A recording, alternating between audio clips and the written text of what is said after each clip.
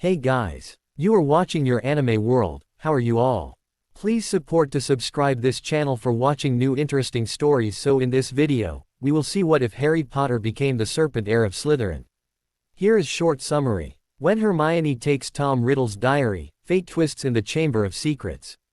Harry faces Riddle alone, but the battle changes him forever, marking him as the Serpent of Slytherin. With Hermione by his side and access to Slytherin's forbidden library, Harry steps onto a darker path that could reshape the wizarding world. But before we start, if you want more stuffs like this, then please support to subscribe this channel and share with your friends. Let's start the video. Harry Potter had been marked by the Dark Lord. More than marked. Something of Voldemort lived inside Harry right now. The magic of Lily Potter had done something. Something that caused the killing curse Voldemort was using to make a Horcrux out of Harry's sacrifice and turned the boy into a Horcrux himself.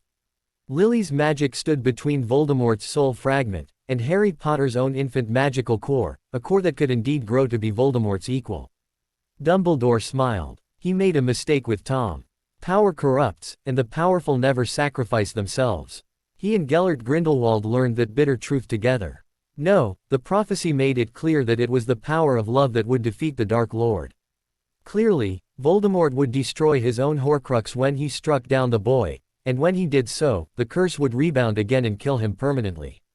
Of course, Harry might well grow up strong enough to have other ideas than dying to save Wizarding Britain.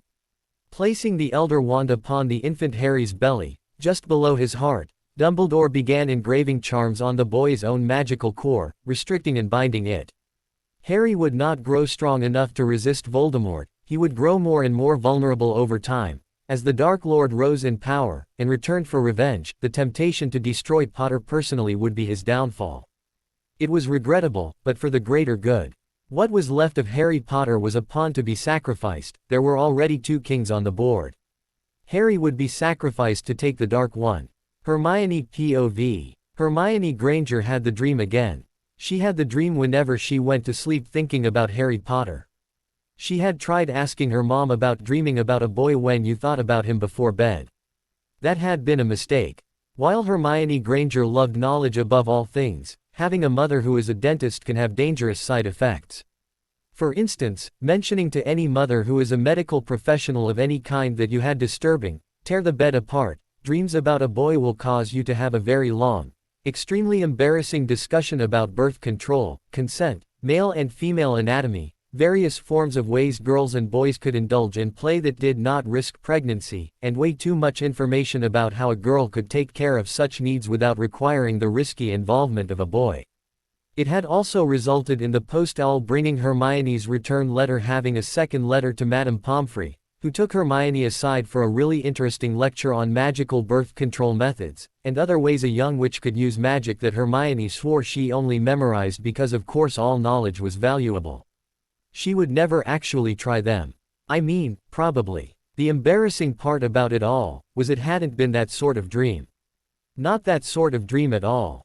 The dream was not something that Hermione liked to think about. She had of course gone to the library to find out everything she could about the girl in the dream. It wasn't until Hogwarts that she heard any mention of the man in the dream, and even then, all true lore of him was so deeply restricted she got detention from the librarian for asking. The dream. The girl sat swaying in the cave. The great python swayed with her, and the herbs thrown upon the brazier let her slip into the dream place, where the Pythian serpent subdued so long ago by the god Apollo gave to his chosen oracles the gift of prophecy, always and only the gift of the serpent kind. 3 shall be the abominations of the first. 7 shall be the abominations of the last. 3 shall be the heads of serpent he shall become. 7 shall be the years of his trial. Magic herself will not survive his fall. The girl's eyes were the white of ivory or opal, with the whirling rainbow sheen of the wild magic, and her voice echoed in every hall of prophesy, for she was the last oracle at Delphi, and for centuries her cult had only spoken truth. She felt, rather than heard the last of the priests and the younger priestess acolytes die. He was here now. Herpo the Foul. They Egyptians named him only, the Greek, but the Hellenic world knew him as, the Serpent Lord, for he was a parselmouth that did not use the snake tongue for prophecy or healing as Apollo's temples taught, but for death and necromancy. Herpo looked at her and his slit poo-piled eyes marked the inhumanity of one who had violated his soul past all rational limits. He hissed, and Hermione remembered the words, but she could never understand them. If she had, much would have changed. So, it is true. The Pythian oracle can see my Horcrux, and know they number 3. Your sight cannot be allowed to penetrate my secrets. A secret known by 2 can only be kept when one is dead. Herpo the Foul, the first magician ever to split his soul into Horcrux to escape death, hissed in the serpent speech or Parseltongue.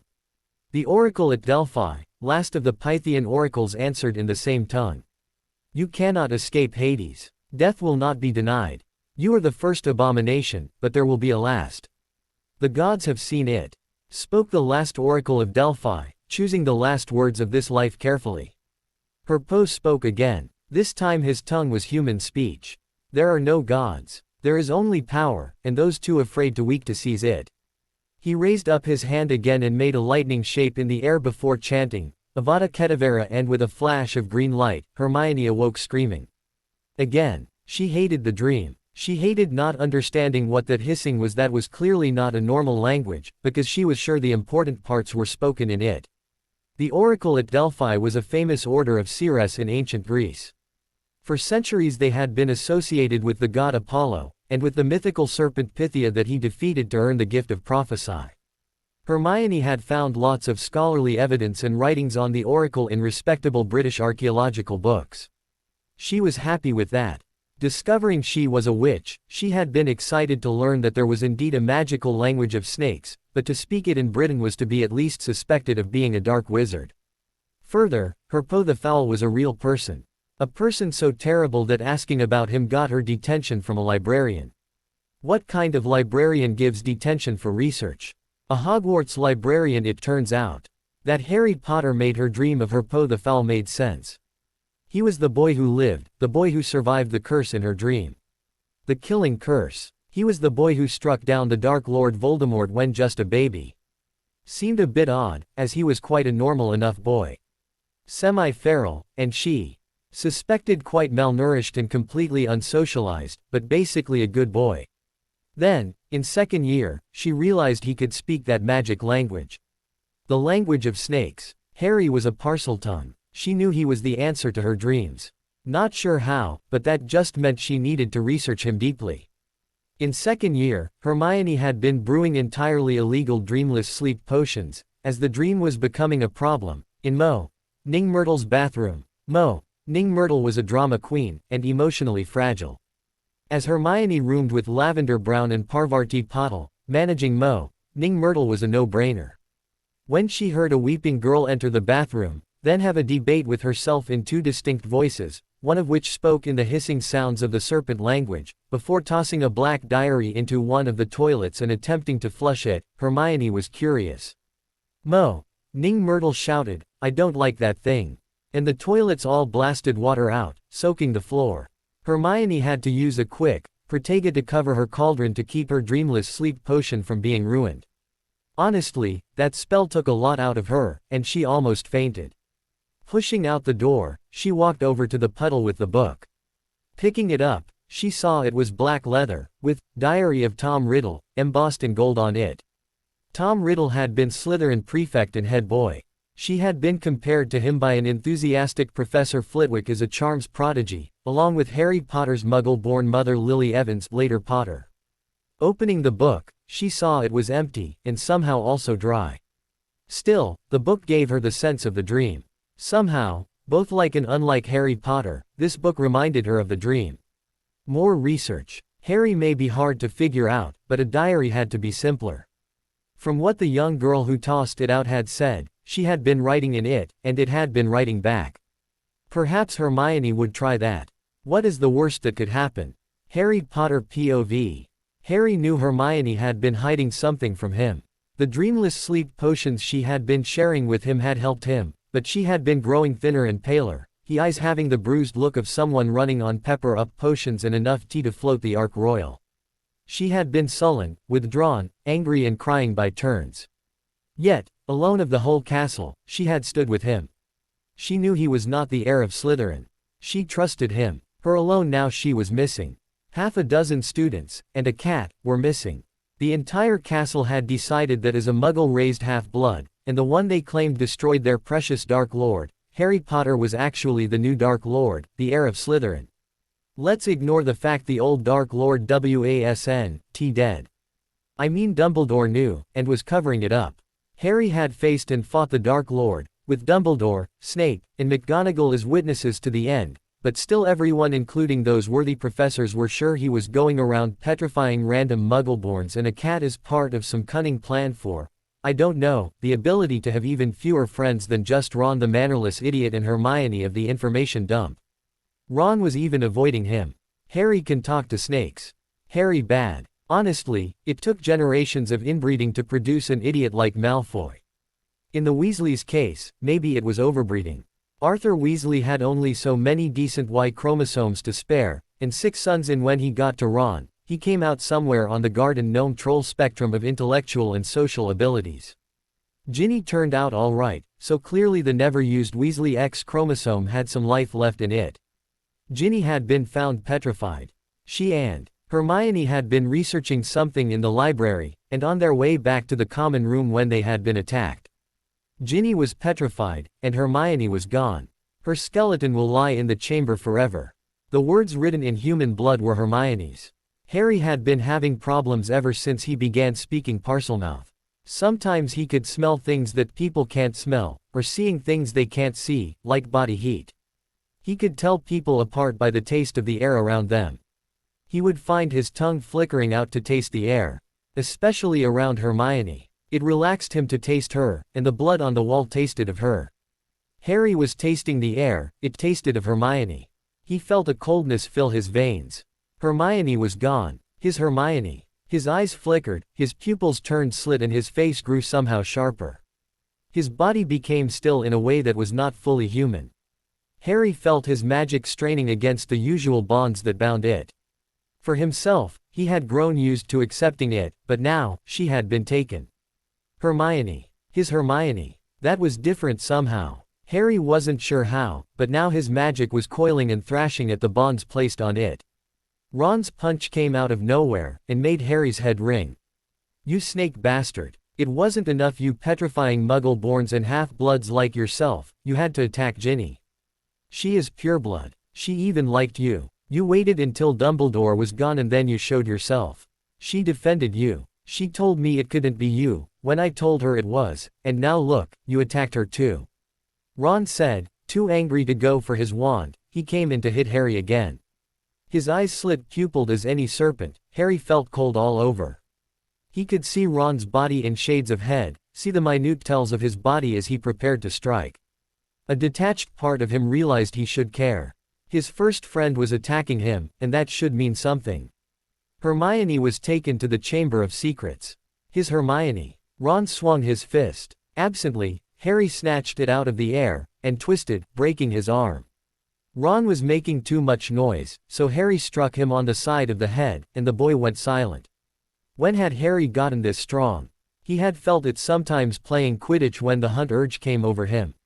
He had felt it against Quirrell when they fought at the end of first year. The kill urge was even purer than the hunt urge. Why did he feel this way?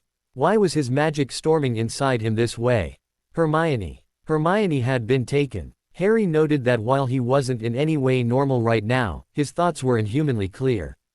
Harry saw something clutched in Ginny's hand. A mirror. Something in her other hand, a parchment note. Pulling the note, he looked at it. Hermione had either done or allowed Ginny to rip a page out of a book, about as severe an offense for Hermione as dancing BPD on the tables during the year-end feast. Pulling the page out, he read Basilisk, King of Serpents. Spiders flee before it. Its gaze brings death, in reflection, it petrifies. Doing some quick memory review, Hermione's study habits having more tactical application than he thought, he realized everyone petrified had seen the basilisk through a camera lens, through a ghost, reflected in water, or in a mirror. Hermione figured it out. Harry figured it out. There is no chance that Albus Dumbledore, headmaster of the finest school of witchcraft and wizardry, with full access to the finest care of magical creatures, professors in living memory. Professor Grubbly Plank, in the restricted section of his own library, hadn't figured this out in 50 years since it happened last. In fact, Professor Grubbly Plank was replaced by Hagrid just in time for this fiasco, a move which suddenly Harry trusted about as much as a candy from the Weasley twins. Harry loved Hagrid, but he was both thick as two thick planks hammered together at the thick end, and entirely Dumbledore's creature. Dumbledore had ordered Professor Sprout to cultivate mandrakes this year on a huge scale, by coincidence, just in time for his students to begin getting petrified. I mean, they are a Class C restricted plant. It takes serious ministry pull to be allowed to cultivate them because of the risk, but they are a class project the year that a basilisk starts running around the castle petrifying people. Totally a coincidence. Ning Myrtle died the last time, to end it. Harry would talk to her now, because it would be up to Harry to end it this time, if he wanted his Hermione back. Entering a girl's bathroom ought not to make Harry nervous. Harry had just assaulted his first friend, and looted his sister's petrified body for clues. This is what should scare him. However, it was a girl's bathroom, and the chasers of the Gryffindor Quidditch team had given Harry a very clear understanding of boundaries, consent, and gender-segregated spaces. When three witches together tell you of the many and varied punishments for coming across girls, accidentally unclothed in spaces where they should be free to change without male observation, you swiftly take those dire warnings as truth. Harry knocked. Is anyone in there? Myrtle poked her head through the door, which was not a metaphor. As a ghost, she literally came through the door to shout at him. Of course someone is in there, it is my bathroom. I died here, and you can't make me leave. Blinking as she recognized Harry. Oh, it's you, Harry. You know, if you died here, you could stay too. Myrtle offered cheerfully, then looked again. Or maybe not. Harry, your eyes have turned all snaky. I don't like them. They remind me of then. Myrtle frowned. Unable to hold any emotion long without reinforcement, she smiled at Harry. But you at least are polite, so you can come in.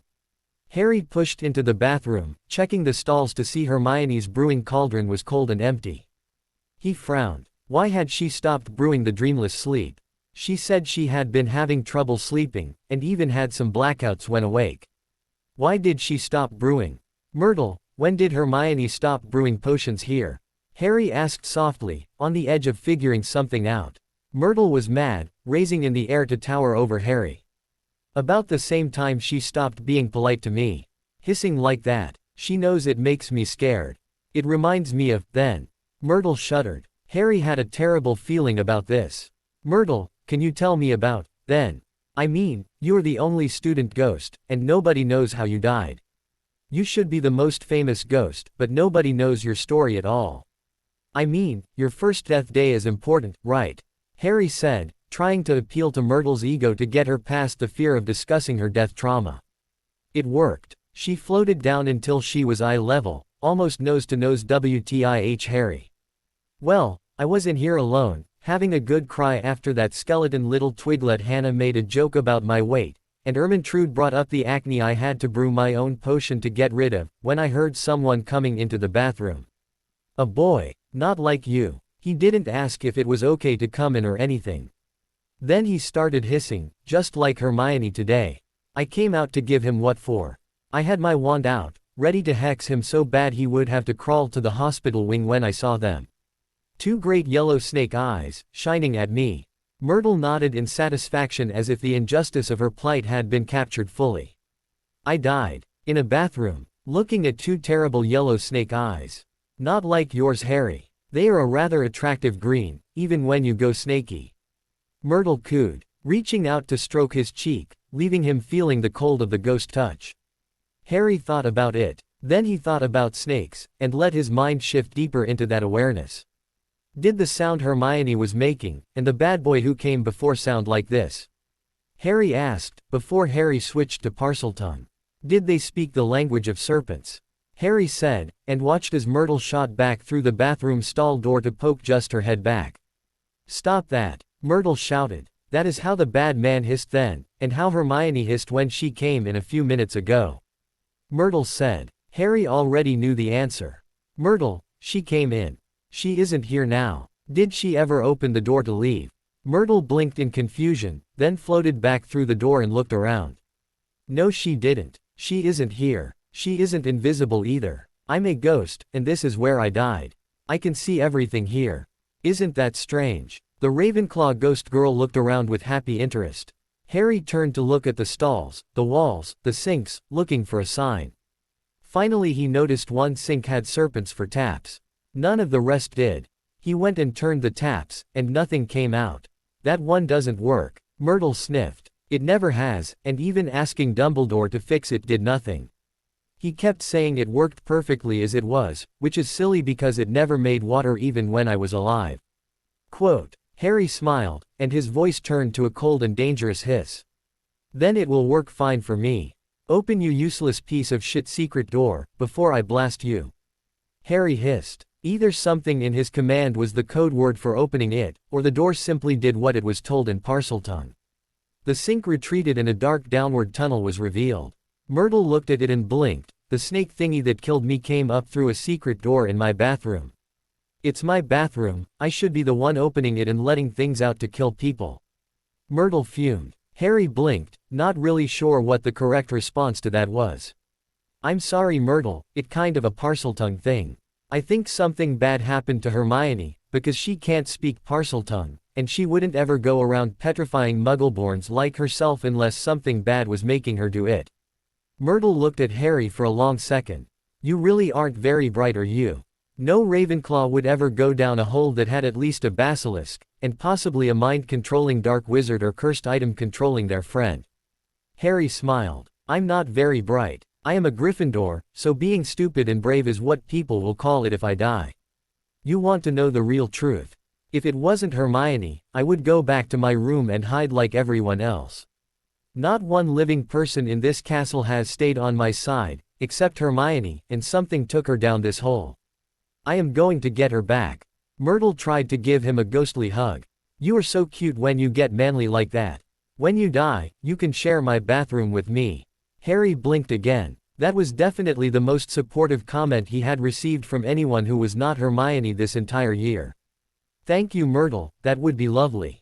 Harry offered as he looked down the long tube and failed to see any elegant way to go down. Consider haunting the toilet with Myrtle as Plan B. Plan A, get Hermione back, was now underway. Sliding down the ramp, Harry gave up on silence when he hit a huge pile of bones at the bottom with sound equivalent to knocking over the kitchen table at mealtime. Pulling out his wand, Harry felt his eyes go strange, and in the darkness, he could see blurs. Letting his tongue flick out, he tasted the stale and unmoving air for Hermione, and he followed the scent until he saw her. Lying before the statue of Salazar Slytherin, Hermione lay with her arms crossed over her chest, the black leather of the diary he had seen her writing in for the last few weeks on her East. Hermione. Harry roared and charged towards her. She's almost gone now, your mudblood friend. A voice called out from the darkness. Harry turned and could see no body heat. A ghost. No. The voice was full, not the empty echoing thing ghosts had. He was holding a ball of Lumos light hovering above his hand. Wandless magic, no ghost could do magic at all. The figure waved and Harry could feel the rumble of stone as the chamber of secrets sealed shut behind them. Who are you? One of Voldemort's little dung eaters. Harry snarled, pointing his wand at the boy who looked to be at least a sixth year. Do not defame the name Death Eaters. The not ghost roared. I am Tom Riddle, the heir of Slytherin, and savior of magical Britain. Thanks to this mudblood whore, I am almost restored. When the last of her life is mine, I will again have a body, and resume my work saving our kind. Tom Riddle spoke haughtily. The sneering Riddle looked down his aristocratic nose at Harry and continued with an endless weary contempt, as if Harry was wasting his time by attempting resistance. You are very brave to come here and face me when Albus Dumbledore has been driven from Hogwarts by my machinations. Tom Riddle thrust his chest out as if this move had secured his ultimate victory. Harry shrugged. Didn't really seem important. Riddle looked almost offended, but Harry had the cold reptilian brain that had been running since Hermione was taken, reviewing his interactions with the headmaster without any emotion, and in the context of what he had learned of the real history of his family. Harry ticked off on his fingers with his wand. Dumbledore convinces my parents to leave the heavily defended Potter Manor where half a dozen veteran Aurors were on hand, and more just a shout away to go hide all alone in a cottage whose total protection was a spell to keep them secret that somehow failed utterly. Without friends, without defenses, they both die without Albus the savior of us all Dumbledore bothering to show up. I somehow kill Voldemort by accident as a toddler, and his response is to take me, and dump me in the hands of the people on the planet who hate me worse than the dung eaters and moldy shorts. Harry ticked off the next finger. Dumbledore convinces Nicholas Flamel to give him the magic return from the dead rock, tells the whole school where it is, invites Moldy Shorts' possessed minion to teach me how to defend myself, then leaves me to save the magic back from the dead rock from Moldy Shorts and my own defense against the dark arts teacher, who I kind of killed. Harry cocked his head and shrugged again. Sort of feels like if Dumbledore was in the next room listening in, I would still be facing you alone. Honestly, after Moldy Shorts and the Dung Eaters, the ghost of a forgotten head boy is not much of a threat. Riddle seemed like he was about to explode, and was clearly preparing some epic speech. It seemed like an excellent time to do some wizarding. Harry shot a stunner at him with a shouted, "Stupefy!" But the red beam passed through him. Walking forward to place himself between Hermione and Riddle, Harry bought himself time to think by talking. If you are supposed to be the savior of wizard kind, why haven't you snuffed that nut job Voldemort yet? The only thing that wanker does is get decent witches and wizards killed. Harry said, probing to see if he was right about Tom Riddle's connection with the Death Eaters, based on his reaction to Harry's calling them Dung Eaters. The shade of Riddle hissed in Parseltongue de Pulso, and flung his hand at Harry. Shocked at how much power Parseltongue put into a wandless banishing charm, Harry was caught and tossed into Hermione's body by the spell. Holding his hands in front of himself, Tom Marvolo Riddle wrote his name in burning letters in the air. Waving his hands, he caused the letters to shift until they shone like a death sentence between them. I am Lord Voldemort. Harry felt rage well up, but his blood was reptile cold right now. The screaming fury at the murderer of his parents, the one that was stealing Hermione's life right in front of him, did not come. Harry felt time slow, his thoughts clear, and the missing bits slot into place like Voldemort's name. Hermione could not speak Parseltongue, but Tom Marvolo Riddle, Lord Voldemort, could. Hermione spoke Parseltongue to get down here, and now she was quietly dying holding Tom Riddle's diary as the not-quite ghost of Tom Riddle grew stronger. Harry turned his wand upon the diary. Incendio. The diary took the spell that should have burned it to ash. Nothing happened but Riddle screaming. No. Riddle screamed in obvious alarm. Riddle turned to the statue of Slytherin and hissed. Hear me, Slytherin, greatest of the Hogwarts Four. Send forth your invincible destroyer to cut down my enemies. The mouth of the statue irised open, and it didn't take Hermione to figure out what was going to come out. Riddle had commanded it to kill Harry, and from what he had read, basilisks were almost immune to magic. They ignored Muggle weapons, which Harry didn't have, and only the strongest of magical weapons, which Harry didn't have, could harm them. That was the bad part. The good part is that Riddle hadn't figured out yet that Harry was a Parselmouth. Basilisk venom could kill anything, so since Harry couldn't destroy the diary, and couldn't simply tell the basilisk to be a nice snake and not kill him while Riddle was here to argue the point, Harry had two problems. Harry shut his eyes, he let his tongue flicker out, and tasted the air. He felt the vibrations in the ground that told him that something improbably large just hit the ground 12 feet to his right. The hissing sound came from roughly 6 feet farther back, and 10 feet up. The smell of snake was so thick you could have cut it with a knife, if Harry had one. Harry's instincts painted the picture. He knew, somehow, how the snake would coil, rear and strike. The timing of it was as natural as the movements of his own body. He didn't have to see to know where the basilisk was. Bite him, Tom Marvolo Riddle commanded, and at the command of the Heir of Slytherin, the basilisk struck. Bite this. Harry Potter hissed as he thrust out the diary of Tom Riddle to the striking basilisk. The fangs of the basilisk struck through both the diary and Harry Potter's left arm. Riddle screamed, no again, but it was both too late, and not in Parseltongue, as the blow had already been struck.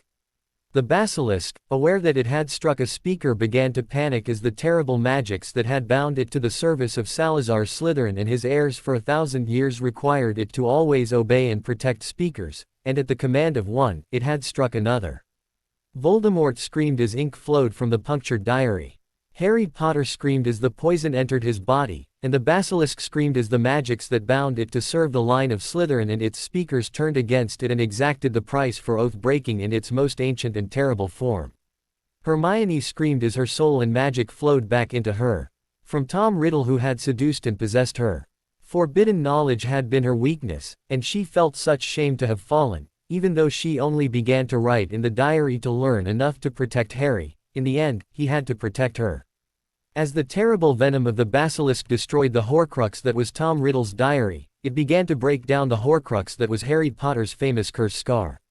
Because irony makes rusty and jagged wounds, it also began to break down the protective magic of Lily Potter's blood sacrifice to protect Harry, in Dumbledore's magical binding on Harry Potter's core. After 15 years trapped by Lily Potter's magic, able to feel but not touch the magic of young Harry Potter, the barrier between Voldemort's last Horcrux and his chosen victim's magical core collapsed. Sadly, the venom worked faster on the weak and poorly formed Horcrux faster, so the core of Voldemort's will broke even as the flood of his magic and memories entered the boy. Harry Potter's own magic shattered its bonds to scream through every cell of body, filling it with the potential of the powerful Potter bloodline, and the wild magic of his mother's own blood. Sura, the basilisk who had been Slytherin's companion for over a century prior to his death, and who had remained to protect his beloved Hogwarts and future generations of speakers, had done the only thing she could do to correct her crime. The killing of a speaker by her own fang and venom. She sent her own life and magic burning into the young Potter boy. Harry Potter writhed in agony. 3 souls and 3 magics warred inside his body. Voldemort's dissolving hatred, Sura's failing desire to heal, and Harry Potter's own instinctive embracing of his animagi other self to escape the venom worked a strange alchemy in the air to both Potter and Slytherin, and embraced both. Where a dying Harry was being dissolved by venom that could unmake reality itself, and a storm of magic that could reshape the world, a balance was struck. Harry felt his awareness cleave into 3, even as he felt his body fall to the ground. He cried out in pain, and 3 hissing voices answered. Harry struggled to gather his thoughts, but they pooled in 3 separate and distinct pools. Harry turned to look at himself, and himself and himself. Harry was the right-hand head, and he felt that analytical planning tactical brain that he had been sinking into since Hermione went missing come to the fore and identify this rightmost head as Harry. The second head felt the flow of the magic, of the twisting of fate and destiny that this new creation had wrought and lost itself in the paths of probabilities, possibilities, and inevitabilities that would flow from this. Prophecy was its gift to give others, but without a single mind to hold it, this head was likely to wander the endless paths of potential and stay lost in the dream. Harry called this head Pythia, for it was the dreamer and seer. The rage of a forgotten and abused boy, the rage of a betrayed child, had gathered to it the memories of Tom Riddle and Voldemort to make the left head into one of matchless hate and violence. The gift of Sura had transformed this head's venom to that of the basilisk. The name for this head flowered in his mind. This was Nidhogg, the world-ending serpent. Hermione watched as Harry Potter died under the fangs of the basilisk to save her life. She began to cry, when she froze instead in shock. Harry's body did dissolve, but from it rose a snake nearly 12 feet long. 3 heads swayed on long necks. The right-hand head met her eyes with what was almost a familiar green gaze. If Harry was slit-pupilled not round-pupilled, he might look at her like this. The middle head swayed like the dream. Snake, its eyes were like white opals, a faint rainbow sheen of wild magic danced over them, promising wonders and horrors as it dreamed terrible dreams of what was, what is, and what might be. The last head had the burning red eyes of Voldemort, or Harpo the Foul from the dream. They were the eyes of death. Hermione asked softly, Harry. The right head, the one with almost hairy eyes, nodded enthusiastically. The middle head seemed lost in thought until the right head hissed at it, then it gave a slow and majestic nod. The third head hissed at her, seeming to not want to answer the question. After a loud but impossible to understand argument, it also eventually nodded. Hermione nodded. Situation understood. Harry had saved her life. Harry was a Runnispore 3-headed magical snake. They were trapped in Slytherin's Chamber of Secrets with no idea how to get out. Hermione stood and nodded. Right, you are a 3-headed talking snake I can't talk to. We are in a chamber no one else can find, and you can't explain. You are most likely going to be shot on sight if a professor or Auror sees you. It's too dark to see, we have no food, and I don't have my wand. Harry thought about that, then hissed. Lights on. Heat on. Quote. All around the chamber, torches lit, and 4 huge fireplaces roared to life. Hermione got a really good look at the dead basilisk, closed her eyes, and if Harry's ability to read lips was as good as Nidhogg swore it was, she was simply repeating, nope, nope, nope, and refusing to process a dead 60-foot basilisk. Harry saw something on the floor where Hermione had been placed by Tom. It was a circle. A ritual circle. There were permanent enchantments and runic inscriptions on the floor marking this clearly as a circle of transformation or enhancement. Harry was a Parselmouth, so he could read the runes written in that most secret language of magic. Sadly, Hermione is the one taking an interest in ancient runes and arithmancy, so all Harry could say for sure is that this was a very powerful magic circle for snake-related transformation or enhancement rituals. Pythia and Nidhogg both knew that Salazar Slytherin's private library lay beyond the statue of Slytherin that the basilisk had come out of. Harry needed a magical desnaking ritual, and the greatest library of snake-related magic was behind that, currently open, mouth cave. Hermione was the greatest bibliophile Harry had ever met, with a total lack of self-preservation where dangerous books were concerned. This seemed like everything Harry needed to solve his problem. Too bad Hermione didn't know it, and he couldn't tell her. Harry and Nidhogg hissed in deep frustration, but Pythia, the dreaming head, laughed in a strange kee, causing Hermione to drift closer. Having located and retrieved her wand, Hermione looked at the carvings and engravings of the Chamber of Secrets and decided that she would need about a decade and access to the restricted section of the Hogwarts library to begin to understand them. She heard the snake behind her laughing. Looking at the 3-headed snake, she saw what could pass for a smirk on the central head, the one with the dreamy eyes of the snake from her dreams of the Pythian oracle. Hermione drifted to the snake, and caressed the central head, causing all 3 snakes to tremble in shared bliss, but the central snake just rubbed its head against Hermione's hand as she looked it in the eye and asked, "What has you laughing? I would give anything to know what you find funny about this." This would be, of course, when Pythia bit her. Hermione's scream caused Harry to hiss her name Hermione. Although being in Parseltongue, she didn't notice. Nidhogg hissed, "Have you lost your tiny little mind, you white-eyed egg beeper?" Although being in Parseltongue, Hermione didn't smack him for swearing. The venom hit Hermione's system, and her eyes rolled white. The rainbow sheen that covered them matched the flow of the visions that flooded her. A king of light, a king of dark, a single pawn between them. If stays a pawn, death will claim him, and all the board will burn. If promoted, let the king of chaos reign. The prophesy tore through Hermione with all the force she remembered from the dream. Beyond the prophesy were a flood of images, of bits of what was, of what is, and what could be. Too many images, too fast to grasp. This was her first time, and no seer can grasp beyond the surface of her vision upon the first experience. Yet, Hermione had suffered the dream so many times. She had lived the last oracle at Delphi's final vision, and had shared a child's mind with the last great seer of Hellenic Greece 1,000 times. Hermione had been a child, a clever and obsessive child. It seems endless attempts to parse the wild and chaotic visions of the dream left her some skills to process the same flood when it was her vision filling her mind. She saw an old man who looked like the statues around the chamber, presumably Salazar Slytherin. He was talking to the basilisk that had just died when it was perhaps half this size. He was writing at a desk, and when he closed the book, he shelved it with other books in a large bookcase. He then went to a bare wall, and pushed aside a panel.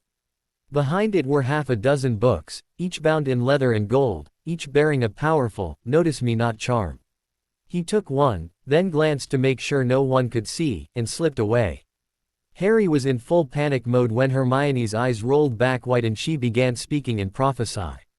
That had to be bad. No one makes prophecies about the Witch Weekly sweepstakes numbers or the Quibbler's Quiz secret answer. It's always what terrible thing will happen to Harry next. Admittedly, his experience with prophecies was limited, but so far, consistent. Hermione's eyes rolled back, and she grinned at him. Dotting all 3 heads of the Runespore. Although Nidhogg made a big deal about protesting, Hermione thrust her wand in the air with a defiant cry. "We are trapped with no food, you as a magical 3-headed snake I can't talk to, no way out, and I found the library." Hermione cheered. Harry watched his bushy-haired friend charge the Chamber of Secrets' most forbidden portal with the total lack of concern that would do any Gryffindor proud and knew that everything was okay. Dumbledore's POV. Dumbledore's cottage. Dumbledore watched as Harry's various threat detectors went off the rails on his personal danger, and held out the sorting hat for Fawkes to take to Harry for his final confrontation with Tom Riddle.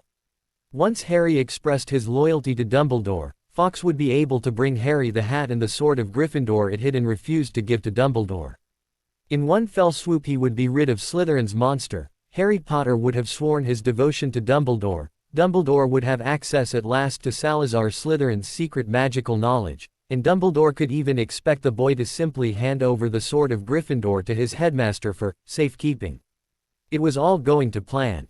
The threat detectors went ballistic, 2 of them actually caught fire. Harry's life was in jeopardy, and still he did not call for Dumbledore. The Chamber of Secrets could not be opened by any save a Parselmouth. Only one who had entered the chamber by rights could summon another to it. No phoenix, house elf or wizard could enter until one who had the right to open the chamber called him.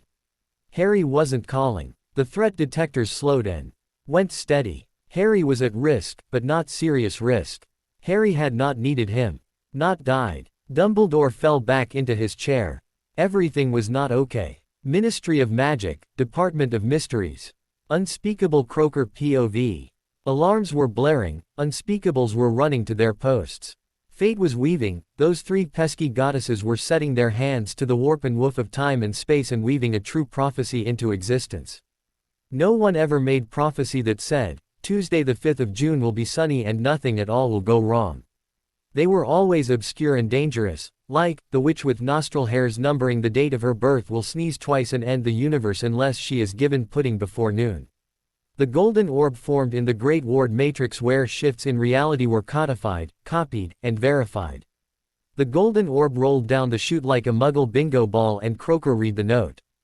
HJG to HJP in the Chamber of Secrets Lord of Light, Dark Lord, Lord of Chaos. Croaker nearly dropped the prophecy. They had ones regarding Dumbledore as the Lord of Light. It was well established that they had a few of Voldemort as the new Dark Lord since Grindelwald's fall. Now there was a third Lord, a Lord of Chaos. Merlin futtering a unicorn. A third Lord. That is all we bloody need. Who the hell is HJG? HJP could be Harry James Potter, because he is in a prophecy already, but how is he still alive if someone dragged the boy who lived into the Chamber of Secrets? Croaker asked. 4 masked unspeakables looked back at him and shook their heads. This was not good news. Once the minister or Dumbledore checked their alarms, they would know a true prophecy had just been recorded. Croaker wouldn't bet a sickle on the odds Dumbledore didn't have a way to tell when a prophecy about the Potter boy, or himself was recorded. No way he could miss them both. Who is HJG, and how the hell did they get into the Chamber of Secrets that every power in the wizarding world had been trying to find and loot for centuries? Croaker eyed the orb, and fingered his wand. No. Disintegrating it wouldn't work, it would just mean the ministry didn't have a copy of it. Tempting though. 2 unbearably irritating men were about to descend on him for answers like, what is inside, who the hell is HJG, and, how do we get into the Chamber of Secrets? Croaker pointed the wand at his head and contemplated suicide as the only reasonable option, when a stinging hex hit him in the ass. His coworkers had seen his attempted suicide and expressed their displeasure at the thought of them having to deal with 2 very powerful, politically or magically, and utterly unreasonable idiots if Croaker died before they got here. He sighed. Everything was not okay. I tell you Binky, I heard Sewer leave the chamber, and then the floor shook like there was fighting in it. Salazar Slytherin spoke to the painting of a snake in his portrait, cursing again that he had enchanted the portrait so that it could only speak Parseltongue, with the intent that he would share wisdom with only his own heirs and successors in the privacy of his Chamber of Secrets. Bet it's the pretentious git. Binky hissed. Heir of Slytherin, greatest of the Hogwarts Four. Binky hissed at the long-dead founder of Hogwarts. Oh, give it a rest. Inez was dead only a year. I was drinking heavily enough that Godric and Helga tried imprisoning me to get me off the wine for a week. I had the portrait done when I was coming off a full month drunk to escape my grief over her loss. I spent the next decades locked away because I was ashamed of how I was acting when the portrait was done. Rowena only painted it as an object lesson that I was being a Gryffindor-ish drama. Queen. Salazar grumbled, glaring at the snake he had enjoyed resenting for the better part of 1,000 years. Binky laughed ki. There were screams, and a sound that Salazar never thought to hear, the death throes of Sura his basilisk. What in the name of the first serpent is going on? No one but my own blood can open the chamber, and Sura is bound by oaths never to harm one of my blood. For her to die like that, she must have harmed one of my own, and from the sounds of it, they are both either dead or dying. I thought Rail was the stupidest of my line, fleeing to Spain and abandoning his duties to Hogwarts, but have my own descendants sank so far as to war upon themselves, and to war upon my own sacred guardian of Hogwarts. Quote. Binky looked at Salazar Slytherin and repeated, I bet it's the pretentious git again. Salazar sighed and rubbed his head, unable to deny it. Tom Riddle. Sura never trusted him, because she never let him into the inner chamber and my secret writings. He looted the basic Parseltongue teaching tomes for 1st to 3rd years and never bothered to ask if the greatest Parselmagic master in the world ever used his gift on anything you shouldn't have mastered before puberty. Truly Binky, I weep for my line. Still, I wish someone would come in here and tell me what is going on. Salazar asked, and because magic loves a straight line, someone did. Hermione Jean Granger, Muggle-born witch, admitted bibliophile and the person revealed in the Shang-Cho magic well is the answer to the question of, what witch in the world is most likely to die of curiosity burst into the room. Salazar Slytherin, somewhat amused that the first worthy descendant of his house in 1,000 years to find the inner chamber was a witch, determined he owed his now-deceased wife 10 galleons on her deathbed bet. Bowing to the witch he, wrongly, assumed was his descendant, he greeted her formally. Greetings, beloved child of Slytherin. Be welcome in the sacred sanctum of your birthright. In these chambers are my collected wisdom of spells, rituals, and secrets that none who came before, or I should think, after me, had ever dreamed of. With my instruction, you will restore the rightful place and glory of our sacred serpent magic as the force for healing and protection it was made to be. Slytherin spoke in his most patriarchal hiss. Hermione, looking like a somewhat terrified squirrel with beeps, brushed improbably bushy hair back from her head and thrust her wand in the air in victory. Creepy old dude speaking snake, just like the vision. That means the books he wants you to know are over here. Hermione began walking past the portrait who was looking at her in alarm. You, girl, why do you not respond in the sacred tongue? Are you even a speaker? How did you get down here anyway if you are not a speaker? Is my descendant bringing dates into the chamber? Is he not planning on at least introducing me if he is courting you? Slytherin asked in alarm, before the girl turned to look at him. Salazar's eyes went wide, as the girl's eyes went white, the rainbow sheen of vision danced across them as Binky hissed in alarm. Master, she is not a speaker, but a seer like Rowena. Binky hissed and Slytherin finally knew why Rowena Ravenclaw, the Hogwarts seer, laughed so hard the day she made this portrait, the first magical portrait in all of Europe. She had foreseen this day, and foreseen Slytherin's reactions. The girl looked Slytherin's portrait in the eye and said in tones of pure ruthless righteousness. I am sorry, sir, but Harry has been bitten by a basilisk and turned into a 3-headed snake. I saw a vision of you recording your secret magics in this room. Harry can't speak to me, because all he can speak is Parseltongue, but if he leaves like this, he will be killed. Harry has gone to some sort of magic circle for a forbidden ritual, and I don't care what the headmaster or minister of magic say, I am going to do it for him. Salazar followed most of that. Anglic was greatly changed, but as an educated wizard he spoke Anglic, Saxon, Gaelic, Welsh, Basque, Catalan, Portuguese, Parselmouth and Mermish. He got the gist of her sentence. His heir had been bitten by the basilisk, and that had somehow triggered an involuntary animagus ability. Honestly, that was from Godric's line, not his. Their descendants must have crossbred at some point. Salazar had never studied it, but it did feature in 1 or 2 of his recreational writings after his wife passed. Portraits can't blush, but he had hidden those books away for a reason. Can't have his descendants finding out how a lonely old man dealt with loneliness. Salazar nodded, then pointed haughtily to his long bookcase of the most potent magical spells and rituals in the history of magic. In there were rituals that could fully awaken the power of any bloodline, and if that was the ritual performed first on the animagus involuntarily locked in his new form, it would indeed grant him the ability to control it. Hermione however was lost in the vision, and following her own logic trail to regrettable, if understandable conclusions. But the rituals I need are forbidden under Wizardgamut law. They were forbidden even in the lifetimes of the founders. That is what it says in Hogwarts A History. Therefore they would not be in the public collection, but the secret stash. Hermione shouted as she dashed to the secret panel no one but Salazar himself knew about. Except Hermione Granger, who had seen him hiding a book with a picture of the ritual circle outside in it. Opening the cabinet, she pulled out the book which she could not understand, and looked at the pictures, which were alarming but evocative.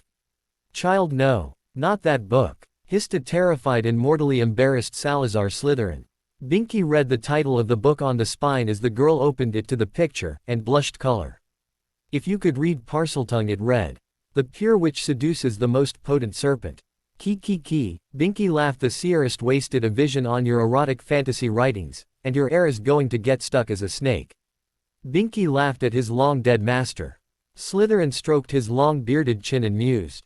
Rowena put more magic than anything she had made in decades into this portrait, so that it could be here when this happened. She was the greatest seer in the land, and this is the only person who has seen it since Rail left. This must be what she saw when she had her vision, the one that made her laugh at me so long and hard. Quote, "She thought your heir stuck as a snake and cut down by an angry mob of Hogwarts professors would be funny?" Binky asked in confusion. Salazar stroked the snake's head, causing it to hiss contentedly. "I was the foremost magical theoretician of my day. I may have written that as an erotic fantasy, but it isn't in me to write magic poorly even in a bodice ripper romance novel. There is always the chance that Rowena Ravenclaw saw something in this that will not end in the death of a child. She was always far kinder than her reputation implied." Slytherin hissed. Hermione's POV. Inside the magical circle, Harry Potter was in clear distress. His hairy head, the rightmost one, looked back at her in clear alarm, trying to move forward to stop her reading from the book. The middle head, the one called Pythia, was swaying seductiously back and forth, the body moving with it, while the angry left-hand head, Nidhogg, was lashing angrily and hissing. Opening the book, she began to make the sounds that the book had recorded.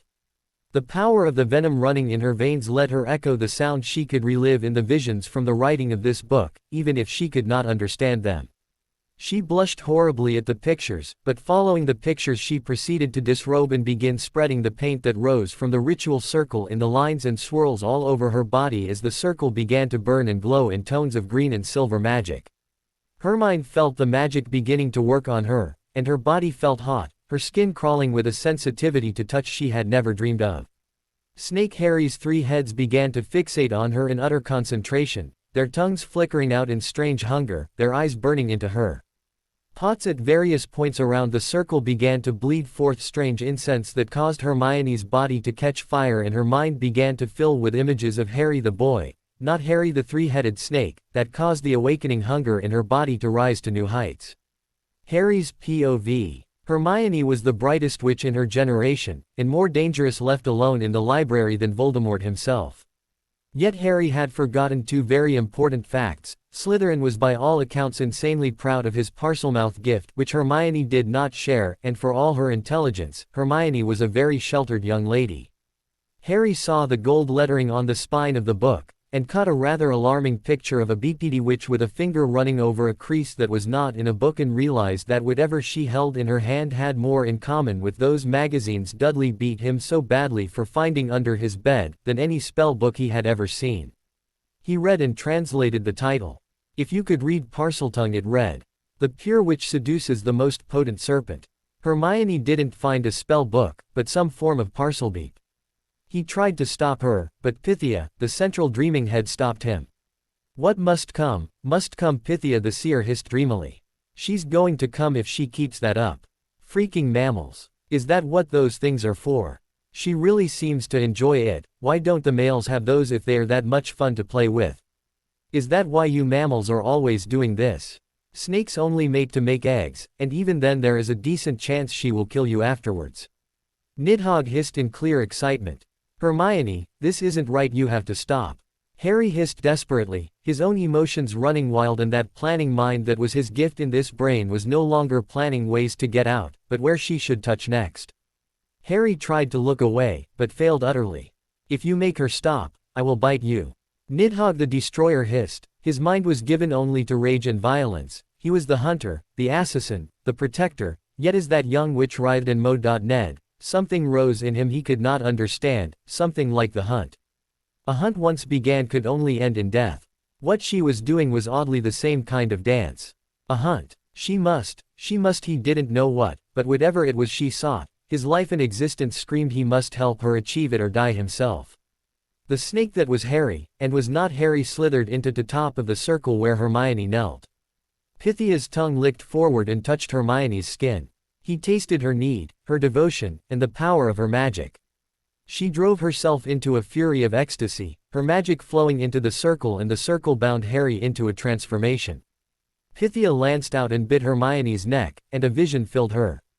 Nidhogg bit Hermione's nipple, and his venom entered and changed her. That bite sent Hermione over the edge and she screamed in orgasm. The shudder of her first orgasm rocked through her, driven by the power of her magic, amplified by the central ritual circle of the Chamber of Secrets and the venom of a basilisk.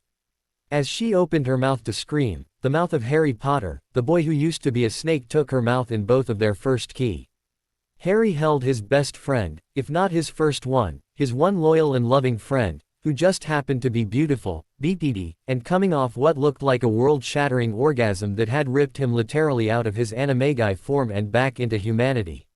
She was beautiful, BPD, in his arms, and he was, he noted, also BPD. This was so far beyond awkward he didn't know what to do. I mean, broom closets were talked about in whispers, but that was something Harry Potter, the awkward boy from the cupboard under the stairs, thought had as little to do with him as fame and wealth ever would. Thank you, Hermione, Harry said, and at her gently. She sighed and snuggled into his chest, then felt something pointy and sensitive on her chest rub up against his chest, and Hermione Jean Granger realized she was BPD in front of Harry, who was decidedly no longer a snake, and suddenly this was an issue. Looking down, she suppressed a giggle. A big issue. She dove for her clothes in a panicked rush, and Harry wondered what happened to his when he transformed, as they seemed to be gone totally. Somehow, he thought a proper animagi would be able to keep their clothes for when they turned back. Pythia spoke softly in his head, "We are bound together now. She is our chief seer." Harry stopped in shock. He had only one head now, why did he still hear the other two? Nidhogg snickered. "You have always been an idiot, and I always thought it was because all of us were trapped inside you and that made it hard to think. Turns out, it was just that you were always an idiot." Harry stopped. He wasn't rid of them. He had always felt conflicted in his head, but thought that was just Voldemort's curse scar influencing him. Nidhogg hissed. "We ate him. His hate was glorious. He has taught us much of murder and manipulation. We will take all that was him, and make it ours." Harry shouted out loud, "I am not a killer, I am not Voldemort." Hermione turned and hugged the still BPD Harry. "Harry, you could never be like Voldemort. You met Riddle, you know what he did to me. You came for me and saved me, Harry. Voldemort wouldn't have done that. You are what you need to be to save people, and sometimes that means killer." Pythia murmured happily in their head, "We are keeping her." Nidhogg hissed angrily in their head. "We are keeping her, you I'm not sold on." Harry looked stricken, and Hermione looked up at him in concern. "Are you all right?" she asked. Harry supposed, them. He grinned. "No, I think I'm entirely bollocked, but I got to key you, so I'm overall happy with it all. Let's go see if Slytherin had any super secret pants in his library." Hermione blushed, but glanced down at Harry's puberty-issued wand before grabbing his hand and dragging him into the library. Harry found himself staring at a portrait of Salazar Slytherin, who hissed at him in commanding Parseltongue. "Boy, if you translate that title for her before you are properly married, I will haunt you until the end of time and see that your every secret is exposed to the world.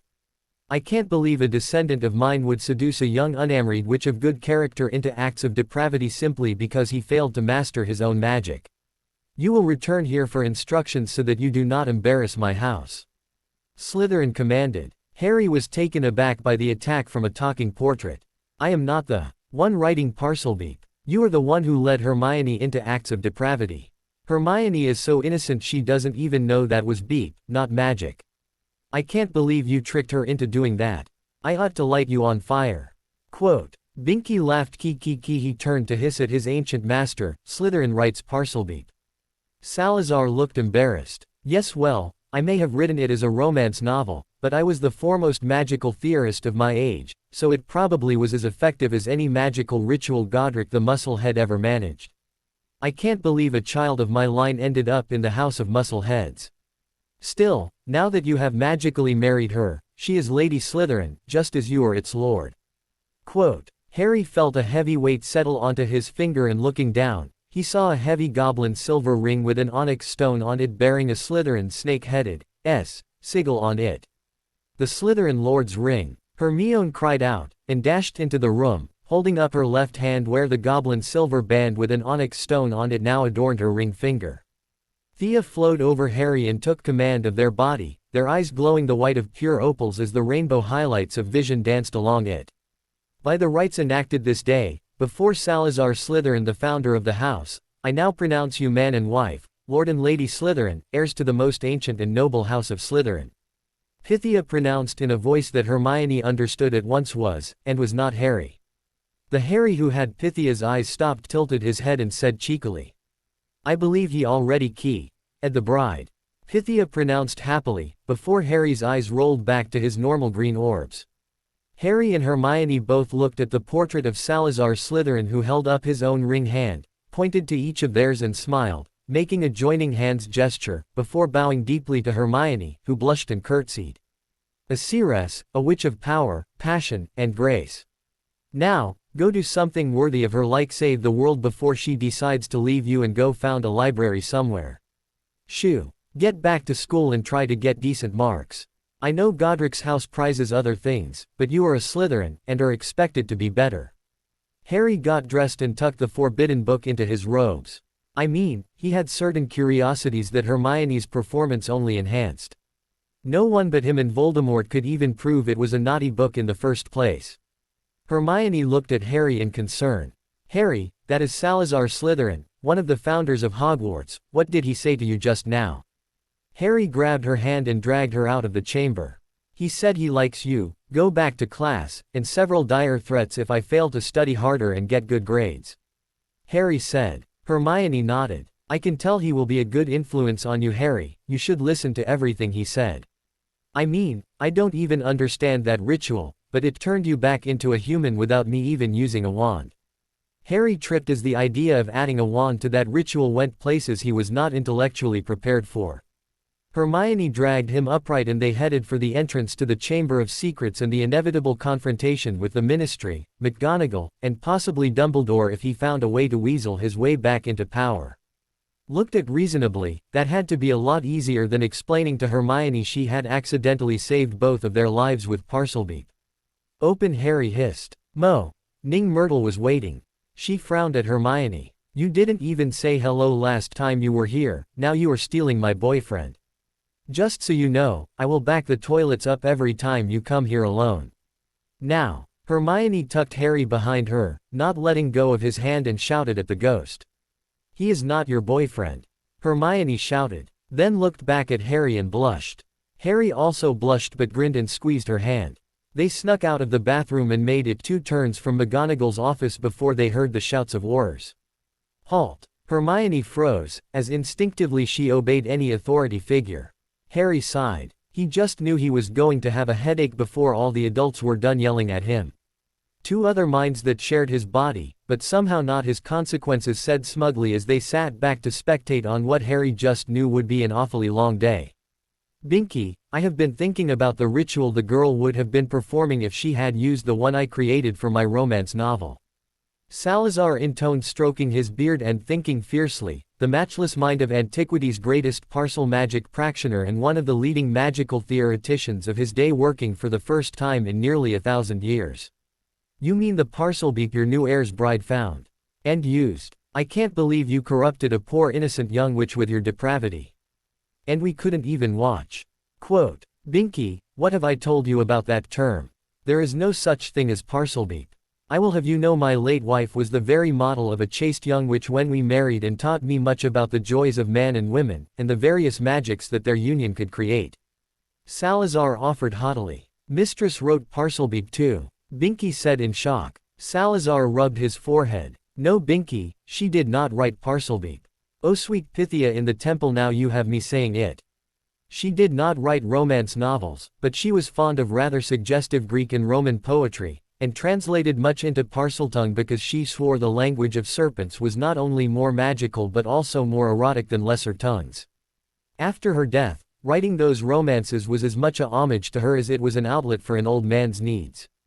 Quote, Salazar sighed, then glared at the snake in the portrait.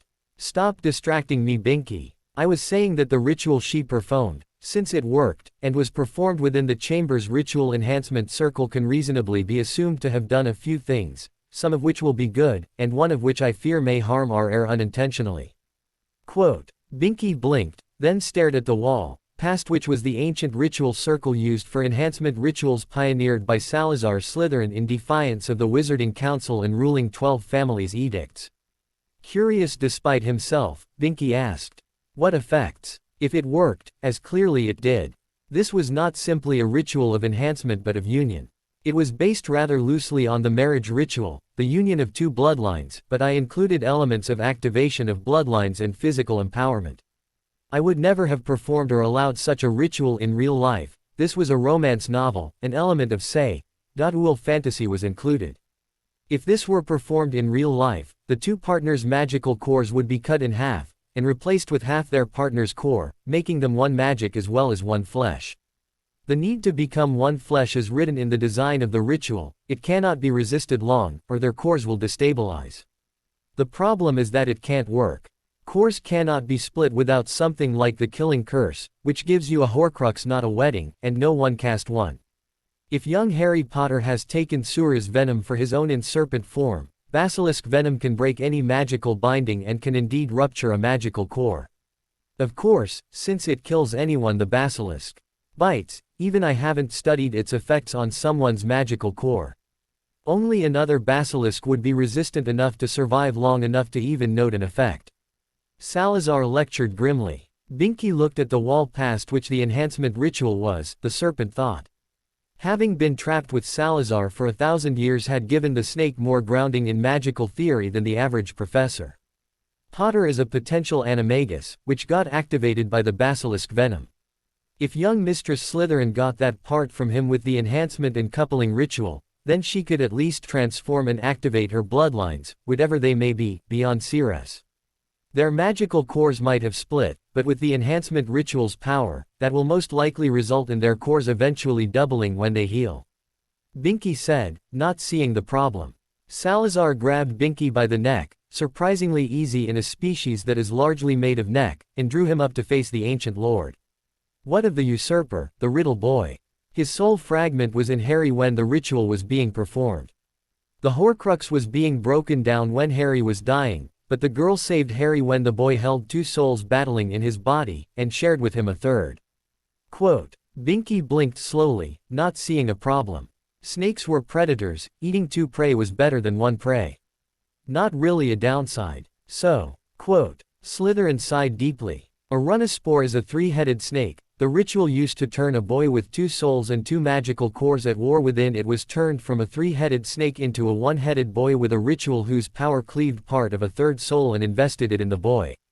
Quote, Slytherin massaged his forehead. I don't know the date, I haven't checked the star charts, I have no idea what birth moon rules them both, or riddles for that matter. It is likely the girl will eventually develop a doubled core and share many of the boy's abilities. The boy is the risk. 3 distinct minds in a runospore. 3 distinct cores in the boy when he was returned to human. Harry is both the boy alone, and the first head of the snake. The third head is forged from the soul fragment of Voldemort, and who knows how much of his memory. The second head, the dreamer, that head could well have taken the core and a soul fragment from the girl. 3 minds. 3 personalities, one a wounded boy, one a girl, and one that pompous prat of a pretender Voldemort, trapped in one body of a boy without any allies or resources. I fear for his sanity, or survival. He is likely to be both insane and persecuted if not outright hunted by everyone jealous or fearful of his power. Salazar said grimly. Binky shrugged, which is a talent that snakes make look easy for a creature without any shoulders at all. As a reptile it tended to look more for opportunity than drama.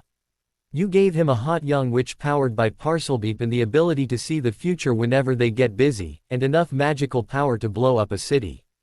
Isn't that the goal of every adolescent wizard who ever handled a wand? Quote. Parselbeep is still not a word. Salazar Slytherin, founder of Hogwarts, muttered bitterly as he sat and brooded for the future of his house and bloodline. It was brighter now than in any time since his death. He just wished he knew if it was because it was a candle burning out, or a new star ascending to heaven. Rowena saw all of this when she painted this portrait. She laughed so hard she fell off the stool a dozen times, and died without ever explaining herself. Seers always get the last laugh, even if they have it first. Salazar sighed deeply. Hallway before McGonagall's office. Harry, more or less Pa. Harry and Hermione were on their way to Professor McGonagall's office to report her rescue, and the end of the threat of the basilisk petrification. Harry and Hermione had worked together to cover the bits they needed to talk about Tom Riddle's diary, Voldemort's identity, the basilisk's compulsion and death, and the bits they were not going to talk about: naked naughty shape change rituals and accidental marriage, Salazar Slytherin's portrait, and a whole library of forbidden parcel magic. They were tired, nervous, jumpy, and in Harry's case, having a problem with voices in his head. It should be understood he was very much not at his best when the Aurors surprised him. Halt! 2 Aurors called, running up behind the children, wands drawn and tips glowing with open threat. Lumos, Expelliarmus, Exiliarmus, Stupefy, Stupefy. Harry's eyes burned red as Nidhogg hissed out his spells in a smooth flowing motion. The first spell cast a directional lumos that blazed with the light a dozen times brighter than the corona of a lightning bolt blasting into the Aurors' eyes, causing them to cry out. Dancing to his left as he cast disarming spell after disarming spell that did not fly straight, but coiled like serpents in midair to shatter the Aurors' prepared Protega shields with the penetrating power of both parcel magic and the raw supercharging of Harry's unstable but massively overpowered magical cores. The Expelliarmus blasted the wands to Harry's left hand, and blasted the Aurors into the air where 2 color snakes of overpowered stunners blasted them from the air, one into the ceiling, and the other into a side wall, only to fall broken to the ground. Harry's own wand caught fire, and he dropped it with an agonized shout, and stamped the fire out gently with his Chamber of Secrets found dragonhide boots. Hermione was, well, Hermione. She thought of herself as terrified, but to innocent bystanders or targets, it seemed more like unstoppable. Harry, you can't just go around stunning Aurors. You could get yourself arrested, or worse, expelled. Give me those wands, Hermione demanded, tackling 2 from his hands, and 1 from the floor. Hermione watched as Harry's eyes flickered from red to white to green, as she understood who she was talking to changed with each eye color. Something within her understood at a level she could not quite put into words, that he was a danger to himself and others at this point, but not to her. Harry, who had looked like the picture of a dominant death god mere second ago, instantly looked more like the hen-pecked Arthur Weasley as Hermione stripped the captured wands from him, and spread his own arms in defense as he began to babble. It was their fault. I mean, we are students walking down a school hallway. Who draws a wand at a student for walking down their own bloody hallway? This is Gryffindor Tower and we are Gryffindors trying to reach our own house mistress. Harry began almost angrily. And besides, I didn't really have time to think about it. I think, Nidhogg just reacts, and Pythia just smirks because he saw it coming and didn't say boo to me. I think even Nidhogg was surprised. I mean, he won't admit it, but that hit way harder than he planned. Harry said earnestly. Hermione sighed and ruffled Harry's untidy hair. Harry, please don't talk about your other selves in front of anyone else, or they will have you in St. Mungo's before you can say multiple personality disorder. Looking at his wand, she noted that it showed signs of resisting his attempts to cast with it, and yet the spells that made it past that resistance were still many times the power of an adult wizard, let alone a lower-year Hogwarts student.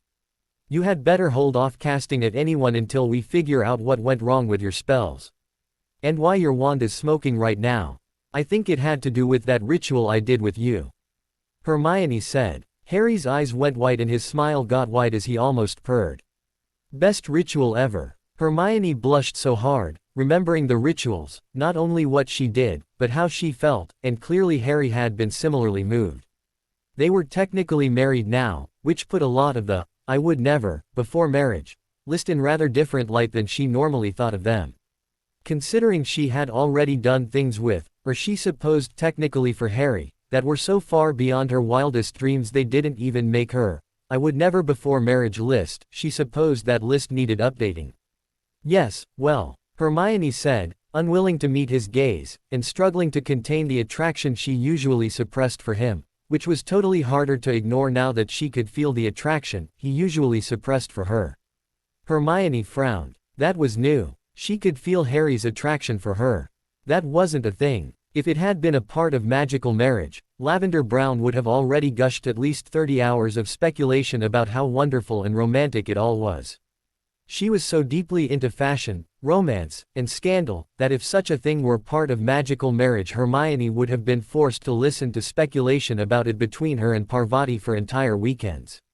She really needed to get past the acting headmistress, since McGonagall had taken over when Lucius Malfoy and the Board of Governors had driven Dumbledore from the castle, and get to the library.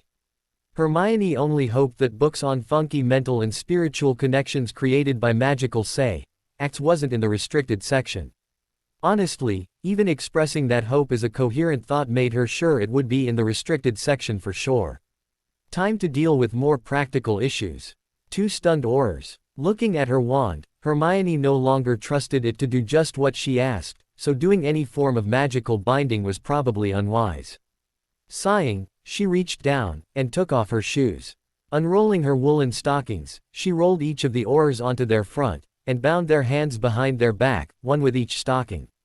Ignoring Harry pretending not to look at her legs, as she hoped desperately that he could not feel her own body's reaction to his looking at her BPD legs, she got back to the matter at hand by pointing her wand at the 2 downed Aurors. Enervate. Hermione watched as the spell to awaken the stunned hit the first Auror like a sledgehammer, his body convulsed and he screamed in obvious terror. He was looking at the teenage witch holding a wand and frowning, as the Auror saw Hermione turn her wand to the second Auror and he grew terrified when she muttered, half power was still too high. Maybe a quarter power. Hermione pointed her wand at the last Auror, and a blast of golden light that nearly blinded the first Auror for the second time that afternoon hit the unconscious Auror and blasted him 2 feet along the floor, whimpering as his body convulsed and he came awake and alert. Harry looked at Hermione and cheered. That one didn't even scream. Good job, Hermione. Hermione and Harry exchanged a happy high five before Harry turned and pointed a finger at the Aurors. We are on our way to see Deputy Headmistress McGonagall about what has been petrifying the students, and how we stopped it. Now, you are going to lead us to her, and you won't get your wands back until we are sure you aren't going to do anything stupid. Harry said, and Hermione winced as she would never honestly want to address any authority figure with such disrespect. On the other hand, she didn't want to get arrested because people were stunned first, ask questions maybe never about things either. The 2 Aurors glanced at each other, and the one who had been enervated first finally spoke. Look, miss, your deputy headmistress is with the headmaster, one of the unspeakables, and Lucius Malfoy of the Board of Governors in the headmaster's office. If you will untie us, and give us back our wands, we can take you there. The Auror said, as if he had the power somehow. Hermione could feel the rage building in Harry, and saw his eyes flicker back to red, his hands coming up in preparation for something he didn't feel he needed a wand for. Hermione knew that she had to take command before Harry did, whatever Nidhogg had decided needed to be done. She gathered her own power in the trick that George and Fred Weasley loved to use to intimidate Slytherins or Ravenclaws who sought to discipline them for their pranks. She let the power of her core overflow, and called upon the ambient magic to gather to her. For the twins, it unmasked the power of a mature wizard of ancient blood, showing those that thought they were simply clowns, that they were indeed magical threats to take seriously. Hermione knew her own display was as much an obvious dominance play, something every Gryffindor learned to do, but that her core had always been a surprise to the pure bloods who assumed a Muggleborn like her could not possibly be their equal. She had been prepared for it to be a little stronger, even if not to the insane degree Harry's had been. What she got terrified everyone except Harry. She noted Nidhogg's burning red eyes softened and his smile became almost angelic and peaceful in the face of Hermione's display of BPD power.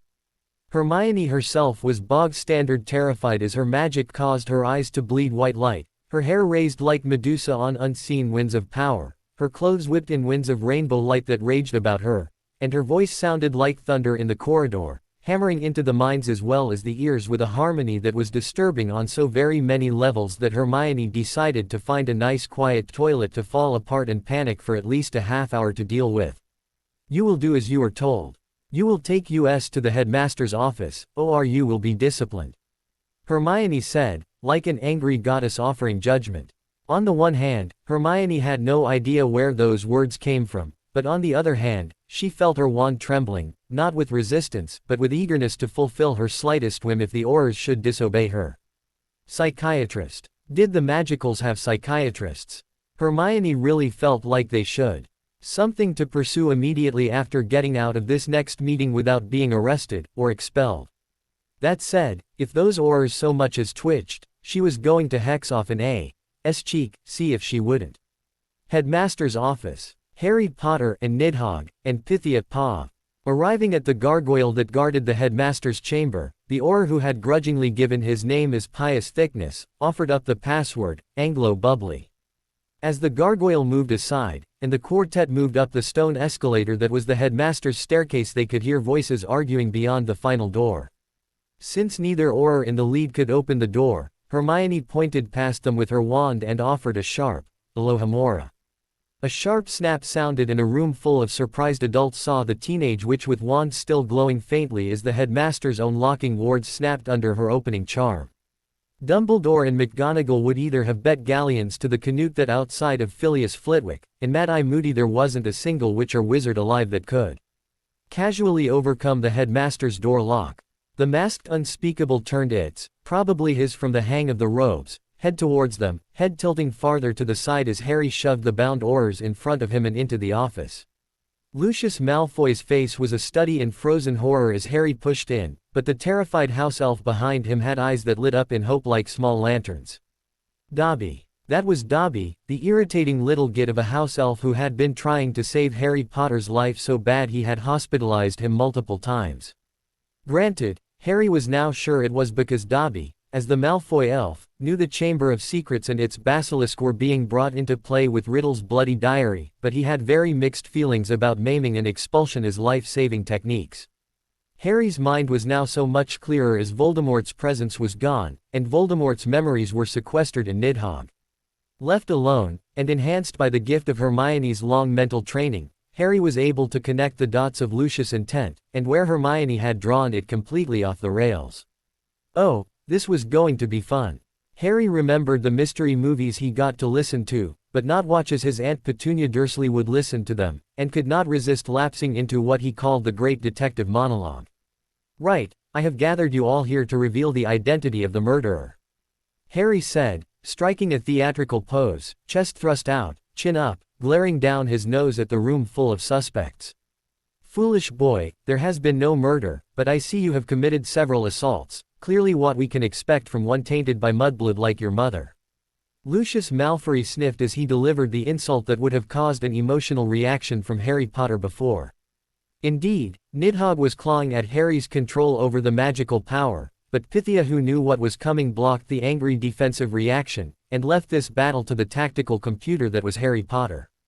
Harry smiled. Oh, but there was a murder. As you and the headmaster both know. And the murderer then is responsible for all the petrifications then as now.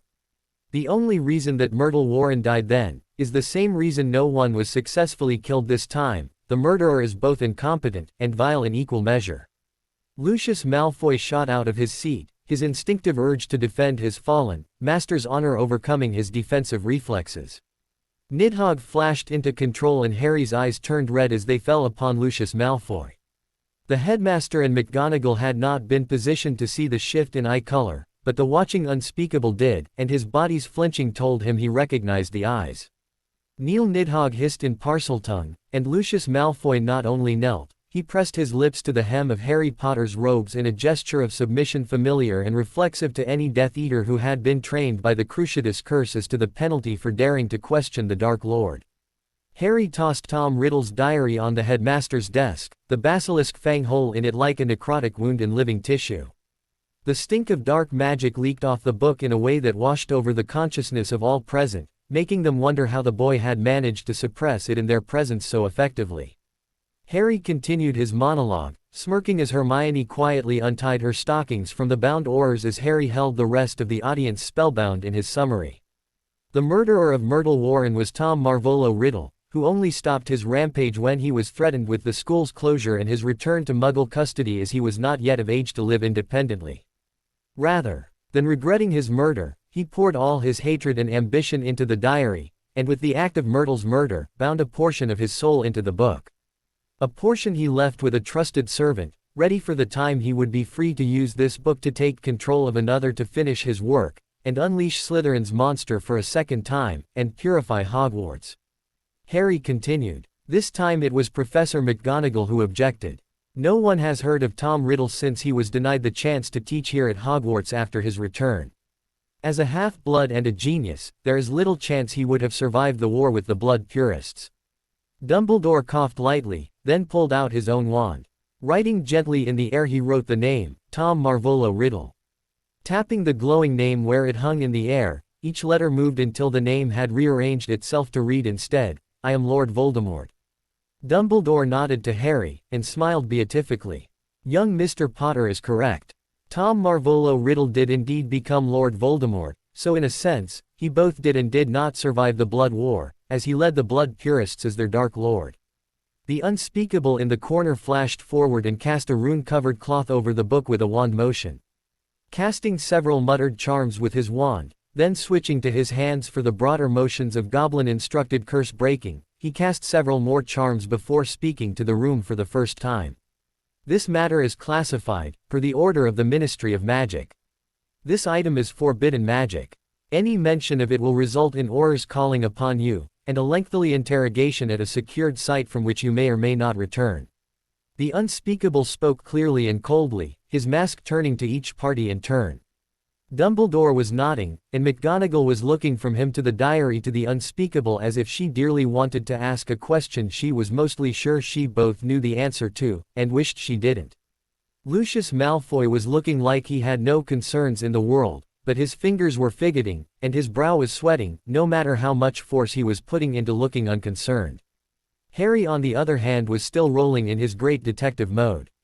Honestly, even if he never got to see Hercule Poirot or Sherlock Holmes, they were great to listen to. The murderer of Myrtle Warren, and the petrifier of student and cat alike was none other than Tom Riddle. The basilisk in the Chamber of Secrets and the diary itself are nothing more than weapons wielded by the murderer, and his accomplice. Harry said, then smiled darkly. An accomplice that is in this room right now. Harry said, turning and pointing at Lucius Malfoy. You can't prove a thing. Lucius shouted before regaining his calm and smoothly saying, what motive could I possibly have? My son goes to this school, and would be at risk. Besides, I don't even know this mudblood girl that ended up in the chamber with the diary. Hermione spoke next, having connected the dots herself. But you didn't give the diary to me. I remember the fight you had with Arthur Weasley in Flourish and Blots. You made a big deal of picking up Ginny Weasley's second-hand books, and stuffing them back in her cauldron. You placed a second black book in at the time. It wasn't until Ginny had problems with the diary causing her to have blackouts and affect her mood and dreams that I took it from her. Hermione said. Dumbledore and the Unspeakable both turned to Lucius Malfoy, their minds also drifting to the conservative politician's actions during the long petrification crisis, not only against Dumbledore but against Arthur Weasley's Muggle Protection Act. Hermione continued. What better way to sabotage Arthur Weasley's Muggle Protection Act than to have his own daughter caught opening the Chamber of Secrets and attacking Muggle-borns and half-bloods at Hogwarts?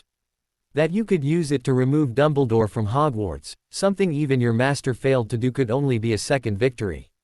Hermione said softly, watching the rage stalk over Lucius' face. You can prove nothing. Lucius sneered. This is nothing but fantasies, with no evidence I was involved. There was no evidence either that I ever willingly served the Dark Lord. I was under the Imperious Curse. Dumbledore mused cheerfully, it is not enough to go to trial, you are correct. However, after the bulk of the Board of Governors owling me privately to claim you blackmailed or threatened them into my removal, the knowledge that you were the one who caused a Hogwarts student to be attacked by a cursed object created by he who must not be named will likely be enough to get you ousted from the Hogwarts board rather permanently. The Unspeakable laughed softly, and you would still have gotten away with it, without those meddling kids. Harry and Hermione laughed, but the pure bloods in the room missed the Scooby-Doo joke altogether. The unspeakable sighed, then finished. Still, without proof, we cannot charge you, so you can leave. Remember though, one mention of this, and you will end in an unspeakable, not an or cell Malfoy. Lucius rose to leave haughtily. Come Dobby, we are leaving. Harry snarled inwardly. Lucius Malfoy was going to walk without any punishment at all. Harry fumed that Malfoy would go home and celebrate his escape. He felt the laugh of Pythia, as it reviewed a memory from Nidhogg. Harry saw the image. Granted, a very large part of him wished to call the Ministry Oblivators to get the memory out of his head. It was clearly a memory of Voldemort. There was no context. The impression in Voldemort's mind of the memory was a celebration of some enemy destroyed or objective achieved. In the celebration he saw a very different view of Lucius Malfoy. The Malfoy Lord was not in dress robes. He was in thigh-high stockings, with cheeks, eyes and lips painted like a courtesan. Behind him Crabbe was doing something from behind that was not so much supporting his lord as impaling him. Goyle was French key, dotting Lucius with obvious passion. This explained how Draco was an only child when Narcissa Malfoy, née Black, was viewed as the MIL feist MILF that ever MILFed the wizarding world. It gave him nightmares about what went on to the Slytherin boy dorms after dark, but more importantly, it gave Harry an idea. Reaching onto Dumbledore's desk, he took up both of Hermione's soiled stockings that she had used to bind the Aurors. Tossing it to Malfoy, Harry sneered. Hey Lucy, I know how you like to dress up to celebrate. Take these as our gift to you. Harry said as he tossed the stockings to Lucius Malfoy. With a snarl, Lucius tried to bat them away with his cane. One he struck to land on the ground between Harry and Lucius. The second however caught on Lucius' arm, causing the proud lord to throw it angrily behind him. Two lamp-like eyes opened in wonder. Everyone who was not Lucius watched the scene behind Lucius unfold in slow motion as the stocking discarded by Lucius Malfoy settled onto Dobby's head, as Dobby's hands reached out to clasp it between them. Master has given Dobby stockings. Dobby is free. Dobby cheered and began a happy dance around the room, Dumbledore keeping time with his wand in obvious enjoyment as the unspeakable turned to watch Lucius. Lucius had endured one humiliation too many. Thrusting out his right hand, he allowed his wand to slide from his wrist-mounted duelist holster and prepared to curse the cursed boy who had robbed him of his position on the Hogwarts Board of Governors and now his house elf. He sneered. You cost me my elf boy. I will cut the price from your hide. Before Lucius could cast whatever curse he had prepared, Dobby snapped his fingers, blasting Lucius to the ground, and causing his wand to get jammed deeply into a statue of two wrestling centaurs on the shelf above the headmaster's desk. Nasty Malfoy will not harm Harry Potter. Nasty Malfoy will leave, Dobby said, no longer looking ridiculous, as he tied the stocking around his body like a Scotsman's plaid. As Malfoy stalked from the room, dignity in tatters, those who were left got down to the details, largely about the windfall of the victory over both the Dark Lord's forces and the infamous Chamber of Secrets. Dumbledore turned to Harry. Harry my boy, I had faith that you would be able to deal with the Chamber of Secrets and its monster. I knew that a boy of your courage and loyalty would do what was necessary to save this school and his friends. With your help, we can open the Chamber of Secrets, and finally remove the dark objects and forbidden knowledge it contains. Quote. Dumbledore's eyes were twinkling madly. He was lost in his rapture over the future he saw opening up to him now. I dare say Professor Snape will be over the moon at the chance at the venom from a 1,000-year-old basilisk. Why, the sale of that venom alone will set the school up for the next decade. Not to worry Harry my boy, you will be on new brooms for Quidditch next year. Dumbledore cheered. Harry frowned at the headmaster. You are mistaken, headmaster. You will be taking nothing from Slytherin's Chamber of Secrets. You are not Lord of Slytherin. That would be me. You will not be taking anything from Slytherin's monster. You did not kill her, that would be me. You will give no commands, now or ever, over who or what comes and goes to the Chamber of Secrets. You are neither a founder of Hogwarts nor an heir. That would be me. There will be no one going into that chamber save myself and Lady Slytherin. Harry said, placing his left hand on Hermione's and turning them so his Slytherin's Lord Ring faced Dumbledore. Dumbledore cast a quick charm which revealed that what Harry bore was indeed the Slytherin House Ring of Lordship, as recognized and honored by the magic of Hogwarts itself. He smiled and quietly spoke a second time.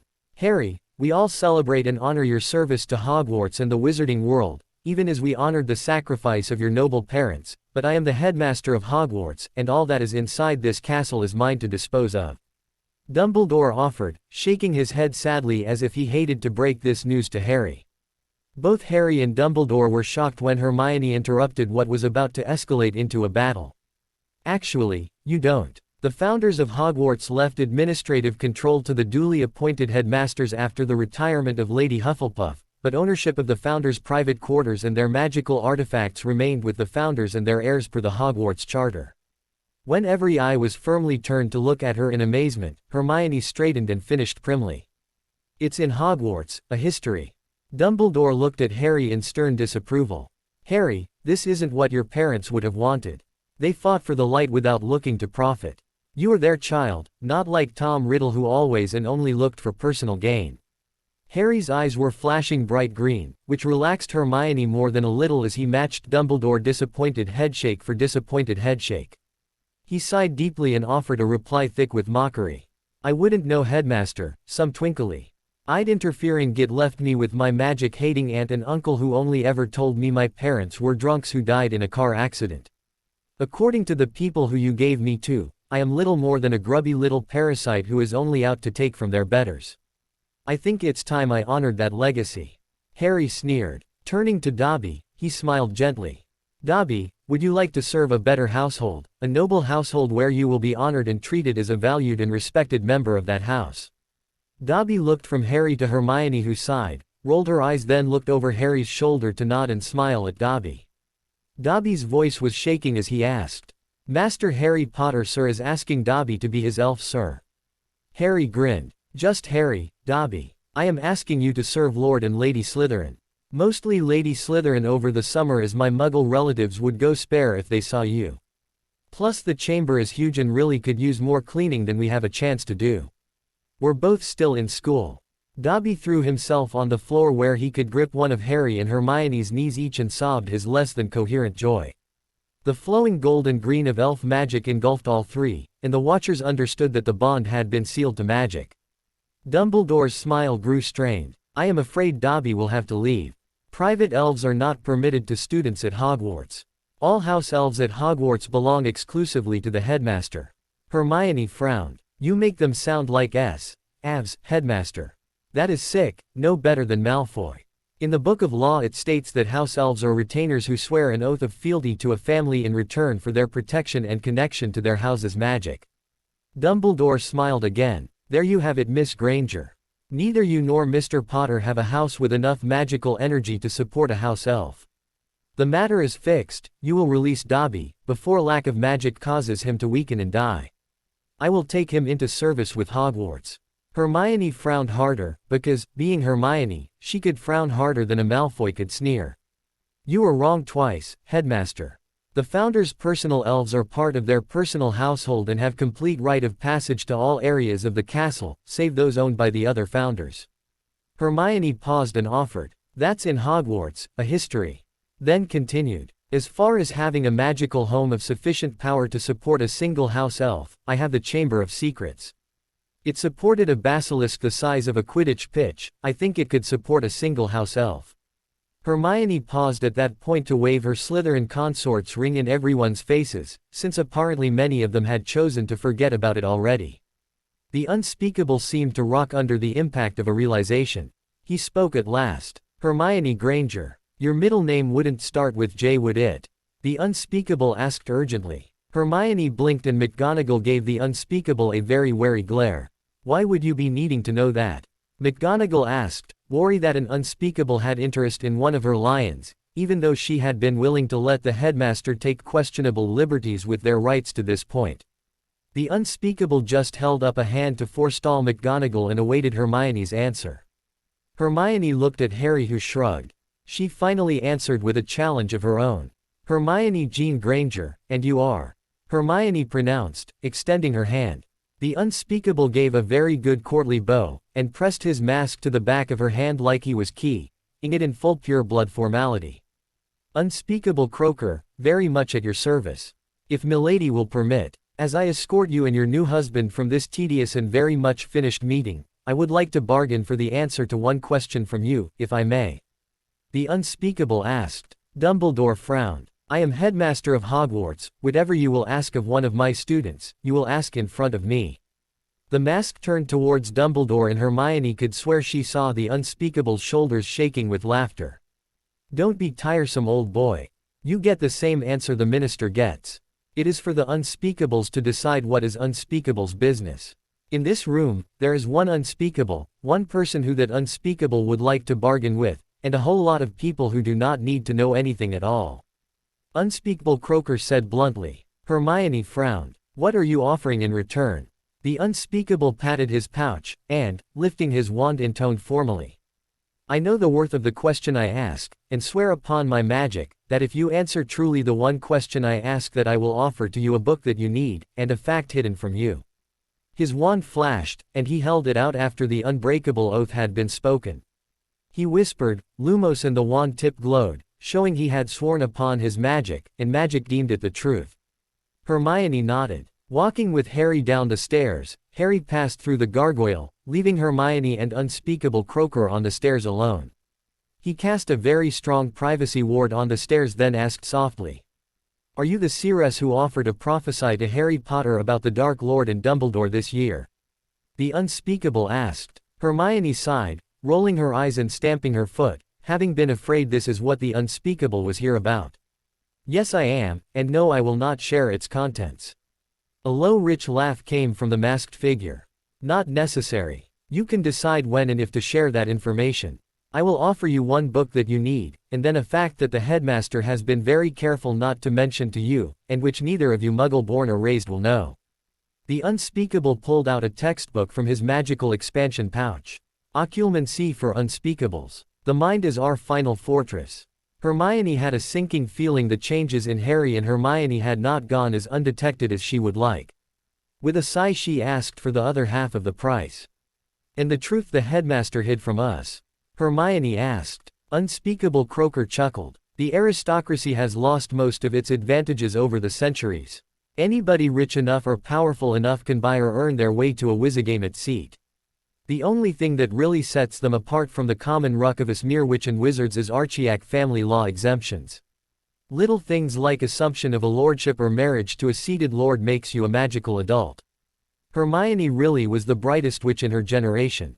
She was not fast enough to stop her whisper. That means no trace, Hermione said, as she understood Hermione had just been told that she and Harry had just sidestepped the ministry's right to restrict their use of magic altogether. They could no longer be charged with underage magic, as in the eyes of magic and law, they were no longer underaged. She grinned, and was willing to bet that behind the mask, so did her new unspeakable friend. No good deed goes unpunished. Harry knew this, and everything that had happened in his first year confirmed it. Harry hadn't expected saving Hogwarts from a basilisk and the reincarnation of a Dark Lord to bring him popularity, or even acceptance, so he was oddly relieved to find that the universe, or at least Albus Dumbledore, who seemed to be the self-appointed big pokey tip of the dildo of destiny, was prepared to make things as socially awkward as ever. Slytherin had been ahead on points, largely because Hufflepuff didn't bother to take credit for helping people, Gryffindor couldn't be arsed to try getting away with anything, Ravenclaw collected secrets the way real ravens collected shiny things, and only Slytherin demanded credit where it was due, and hid the blame for those things everyone knew both Gryffindor and Slytherin did to each other, but only Slytherin denied. The raft of Gryffindor on Gryffindor crime when Harry, Hermione, Neville and Ron had been the target of their own house along with the rest of Hogwarts when Harry was suspected of being the heir of Slytherin had landed Gryffindor in last place, having ended the year in negative numbers. Ron's defection and later attacks on Neville when Neville refused to turn on Harry when the two had been locked in the Chamber of Secrets for days had put Gryffindor in record-breaking bad position. So of course the headmaster stood, smiled at Harry and Hermione and began giving a speech that could have been used to fertilize every greenhouse in Hogwarts' herbology department, and had enough left over to turn Greenland actually green for once. At about every 1-minute mark in his entirely fictional account drafted with the unspeakable to cover for the events of the chamber for public consumption, he would stop to award Harry Potter, or occasionally Hermione Granger 50 points. They had agreed to this. Harry would swear to whatever bullshit story Dumbledore and the Ministry concocted. Harry wasn't handing over the basilisk or keys to the chamber, so he had agreed to their story as a face-saving gesture. Harry would agree that any bullshit they made up had to be better than admitting he was what the rumors originally claimed, the actual heir of Slytherin. This once, Harry would be Slytherin, and keep it on the down low. Subtle was his new middle name. It had to beat idiot. It was a long speech. At the end, Gryffindor had clearly robbed Slytherin of the House Cup for a second time, and the worth of every house point awarded for actual effort or good conduct was demonstrated to be worthless in the face of headmaster favoritism. Harry almost hated himself after that performance, so he would have to accept the righteous indignation of the honest and the bitterness of the less successfully cheating for the entirety of the next year, or at least until some other outrageous idiot took center stage in Hogwarts gossip. Harry groaned. Who was he kidding? He felt the laughter of Pythia the seer snake in his head and just knew he would be the next idiot too. He was about to wallow in self-pity when he saw Hermione waving her hands wildly to Lavender Brown and Parvati Patil, her roommates, protesting one of the headmaster's obvious fabrications when Lavender Brown spotted the Slytherin consort ring on Hermione's hand and grabbed it. As a snake, Harry could admit the striking of Lavender Brown's hands at the official marriage token of a founder's house could shame any hunting cobra. Of course, the cobra was only fighting for dinner or survival, Lavender was hunting gossip. Lavender held the ring, technically the hand, in front of Parvati, who pointed a trembling wand at it and chanted a fairly long spell, which caused the ring to both glow, which was interesting, and produce a silver glowing serpent that wrapped around Hermione's wrist and hissed threateningly at the other two witches. That was. Nope. Harry had nothing. Nidhogg however rose and took over Harry's eyes and thoughts as he stared at the glowing three-headed magical serpent that wrapped around Hermione's wrist and glared at Hermione's roommates. The entire Gryffindor table grew silent as the silver glow of the serpent washed over them. Harry felt the same peace and comfort that had flowed over him when he bore the shape of the three-headed snake, but Nidhogg was whispering in his mind. Patronus. She calls us as a Patronus. I feel her. I feel her flesh under my scales, and I see and scent the prey that is before her. Nidhogg thought in their minds' group chat. As Harry lost control of his body when Nidhogg pushed him aside, Harry felt his own awareness sink into his other self, his serpent self. He really did feel Hermione's skin under his belly scales. He tasted her on his tongue as it flicked from the rightmost head of the serpent of light that wrapped her. He could see through his serpent eyes at the widening eyes of Lavender and Parvati. The three heads of the Patronus summoned from the consort's ring hissed in Parseltongue that only Harry could understand. Let her go. She is mine. Harry felt himself hissing the first and fourth words, even as his other selves hissed the rest. Oh my God. I have twin speak. I have it even worse than Fred and George because there are three of me. A few chairs slid back, and a few students shouted out what they thought the important takeaway was. Professor Flitwick jumped onto the staff table and pointed at Hermione's serpent-adorned hand and shouted. That is a corporeal Patronus. Lavender Brown jumped up and pointed at Hermione Granger and shouted. You married Harry Potter. Daphne Greengrass shot out of her seat and pointed her long, well-manicured finger at Harry Potter, which admittedly was a change from everyone pointing at Hermione, and shouted. Harry Potter is the heir of Slytherin. Harry Potter, the boy who wanted nothing to do with this public relations disaster, was not in charge of the body at this point. Nidhogg was. While Nidhogg may have absorbed all of Harry's rage from his childhood, and contained every blood and malice-soaked memory of Voldemort from the soul fragment, he had as deep a connection to Hermione as the other heads, and absolutely no chill or sense of discretion about acknowledging it. Striding to stand behind her, he laid a hand on Hermione's shoulder and let his magic flare around him, both Harry and Hermione blazing in the leaking magical power as all six of his newly divided cores and both of hers leaked enough raw magic to set the ward stones in the Great Hall to blazing in defensive reaction. The hall grew silent as Nidhogg's blazing red eyes bled power like lightning forged from fresh spilled blood, and his voice rasped with quiet authority in the hall where utter silence awaited it. She is mine. Nidhogg spoke, and killing intent washed over the hall, causing those few survivors of the Blood War who had shared the field even momentarily with Voldemort to go cold with recognition. Harry, the planning consciousness of the trio, began swearing to himself. Keep it on the down low. Subtle is my middle name Potter. Full name, Harry James subtle as Hagrid after 2 kegs of fire whiskey Potter, Harry complained to the group consciousness.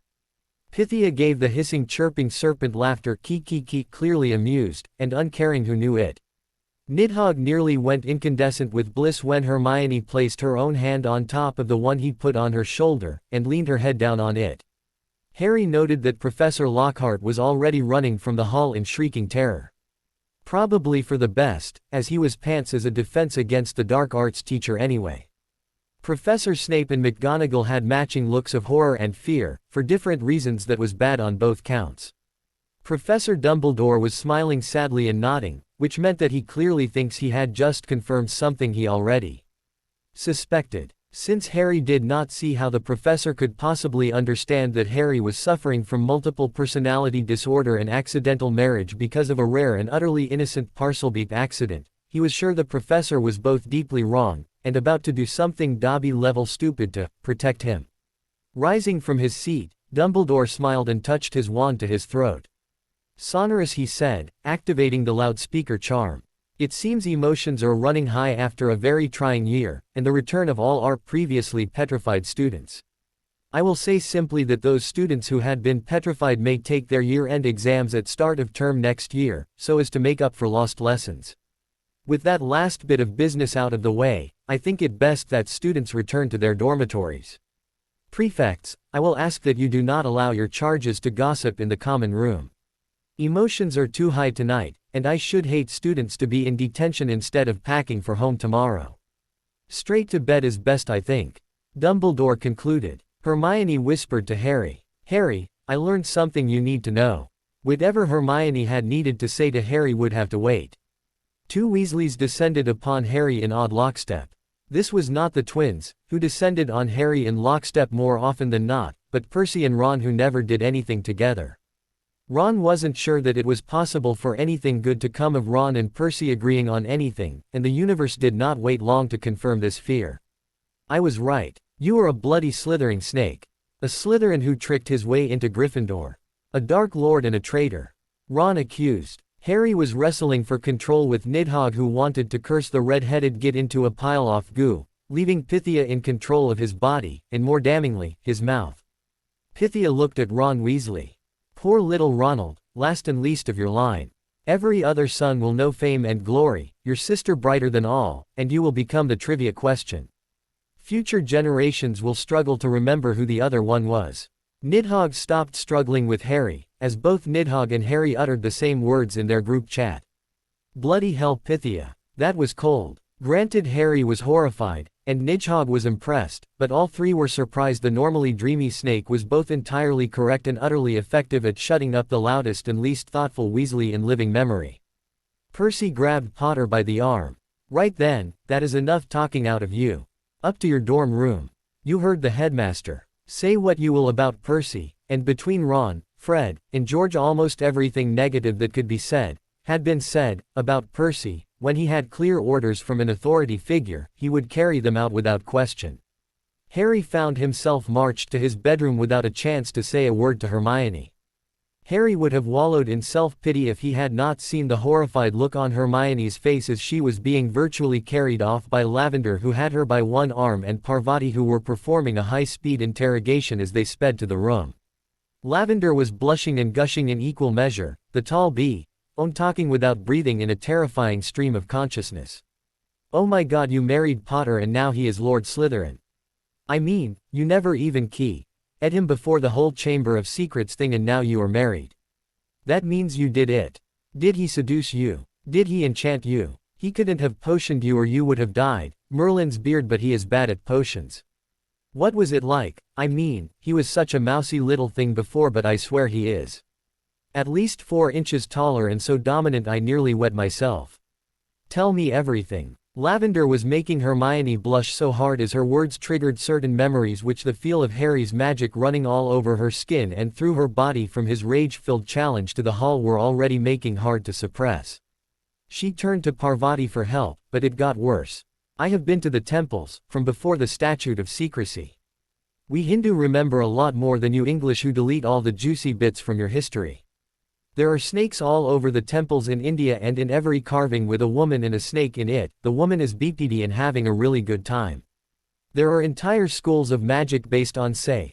Sure, the ministry suppresses talking about them in India, and you can't even learn about it until after your newts, but those who picked up masteries in it are on call to the ministry for absolutely stupid salaries, even if no one will ever discuss why.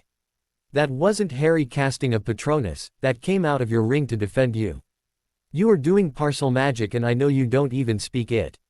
Tell me everything. Hermione opened her mouth to protest, but a sudden image of her body, BPD save for the lines and sigils she painted on it with her own fingers arching in pleasure as she performed for, and somehow growing in tune with, the swaying three-headed serpent that she had turned back into Harry Potter. The memory of the orgasm that shattered her mind and magical core, whose wave had carried Harry back into his human body, hit her body like a stunner and she let loose a moan of remembered pleasure that resulted in Lavender and Parvati picking her up by her elbows and sprinting to their room for the details. It would be the longest girls' night in any of their memories. It was Hermione's first girls' night ever, so it could be forgiven that she did not know the average teenage girls' night did not involve sharing with her two roommates the details of that night. As she avoided mentioning Harry had been turned into a snake, she simply left it as, bitten by a basilisk and dying. Since she could not discuss many of the magical details, and neither other girl were budding magical theoreticians, it is safe to say the details discussed in loving and exhaustive detail were enough that Harry could not understand in his own bed why he could not stop dreaming of Hermione that night at all. Sharing partial awareness had some unintended consequences. When the time came to board the train home, Harry Potter's reputation among Gryffindor boys was mud. He was deemed the worst traitor to their house since Sirius Black, who had famously betrayed Harry Potter's parents. The reputation among Gryffindor girls was something beyond idol status, the ultimate bad boy and hero.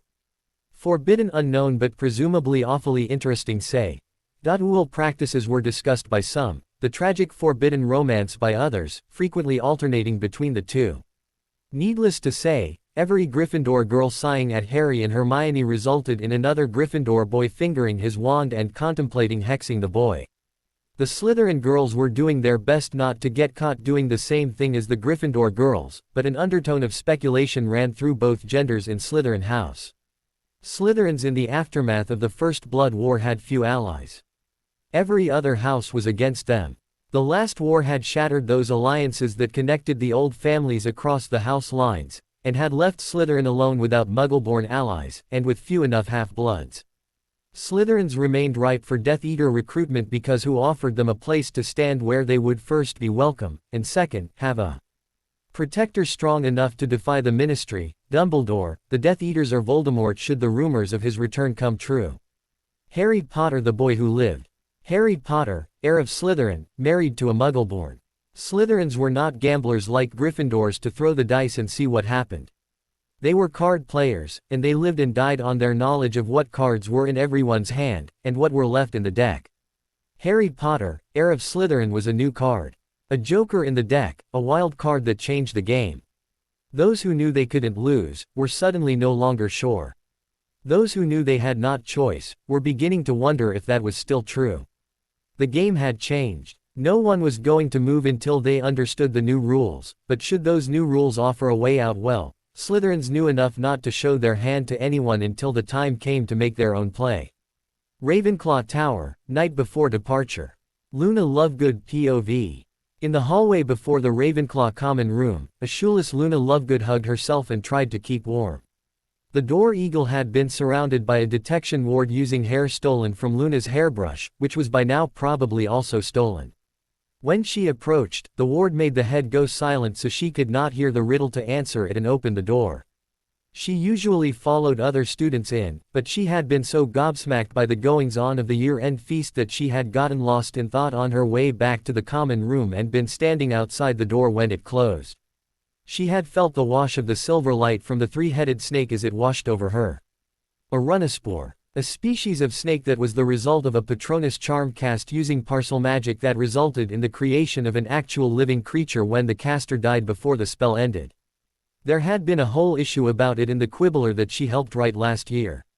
Luna had been driven to research everything known about the runospore because of her dreams. She had always had dreams about demons of darkness and shining three-headed snakes. Sometimes she lived, sometimes she died, but always the demons of darkness came for her, and sometimes there was a three-headed shining snake to defend her. Luna was a Ravenclaw, and Ravenclaws researched. Gryffindors charged, Hufflepuffs worked hard, Slytherin plotted, but Ravenclaws researched. The dark demons were Dementors, and the shining three-headed snake was a Runaspore. Normal Runaspores only glowed like that in the presence of the demonic, but the one wrapped around Hermione's wrist glowed like he won in her dream. Harry Potter talked to snakes, and Hermione was protected by one. She knew they were part of her dream. Smiling softly as she tried to get comfortable to sleep in the hallway. Luna knew, if she ever even heard a whisper about demons or Dementors she would glue herself to Hermione and Harry, the visions demanded it. Plus, Harry always had the most interesting nargles. Albus Dumbledore poured himself a very rare fire whiskey. This one was 1981 Ogden Reserve. Normally whiskey drinkers preferred older tipples, but Halloween in 1981 was when the world was saved, according to everyone save Albus Dumbledore. Albus drank the 1981 to remind himself of his solemn charge and watch. The reason he placed his duties as headmaster before those of Soupney Mugwump of the ICW or Chief Warlock of the Wizigamut was a secret known only to him. That night, on Halloween 1981 when Voldemort killed James and Lily, then fell to his own curse striking Harry Potter, only Dumbledore had the knowledge to understand what lived in Harry's curse scar. Oh how he regretted the many memory charms and compulsions he had woven into poor Poppy Pomfrey to cover up the Medowitch's reaction to the still living and dangerous curse in Harry's scar. She would think it just a curse, and try to fix it, killing Harry and dooming them all. The curse was a Horcrux. The meaning of the prophecy had been so clear once he had seen that. Voldemort was not dead. In the act of marking Harry, he had turned Harry into a Horcrux that bound him to this life. Harry was both the anchor to keep Voldemort alive, and the tool to kill him. Dumbledore would have to play the world's highest stake game of chess to put the boy in a collision course with the Dark Lord, as only by the Dark Lord personally killing Harry Potter could the prophecy reach its conclusion, and kill both of them. Then the boy marches into his office, and casually tossed down a second Horcrux.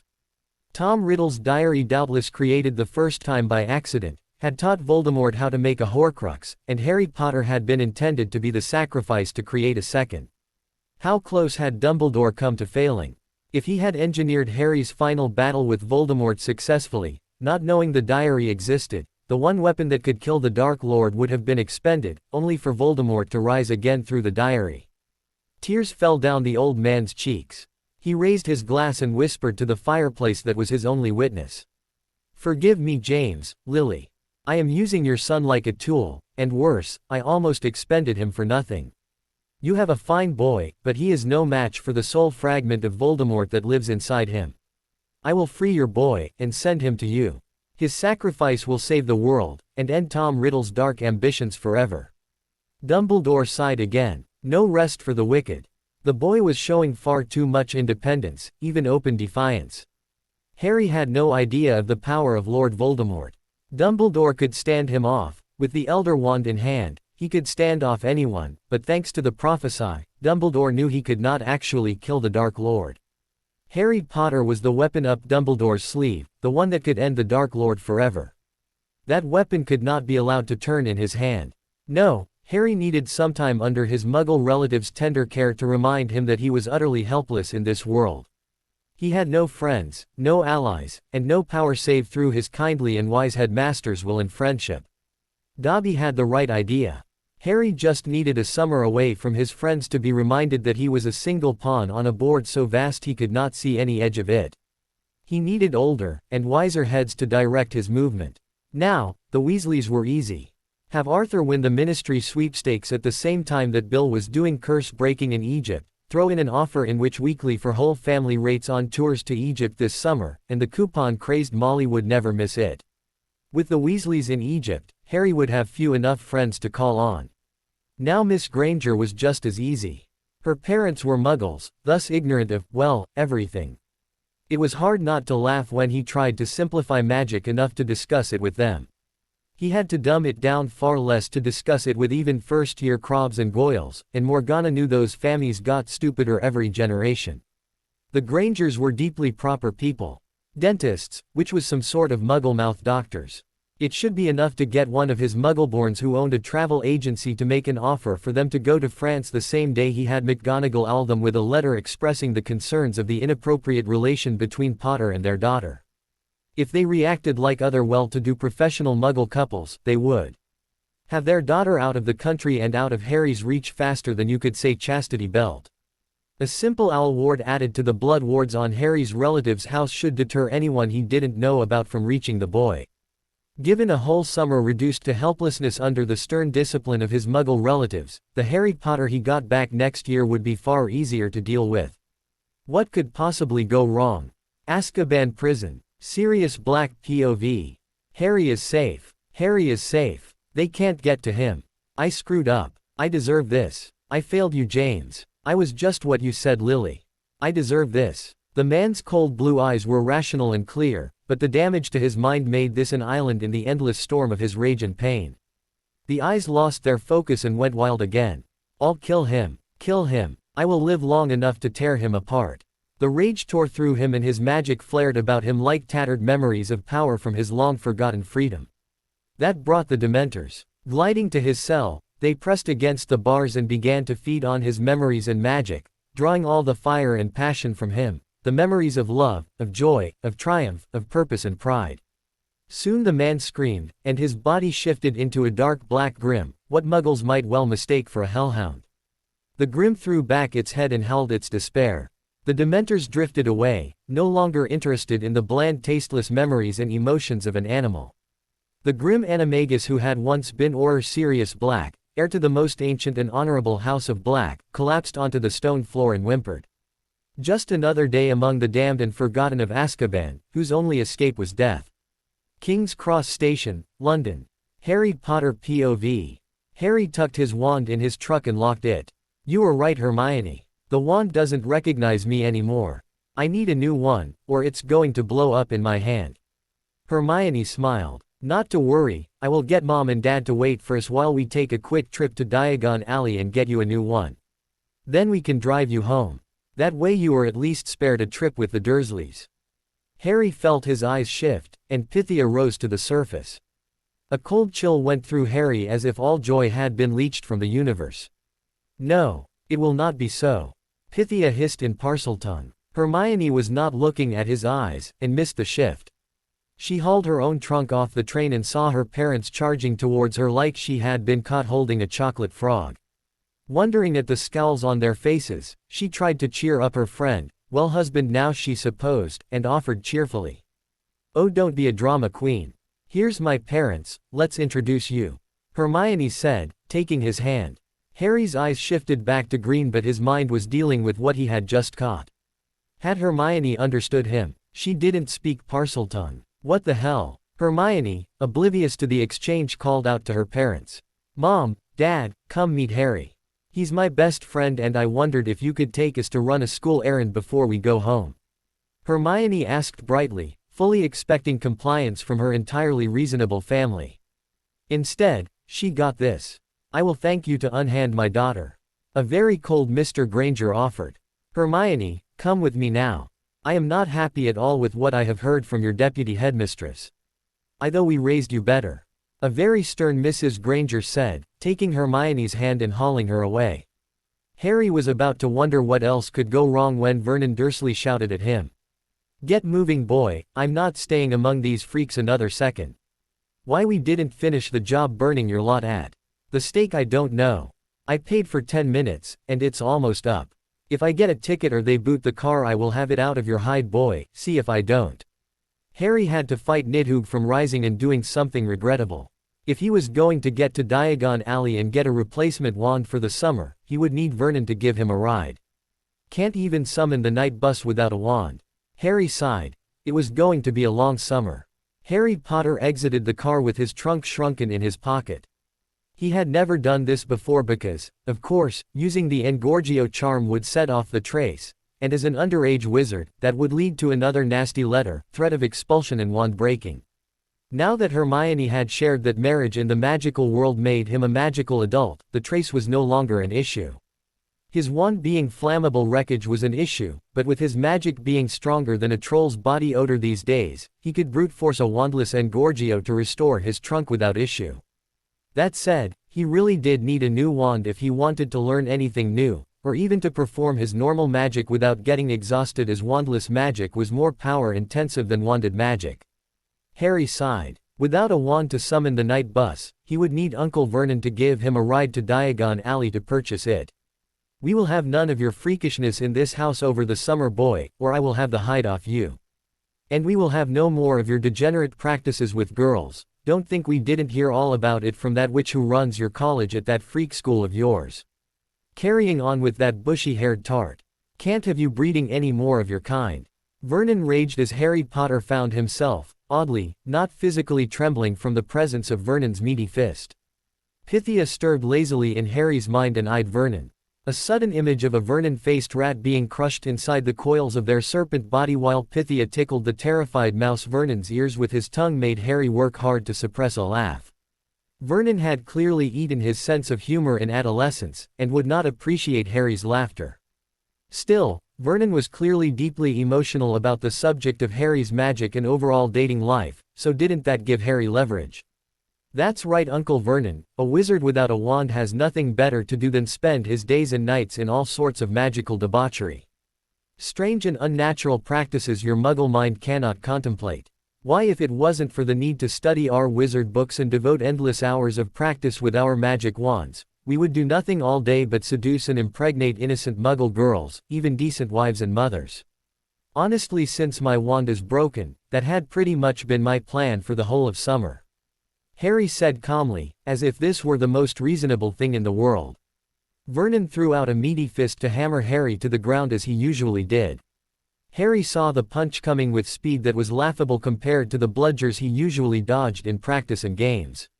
He had every intention of dodging the blow and the ones that followed until Vernon was in a mood to negotiate. Nidhogg disagreed. It could be said that every day of their newfound independent existence Nidhogg had woken up each and every day and chose violence. Harry's magical enhancement ritual had given him not exactly superpowers, but with the tripling of his magical core from the division of his soul into 3, and the doubling of each with his magical union to Hermione, Harry's flesh was roughly 6 times stronger than a muggle boy of similar size. Granted, Harry was scrawny for a 16-year-old boy, with only his time at Hogwarts to balance a lifetime of deliberate and malicious starvation. But at Hogwarts he had been eating like a Weasley and driven by Oliver Wood the Quidditch South Avenue driver into a physical fitness routine bordering on abusive. He was covered with dense corded muscles, and with the magnification of magical enhancement to make them 6-fold stronger and faster, he was not the Harry Potter Vernon Dursley was used to abusing. Nidhogg caught his fist, and twisted it to bring the bloated bully to his knees, splitting them open as the heavy man hit the asphalt of his driveway. Bending Vernon's arm back behind his back, putting a knee into his lower back and using his other hand to pull Vernon's hair backwards to leave the man bent backwards, kneeling, with his right arm twisted up behind his back, Harry shoved hard at Nidhogg to resume negotiation rather than murder as the way of dealing with Dursley. "Now Uncle Vernon, is it nice to hit family? Please let me know if it is, because I have ever so many family at hand I would dearly like to hit. I think I could really work out a lot of those criminal urges you have always told me I have without ever leaving home. I mean, you tell everyone in the neighborhood that I am the bully, not dear darling Dutters, so it would be totally proving you right if I broke everyone's arms and legs, then went and made myself dinner. Can't call the ambulance for you, because rule number 4, Harry must never use or answer the telephone or he will be locked in the cupboard without food for 2 days, remember?" Harry asked reasonably. "If you raise a hand to any of us, I will kick you from this house, boy." Vernon snarled. Harry blinked. "Is it that easy? I mean, would you please?" Vernon recalled what that old freak with the beard had said, and snarled back at Harry. "I can't kick you out any more than you can leave. The old fool from the school warned us that you have to live here because of some foul blood magic your by.ch of a mother did to protect this house. As long as you live here, this house is protected from those terrorists who wiped out your precious family. If we kick you out, then those murdering freaks will be able to hunt you down, which I hope they do, but they will also be able to find us, a decent normal family who wants nothing to do with your freaking war." Vernon shouted. Harry released his arm and stepped back. He sighed and brushed off his hands as Vernon got up. Yeah, that is a bit of bird poop in the biscuit, isn't it? I hate you, you hate me, but if we can't live together, then all of us die screaming under Death Eater torture. In case you are curious, they can keep you alive for days while they do it, far worse than anything your little muggle mind can imagine, but my friend Neville's parents had the very great misfortune to be saved before they died under the torture and are still alive in St. Mungo's. Really, there are worse things than death, Harry said, his eyes focused on something far away, his face long and endlessly weary. Vernon Dursley's rage died looking into those defeated eyes. His piggish brain processed that Harry had not been threatening the Dursleys with that last statement, but describing in absolute helplessness the fate that awaited all of them if Harry left home. Vernon hated Harry Potter as he had hated James the father. Tall, rich, handsome James, who married Petunia's beautiful sister. They had lacked the God-given grace to be ashamed of their freakishness, and worse, had openly laughed at Vernon for not agreeing that their freakish magic made them better than him. He would have given anything to beat that arrogance out of them, but he was terrified by the easy way that not only James but Lily had brushed off his efforts as the powerless fit of an angry toddler. Worse, given the relative power differences between them, they were right. He was powerless before them. To have to take their child in, lest they die to the same magical monster that finally put paid to those arrogant Potters had been deeply humiliating, but at least Vernon knew he could beat the unnatural freakishness out of the boy, and show those Potters what it meant to cower before Vernon Dursley and his family. Now, somehow, the little freak was stronger than him. He wasn't even using freakish wand-waving nonsense. Harry had the strength and willingness to treat Vernon as Vernon had always treated him.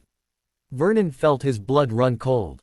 His instincts had always been to flatter the strong, and bully the weak, but the idea of dotting this arrogant Potter spawn's ass was more than Vernon could take. Strong or not, he was still a freak. What do you want, boy? Vernon said coldly. I need a ride to Diagon Alley to pick up a new wand to do my homework. If you do that, I promise not to do anything freakish outside the house where the neighbors can see. Harry offered reasonably. Vernon's reasonable side was the only thin part of him, and the idea of getting a freak another wand was a bit too much for it. Never. I will never get one of your unnatural kind of wand, nor be any part of it. Vernon shouted. There was a gasp, as a woman and her two teenage daughters had been walking down Privet Drive, and turned in amazement at the goings-on in 4 Privet Drive. Harry turned and looked at the 3 raven-haired women, one middle-aged and still shapely, 2 more straddling his age on either side and quite pretty. It seems they had seen both Vernon's attempt to strike him, and the much smaller Harry's easy overpowering of his 100-pound heavier uncle. He bowed to them in full Slytherin pure-blood fashion, exaggerating the pure-blood traditional motion in pure emulation of Fred and George Weasley flirting with better-born girls of Ravenclaw and Slytherin. 3 lovely ladies, each more perfect than the last. Please forgive my churlishness. You must forgive me, as I am a young man, and quite helpless before my chivalric urges. Upon seeing your delicate beauty, I had little choice but to crush this hulking troll, lest it befoul your pristine beauty with its foul gaze. I apologize for the unsightly violence, and offer you this trifle in return. Harry reached down towards the flower garden and caused 3 sleeping bulbs in the dirt of the bed to wake, and grow into 3 perfect purple tulips which he picked and extended to the 3 women. Please receive these purple tulips as an offering to your beauty. Pearl tulips are the symbol of elegance and refinement, and I humbly offer them in both apology and admiration. Harry said, causing one of the girls to blush, the other to give him a long and fairly admiring once-over with her eyes, and the mother to shake a finger at him in admonition, but she took her flower with a chuckle. Oh, you are going to be a real danger to women when you grow up, I think. The woman said, chuckling. With a far colder glare she turned to Vernon Dursley and continued. Dursley, you seemed awfully quick to try to punch that boy. I wonder if the rumors around the neighborhood about who the bully is might have it a bit backwards. I will be watching you, she said, leading her girls to continue down the street. Harry mused softly. I owe Neville for that one. Language of Flowers lecture took half the bloody train ride from Hogwarts. Never dreamed it would come in handy. Harry grinned at a nearly apoplectic Uncle Vernon and offered a new argument. Look, Uncle Vernon, Muggle birth control doesn't work for us. I need a magic wand to make the contraceptive charm work, and if I don't have a wand to do my homework with, I will have nothing better to do all summer than to seek out situations in which I might just need the contraception charm. Uncle Vernon sputtered. You are a degenerate freak. Harry shook his head, and looking down, he spread his arms. I really am. Honestly, unless I have a wand and schoolwork to distract me, I fear I will have no ability to control my wizardly degenerate urges and seduce every married woman and maiden within all little whinging. Vernon regarded Harry very much like something foul he was realizing he could not actually scrape off of his shoe before he re-entered the house. Vernon was not, Harry excluded, an unreasonable man. He was a reasonably successful man of business, a veritable lion among drill salesmen and somewhat of a shrewd man at the bargaining table. While he had never dreamed he would have to bargain with the likes of the Potter whelp, he was not dim enough to ignore the fact force was clearly a non-option, and casting him out seemed like mutually assured destruction. Bargaining was beginning to look more acceptable. Harry watched his Uncle Vernon's face transform from the wild boar about to charge rage to the farm piggy who knows all he has to do is get past the latch to reach unlimited feed clever. His voice took on a soft cajoling tone as his fists opened into open hands, even as a smooth and almost sincere smile blossomed beneath the walrus mustache. Harry, as you said, we are both trapped here together. You are living under my house, and as such under my rules. Vernon began. Harry began to stroke his chin. The thing about freaks is, once our magic wakes up, we either need to channel it consciously through our wands, or it will come out unconsciously in moments where our emotions are out of control. Being a degenerate from a line of freaks and degenerates, like as not, it will manifest some terrible way, like turning all your clothes invisible in the middle of your next business meeting, or Aunt Petunia in the middle of book club. It's always stress that triggers that sort of thing. My magic is stronger than ever, and I have no wand. Harry was beginning to see what the Sorting Hat meant about his belonging in Slytherin.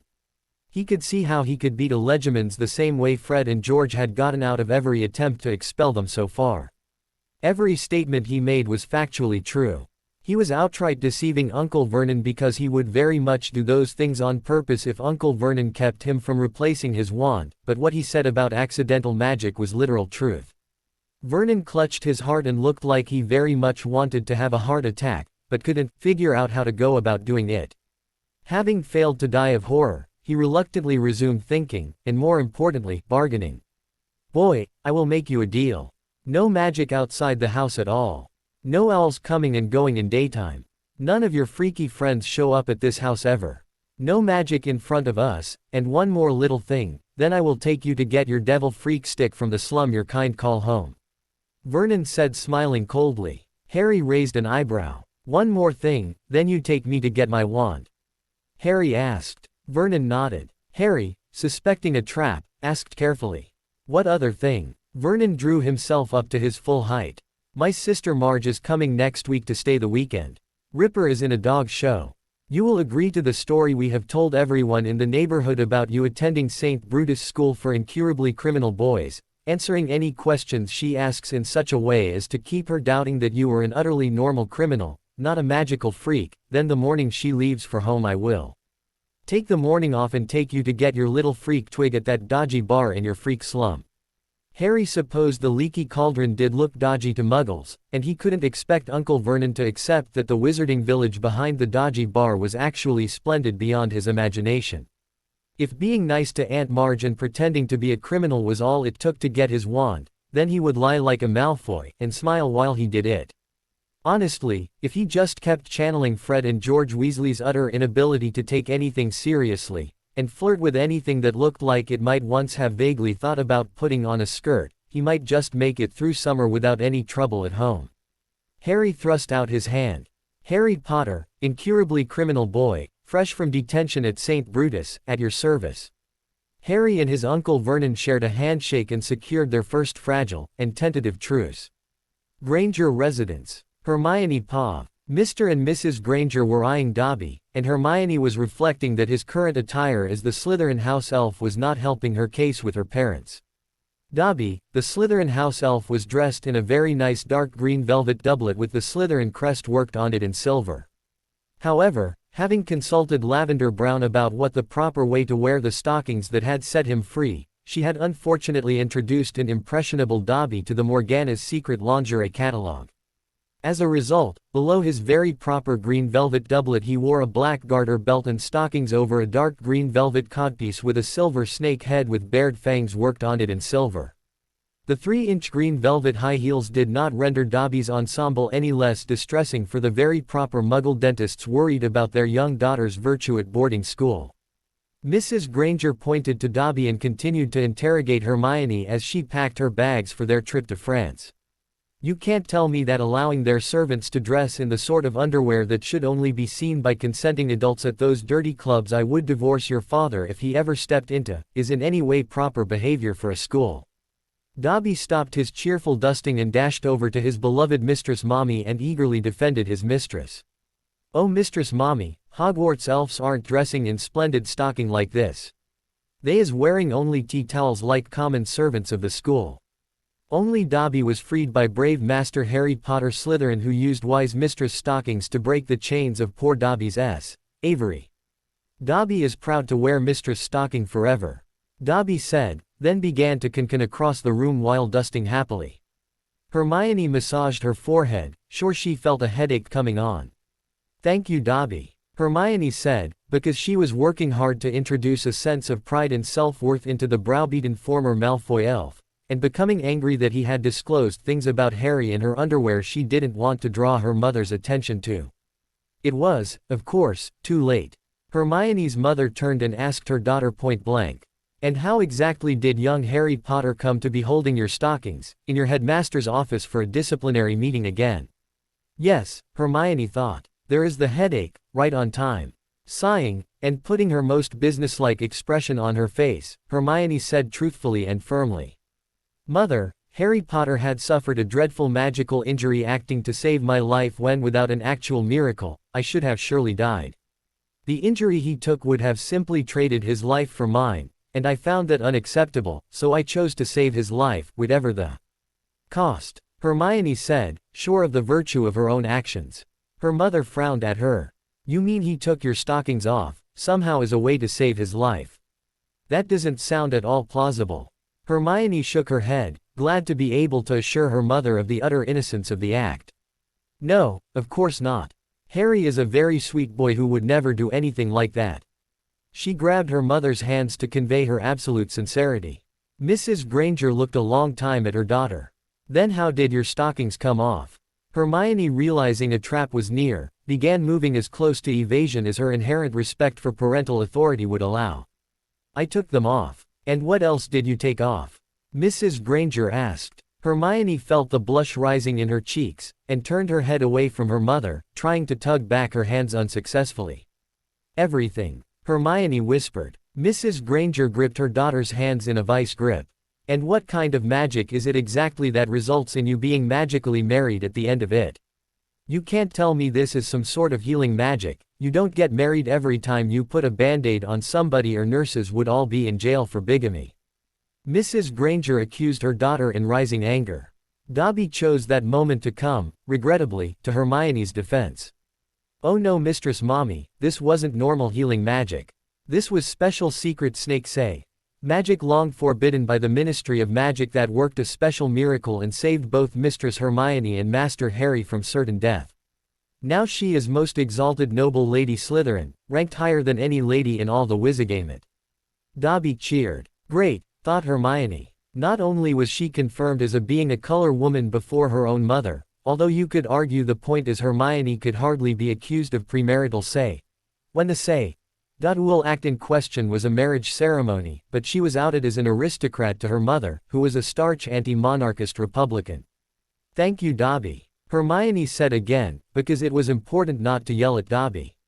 She was working really hard to stop his long-established habit of punishing himself for perceived failures. His mental health was her responsibility, and the fact he had just thrown Hermione under the night bus with her mother was not strictly speaking Dobby's fault. Hermione Jean Granger, I was willing to be tolerant of the natural exploration of a normal teenage girl beginning to date, and perhaps even key. Now I am hearing not only are you say, you ally active, but involved in some form of forbidden snake say, cult like those awful Hammer horror films your father likes to watch. Mrs. Granger was not quite shouting, but in the very firm tone of righteousness that both Hermione and her father learned to never resist. Hermione glanced at her father, who had somehow chosen that exact moment to attempt to choke to death on a piece of toast. It may be he could indeed hear their conversation and was simply pretending not to. Coward. See if you don't get a snake tie for Father's Day.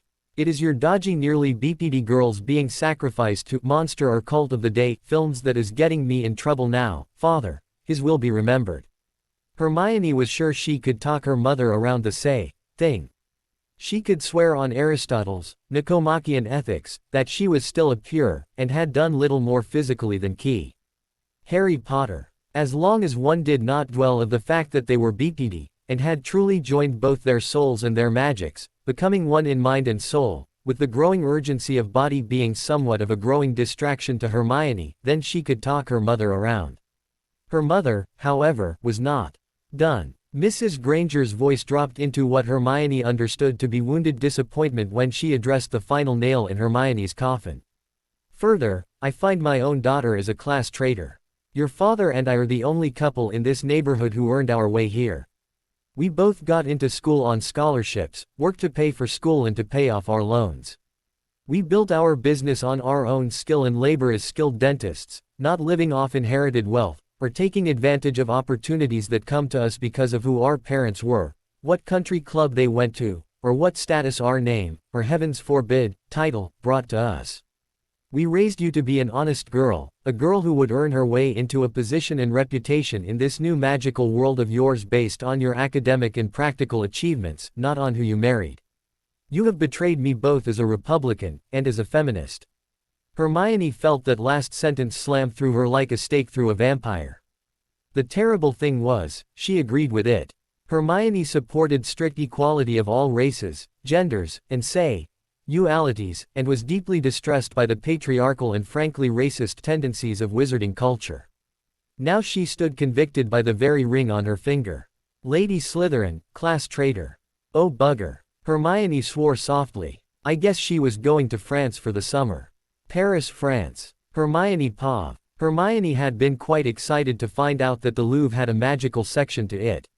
Having been on the tour with her parents, she had been excited enough to see the Muggle portions of the tour when she was interrupted by a wizard in what could pass for a very avant-garde suit or wizard robes flicked his wand and froze her parents. Flashing his aura credentials, he turned to Hermione and asked in beautiful flowing French. Am I correct in assuming Madame is a Muggle-born witch visiting our shores? I am Jean Talon, of the French Aurors, assigned to guard access to the magical portion of the Louvre. If you like, I can cast a small confundus on your parents, and leave them under the impression your rather fashionable elf is you, while you enjoy the chance to see the true culture of magical France. We are not like you English who simply copy what you have been doing since the last time someone with more culture conquered you.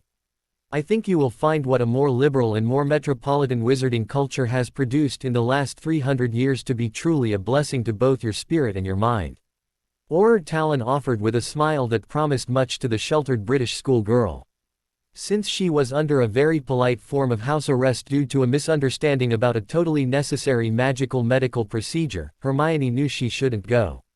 On the other hand, she felt she was suffering unjustly, and this was art that she couldn't read about in her mother's art book collection because Muggles didn't even know it existed. She might well never have another chance. Hermione nodded. That would be wonderful, Auror Talon. I would very much like to explore the glory of French magical art. With a practiced series of wand movements that blended so smoothly that Hermione could not even tell where one spell began, let alone what they were, her family and Dobby continued through the Muggle Louvre while Hermione passed through the solid marble wall into the magical gallery. After an hour of losing herself to a wonder beyond her wildest dreams, Hermione felt a flare of magic reach out to her, only to be smothered by a far stronger and controlled pulse of what felt like weaponized lust. Hermione found herself slamming the mental defenses she had been learning from the Unspeakable's Occlumency Book 2. Break herself from the wash of conflicting charms that had washed over her. Pulling her wand, she turned to find herself facing 6 aristocratic-looking bees, who could have looked like they stepped off the catwalk, if it were not for the aura of flame that was burning in the eyes of what looked like the eldest. The lead woman also had her wand drawn, but the fire in her eyes slowly abated, and her wand lowered. In fluid French, the woman offered. Blood of the goddess, you are just a child. Who has let you out like this? It is a miracle you have not been attacked yet. Who are you, child, and who has done this to you? Hermione was sure she was missing something, as every single one of the women looking at her was radiating some sort of charm at Hermione, but from the adoring gaze of the young adult ones, and the angry gaze of the more mature ones, they were somehow reacting to something Hermione was putting out, unconsciously. Hermione raised her wand up to point to the ceiling, then with her left hand slid it back down into the dueling holster Harry had given her from the Chamber of Secrets loot. She spoke in her best French to reply to what she now assumed was the eldest, and probable grandmother to the small group of Vila that had boxed in what was clearly one of their husbands from what they perceived was Hermione's attack. I am Hermione Granger, an English witch on holiday. I assure you, I have not attempted to use my magic on anyone since I arrived in France. The elder Vila grabbed Hermione's left hand and glared at the ring on it. You are no Granger. This is the ring of Lady Slytherin, and the magic you are putting out must be parcel magic, and if you have married in, you aren't even aware or in control of it. Did you not finish your marriage rite? What kind of idiot is teaching at Hogwarts to let a witch with an interrupted marriage rite walk around? Do you have any idea how powerful your claiming has become? Hermione felt her blood run cold. She began to speak again, this time softer. I am Hermione Granger Slytherin, accidental wife to Harry James Potter Slytherin, and I didn't know it was a marriage rite I used to save Harry from the basilisk that bit him, after he saved me from the Dark Lord that tried to eat my soul. My parents are muggles and have forbidden me to see Harry since we, saved each other. Hermione said. Now Hermione was surrounded by no less than half a dozen Vila. Parcel magic, and reciprocal life debts, an accidental ritual that is still running, it cannot get any worse. One of the younger Vila protested. Hermione, aware that she needed information about what was going on with her magically, and was aware that these witches may be her only hope, confessed the last of it. It was done in a ritual enhancement runic circle powered by the Chamber of Secrets in a ritual designed by Salazar Slytherin. Only when I performed it, I couldn't understand Parseltongue, but used my seer gift to cast it anyway. Now I can understand Parseltongue, and I'm pretty sure that's impossible. The elder Vila gave a short laugh. There you go, Marie Celeste, it can always get worse. You are correct, you cannot simply learn or be given Parseltongue, it is a magic of the blood alone. Of course parcel magic is the magic of connection. That is what makes it so potent when spells are cast in it, because it speaks more deeply with magic than other tongues. I think perhaps that ritual marriage of yours needs to be completed before something your magic does something regrettable. You were calling so hard that one of my daughters thought you a threat to take her husband. Poor Charles got stunned before he could even respond.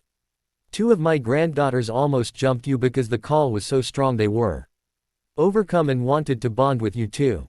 Hermione squeaked. It was not the finest response of her life, but her brain failed to come up with a better one at this information dump. Hermione smiled and offered a weak joke.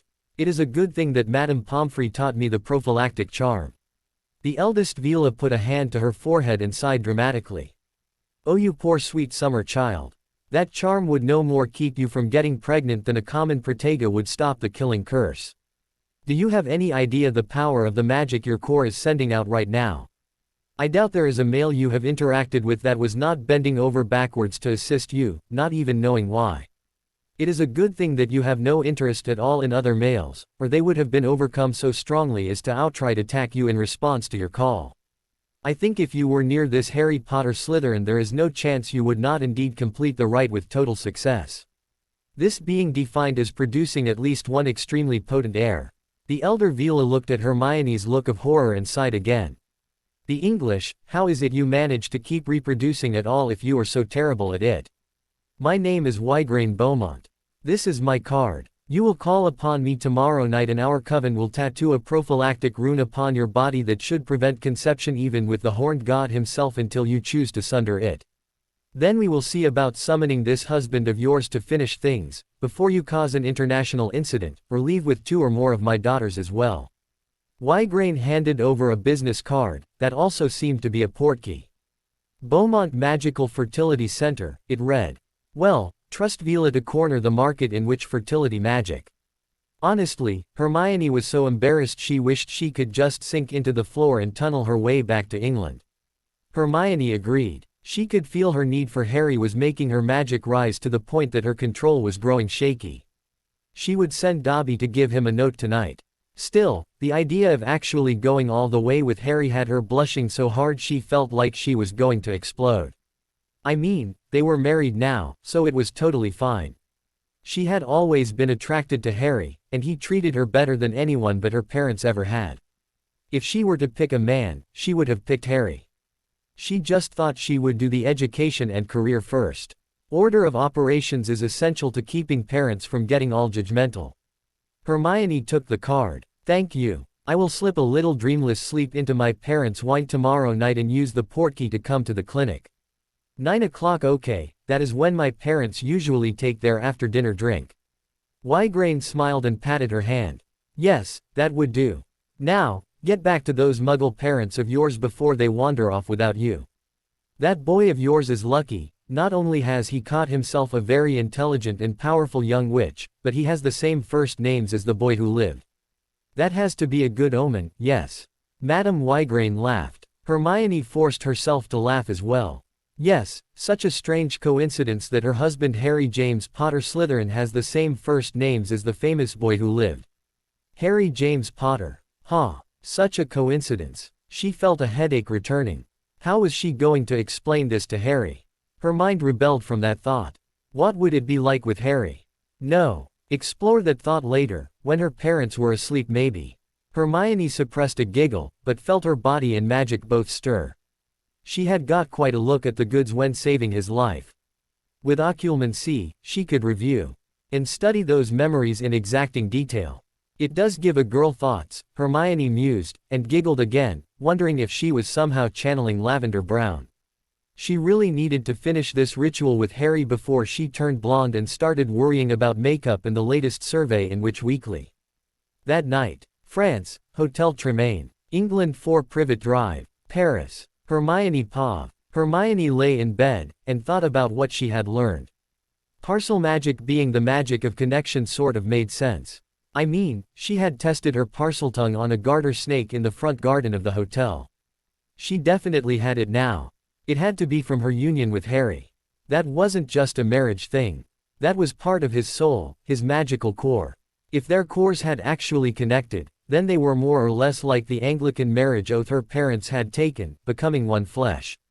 Hermione had a thought. Her mother always told her about the importance of getting to know your partner before you went very far. Granted, she had been thinking in a few years, not in less than 24 hours, but the theory was sound. Hermione believed in studying ahead, in learning everything you needed before you picked up a wand or the first potion ingredient. Study and preparation were key.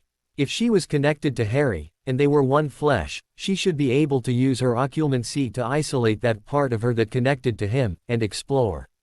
Just a little. Hermione laid back and contemplated how Harry had looked when he had turned back from snake to man. His body was lean and wiry rather than heavy and thick, built more like a fencer or dancer than a boxer or rugby player. There were scars all over his body too. Starting with the jagged lightning bolt on his forehead. She imagined brushing his hair out of the way and keying it softly. England 4 Privet Drive, Harry Potter Paw. Pythia slid into control of Harry when he was trying to avoid thinking about Hermione, or the dreaded coming of Aunt Marge. It was unusual for the dreaming head to seize control of his physical body like that, and Harry was about to voice a mental objection when he felt something. Something impossible. He felt Hermione brush the hair back from his forehead, and then the soft warm press of her lips upon his scar. Harry opened his mental processes to object and take back control of his body, but Nidhogg hissed at him. "Interrupt this, and I will kill you." Harry could feel Hermione's hands begin to trace over his arms. He felt her hair brush over his face as she keyed down from his eyelids to his cheeks, then his lips, before dotting along his jaw to his neck. Harry felt himself grow hard. His skin crawled with pins and needles as his magic stirred around him and he rose off his bed, surrounded by a growing storm of power. He felt like he could reach out and touch her. "Hermione!" Harry cried out, surrendering his body to Pythia's control, his eyes rolling white and shining rainbow in the darkness of his room. Hermione did not see her own eyes turn into white opal, but but she felt her body rise from her bed as her magic played the part of her fingers and lips as she explored Harry's body. She ed her way down to his chest, and remembering how Nidhogg had bit her nipple, she nipped lightly at his. She slid her hand down his chest to his belly, then farther to the hard-hot length of him. She wondered if he had not been starved his whole life, if he had grown the full span he was supposed to, would this look normal on him? As it was, it seemed disproportionately large. She slid her hand over it. Hers. Her husband's, and that made it hers. She felt her awareness slide down, to study it. Her hands and then tongue roamed over it. So sensitive. She laughed as he tried to draw away in her mind. Shy boy. Now, this isn't real, just a thought experiment. She didn't have to be shy here. This was about learning. She could never fit this thing inside her. It was improbably large. A woman just isn't that big inside. I doubt she could even get her mouth around it. Hermione was glad Harry couldn't see her, and would never know she even had the thought. She leaned forward, and ed it. She could almost taste him. Taste the pre-cum. That was something she learned in Madame Pomfrey's rather too detailed education lecture.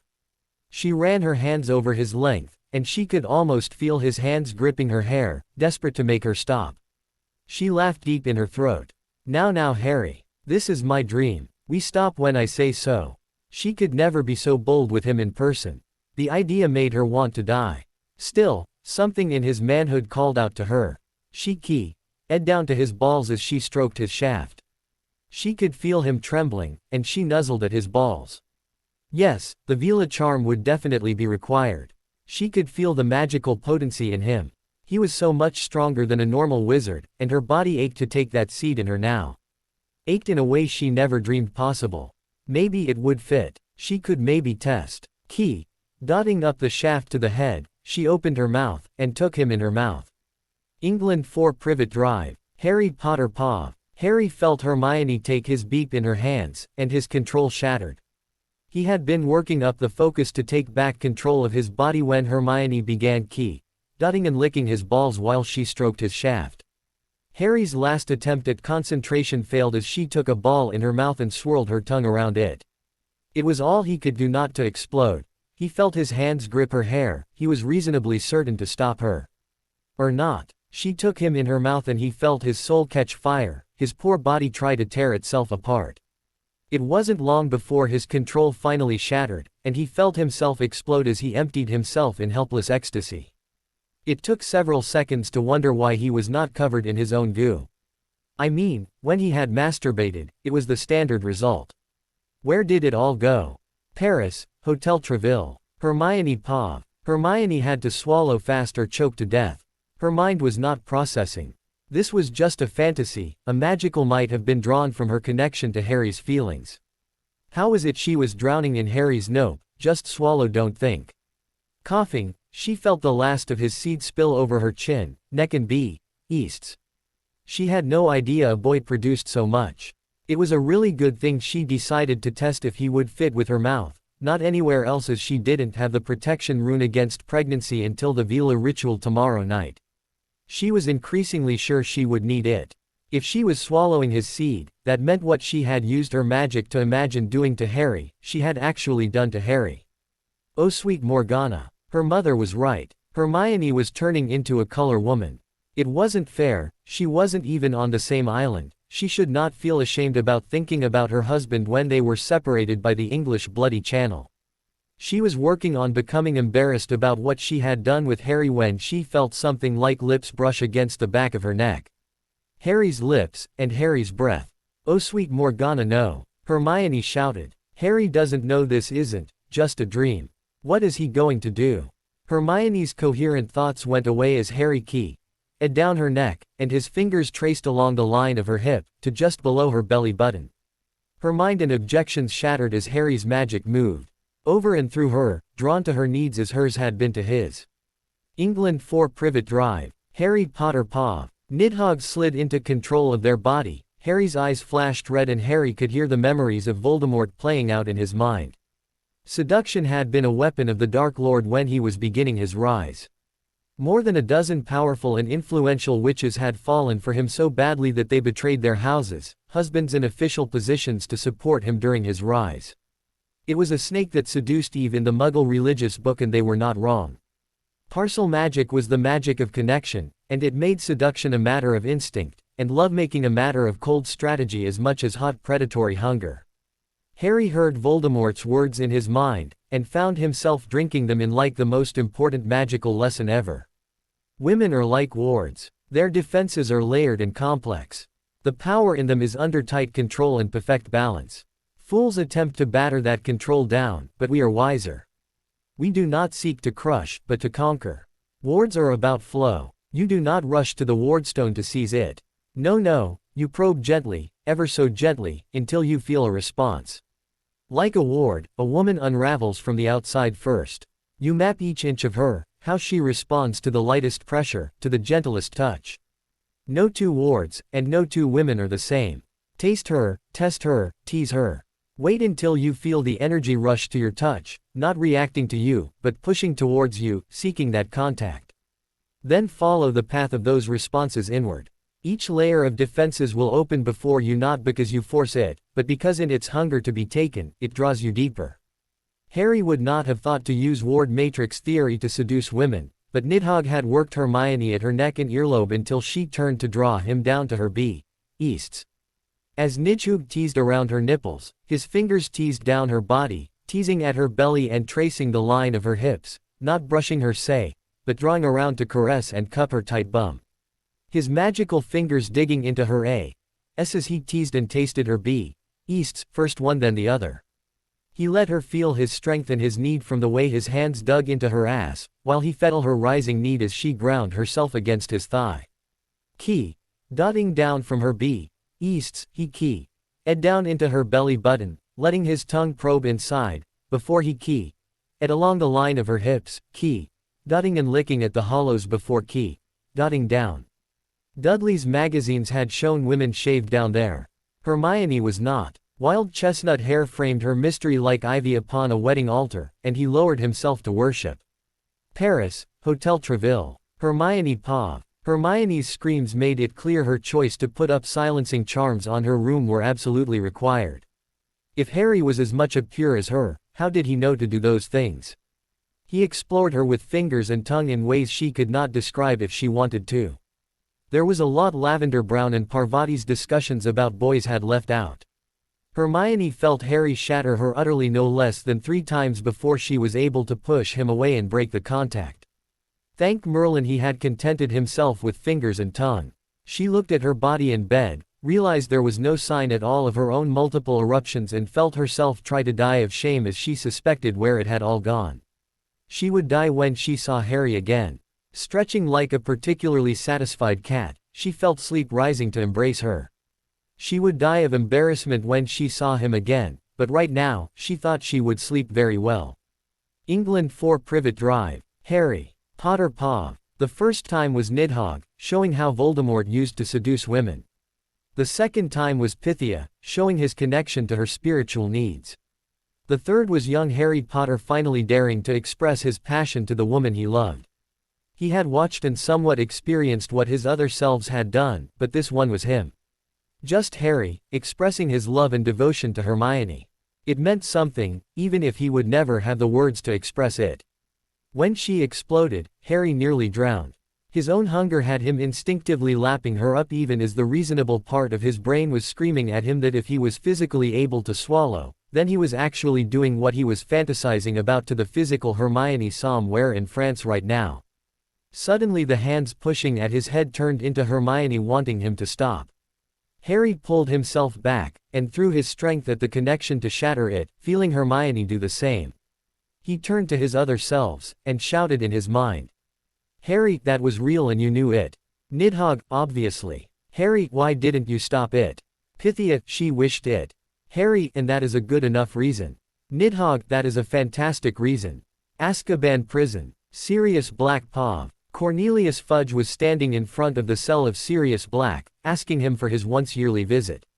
How about you tell me where your grandfather kept those nasty little files he had on all of us at the ministry? If you give me those, I will see that you are moved to a lower security cell. You would see the Dementors weekly, not daily.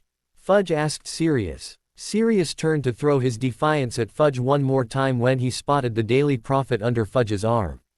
Arthur Weasley and that cow he married, the Pruitt witch, Moby, Mogwai, Molly, something Mish anyway, was standing with an improbable number of red-headed children.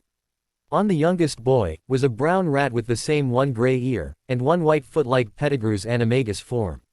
No, it can't be. Sirius moved towards Fudge at the bars of his cell, and the minister kept babbling on about how Sirius might even be allowed a window, if only he gave the blackmail files to the Minister of Magic. Sirius forced his ravaged mind to focus. Listen, Black, those files don't do you any good in here. You are never going to leave Azkaban, and I need those files. Cornelius Fudge demanded. Sirius snapped back. And I needed a trial, Fudge, but we don't always get what we need, do we? Pointing to the paper tucked under the minister's arm, Sirius blinked several times to force his brain to process language more complex than cursing or screaming. It came reluctantly after so long in the Dementor's tender care. I will make you a deal, Minister. You give me that paper under your arm, right now, and I will tell you where you can find the blackmail file on Lucius Malfoy. Wouldn't you like to be able to make your most generous supporter back off when he asks for that one thing that pushes even your very flexible morality? Sirius rasped. Cornelius Fudge's eyes narrowed, and met those of the most hated traitor in Wizarding Britain, the man who gave up James and Lily Potter, the one who, save for the miracle of Mother Magic herself, would have offered up the life of Harry Potter to the tender mercies of the Dark Lord Voldemort. Still, that was then. This was now. Cornelius Fudge may have become minister with great dreams of making changes, but any idealism he had long wore away with the wash of corruption and betrayal that constituted the cost of getting anything done in the post-war government. He smiled softly and pushed his paper through the bars. Sirius snatched the paper, then muttered quietly the location of a drop box. His grandfather had left a copy of the Malfoy blackmail file in the days before James and Lily fled behind the Fidelius charm, and their death at the Dark Lord's wand. The minister left with a chuckle and a smile that Azkaban's gloom and acidic cruelty could not wipe out. Sirius Black blinked again and again, muttering the charm to enhance his eyesight to examine the white forepaw of the rat on the cover of the Prophet. He was missing a finger. The finger Peter Pettigrew cut off on the day he framed him for murder. The man who betrayed James and Lily Potter to Voldemort was sitting on the shoulder of a Hogwarts-age boy. A boy the age Harry would be.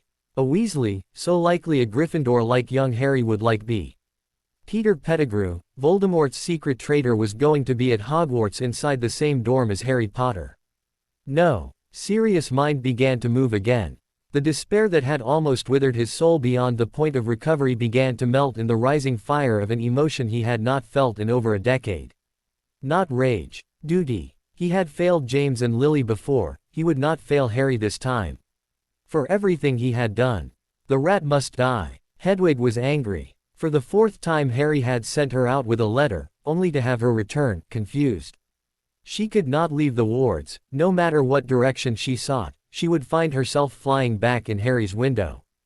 There was an owl ward about the house, she could feel it. Yet, once again she saw an owl fly in carrying Harry's Daily Prophet as if there was no problem at all.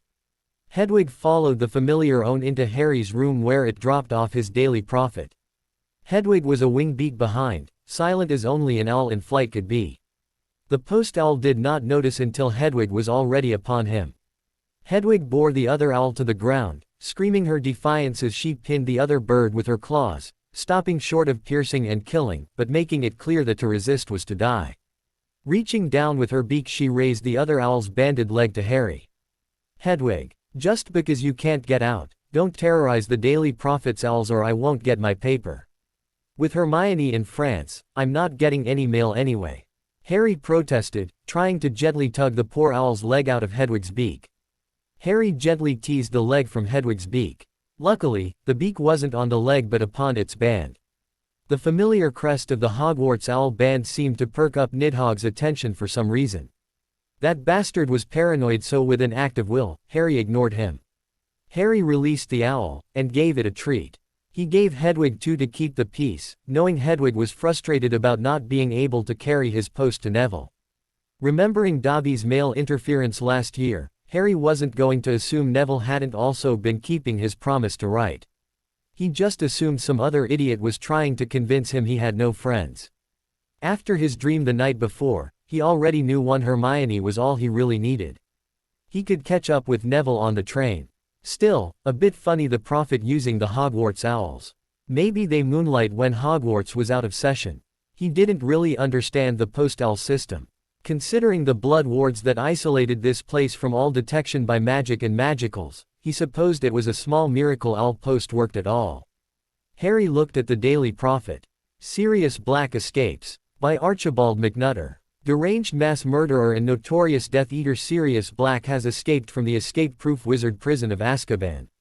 Isolated in mid-ocean, surrounded by deadly air and sea life, guarded by ancient wards as powerful as Hogwarts or the Ministry, and most importantly staffed by the demonic Dementors of Azkaban, the prison has held even the greatest of dark witches and wizards ever caught. Sirius Black is no normal dark wizard. He was the closest friend and confidant of the parents of the boy who lived. He was their secret keeper and delivered them to their deaths. If not for the miracle of the boy who lived own magic, Harry Potter would have died under the wand of Sirius Black's secret master, he who must not be named.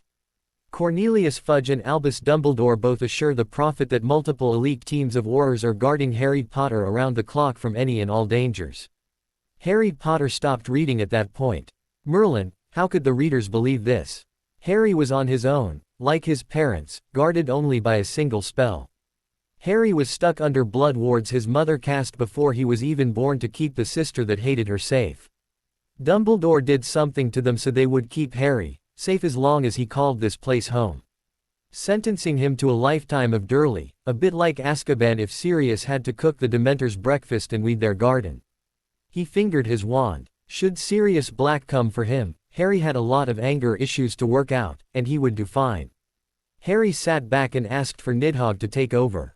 Nidhogg took over, as Harry's eyes slid to blood red. He scanned the article, looking at the raving face of a gaunt figure with wild blue eyes, black hair and beard, and the look of a soul in hell. Well, Nidhogg figured if he had betrayed his parents, he deserved it. Know thy enemy and know thyself, and in 1,000 battles know no fear. The line whispered from the memories of Voldemort. Nidhogg had devoured them in his infancy. He had no skill to organize them. He simply called up the bits he needed by instinct when matters of killing or dominance called for it.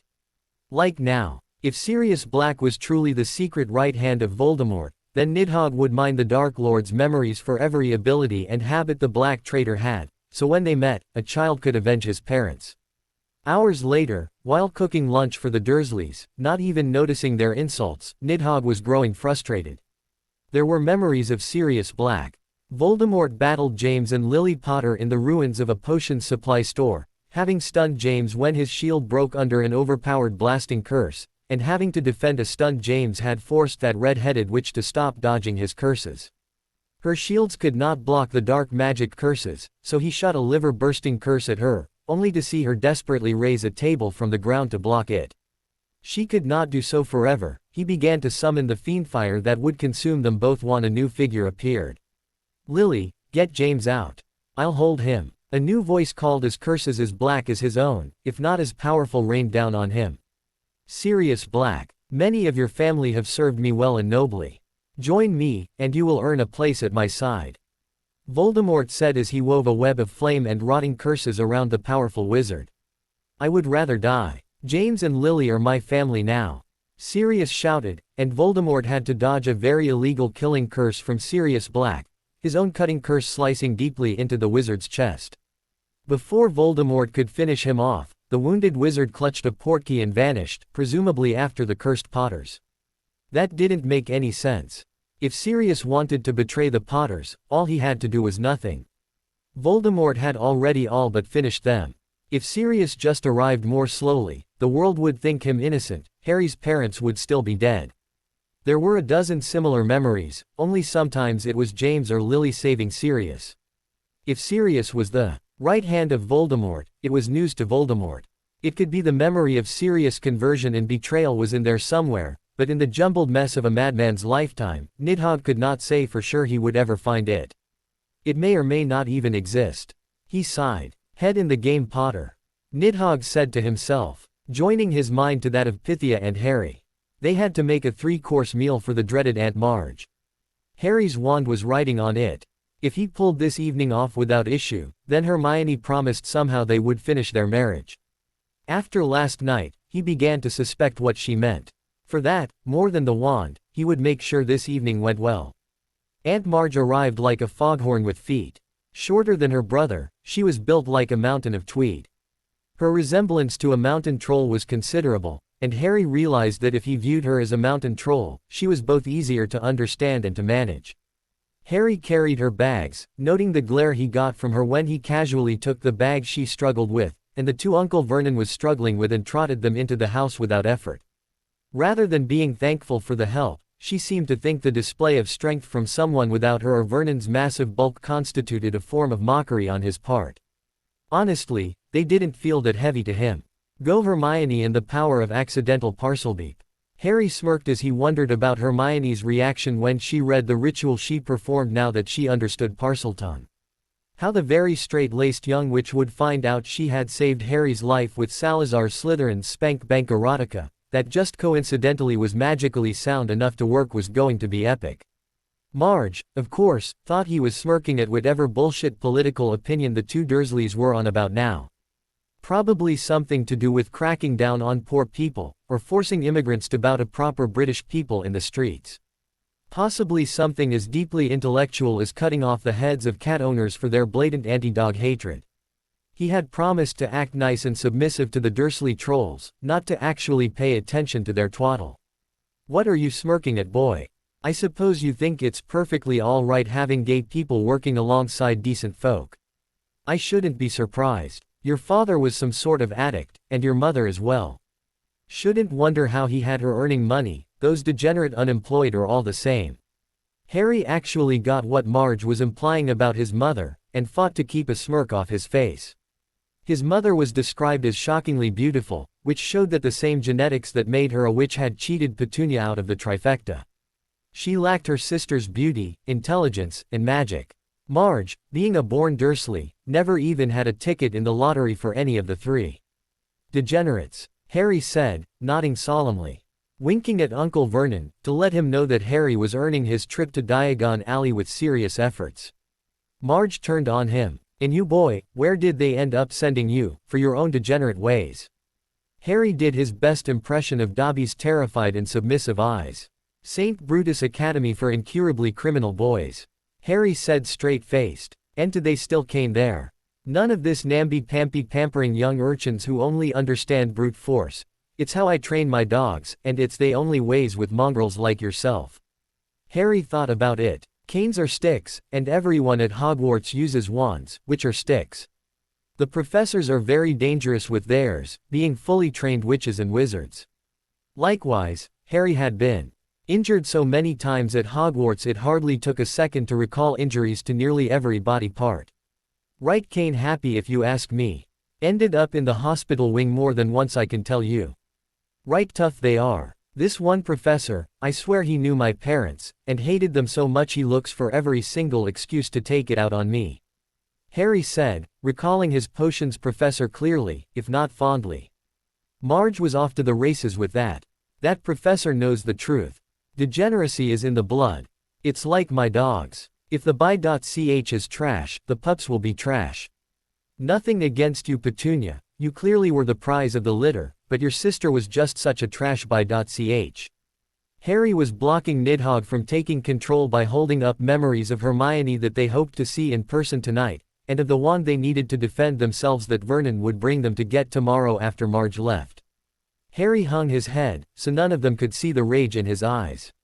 He simply offered a very Slytherin response. My mom was no Petunia. Which was a bit like saying a diamond was never a dog turd, but if the dog took it the wrong way, that wasn't his fault. Pleased with his response, Harry had allowed himself to become distracted. It cost him. Marge glared at his lack of protest, and eyed him in a different, but even more judgmental way. Boy. Not even trying to stand up for yourself. Even gutter sweepings snap back, unless you like it. You sure you haven't taken to the cane too much? You haven't become a Nancy boy, have you?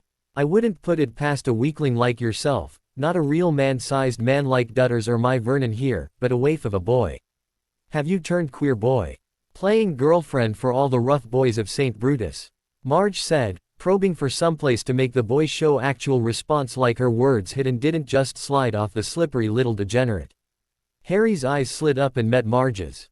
They were stark white, shining with faint hints of rainbows, and Marge felt herself flinch at their unnaturalness. Oh no, I have a girlfriend. She is the most beautiful, the most intelligent, the strongest girl in the entire world. The first A.S. I ever covet, if I ever covet one, will be hers. Harry said softly. Vernon and Petunia choked on their brandy, but Marge finally thought she found the spot the boy could be hurt and humbled properly. She attacked. Let me guess, she lets you look after her and buy her things when the other boys are done using her. Bit of a trollop like good old mum. Like a doorknob, everyone has a turn. Marge probed, looking to see the arrogant little vermine at least acknowledge his place and his kind as the inferior they clearly were to decent hard-working folk. Harry's eyes flickered to red, then to a bright killing green. His voice took on a hardness and a maturity that made Marge's blood run cold. You will speak of my wife with respect or not at all, you fat bloated whale. Harry said, as his eyes bled light like electric torches in the dark, even in the well-lit room. Marge felt the boy's contempt punch through her like a fist, and a groan was torn from her. Marge swayed in her seat, her body feeling strange. Her tweed vest seemed suddenly too tight, like after a really good second helping. She reached to unbutton the top button, but her fingers had grown fat like sausages. Vernon looked on in shock as his sister's face swelled up like she had been stung by 100 bees. Her fingers bloated, he heard the chair scrape back from the table as Marge's form swelled like a balloon. For the first time in his life, Harry quoted Hagrid. I should not have said that. Harry said as he watched Marge swell up. Accidental magic. Without a wand for an outlet, he really had been a bit pent up. He could shrink her back if he had a wand. Which he probably wouldn't get now until the trip to school in September, as blowing up Marge was probably breaking his agreement with Uncle Vernon. At least Harry wouldn't have to worry about the underage sorcery thing anymore. Dumbledore may not know it, but since the marriage, under the Ministry law he was an adult. He would have to somehow contact the Ministry himself to have Marge deflated and his family obliviated. The messy adult way, there was probably a fine for him too. Fudge made sure that if the Ministry did something for you, it got its galleons first. Harry walked to the telephone, trying to remember the number he had been given in his school packet for the accidental magic reversal unit. He grinned as he watched Vernon using a broom to push his sister along the roof, away from the windows. You could no more fit that flying whale though a window than you could get Hagrid in a medium T-shirt. Just then an owl came in, with a letter and a Ministry seal on it. Once again Hedwig flew in behind, and pinned the post-owl to the ground. Why was he getting a letter now? Opening it he read the script and he felt Nidhogg sliding into control as Harry's own mind went into full analytics. Dear Mr. Potter, we have received intelligence that an inflation charm was used at your place of residence this evening at 12 minutes past 9. As you know, underage wizards are not permitted to perform spells outside school, and further spellwork on your part may lead to expulsion from said school. Decree for the Reasonable Restriction of Underage Sorcery, 1875, paragraph C. We would also ask you to remember that any magical activity that risks notice by members of the non-magical community, Muggles, is a serious offense under Section 13 of the International Statute of Wizarding Secrecy. Enjoy your holidays. Yours sincerely, Mafalda Hopkirk. Improper use of magic office.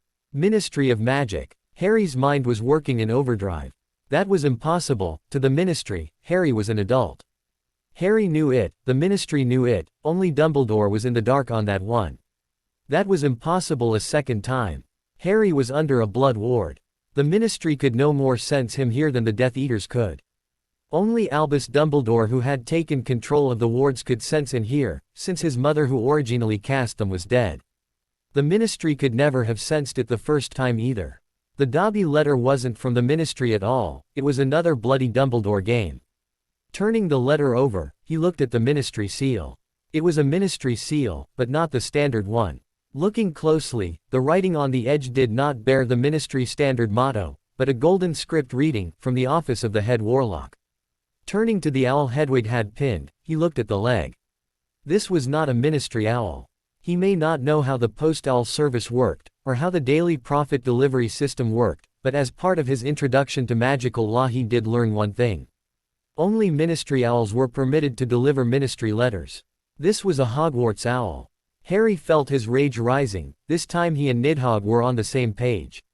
It was all a lie.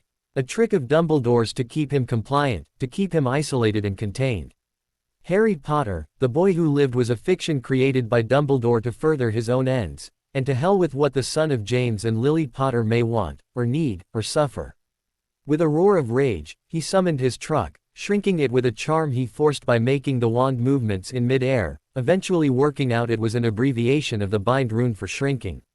He carved that in mid-air with fire and watched as his trunk shrunk. Pocketing it, he thought about shrinking his aunt, but since Dumbledore clearly knew he blew her up, let the old fraud deal with it. Channeling his rage into raw destruction, Harry screamed, reducto, and blew the door to 4 Privet Drive into very small, very fast-moving splinters as he strode forth into the night. Pausing to look at what he realized was his own private Azkaban he had been sentenced to by Dumbledore as surely as Sirius Black had been, he decided to take a page from the renegade Dark Wizard and make his own escape permanent. Tearing at his left palm with a splinter from the door, Harry let it fill with his own blood. Hissing in Parseltongue, he filled the blood with his own magic, with his rage and his need. Blood calls to blood, power to power. Let the blood stolen from me, the power that bound me, return to me. Blood calls to blood, power to power. What is mine I reclaim, and let the thief beware. Quote. Harry bled his power into the blood ward, then ripped it asunder. For at least a minute, he felt a will as strong as his own, a power nearly as strong as his own resist him. Skill 100 times greater than his sought to weave barriers between Harry and the wards, but a fragment of Lily lived in those wards. Blood calls to blood. A storm of power flared as the wards collapsed, and the power that Harry was braced to receive failed to hammer into him. Briefly, he wondered if he had gotten it wrong. Surely the collapse of wards as strong as this should be massively dangerous. He had so much to learn. Sighing, Harry saw a hungry-looking big black dog looking at him curiously. The dog reached out to lick his cut hand. Harry winced. Looks worse than it is. Besides, I will bet you nuts to galleons that Hermione won't let me leave without healing it somehow. The dog looked at him in a doggy version of shock, and Harry laughed. Come on, doggy. No, I can't call you doggy. How about Patty? You look like a Patty. You have no collar either. I just slipped mine, made my escape. I think I would rather run all night than be here when the Aurors come. Harry said, breaking into a jog. The dog barked, and jogged alongside him. Yeah, nobody loves a dog catchers, because they bloody think we all are better off caged. Harry and his new dog jogged tirelessly throughout half the night, sure the alarm was minutes away from being sounded. They were wrong. Hogwarts headmaster's office. Dumbledore's paw. Dumbledore sent off the owl with the forged warning of underage sorcery. Honestly, the boy was precocious. His father had been similarly strong-willed. It was only through Lily's muggle-born innocence and trust in authority figures that he had been able to turn James from a future rival for leadership of the Light into a valued servant. Harry would become an even more valuable asset, even if his eventual destiny was as tragic as his parents had turned out to be. It was minutes later that he felt the blood wards he had modified to protect Harry under attack. Sure, it was Death Eaters. He thrust the full power of his magic into their defense, only to discover it was young Harry. Like prying the hands of a child away from a hot stove, Dumbledore wove a dozen times faster and more subtly than any mere child could, blocking Harry from accessing the skein of his mother's blood magic that bound Harry to the place since Dumbledore had twisted her wards to his end. Harry's powerful strike on the wards blindsided Dumbledore. The parcel magic was too prone to blood works. That is part of what made so many parcel magic users into dark wizards. The blood magic and parcel magic sang together in ways that Dumbledore, lacking that gift, could not see to block. His blind efforts were not totally successful. Lily's blood recognized Harry's. The bit of her soul printed in her blood, the magic of sacrifice that marked Harry called to the blood of Lily Potter, and the power that Dumbledore had tricked the wards into draining from Harry, thinking it was still Lily's own magic, worked against him. How had he missed this? In letting the blood war feed on Harry's power, he had blended Harry and Lily's magic together. Harry called it to himself, and Lily's sleeping fragment awoke. The last tortured fragment of a mother's soul, bound in the forbidden blood magic of the wards, took the offering of her son's rage and power, and came aware. That fragment of Lily Potter awoke, and chose violence. A figure made of blood and flame, recognizable only to those who knew Lily as the remnant of Lily Potter flamed to live in Dumbledore's quarters. "You dare to bind my son!" The ghost of a witch long dead screamed, and claws of blood lashed at Dumbledore, tearing into his flesh, even as her magic tore at his soul and magical core. As he lay whimpering and bleeding under her attack, Fawkes his phoenix flew to land over the wounded headmaster, and wept healing tears onto him. It was almost 2 hours later he was restored to consciousness and sent out the Order of the Phoenix to find and trap Harry Potter. Had Harry only been jogging away, they would have caught him. Unfortunately for the headmaster, a coven of concerned French villa and one frustrated bride named Hermione summoned one expectant groom, and one surprised godfather dog in the second act of Potter-related blood magic that night. The Aurors were too late. Harry Potter was gone. Sirius Black, black sheep of the Black family, lone good apple in a rotten barrel, marauder, Auror, escaped criminal and woefully confused doggy defiantly raised his leg and pissed on the offending tree. 5 times. 5 times he had followed the scent that smelled a little like Lily, a lot like James, and oddly like some other which he seemed to have gotten more than a little close with, to where that horse-faced hag that somehow got made from all the bits Lily's mother had left over after turning out one good one, lived. He'd bloody been there. He had been dragged along by Lily to keep James's mouth shut when they visited after Harry's birth. Good thing too, or James would have transfigured that walrus Vincent, or Vinny, maybe Virgil. Some sort of V name, into an actual walrus, which would be hard for little whinging animal control to deal with. He knew Azkaban and the Dementors had done bad things for his memory, especially for names, but he was a trained Auror, and never forgot a target. Lily had him and James join her to assess the possibility of putting up wards to protect the horse-faced troll and her spawn from the Death Eaters back when they started going for families of the Muggle-born. He had spent weeks with James and Remus working out possible ways to use ley lines to hold the damned things, but nothing worked. He knew every rock, every flow of magic in sky and land around that house, and as a dog he could track a fart in a windstorm back to Snape's mouth from which it had leaked, but he couldn't trace a boy back from sweating his ass off on a jog. It's a Muggle home, so it can't be proper wards. No magical source to bind it to, and the Ministry would make it illegal to supply an external wardstone to Muggles. Can't be a Fidelis, because again, you can't hide a Muggle home with it. Lily must have figured out something, and Fumblemore and his Order of the Flaming Chicken must have found a way to subvert it to keep Harry hid, because knowing what block the house was on, and tracking the boy by scent is a bloody grim, and the closest he could get was pissing on the tree of the house next door to the one he still couldn't find. How can he protect the boy until he can find and murder that bloody rat, if he can't even find his house? Sirius felt his ears perk up. He swore he heard an explosion. Running to the sound of the explosions was what they trained Aurors to do. No, come to think of it, they said approach carefully, under full stealth, and observe fully before getting within range of what could be a current firefight. Charging the sound of the explosion was more a Sirius and James thing, but they did all right with it. What he saw made him skid to a stop, and to hell with sore paws on the asphalt. It was a young James. Standing wreathed in power so thick it made Sirius fur stand up, and his animal instincts vote quickly, firmly, and often that he needed to run fast the other way. Harry cut his palm and hissed like Voldemort as blood and power lashed at a house he could suddenly see, flickering in and out of existence. For a second, the silhouette of Albus Dumbledore hung in the sky, smiling like the benevolent grandfather that he had been, right up until he decided to let Sirius get sent to Azkaban without a trial, without even asking him once what happened. Harry, because it had to be Harry, shared the growl that the sight of Dumbledore's shadow in the sky caused Sirius, because he began shouting in that freaky Parseltongue speech at Dumbledore's shadow and actually clashing with his magic. Sirius began to move forward, ready to knock Harry down if and when Dumbledore got tired of indulging the boy and dropped a house on him or something. When the wards finally broke, and a blood and fire vision of Lily Evans Potter rose from the flames of the shattered ward and roared the first thing Sirius understood all night. "How dare you bind my son?" screamed whatever fragment of Lily that had been trapped in what smelled a lot like the sort of blood wards that protected Black Manor and Grimmauld Place. dating safely back to before the Ministry outlawed that about 200 years ago.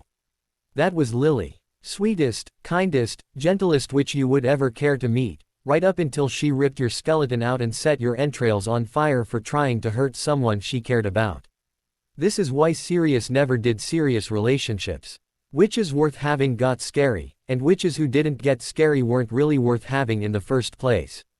Love them and leave them before they revealed which witch was which. Safest for all. Sirius approached Harry, because he really smelled like baby Harry more than even he smelled like James and Lily, and nuzzled at the bleeding hand. Yep, that was Harry's brood all right, but wow, his magic was wild.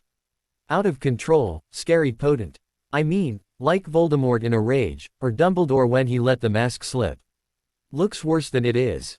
Besides, I will bet you nuts to galleons that Hermione won't let me leave without healing it somehow. Harry said, sounding like a little harsher version of James, like a James that had less of the tenor he loved to sing to Lily with, and more of the rasp that Mad Eye snarled with when he was training them to stay alive in the last war. Sirius looked at Harry, seeing his eyes flicker from red like Voldemort to green like Lily, and watched his posture change as it did. Was he possessed? No, he didn't smell like dark magic. Dangerous, but not outright dark. Harry laughed, and that sounded like pure Marauder James. Come on doggy. No, I can't call you doggy. How about Patty? You look like a Patty.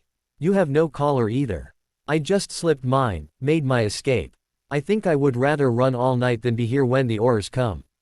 Harry said, breaking into a jog. Oh James, Lily, what in Merlin's name have they done to Harry? Still, Hermione must be the witch he smelled like. Judging by the pheromones coming off the kid, he and this Hermione must be on pretty good terms. Way to go Pronglet. Good to see that you follow your father's noble witch-chasing example, before Lily got him onto the monogamy train. Good thing your godfather Sirius has found you and can teach you everything you need to know about the care and feeding of witches. Can't have Merlin's gift to witch kind as your godfather without some benefits. Sirius was jogging alongside Harry, because he was right, for an escaped prisoner, meeting the Order of the Phoenix Pet Aurors was not a good idea. Still, he could jog and plan for the corruption, that is, education of his young godson. That Hermione of his would thank him for all the wonderful things the boy would learn under Sirius' guided tour of every strip club and bordello in Muggle and magical London. That would, of course, be when Harry started to shine like someone stuck a wand up his essence, screamed Lumos. Harry shone bright silver, and runes of bright flame formed in circles around him. Someone was trying to snatch Harry, except he could see no one. Worse, Sirius was beginning to glow silver too, and a smaller circle of fire runes formed around him. Sirius was sure he could hear women's chanting voices. He could feel women's magic reaching out to enfold him. Not all of him, just a part of him. Sirius' eyes grew wide as the magic grew thick enough that Sirius could trace it. Something was bound to Harry's core, and was pulling him through reality without bothering to pass through the bits of the planet that lay between them. Through the bond of the Godfather Oath, made sharper and more potent because it is all Sirius had focused his tattered mind and magic on for so long, Sirius was being dragged along too. The bond was weaker for him, paler, he could easily break it. Yet, that meant Harry would be summoned to whatever was calling him alone, without support. Harry was too young, too innocent to be allowed out in the world alone. He needed Sirius to protect him. No wand, not much more than half a mind left after a decade in Azkaban, but Padfoot would never abandon the son of Prongs. Hold on Pronglet, I am coming. Sirius hit the ground, feet spread, lips drawing back from his fangs, ready to go to war to rescue Harry from whatever trap he had found himself in. That had felt a lot like apparition, not a portkey, but you couldn't simply apparate someone without touching them. Hang on. They were in a room filled with the hottest collection of witches Sirius had ever seen, and Sirius had worked hard to see as much and as many pretty witches as humanly possible. There had to be a dozen, each wire than the last, each looking, hang on. Each looking a lot like the other, but too perfect to be human beauty. He was lucky he was a dog right now, or being this close to a dozen Vila blasting their charm out to maximum would have him drooling on the floor like an idiot. Pronglet was going to be helpless against the charms of so many adult Vila. Except he ignored them completely. There was a brown-haired witch, about Harry's age. Pretty but not earth-shattering. Nice curves, but it looked like someone hit her with a lightning bolt when she had conditioner in her hair because it was the kind of wild that it took a dozen years in Azkaban to do to Cousin Bella. Sirius prepared to leap forward to save Harry as that witch snarled as savagely as his insane murdering cousin and leapt at Harry. She tore his clothes with strength he would not have thought she could possess, and began to run her hands all over him, dotting where she wasn't stroking. Maybe he would wait just a bit before rescuing Harry. How the hell was he going for the teen witch in a ritual circle of freaking Vila? That many Vila could have old Twinkle Caradon hard as a rock and charging, and old Twinkle was queer as Fudge's expense account. Harry shouted, "Hermione!" and matched her at the clothing tearing. Boy is either a lot stronger than he looks, or powered by hormones like his old man and godfather.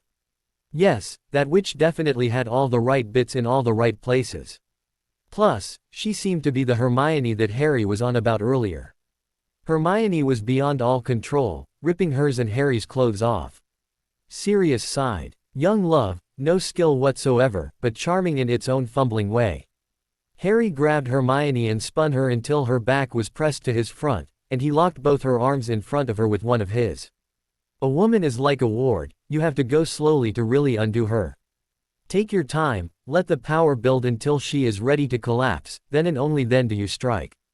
Harry said, as he at and nuzzled beneath her neck. Bloody hell, who brings ward theory into the bedroom? Harry talks dirty like Remus talked arithmancy and rune energy flows. On the other hand, the girl was moaning and grinding back against him. Morgana's tits, was he dating a Ravenclaw? Some of them get weird that way. Avila, who seemed more in control than the rest of the circle, came and grabbed a claw full of his fur. What are you doing here? How did you come through? The boy has no living magical kin, yet only his magical kin could be caught in the core uniting ritual. You are not even a Grim. Yes, wizard, I know you're kind of old. Make no move, their marriage has been interrupted once, and if it is interrupted again, it may kill them both. Sirius whined. He had failed, he barely finds his godson and already he is married.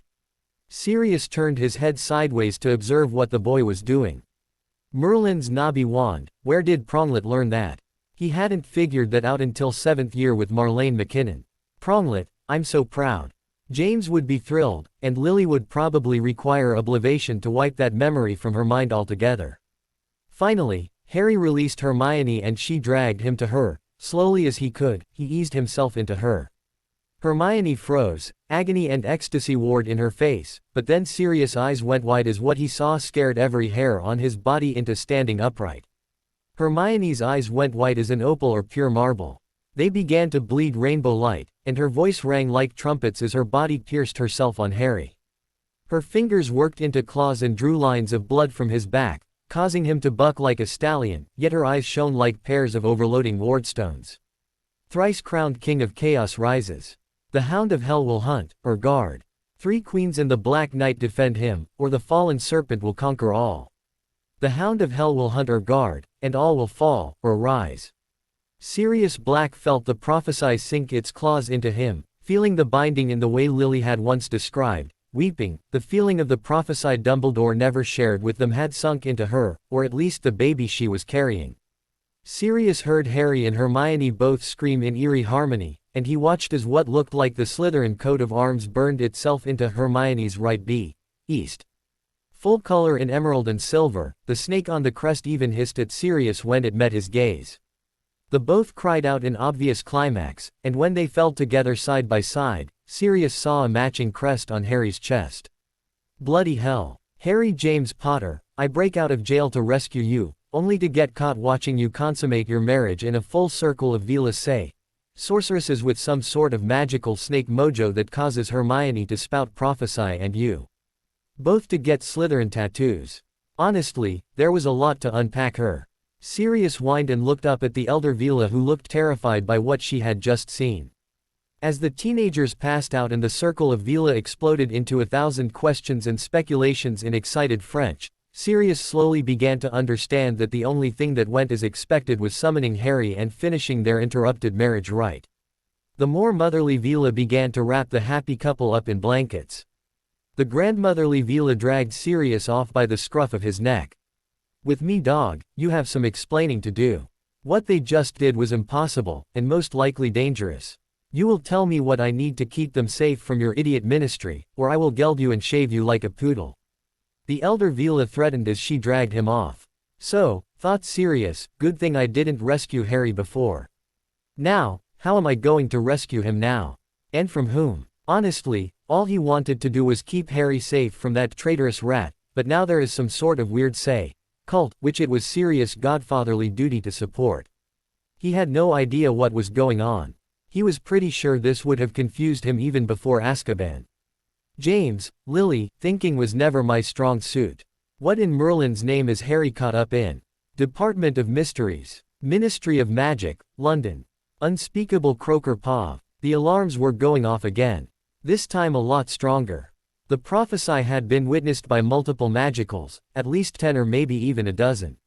The orb recording the prophecy rolled off smoothly. HJGS to HJPS re King of Chaos, Dark Lord, Black Knight, Hound of Hell. Saul Croaker looked at the place where Hermione's last prophecy shone like a captive sun. This one shone even brighter. So, if Hermione was now Granger Slytherin, then Harry was now Potter Slytherin. King of Chaos would be Harry. Dark Lord means Voldemort, so very much not dead and still a problem. Black Knight could be Sirius Black, who might well be Voldemort's knight in chess terms. Who is the Hound of Hell? I mean, as titles go, it is somewhat alarming.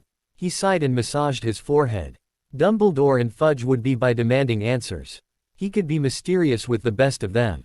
He was from the Department of Mysteries, it was totally their shtick. Still, the game was changing. No longer just Dumbledore and Voldemort, with Harry Potter the pawn they fought to take.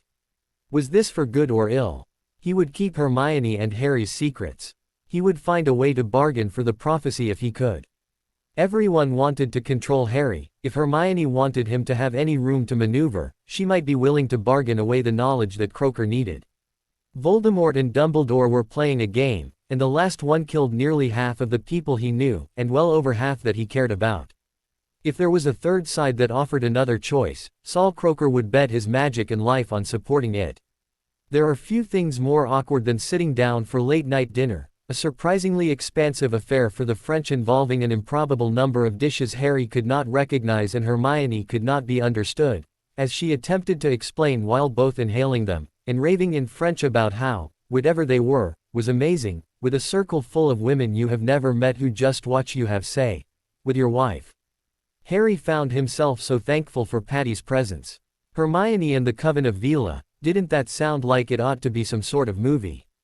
Hermione and the Coven of Vila were chatting happily away about how romantic it all was, much cooing and enough eyelash batting that Harry was surprised the tables were not blown away, and how absolutely intriguing the magic involved was, and what the implications of what Hermione's ritual were in the relationship between magical core, soul, blood magic and the largely unexplored interaction with the deeper communication of parcel magic. Harry was surprised he had blood left. He had blushed so often when Hermione would simply bare her chest for various witches to touch with fingers and wand, the crest on her East, then rush over to do the same to Harry. Honestly, as a teenage boy trying hard to die of embarrassment, stroked and poked by a room full of excited Vila, in front of at least 3 husbands, was enough to make him wish his wand worked so he could apparate home. Honestly, Patty, I just can't take any more of these Vila feeling up Hermione under the guise of examining her crest. Harry said, looking down at his new dog for sympathy. For some reason, even the dog was taken in by examining the stroking and poking of Hermione's Easts by a room full of excited and entirely too attractive Vila. I mean, just because a room full of semi-human idealized owned beauties want to see and squeeze Hermione's Easts, is that any reason to spend hours on it? Patty looked at Harry, gave him a sympathetic whine, a playful lick, then went back to ogling Hermione with everyone else. Harry looked down at his crest and could honestly admit that there was something to it. While Harry and Nidhogg were still somewhat rootless in the sea that passed for their shared mindscape, suddenly Pythia was rooted deep inside Hermione. One head of his 3 was firmly anchored to Hermione and her magic. Harry could feel Hermione's own analytical mind and intellectual curiosity bleed into him, and the chaotic storm that was Pythia's mind began to, well, not so much come into focus, and become something Harry could focus if he chose to. Harry had felt the strength of Hermione when they yeah. Not thinking about that again until I am out of a room of Vila say, magic witches. These underwear are more stylish than functionally restraining, and I don't need another reason to die of embarrassment. Suffices to say, Hermione had become much more physically powerful since their consummation, and he could feel some of his aggression, his ambition, his seemingly endless fountain of rage nestle into the parts of Hermione that had always been too afraid of ridicule to shine. Harry grinned. Rubbing Patty's head, Harry looked at Hermione avidly drawing with her wand the diagram of what looked like Harry's 6 cores and Hermione's 2 in a complex diagram in mid-air with 2 blurs to indicate something that she was expanding to the oldest of the gathered Vila witches about. Arithmancy wasn't his thing, but he recognized enough from his rune knowledge to know that what Hermione was discussing with very senior and skilled witches was mastery-level work, not all or newt. To Hermione, it was nothing special, just another exciting problem for her to devour. He felt a wave of pride and possessiveness sweep over him, and he wallowed in it.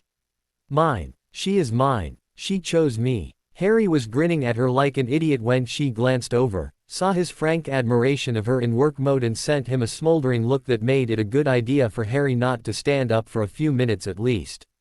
In a life filled with dark lords and snake bites, Harry finally got lucky. Patty barked once, sneezed, and nodded.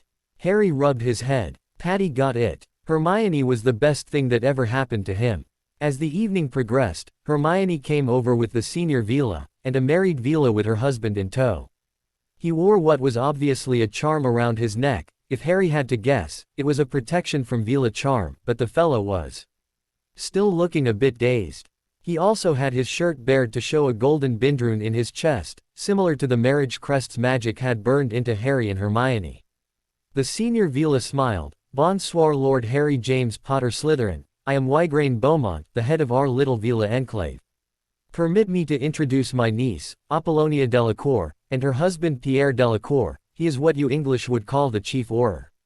I apologize for the manner with which you were summoned tonight, but with your marriage rite unfinished, your lovely bride, and perhaps you as well, were becoming dangerously unstable, and the unrequited love was calling strongly enough to affect others. Soon, probably tragically. Harry blanched. Was Vernon's going on and on about Harry's degeneracy a result of his being afraid his aunt was being affected? Merlin, Harry suddenly felt like throwing up. Where are the oblivators when you need them? That memory needs to go. Seeing Harry's expression change, the 2 Vila and the French Auror shared a very worldly laugh, and Harry wondered if he could blush so hard his ears would actually catch on fire and melt him before this conversation went anywhere worse. Instead, it got practical. Apollonia stepped forward and placed a hand on Harry's blushing head, and brushed his hair away from his famous but fading scar. What Tante Wygraine is meaning to say, is that you did not legally enter the country. You are too far from England for anyone to apparate, and you will need an international portkey, which is of course impossible to get for a foreigner who has no record of ever entering the country. Harry, being famous in Hogwarts for his eloquence, summed his situation up perfectly. I'm right down the pan then, aren't I? This time it was Pierre Delacour who threw his fellow overwhelmed male a lifeline. Do not worry, lad. You are the famous boy who lived, are you not? All manner of improbable things happened to you, like being ambushed by young love and dragged across the sea to make mad passionate love to your young bride in front of a room full of cheering Vila.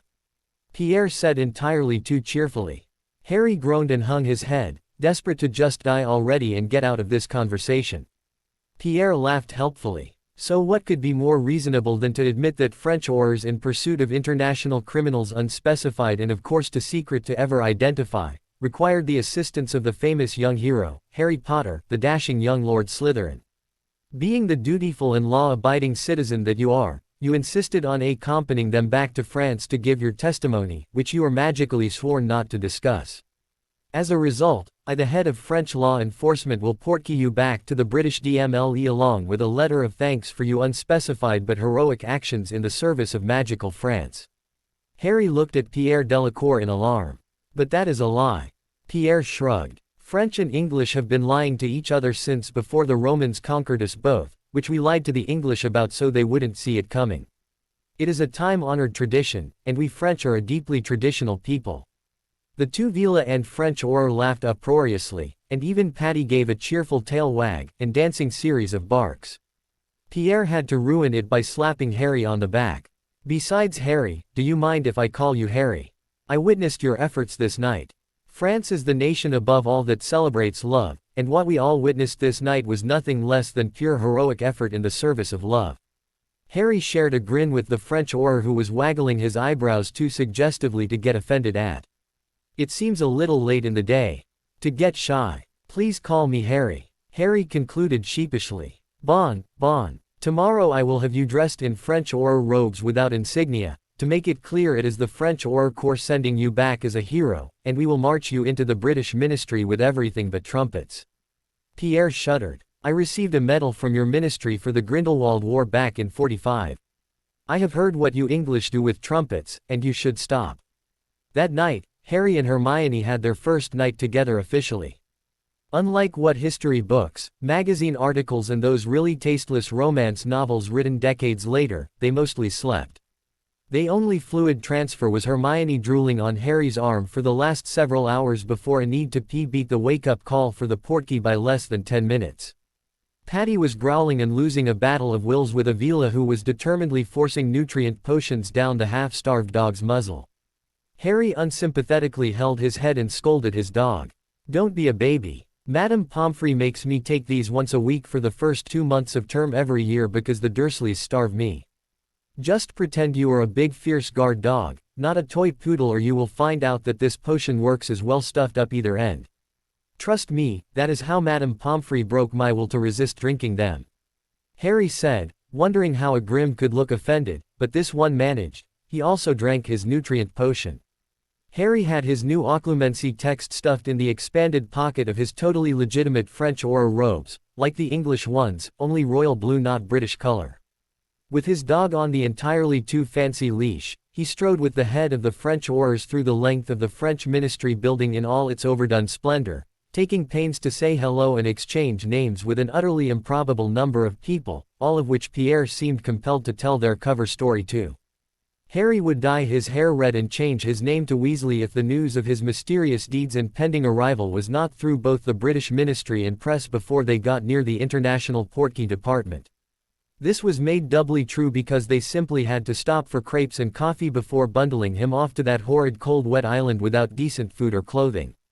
It should not have been a surprise when they emerged from the International Portkey into the lobby of the Ministry of Magic, where Amelia Bones, head of the British DMLE and its Aurors, and Cornelius Fudge, Ministry of Magic.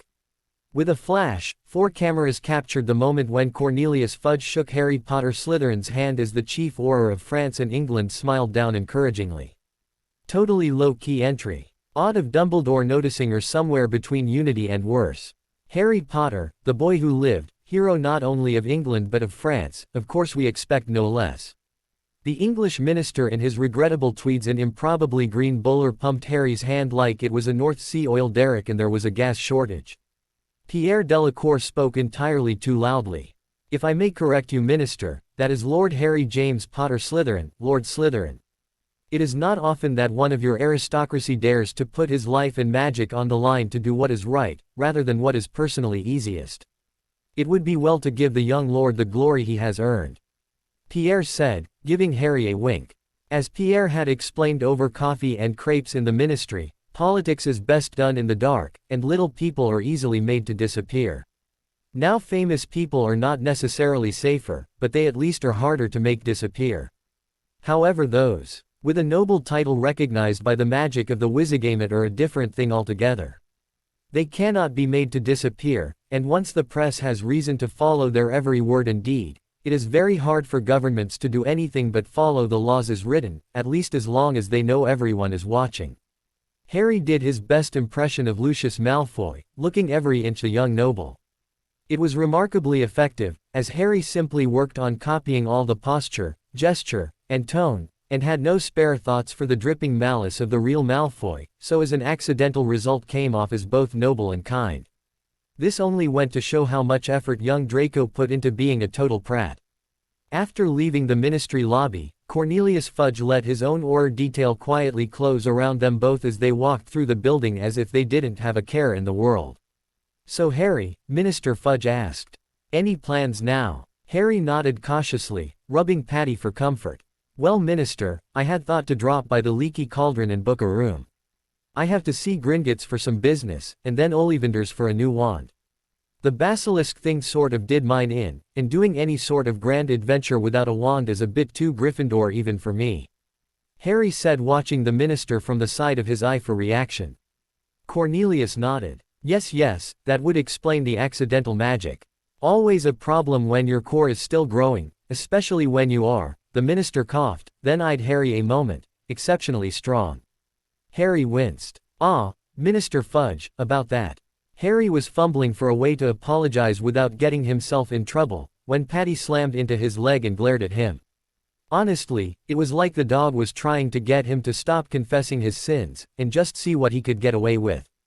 Harry thought dogs were supposed to be naturally law-abiding, and cats were the evil ones. The minister gave a hearty and not entirely honest laugh, and beamed at Harry. "Oh nonsense, Harry. Who hasn't wanted to blow up an ant or two? I mean, not to speak ill of your family or anything, but your uncle so upset the Oblivation crew that one of them turned him into a walrus. My senior Auror had to stop the rest of the team from posing for pictures with the damn thing. The last thing I need are accusations of muggle baiting or walrus smuggling." The minister grumbled, and one of the Auror detail quietly flashed Harry a photograph, which Harry palmed and slid into his robes without visibly reacting. "That figures. It wouldn't take more than 5 minutes with Uncle Vernon to make any wizard think seriously about turning him into a walrus, or a smoking crater in the floor, so honestly he got off easy." The minister walked Harry to the flow, and tossed in a pinch, calling out, "Leaky Cauldron." Before stepping through, Harry and the Auror detail followed. When Harry came through, Minister Fudge was already laughing with Tom the barman, and looked every inch the man of the people he tried to present himself as. Fudge was a very good politician. A terrible leader, but the actual business of getting into power was truly where he shone. He saw Harry come through and let his voice ring through the tavern. "Well, Tom, I will leave young Harry here in your care. I will have a few of the Aurors in the area to make sure reporters and riff-raff don't disrupt business any. He's just back from some daring do in France, very hush-hush, but we in the ministry take great pride in his heroism. It's not like we can stop dealing with lesser threats just because we must watch for the menace Sirius Black," Fudge said with a knowing wink, which Harry nodded solemnly in answer to. Fudge gave every impression of being in the know of a secret of grave importance to England and France that he, being the epitome of discretion, could not possibly speak further on. If you didn't know there was no secret, and Fudge didn't even know that, you would assume the minister was on top of top secret affairs upon which the fate of the world depended, but still had time to catch up with the little people. Harry understood now how a person of so little substance could rise to power, and how totally unprepared Wizarding Britain would be with him at the helm. Sliding down to the pub seat, he ordered a turkey pie and chips for himself, a pork chop for Patty. Rubbing his dog's ears, Harry whispered softly, "We really have to get me a new wand fast. If this is our minister, and Dumbledore is our great defender, we are bloody doomed." Patty whined and bumped his head against Harry's thigh. Diagon Alley. Harry paused. The first and foundational stage of occlumency was memory partitioning. Harry unfortunately had 3 independent minds, a lifetime of stolen and completely unsorted Voldemort memories, and a seer who dreamed things that might be more than he saw, what was in endless and ever-expanding webs of probability. Luckily, he had Hermione Granger's soul and magical fragment loose in his inner self. Soon he feared his brain would have color-coded tabs for easy access, and his innermost desires would be alphabetized. The ritual with Hermione had crystallized the changes in him that started in the Chamber of Secrets. Hermione was now a part of all 3 of his minds. Hermione the seeress gave him the ability to swim inside the sea of fate, the tides of Wyrd or destiny, racked by storms of random chance and turned upon the stone-solid certainty of mortal choice. It would take a lifetime to master, but that part of Hermione that was inside his head was busy turning the primordial chaos of endless potential timelines into something that fit neatly into cue cards and poster boards colored to match the tabs on the aforementioned cue cards. I don't know if Destiny was scared yet, but it ought to be. The same changes in Harry's own mind had caused him to realize he had always been drifting in the moment. He hated his past with such a deep and abiding passion that it bordered on phobia. His past was horror, shame, and despair, so don't look at it, don't examine it, and don't ever question it. Well, turning a little bit of Hermione loose in the reference section of his skull was having some rather terrifying effects. Hermione pried into everything. She might be too shy when she didn't know someone to ask, but she always wanted to know. Things she would never ask in a million years. She was free to rifle through herself now that his past had become her private library. The results were humiliating. Harry was supposed to be the planning head, yet, due to never examining the past, he never realized how easy he had always been to play and to manipulate. He never compared what people were saying and doing now, with what they had been saying and doing before. He may be a tactical genius, but he had been a strategic moron, living in the moment and never having any plans beyond that moment, no thought about what part the current choice played in the larger game around him. He had been little more than a pawn, so proud of himself for taking a piece or a square that he never questioned why he stood there in the first place, or what goal his victory advanced towards. A lot of people's words and deeds were showing a widening gap in his memory. A lot of his trusted friends and mentors failed the test of close examination, and to his very great shame, many of those that had only sometimes been on his side had remained true to both themselves and Harry's long-term best interests. Hermione would never say "I told you so," because she always knew she was right, and didn't feel the need to point it out. She would probably give him that little smile that said she took her silent victory without rubbing his nose in it, and give that happy Hermione wiggle. Harry's mind broke for a second. Merlin's beard, but that wiggle did things to his brain, and assorted lower regions.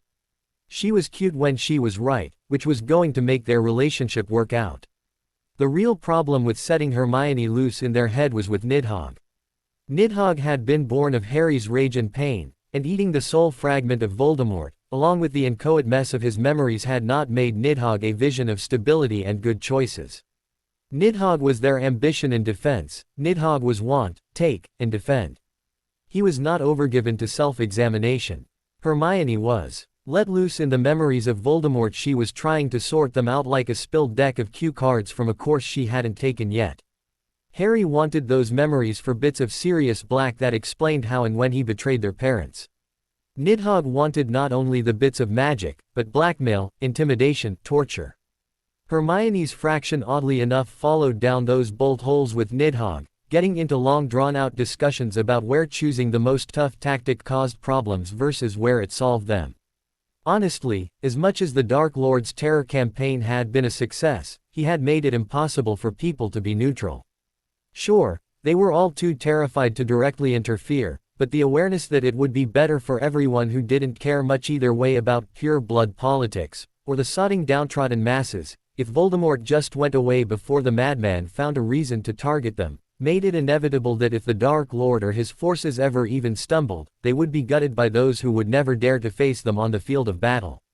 In any war, most people just want to survive, and stay out of it. Voldemort overlooked the little people, and Dumbledore idealized them.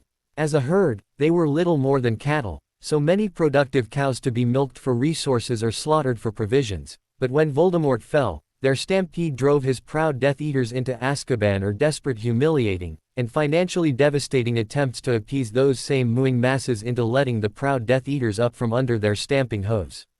Those cattle were witches and wizards, hags and goblins, centaurs and house elves.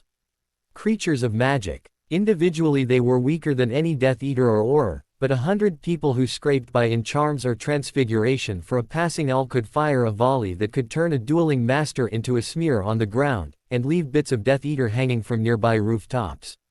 Hermione's exasperation at the elitist attitude of both sides made Nidhogg and Harry both proud and terrified of the woman they had married by accident. Voldemort's memories about Harry's parents and Sirius Black had yielded a lot about how hated Lily was. James and Sirius had been pure-blooded scions of ancient lines, and were the enemies of the Dark Lord, but that flame-haired mudblood by .ch dared to meet him wand to wand, spell to spell, and not even have the grace to cower in fear. Harry's only memory of his mother had been her begging Voldemort to take her life for his. He accepted Dumbledore's story of his mother, the martyr, the woman who forsook violence to offer her life freely to save her son. Harry had seen her as a victim, almost without realizing it. Nidhogg had hated her for being weak, and Pythia had laughed at the secrets he knew but would not.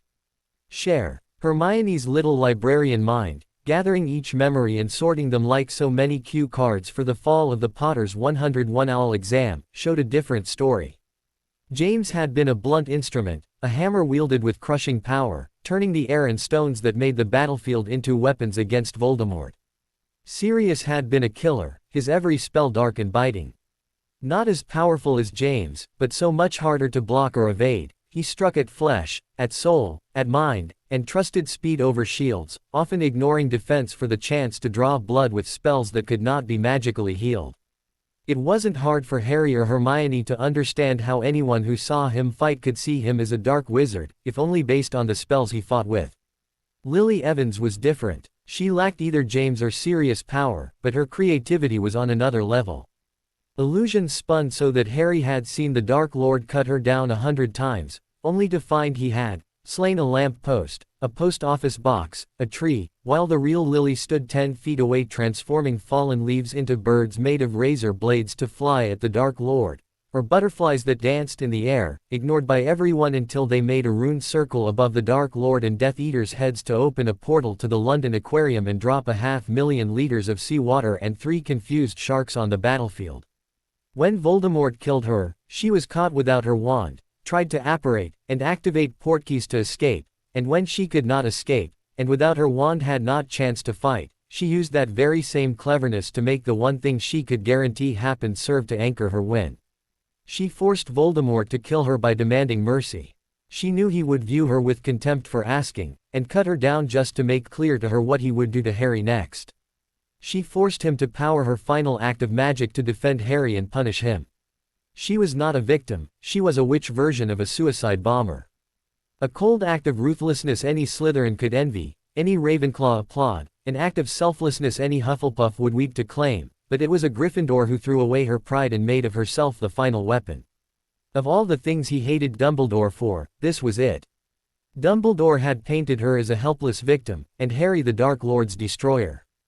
It wasn't enough he cast her son away like trash on the Durleys' doorstep. When Harry finally learned of his mother's death, Dumbledore robbed her of her power, of her brilliance, of her very agency, to turn her into some tragic helpless victim. He stole her victory, stole her glory, and forged of it chains to bind her son in his service. Nidhogg was not just drawing on Voldemort's hatred, but Harry's own when he viewed the headmaster's actions. No, Harry would not be Dumbledore's tool against Voldemort. Both would pay for what they had done. Voldemort would die for the lives he had destroyed, but Dumbledore would see his throne shattered, his name drawn through the sewers for the crime of stealing the very deaths of Harry's parents to weave his political agenda. Still, in all the memories he could find, Sirius, Lily, and James had been the Dark Lord's enemies. He hated all 3 of them, respected 2 of them, but very much would see them die screaming under his wand if it took the blood of every last one of his Death Eaters to do it. Why could Harry not find anything about Black's betrayal? He sighed. He was being lied to. Again. By who, and for what he did not know. He needed a wand, he needed answers, and more than anything else, he and Hermione needed allies. A mudblood and a muggle-raised sacrificial beast raised for slaughter was hardly enough to face 2 armies in a shadow war. He leaned down and ruffled Patty's fur. Everyone knows Sirius Black betrayed my mother and father to their deaths, and is coming to kill me. If he did, then he is going to be a long time dying. Thing is, Patty, I have half the Dark Dork's own memories scattered around one of my little brains, and damned if I can see Sirius Black doing anything but fighting him. If I find him first, I want to talk to him. Patty whined and looked down, as if his heart was as broken as Harry's. That was enough occlumency practice for one night. Partitioning and organizing your memories and emotions with magic was a bit like therapy, and a bit like heavy construction with magic. Even with 6 magical cores working with growing synchronicity, he was knackered. Time for sleep. Tomorrow, a wand. Ollivander's wand shop. Diagon Alley. Harry's paw. Ollivander greeted Harry oddly. Mr. Potter, 11 inches, Holly, Phoenix Feather Core. I told you that I should expect remarkable things from you. Ollivander turned and looked at Patty meaningfully and muttered to himself as he did the last time Harry saw him. Curious. Curious indeed. Are you looking for help for your own wand, or a wand for your new friend? Ollivander muttered. I do know that one is of course, lost. Harry blinked. Did Ollivander make dog toys, as well as wands? No, don't let the old man distract you. Wand Harry. Get your wand. Harry pulled out his former wand. The scorched and warped look of it made Ollivander wince like he had just produced a badly abused child for medical treatment. What have you done, Mr. Potter? Ollivander almost sobbed, taking the wand carefully in his hand and giving it a swish, which produced a bird of flame that fell to the ground and flapped to its eventual death, seeming to be wrapped and crushed by a serpent made of the smoke the wand was emitting. Ollivander stopped, cocked his head. This wand no longer recognizes you as master, and its core has been overwhelmed with the power you have tried to force through it. This is one of the 2 strongest wands I have ever made, and when it no longer recognized you as master, you should not have been able to force it at all, let alone destroy it by forcing it to channel too much magic. Ollivander called forth his tape measure, and the thing began to dance around Harry, causing Patty to dash back to the door and bark at the tape measure as it danced around Harry. When it measured something over Harry's right east, Ollivander's eyes widened. Not Mr. Potter. Lord Slytherin. Not only that, not fully that. Not yet. There is more, yes more. Potter yes. Slytherin yes, and Peverell. Not yet. Not quite. Ollivander now brought forth a wand from behind the counter and imperiously handed it to Harry. Unicorn Horn, 10 Rowan. The wand of a White Witch or wizard of unmatched power. Harry took the wand, feeling the vibration in his hand, feeling Pythia slide into it, but Nidhogg reject it. He strove to drive his power through it. Lumos. The shop exploded in light and Patty dove behind the counter to shield his eyes. The wand caught fire and Harry dropped it. Ollivander pulled out a second wand, Boggart Heart, Blackthorn, 9.5 inches, supple. The wand of a dark wizard of power and subtlety. Nidhogg slid into it seamlessly, and Pythia sniffed with indifference. Harry found its touch distasteful, but he knew he could make it work. Not wanting to be blinded again, he cast a simple, Protega. Ollivander was thrown over his own counter as the shield slammed into existence. The nearly transparent bubble Harry was expecting turned into a purple dome that had to be a good 6 inches thick and leaking strands of lightning. The shield was so potent that Harry knew he could stand in front of the Hogwarts Express and watch it derail as it slammed into this shield. His power roared from him through the wand, until the wand exploded in a raid of fragments that left a good 2-inch piece stuck in Harry's palm. Ollivander chinned himself on his own counter, his eyes peeking owlishly over the top.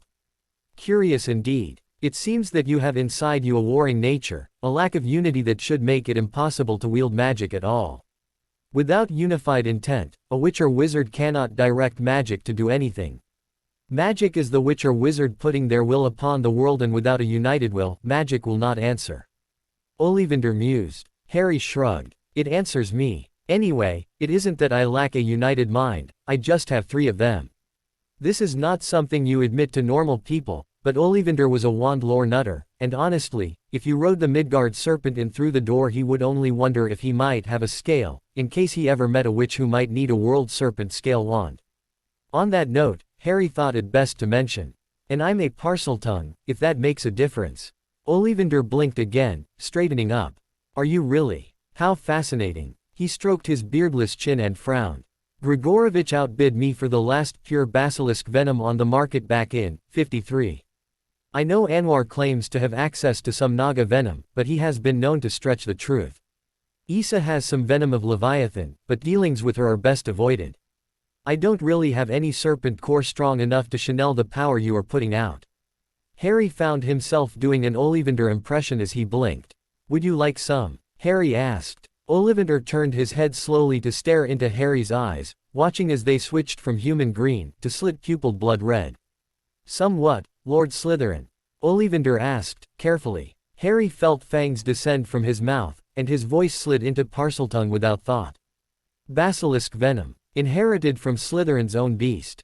Harry hissed. Ollivander was not a reasonable man, not a sane wizard by any stretch of even a flexible person's imagination.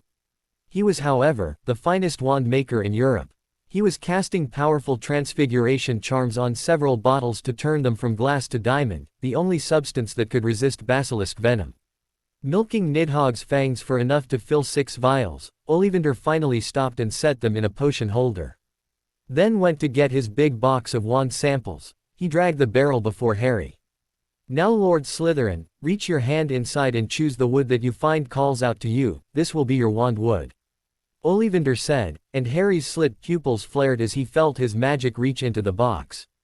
Nidhogg was in control, so his left hand, for his was the left head, slid down to feel in the wood. A cold wood that sang to him of darkness and snow, of cruel winds and bright poison berries felt good and firm in his hand. This was his. Harry's eyes flickered again, and the bright green of the killing curse and round human pupils stood out in the darkness, causing Ollivander's eyebrow to raise in curiosity. Harry's own right hand fell down and he felt the wood bundles shift and a hard smooth wood fell beneath his palm. This one sang of roots deep in the black earth, strong limbs that defied the highest wind, dominated the forest and claimed all the sun's light for its own. The power of the summer sun, the promise of the earth's bounty and strength were his and his alone. This was his. Harry's eyes flashed to opal white, and a sneer fell upon his face, curling his lips, and he shook his head slowly. There was nothing for Pythia here. His wand was already made. Ollivander froze, recognition blossomed on his face, first joy, then fear, then acceptance as he nodded slowly. Reaching in, Ollivander took both holly and oak from the bin. He turned to Harry and smiled softly. My ancestors have been wand makers to kings before, but never three at once. Do you remember the old lore, Mr. Potter? You were not raised in the wizarding world, so you might not know. Ollivander said as his own wand worked as he turned the wood in mid-air to bring forth the wand that lay beneath it. Harry had thought that was poetry for carving a wand shape from a block of wood, but that is not what Ollivander did. He cut away all the bits that were not part of the wand from the wood, revealing the wand that was sleeping inside of it. Magic was, well, sometimes it really was magical. The people of this land believed there were two sacred kings of life. In the summer, the Oak King ruled, and drew his power from the light and warmth. In the winter, the Holly King ruled and drew his power from the dark and cold. The wheel of the year divided the year in four. The spring and fall equinox, when power passed between fading winter and rising spring, the fall when it passed from fading summer to rising winter. The two solstices where midsummer the Oak King ruled alone, and Yule where the Holly King's power reigned. Your power calls for wands of both kings of life. Holly King for the left, Oak King for the right. The third I shall not speak of, for it is beyond my arts, and unnecessary, as I fear you will find it on your own. Ollivander had spun two wands now, Holly and Oak. Each was the same 11 inches, as his phoenix wand, yet Holly was twisted and bent, the Oak straight and smooth. Ollivander beamed at Harry. A wand is split, and its core placed inside, bound with runes to contain its power, to channel it into the wood. Basilisk venom cannot be used this way, it will destroy the wood before you can carve any runes to contain it. There is an older path. A slower path, to sing the essence into the wood. To draw through the vibration of your voice the blood or venom of a liquid core up the body of a wand as the sunlight will draw water from the roots of a living tree. It has no power over basilisk venom, but if you are indeed a parseltongue, then hear my words, and sing them to your venom, sing them to your wands. Sing them whole, Lord Slytherin, for your children are half-formed and dreaming. They need your song, your blood, your venom to wake. Ollivander's words and voice should have disturbed Harry, but Pythia was already swaying and lost in the vision of what must be, what could be, what it fell to Nidhogg to make be. Harry used his pathetic skill at occlumency to drop into a meditative and passive state, to let the visions of Pythia and the will of Nidhogg control their magic. Harry simply listened to Ollivander, and sang. The world tree stands, rooted in corpses. Foul poisons burn, cold waters churn, decay warms the earth, blood waters the ground, sun sings life, golden glory, purifies all. Each wand drew basilisk venom from a single vial as Ollivander held them and chanted, while Harry sang the translation in parcel magic. They sang the song 7 times, as the venom rose up the wand, filling the hollow veins where water and life once flowed, replacing it with the venom of the most purified essence of death known to all of magic. Cold, dark and decay filled the holly wand, malice and rage, destruction, deception, yet also the protection of the final defense that will die rather than yield, the willingness to embrace pain and even death to do what must be done. The dark was never so cold that there was no room for love, yet it burned away all weakness, all deception and lies. Its truth was poison, for it burned where it touched. Fire burned in the oak wand. Ambition, pride, creativity, and lust. This wand could heal or burn, but it would shine. This was the glory twig, the hand of God, the judgment of kings, the light that banished the darkness but also the fire that scoured the land. The light was healing and purifying, but there was no room or tolerance for imperfection in it. Creation was at its heart, a violent act. Both wands bore crowns upon the handle just above where thumb and forefinger would grip them. Both wands bore the carved scales of a serpent twined around the wand, and each ended with a carved serpent's head. The holly wand with tiny rubies for eyes, the oak with tiny emeralds. Ollivander looked at the two empty vials and smiled. He had drawn 6 vials of basilisk venom from the boy who lived, who was somehow also now the risen Lord Slytherin, with the expectation that this would be almost impossible and require multiple failures.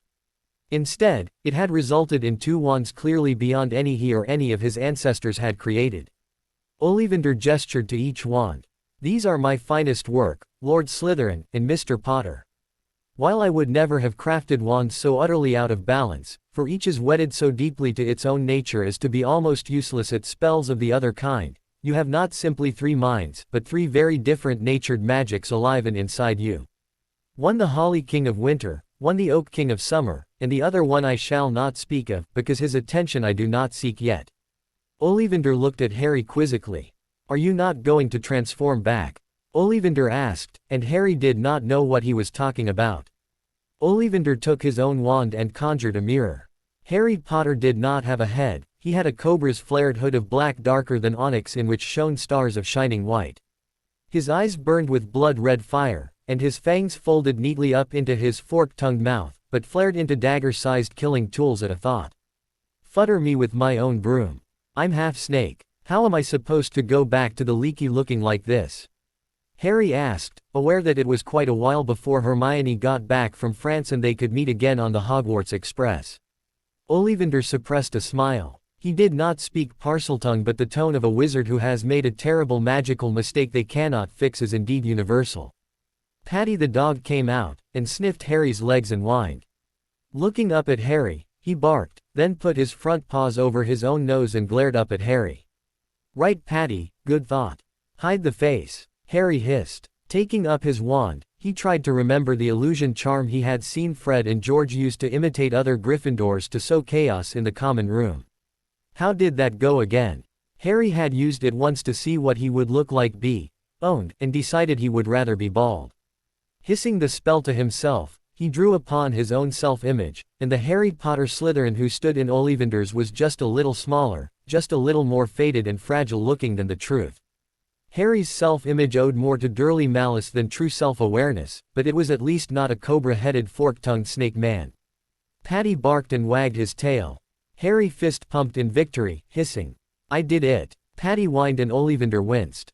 "If I might suggest, young sir. A caterwauling charm can be used to simulate speech for those who have lost their voice, or who can't remember how to speak human, like yourself. I have no wizards to use it to speak Mermish while in the air to mermen in the water, to avoid having to stick their head in the lake just to speak. You could use that to avoid people noticing your Parseltongue," Ollivander suggested, sighing. "Herpo the foul, Emmerich the evil, and he who must not be named are really the only dark wizards who were Parselmouths that we know of. However, the survivors of their reigns of terror tended to murder children with the gift before they could read, let alone cast spells, so the myth of all of them being evil has been hard to get rid of. Our own ministry being a case in point. Harry had mostly used the caterwauling charm for pranks, but he had used it for rather a lot of pranks. Technically it was an illusion, so his holly wand began to dance as Harry cast his words like spells. "Thank you, sir," Harry said. "What do I owe you?" Ollivander smiled. "If I may retain the venom left over, that will be more than sufficient. It is the largest sample of basilisk venom in Europe, and quite beyond price." Harry blinked, thinking of the few dozen liters sitting in the Chamber of Secrets waiting to be harvested, and smiled behind his illusion uncomfortably. Ollivander, oblivious to Harry's shame, had continued on. "If you don't mind me asking, the ability to do a partial animagi transformation as you have demonstrated is a very advanced form of animagery. Only the most skilled practitioner of that most ancient art can do so, yet you say you cannot transform back. How is it that you were initially able to find your form enough to transform, and then regain your human form to walk into my shop to buy a wand in the first place, if you never consciously manage the change?" Ollivander asked. Harry blushed, and ducked his head. Owing Ollivander for the wands, and his advice, and knowing the basilisk venom was really basically free for Harry, he decided to answer him. I got transformed by accident when bitten by a basilisk. My friend, she used a book of forbidden snake say. Magic to turn me back, and now we are kind of married. Harry said, using the wand to say that was somehow less embarrassing than saying it out loud. Still bad, but survivable. Ollivander's face split as he burst into deep and booming laughter. That is mighty wand work indeed, Lord Slytherin. Mighty wand work indeed. Ollivander gasped in between peals of laughter. Paddy barked happily as if in agreement. Harry Potter, savior of magical Britain, the rightful Lord Slytherin retreated from Ollivander's before he died of terminal embarrassment. He would have to get Hermione to help him on the train. Until then, I guess he was going to get a lot of magic practice trying to not be murdered as a snake-headed Dark Lord in the middle of Diagon Alley. He sighed. Hermione was going to love him. In order to minimize his human contact over the summer, he had little choice but to hold up in his room, and work on either his reading for the school year ahead, his occlumency training, or searching his memories for the truth of the treachery of Sirius Black. Harry groaned. Who was he kidding? He had 3 independent brains, each with a bit of Hermione the endless workaholic and cheerful researcher in them. He would do all 3, and probably enjoy it. He grinned. Still, had to admit, he was looking forward to Hermione treating his condition. She was possibly the only form of treatment he ever wanted to use again. He made his wand simulate whistling happily as he walked back to the leaky cauldron. Paddy trotted behind him happily. Got to love that about dogs. They were very non-judgmental. Diagon Alley. Sirius Black Pav. Sirius knew Harry had his wands now, so he could defend himself. This was the perfect time to go hunt that bastard Pettigrew down and murder his little rat ass. On the other hand, the boy was trapped half transformed.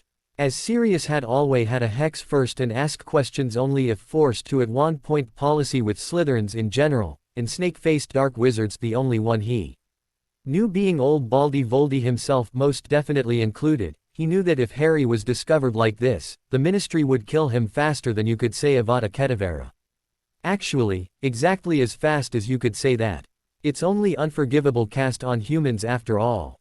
Fudge's Ministry drew the line on humans in a place that left Remus Lupin, Rubeus Hagrid and even Phileas Flitwick decidedly on the wrong side of having human rights.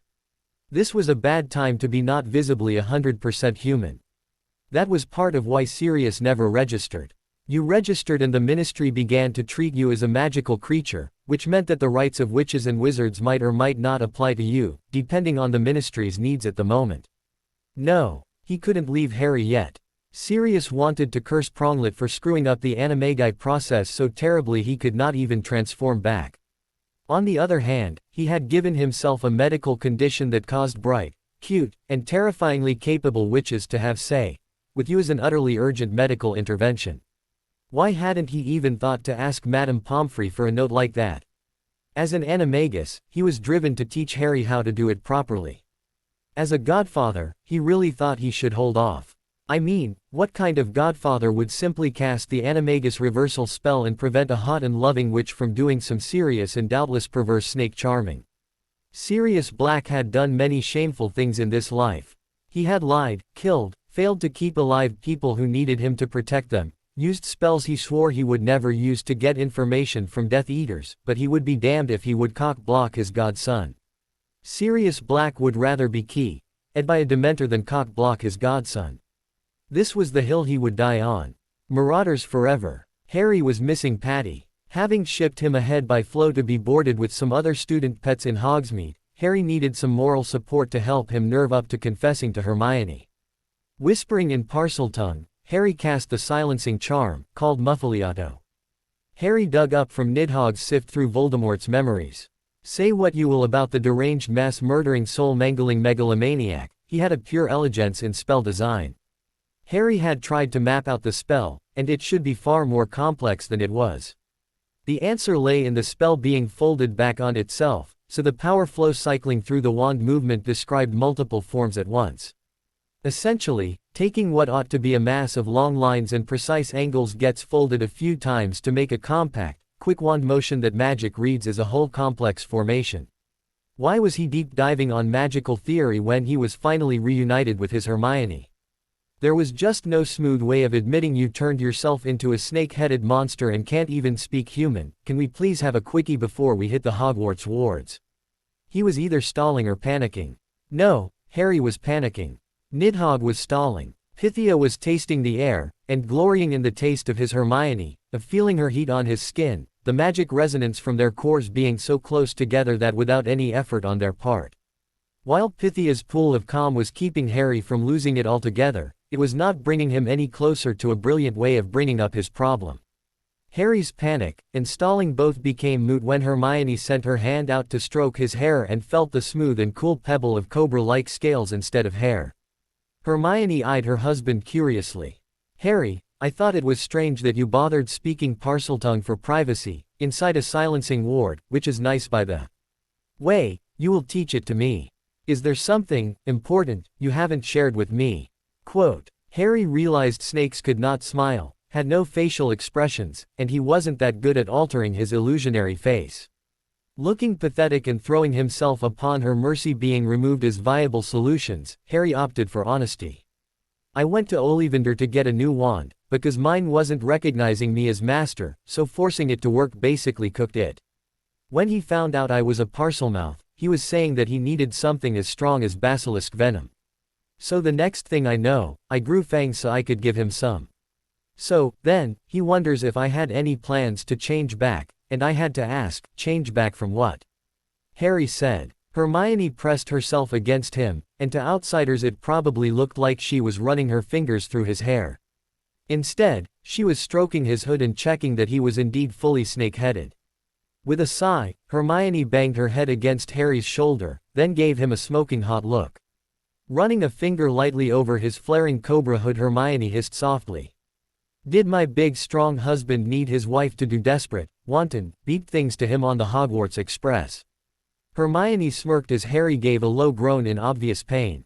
Their moment of matrimonial bliss was cut short by one of those things that exists only to bring misery and regret to everyone who might otherwise have a good day, in short, Draco Malfoy. So the mudblood shows her lack of breeding by acting like a common harlot on the train platform. What can you expect from the lower orders, right boys? If you want to earn a little coin mudblood, I'm sure Crabbe and Goyle would help you out. Malfoy sneered. Harry felt his wand snap into his hands and he was less than a second from beginning to unleash the extinction of the line of Malfoy when Hermione turned and sneered at Malfoy, blocking his line of fire. "Ah, Draco. I thought someone spilled a case of Sleekeasy, but it's just you. I realize that your parents may only have been able to conceive you after consuming actual kegs of Amortina potion, but some of us marry out of love and respect, not because we were purchased like livestock by some old beep who has no idea how say, even works with consent." Hermione said sweetly. Draco drew his wand. "Have a care, mudblood. There are laws here, and punishments owed those who fail to respect their betters in public." Hermione brought both hands to her cheeks, did a half-turn, and bent her left foot up in a massively overdone display of surprise. Harry was pretty sure she copied that from Lavender Brown. "Oh no. Do you mean that a person of lower noble rank who offered disrespect to a more senior noble in a place as platform 9 3/4 must offer an apology or face legal punishment and disgrace to their entire family?" Draco smirked. "That's right, mudblood, and I am Heir Malfoy, heir to one of the sacred 28. Pansy Parkinson was trying to grab Malfoy's arm and whisper something to him, but Draco shrugged her off. Daphne Greengrass similarly put her hand over Tracy Davis' mouth when she opened her mouth to point out something Draco seemed to have forgotten. Hermione shook her head from side to side in really overdone fear, looking for the world like a drama club kid doing an audition for a tragic female lead.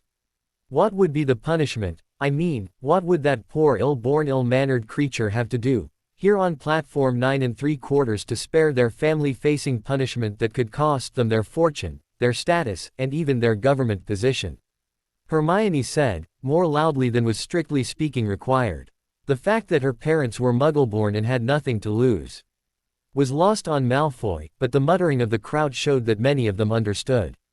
Draco, again shrugging off Pansy's desperate attempt to get his attention, sneered his best sneer and shouted, "Get down on your knees, and key my boot while begging my pardon, and I will let it pass."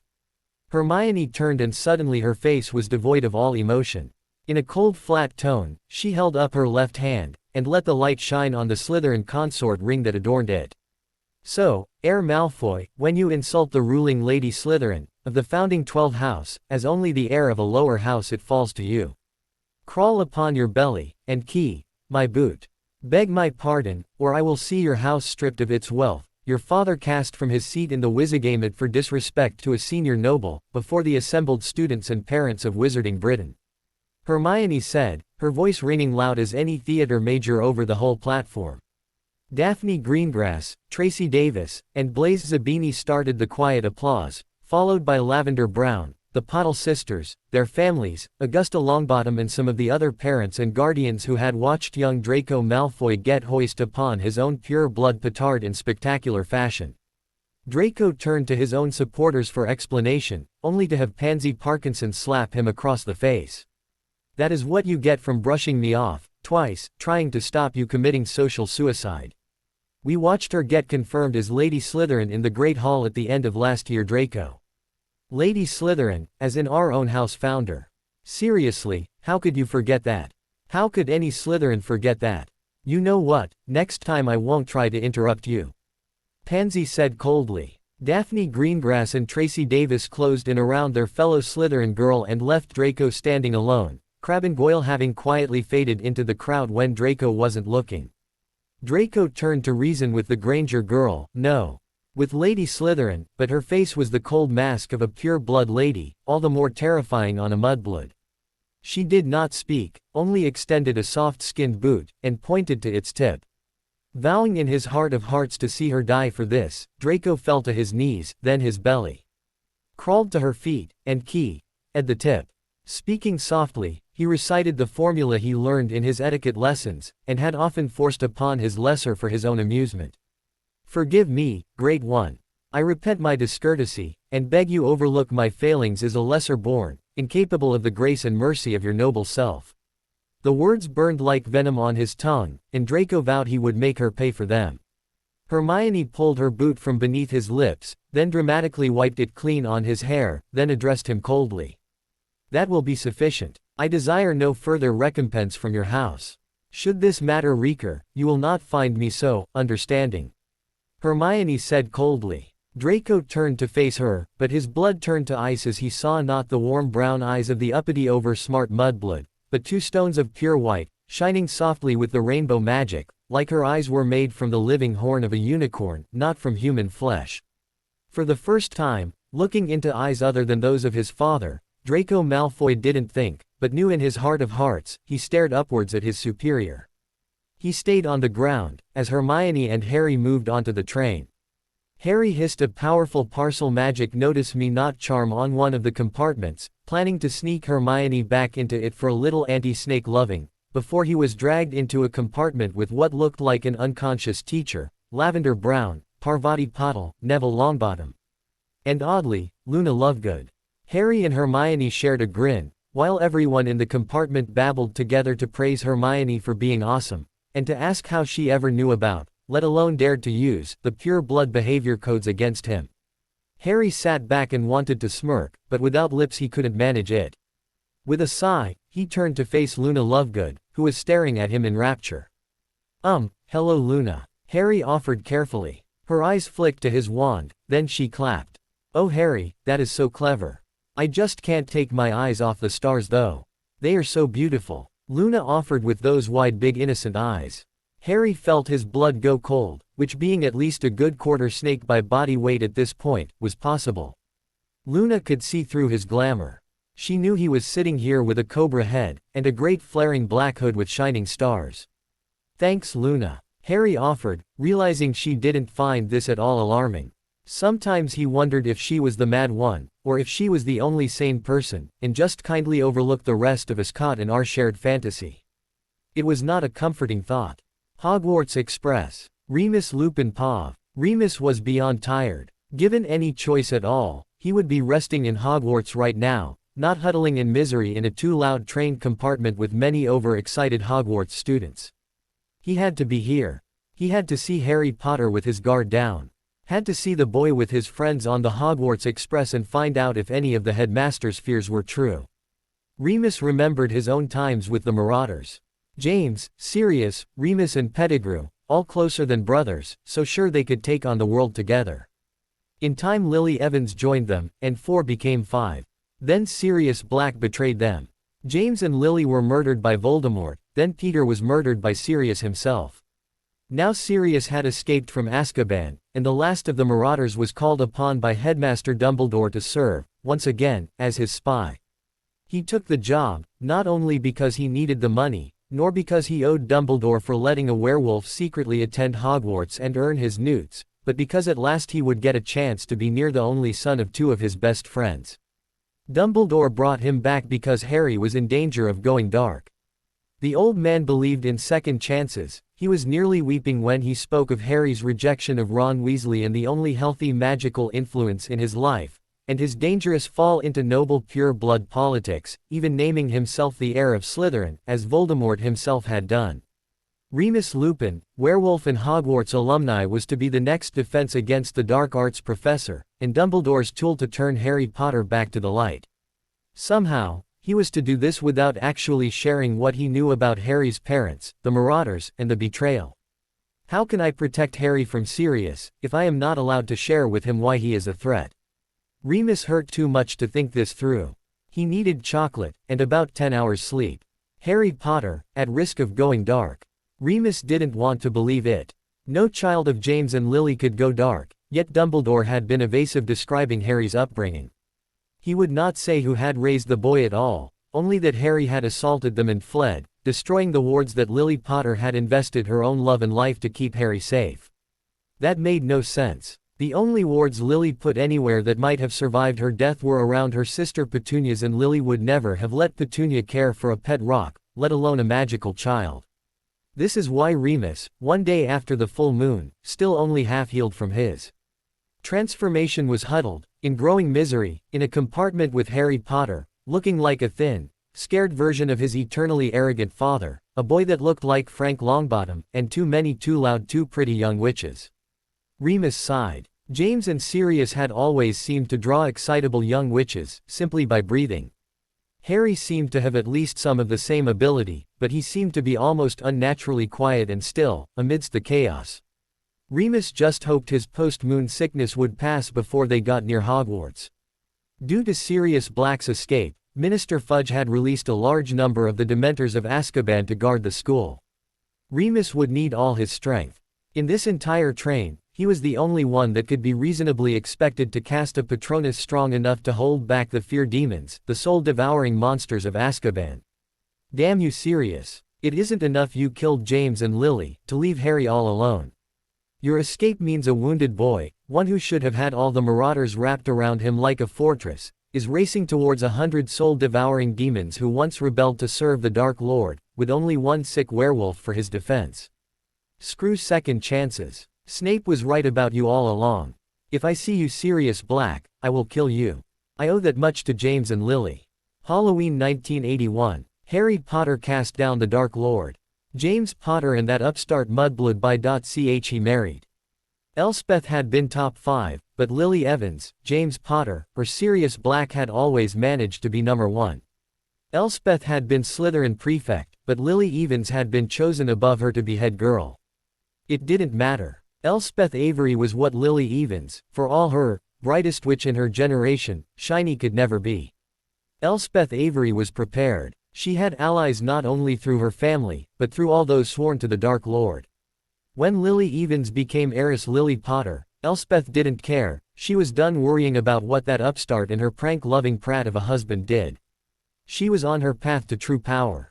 Watching the Potter ally die as the war progressed, knowing she was part of it by letting bits of information leak into the Death Eater network, by regularly drinking with Augustus Rockwood and ignoring the sensation of the unspeakable, and Death Eater quietly sifting through her memories and beating her defenses to take what magical oaths would never allow her to share. Those who stood against her died, those she betrayed, promoted her into the spots left by those she was just a bit too slow to save, or whose plans the enemy somehow found out. Life was good. The plan was unstoppable. Then Halloween, 1981, the boy who lived, killed her dream. In a final act of mudblood idiocy, somehow Lily Potter or her crotch goblin spawn had accidentally caused the destruction of the greatest visionary the wizarding world had ever seen. It could only have been an accident. By Merlin's death agony, there is no way that innocent flame-haired tart could have murdered Lord Voldemort himself, and the lie told by Dumbledore that an infant in his shit-filled nappies did what the best fighters in the Auror Corps and Dumbledore himself had failed to do was rank idiocy. Elspeth Avery's world began to crumble. First, her father was killed. Second son of the Avery house, he died in Death Eater uniform facing the bloody Longbottoms. Then when the Longbottoms were eventually paid back for that wrong by Death Eaters searching for the truth about what happened to their Dark Lord, not Dumbledore's lie, but the truth, the Lestrange and Barty Crouch were caught in the act of torturing them. The backlash led to a witch hunt. Her mother was disowned by the Avery clan, seeking to distance themselves from the crimes of her dead father. The Wizigamot stripped the assets of those branch families the Death Eaters sacrificed to the mob to keep them from coming for the lords of the sacred 28 families, more than half of which supported Voldemort and funded his rise. Those like her. Her mother was eventually tried and died in Azkaban when Ministry toadies eager to save their pensions gave up her involvement in money laundering for the Death Eater cause. One by one, her allies found it urgent to disassociate with her, even as the very agency she worked for investigated her for possible corruption or collusion at every revelation, as the mob took every arrest or news article as a chance to scream for the blood of any of those they trembled before and obeyed mere months ago. Then came the budget cuts. Oh yes, her allies bought their way out of trouble as soon as the mob felt safe and forgot the war. Her allies had sacrificed enough of their branch families, their disposable sons and daughters to protect their precious heirs, and now they set about getting back to business as usual, business they did not want the Aurors free to look into. So the budget cuts came. There she was, the former rising star, barely holding on to her job, having been told in no uncertain terms she had been deemed unpromotable, she should perhaps look elsewhere for opportunities. Where elsewhere? The light families found her tainted by dark relatives, the dark families found her tainted by failure and the more terrifying prospect of consequences for their choices. She was a woman, in a service that no longer needed anyone capable, skilled, and willing to face death in their service. A peacetime corps was back into the territory of connected careerists, those with friends in high places, and she was faced with an old boys network that held no friends, and she was still no boy. There may be no place for the war fighters in a peacetime Auror Corps, no need for those who had killed in battle, not when they would never fight them again. Indeed, the Ministry was only too happy to retire its true veterans as fast as they could. The new smaller Auror Corps would be politically reliable, serving the Ministry officials and not the Wizigamot families. There was one place that still needed Aurors of the old school, those who were not afraid of the dark side of duty, those who could be counted on to do the hard, necessary things, and those who the Auror Corps coincidentally wanted out of sight. Azkaban. Elspeth Avery became one of the guards of Azkaban. In the official tree of DMLE seniority, a member of the Azkaban guards had seniority and standing just below those of the minister's own protection detail, but everyone knew the truth. The guards of Azkaban were not simply elite, were not simply a special unit, they were tainted. You wore the amulets, the ones that let you command the Dementors whenever you went on shift, and left the tower for the island itself, and it dimmed the Dementors' effect. Guards drank heavily. They were addicted to pepper up, and dreamless sleep because you could not really keep the Dementors all the way out. They graduated into darker brews, ones that the Ministry forbids, but turns a blind eye to in the Azkaban guards. After all, the Auror that caught a guard for using a controlled potion might have to replace them. Nobody wanted that. You did not leave the Azkaban guards for other duties. If you made it long enough, you retired. Mostly they overdosed, suicided, or died in accidental falls from the tower itself. Let's ignore the safeguards that kept you from the edge and could only be disabled by other guards. The guards of Azkaban covered it up when they snapped and murdered each other. Everyone knew it happened, and everyone knew it could happen to them. The prisoners and the guards were both sentenced to Azkaban, and the prisoners were the only ones the guards got to take it out on. Usually. Elspeth Avery was a pure-blooded witch, a holder of outstanding newts and potions, charms, transfiguration, and defense against the dark arts. She was educated and cultured beyond the dreams of the common born, but she fell down upon her knees and gave a prayer of thanksgiving, cutting open her own veins and offering her blood and power to the Dark Lord's spirit in thanks for this most precious gift. Elspeth Avery had been chosen to take 4 of the 20 Dementors of the Azkaban detail to not only guard the Hogwarts Express but to guard the Hogwarts Express in transit. Elspeth Avery and 4 Dementors under her control would be alone with a train containing only students, including the boy who lived, the crotch goblin of that red-headed common-born slut and her ridiculous juvenile disgrace to a noble name who had dared to resist her Dark Lord's rise. Elspeth Avery and her Dementors would be alone with the boy who lived, the boy who murdered Elspeth Avery's whole future. The boy who sentenced her to Azkaban. The boy who would die screaming. It was entirely possible that she was not sane. The occlumency that she had been taught by Augustus Rockwood, the unspeakable and inner circle Death Eater, had been more successful than the legal version taught by the Ministry, but she had always known it came at a cost. It tainted her soul, and she knew it. The same cold calculation that had driven her ambition recognized that she was no longer sane. It also accepted that the only goal she had left was revenge. Her sanity was irrelevant. Her dedication, her purpose, was all that mattered. She felt the tingle inside her left thigh, the place she bore her dark mark. Less than a dozen pure-blooded ladies had received their dark mark in the place only a husband or lover would ever see.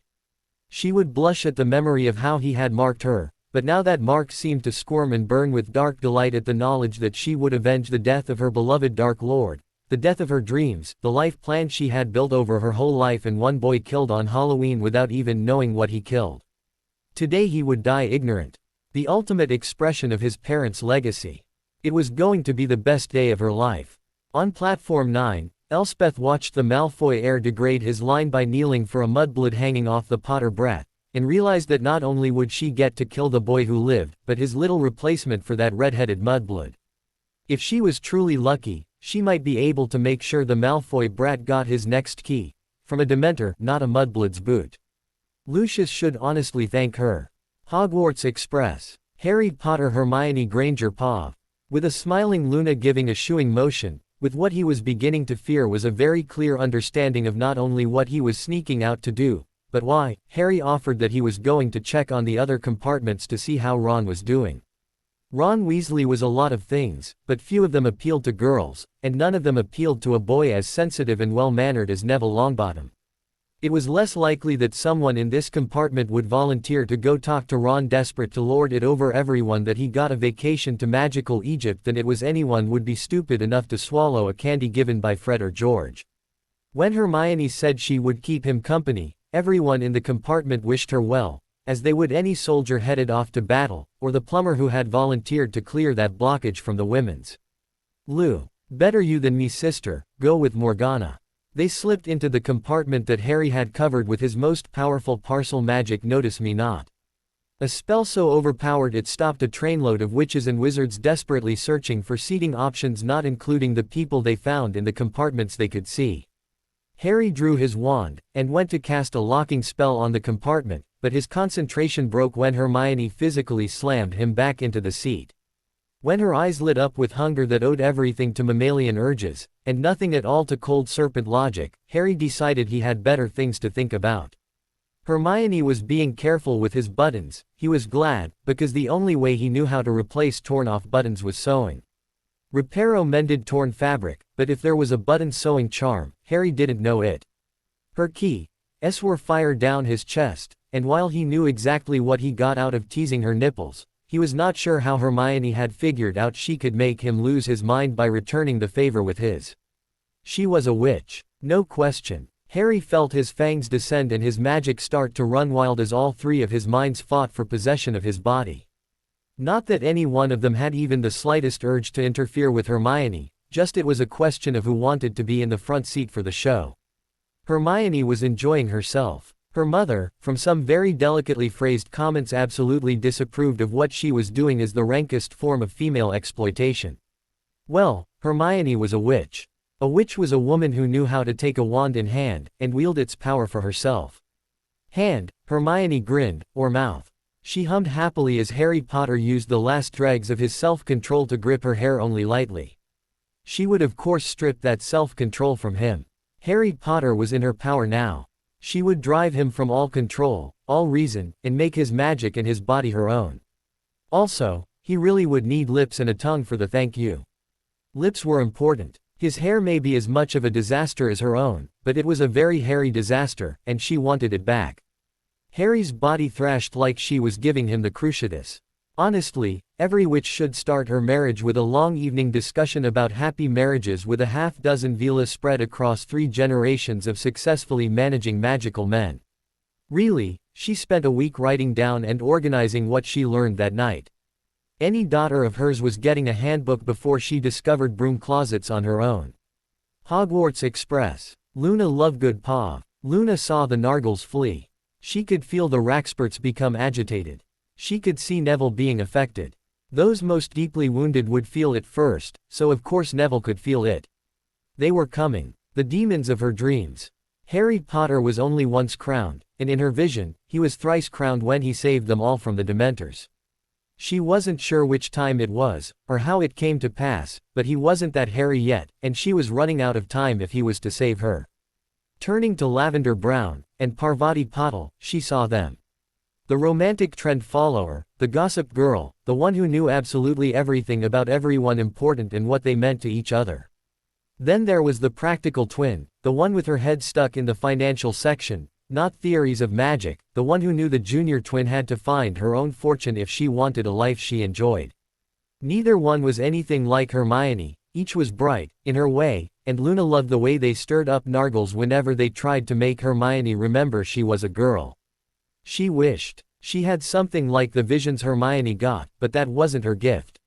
She saw currents in magic, saw the disturbances people made in it, how magic and the world responded. The world was a living song for her, one no one else could hear, a dance that no one else could see, but that was fine. Hermione could see what must be done, but if she wanted to dance as she must, she needed someone like Lavender to get her off the ground. And if she wanted to deal with people, she needed someone like Parvati to ground her again. Luna smiled. This was like diving into a still pool. The Nargles would run from the splash, but the ripples would paint the world in colors a long time before they settled again. If she was wrong, the demons would get them, so really, she only needed to worry about what happened if she was right. Leaning forward, she gripped Lavender and Parvati's arm. Lavender, Parvati, don't you think Harry and Hermione have been gone a long time, and they didn't go in the direction of the Weasley compartment at all? What do you think they are doing? Luna wondered if that was enough. She didn't really understand how people worked. They fascinated her, frightened her, but honestly, she never really understood why they did what they did. Lavender reached out, and grabbed Parvati's hands.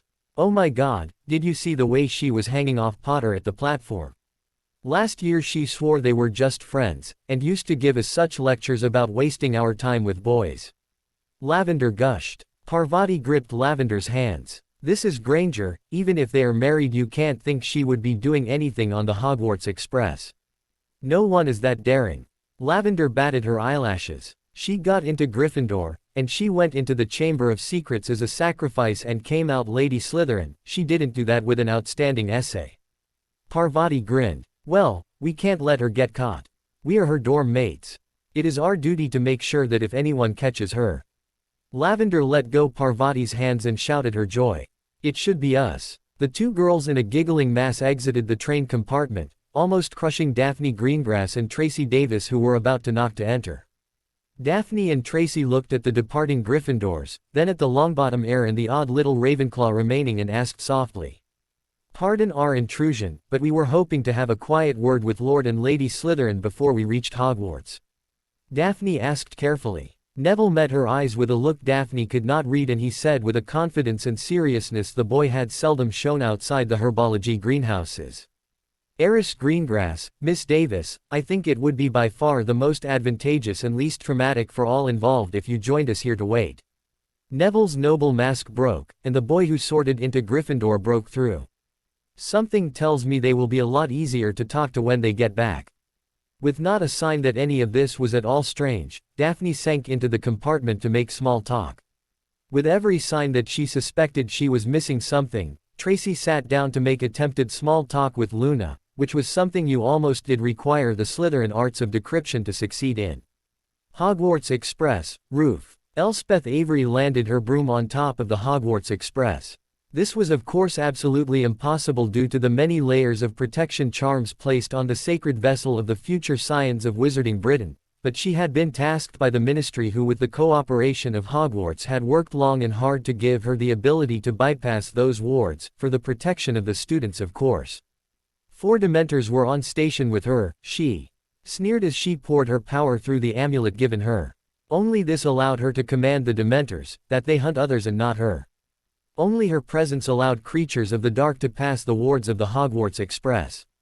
A perfect storm. An unthinkable combination of exceptions, resulting in the totally unforeseeable death of the boy who lived.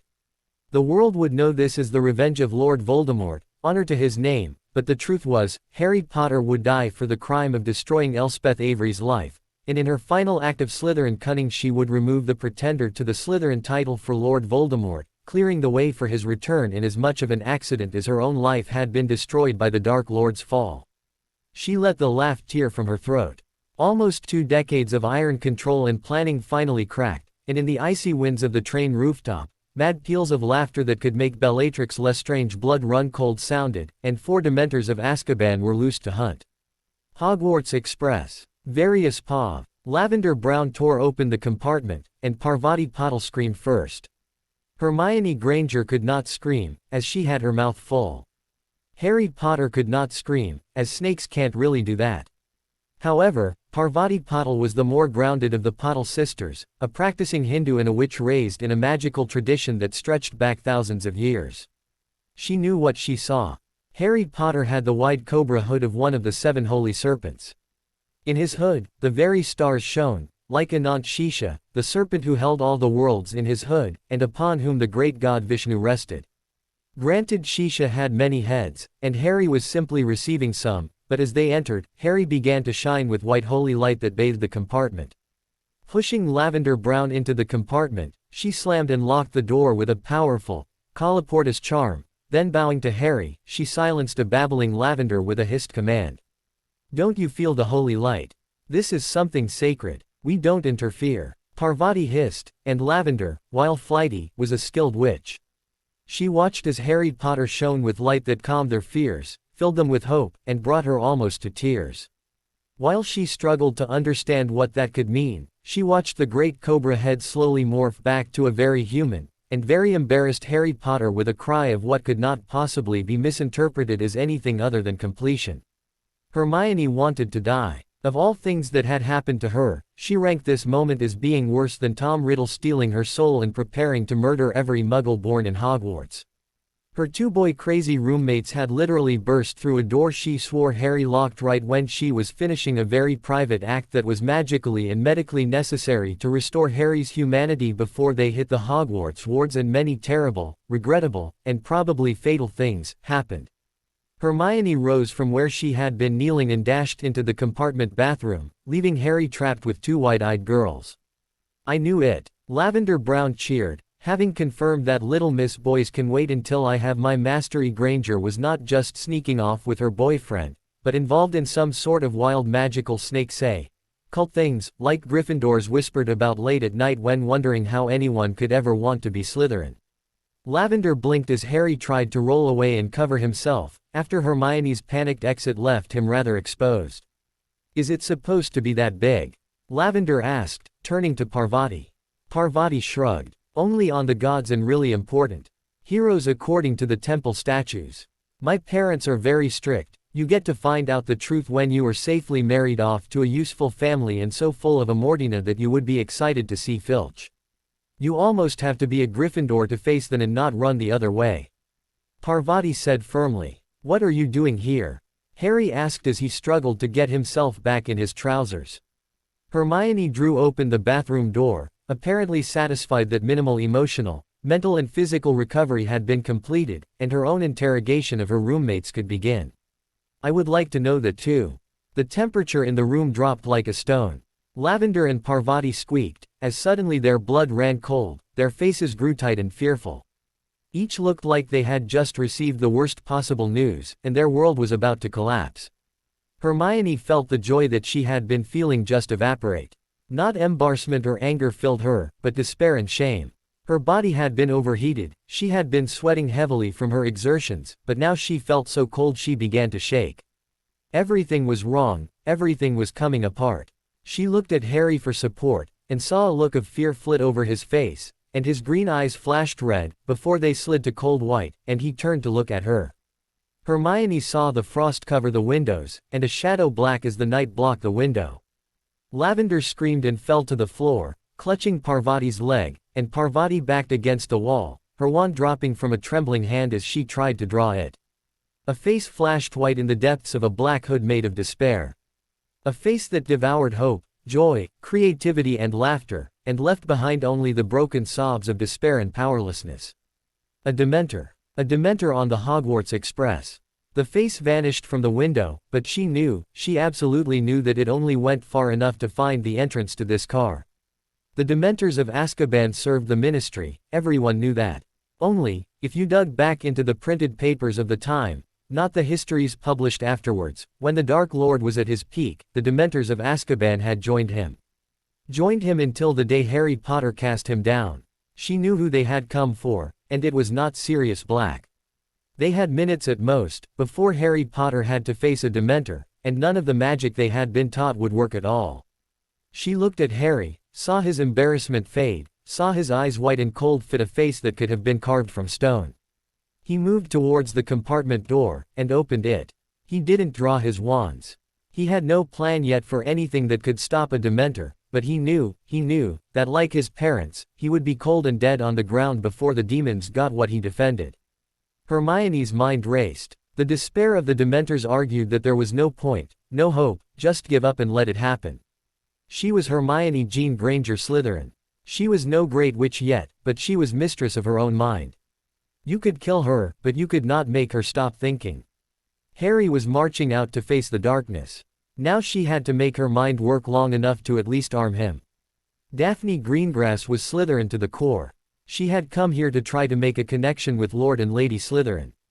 Harry Potter as the boy who lived was clearly a tool of the Light faction, and her own Greengrass family had been in the neutral faction in the last war. As Lord Slytherin, you would assume that Harry Potter Slytherin would belong solidly to the Dark faction, and she fully agreed with every measure her father had taken to hold them at bay for the last 10 years of their slow return to power.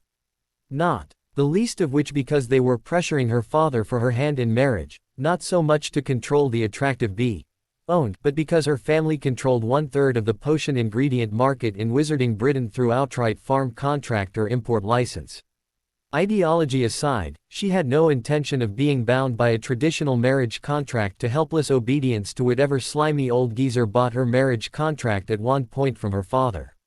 Not only would she rather die than give up all hopes of a life of her own to submit to some overbred fossil, but with her marriage, the ancient sacred 28 Greengrass line would be annihilated, subsumed into some lesser line whose only claim to fame was they managed to buy themselves out of Azkaban with the loot of Voldemort's mass murders.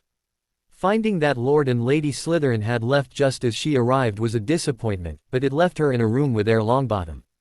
Heir to a founding 12 house and coincidentally, controller of 1/3 of the potions ingredients of Wizarding Britain. The chance to sit down, out of sight of either Gryffindor or Slytherin Hogwarts students, and possibly make a friendly connection with their only rivals in the field of potions ingredients was too good to pass up. They were a light family, but in the last war, the main line had gone from numbering in the dozens, to only Dowager Longbottom, young Neville, and an uncle who had most probably attempted to murder him several times, avoiding arrest only due to his status as an unspeakable. He might be in as desperate need of allies as herself. Remus suppressed a groan. Frank and Alice's boy had all of Frank's niceness and none of Alice's mercurial wit and frightening perception. He was so open and honest that Remus wondered how he had avoided landing in Hufflepuff. Frank and Alice Longbottom had been tortured into insanity just after Remus had returned to try to find out what happened to James and Lily Potter. Remus knew Frank and Alice had come out of hiding only to protest Dumbledore's hiding of young Harry, who should have gone to Frank and Alice, with Alice as his godmother, since Sirius, his godfather, was in Azkaban. Instead, the Lestranges targeted them, torturing them into madness seeking answers no one had to what happened to the Dark Lord. It was the onion problem. If you ask an onion where it was hiding its seed, all it can say is that it doesn't have any. If you peel it layer by layer, you will find out eventually the onion was tell ng the truth. Of course, there is nothing left of the onion, and that had been Frank and Alice's mind after hours under a torture curse most people cannot stand for minutes.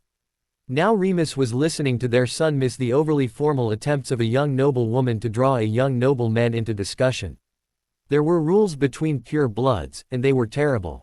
A woman could not initiate a private personal or business conversation without being deemed forward. Remus had been there when Alice Foley of Gryffindor had stopped Frank Longbottom in the hallway as she was leaving Charms and he was on his way to it. "Oi, Longbottom, do you like girls?"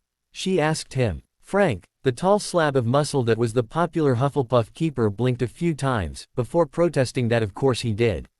She then struck a pose and told him simply, "I am a girl. Why don't you prove it?" They had gone to Hogsmeade together the next weekend, and been in a relationship within another 2 weeks.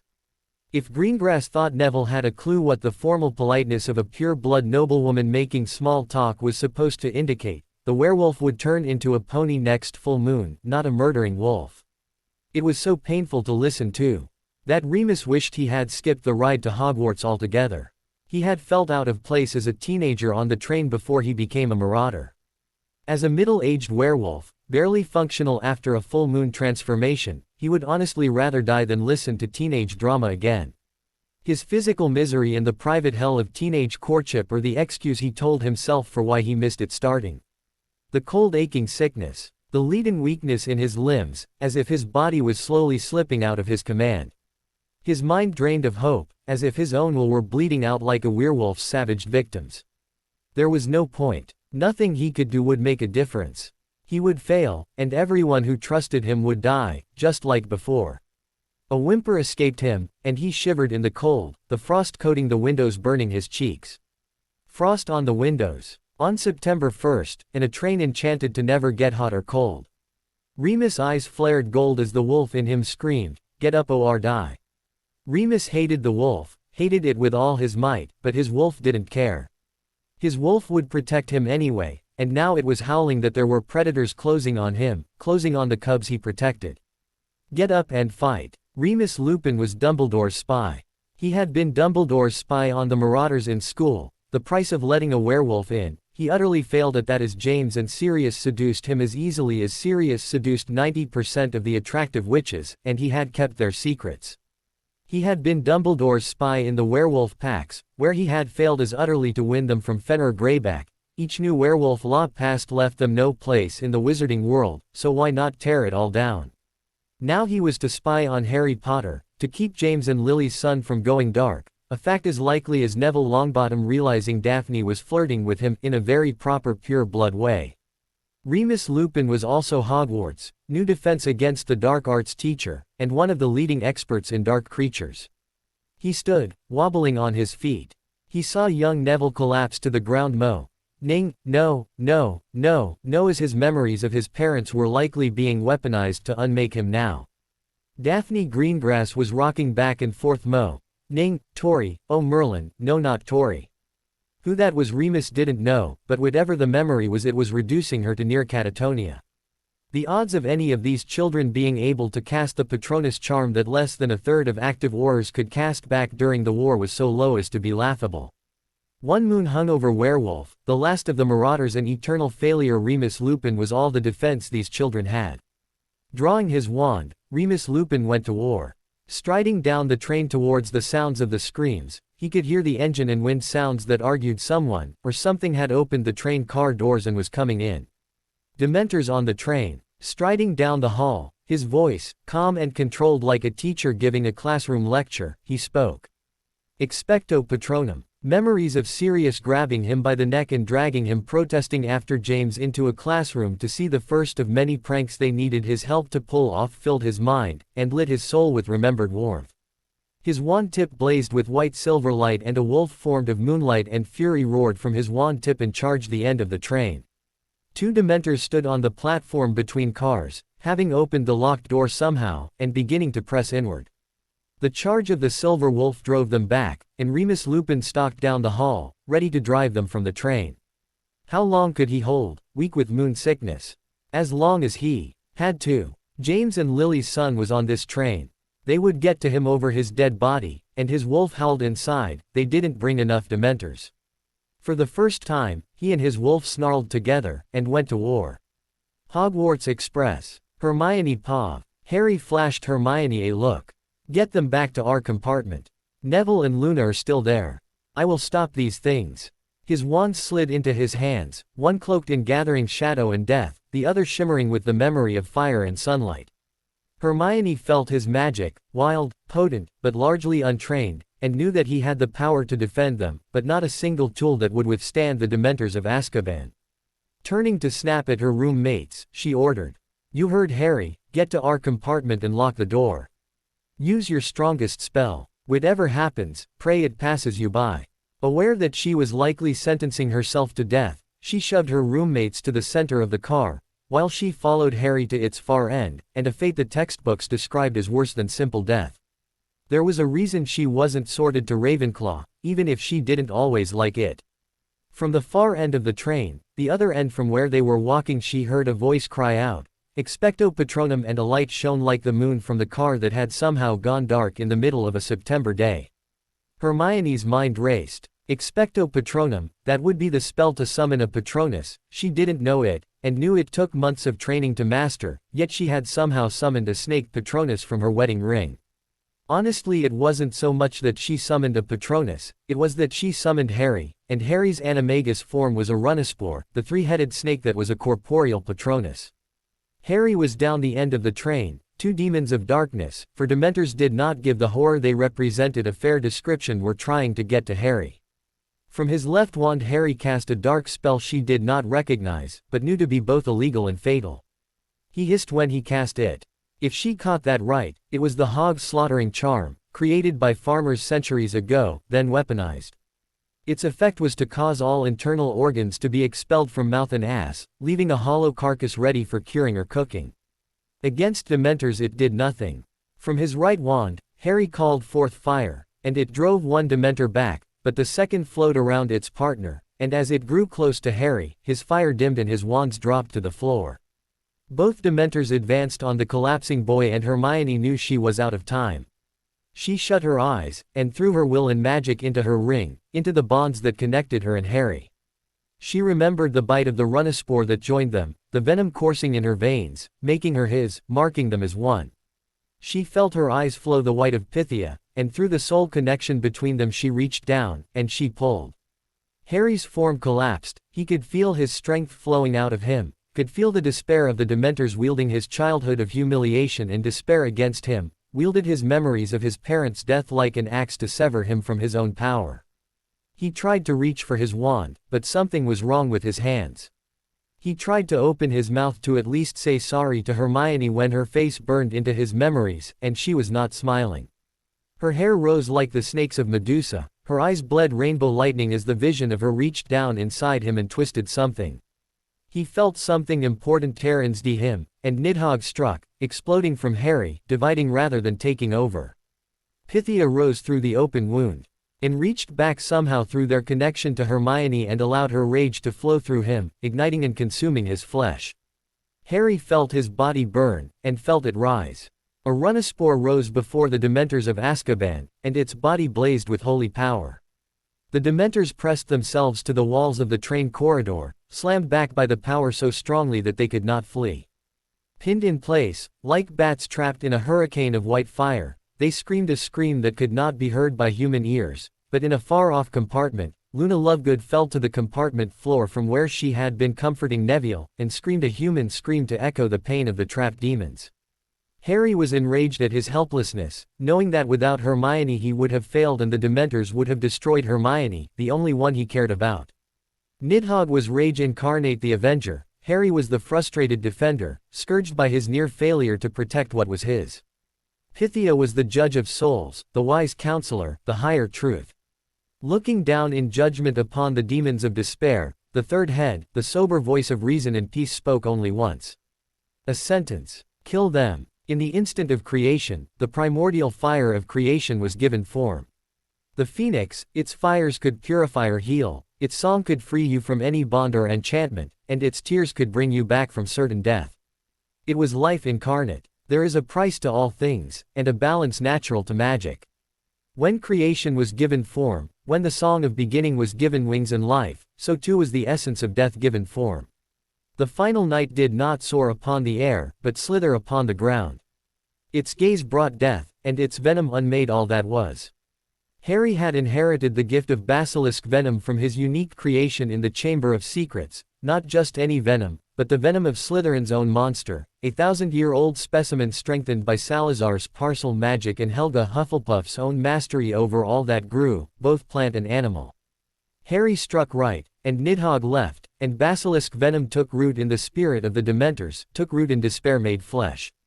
Dementors could not be harmed by magic, could not be harmed by any physical weapon at all. Only pure spirit like the Patronus charm, or the spirit woven into goblin silver weapons could touch their flesh. The venom of the basilisk was the pure spirit of decay, of entropy, of the death ridden in the universe by the crime of creation itself. Basilisk venom unmade what it struck. The Dementors screamed, and they bled the soul stuff of their victims. The Dementors died screaming as they experienced in minutes all the horror and suffering they had inflicted in a lifetime. Harry, Nidhogg, and Pythia rendered judgment on the two Dementors, and were thankful that Hermione had fled back to their compartment before she witnessed what they had done. However, that was only two Dementors, and they did not come alone. Remus Lupin drove himself beyond exhaustion, his magical reserves depleted to the point that he would be weeks recovering, but he drove the Dementors back step by step. He summoned his Patronus again and again, staggering as if drunk or wounded, barely able to stand. He finally drove them off the train, and stood where the cars coupled together, summoning a last Patronus to drive them from the train's wards, and into the summer sky. Expecto Patronum, he screamed in triumph. This time he hadn't been too late, this time he hadn't failed. This time he had been enough. Harry would be safe, the students would be safe. This time Remus Lupin had justified the trust Dumbledore, James and Lily had once put in him. Elspeth. Avery stood above and behind the shabby-dressed wizard in second-hand patched robes that had given such a heroic performance, doing what few Aurors were capable of. She sneered. Such heroic nonsense, she sneered. Remus began to turn, his magic and concentration in the silver mist about to form a final wolf. He had neither time nor attention free to form a shield, and his body was too spent to dodge. Stupefy, Elspeth, Avery sneered, and the hero fell. The Dementors descended to reap his soul, a final key, for daring to oppose them. She threw her power into her amulet. Ask me for anything but time, her instructor Mad-Eye Moody had often said. She was running out of it. Harry Potter must die. Everything else was secondary. Leave him. Kill the boy. Elspeth snarled, and nearly lost her fight to control the Dementors, but she had been the hand-picked prodigy of the Avery clan once, the best pure-blooded witch in her generation, another Bellatrix Lestrange her father had said. Her will sank claws of intent down into the Dementors, and the slunk from the prone wizard. She fixed in their mind the compartment the boy and his bi.ch shared with the Longbottom heir. Yes, she would avenge many wrongs this night. The boy who lived would die, and the brat whose parents cost the Lestranges their freedom would both die to the Dementors, dropping soulless corpses at the great Albus Dumbledore's feet at Hogsmeade Station. Tonight, the light would die, and Elspeth Avery would be responsible. Hermione did not know what to do. She was not good with emotions. She was a girl that liked facts, numbers, concrete concepts you could understand. She wasn't good at comfort.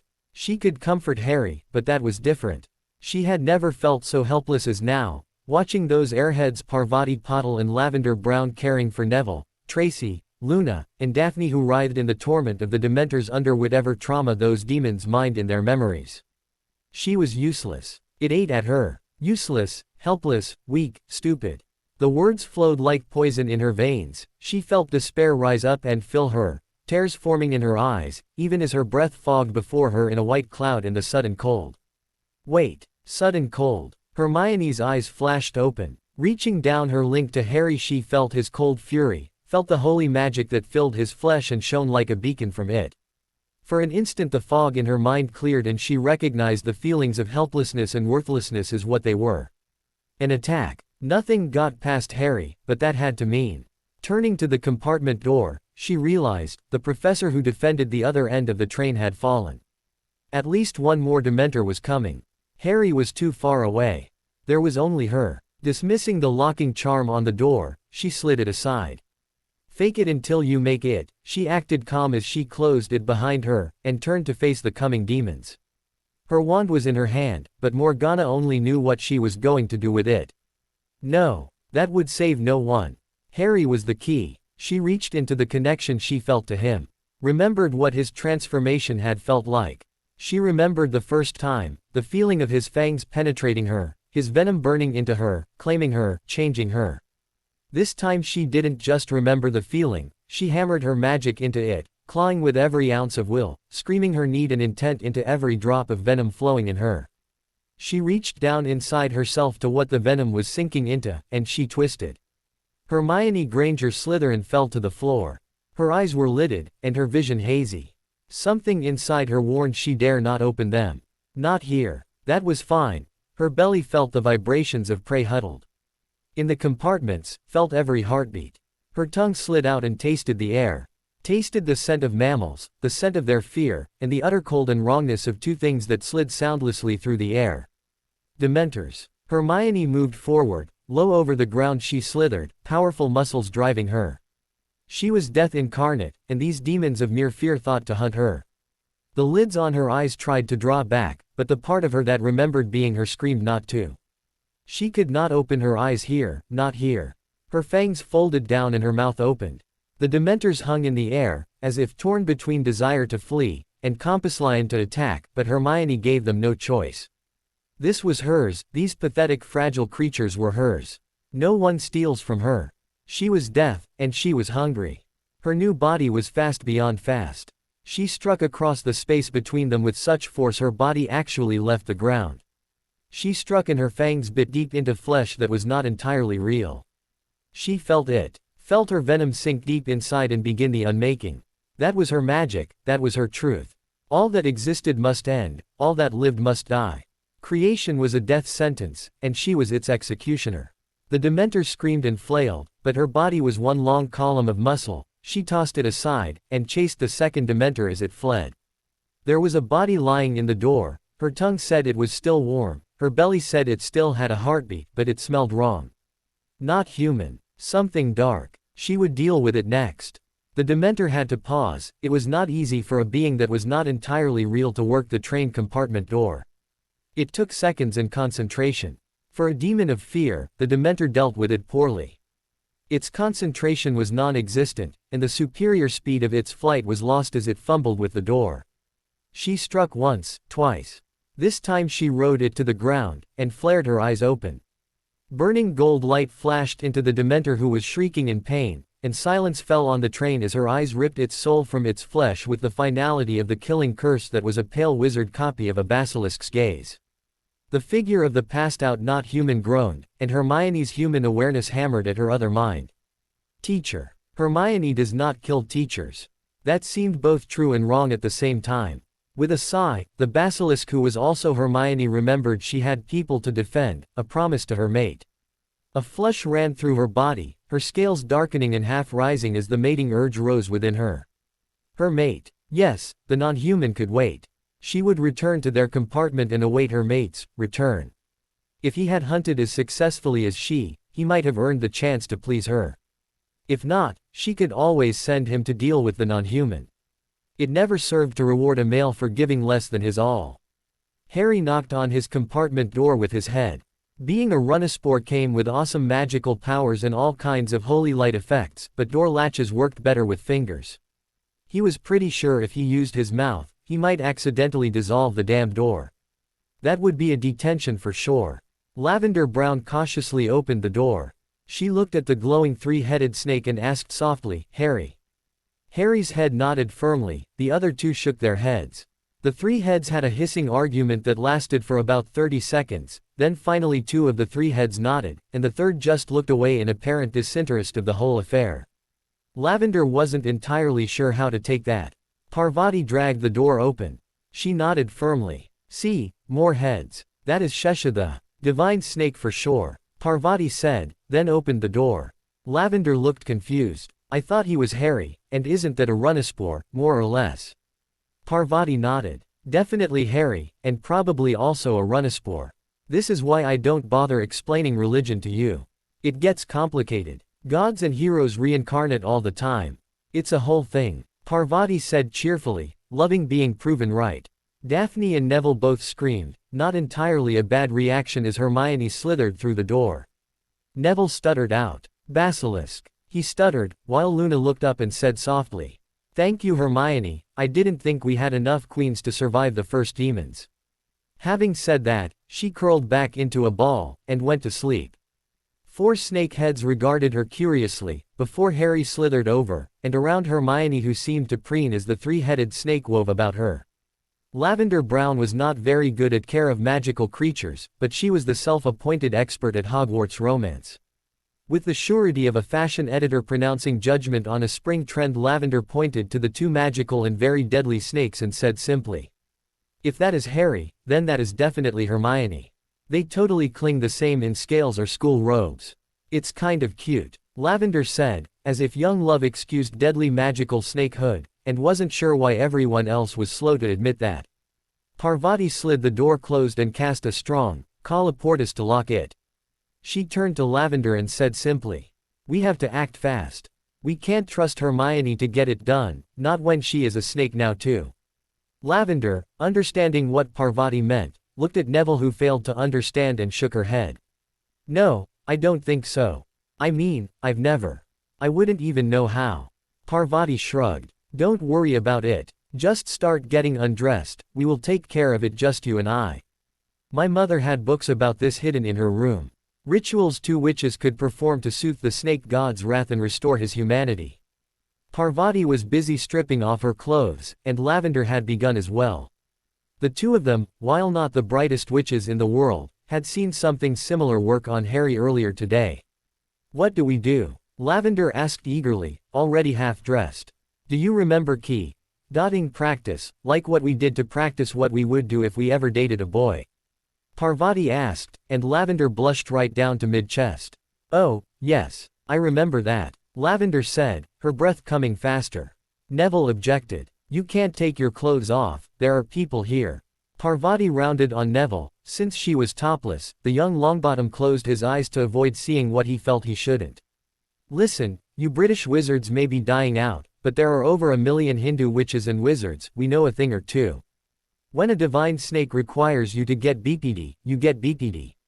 She said fiercely. Daphne, the epitome of a well-raised Slytherin, inquired softly, "Parvati, these secret grimoires of your mother's that you found in her room. They wouldn't have been located right beside, or right under her bed, would they?" She inquired carefully. Tracy Davis' eyes went wide as the worldly Slytherin girl figured out Daphne was trying carefully to imply this might be her mother's bipography stash, not her secret magical grimoires, but both Lavender and Parvati had sorted into Gryffindor, not Slytherin or Ravenclaw, so they were boldly charging ahead, rather than overthinking anything. Lavender and Parvati were both BPD now, and the contrast between the tall blonde and short curvier dark Indian girl was quite striking as they came together and began key-dotting. Lavender, breathing fast between key-s, confessed, "Parvati, I don't know what to do." Parvati grabbed her by the hair, and key-ed down to one of her perky B-easts and took a rosy nipple in her mouth before letting it go and assuring her best friend and roommate, "Don't worry, my mother left bookmarks at the photographs of what we have to do. They were very detailed, and with lots of study of how they moved, I think I figured most of it out." Parvati assured her innocently. Harry and Hermione were swaying back and forth in eerie harmony, their bodies glowing, their eyes heavily lidded and seemingly lost in what they were observing. "But, isn't that just Beep?" Tracy Davis tried to object. Daphne, heir to the most ancient and noble house of Greengrass, looked at the basilisk and Runaspore sharing their chamber, and decided that if she wanted to exit this chamber alive, she was going to have to ignore reason altogether. If they got to Hogsmeade Station and the Hogwarts wards with a basilisk in their train compartment, and Dementor corpses in the hallway, the Aurors would shoot first, shoot second, shoot third, then several days later shift the ashes of the train, so see if there was a point to asking questions. Daphne put her hands over her friend's mouth. "Be quiet. Don't make the basilisk angry. Besides, something is clearly happening." Tracy began wiggling herself. It was getting quite disturbing to watch. "Not in a bad way, but in a good way. I kind of want to see those books." Tracy confessed, as Parvati knelt between Daphne's thighs and drew screams of something far different from pain from the girl. Hermione the basilisk and Harry had begun to intertwine with the girls, forked tongues tasting the two roommates until the entirely mammalian urges caused their other selves to rise, and hands and mouths grew from the serpent bodies. Two girls entwined became three, and a man between them. The nature of their embrace changed, as Harry lost snake heads and fangs altogether, dotting down Hermione's body to do to her what Parvati had been doing to Lavender. Lavender and Parvati began to nurse at the heavy beasts of Hermione, who still bore the fangs and mouth of a basilisk. As Hermione's passion grew, she leaned down and bit first Lavender, then Parvati. They screamed as the venom burned into them, and soon the bodies of all four began to twine together in a new fashion and the magic tore from them like a storm. Harry's chest burned as he took each girl in turn. As he took Parvati, a griffin crest of color and gold burned upon his left beast, as it did upon Parvati's, marking her as Lady Potter.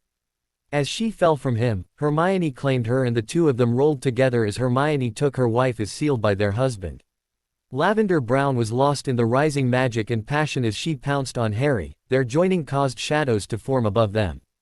A triangle, a circle and a line. A cloak, a stone, a wand.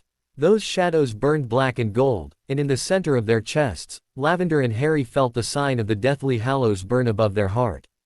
As they screamed in their culmination, the sigil of the Peverells was burned above their hearts forever. Lavender Brown became Lady Peverell. Tracy Davis and Daphne Greengrass were blushing, and breathing very hard as the figures finally settled into rest, fully human, fully spent, and free of the strange magical storm that had bound them. Luna Lovegood clapped. 3 queens are crowned, but you should probably put your robes on before the Aurors get here. I'm sure you would get detention or something for changing in a mixed compartment. Luna said, making perhaps the worst cult animagite transformation joke in the history of all magic. Also possibly the only one. Tracy turned to Daphne, and whispered, I'm pretty sure that was just her mother's beep, not a grimoire. She whispered. Daphne cocked her head, and paused to think. But it worked. More to the point, it represented a power that neither Dumbledore or Voldemort could claim. Parcel magic, holy magic, family magic, she wasn't sure what it was she watched, but it belonged to neither light faction, nor the dark faction, and Daphne, Neville, Tracy, and Luna were now a part of it. A third side. A way out. Daphne Greengrass didn't have to know what it was, to know she wanted it. Turning to Neville and Tracy, she commanded. We say nothing about what happened here. We keep their secrets. They saved us from the Dementors and whoever sent them, the Ministry, he who must not be named, whoever. They saved us, and so we do not talk, agreed. Tracy always followed Daphne's lead, and Neville may not have understood what happened, but Harry and Hermione were friends, and they saved him from the Dementors. While Hermione, Harry, Lavender and Parvati worked on detangling limbs, and identifying clothes, Neville, Daphne, Tracy, and Luna raised their wands, and swore an oath.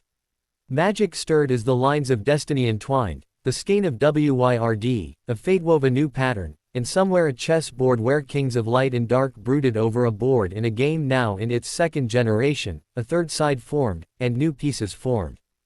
Hogwarts Express. Elspeth Avery Pav. On top the Hogwarts Express, Elspeth Avery felt her Dementors die. Dementors did not die. If the Ministry could have destroyed them centuries ago, they would have. Controlling them and binding them to Azkaban was the best they could do, and even then, they had to sacrifice witches and wizards to keep them fed.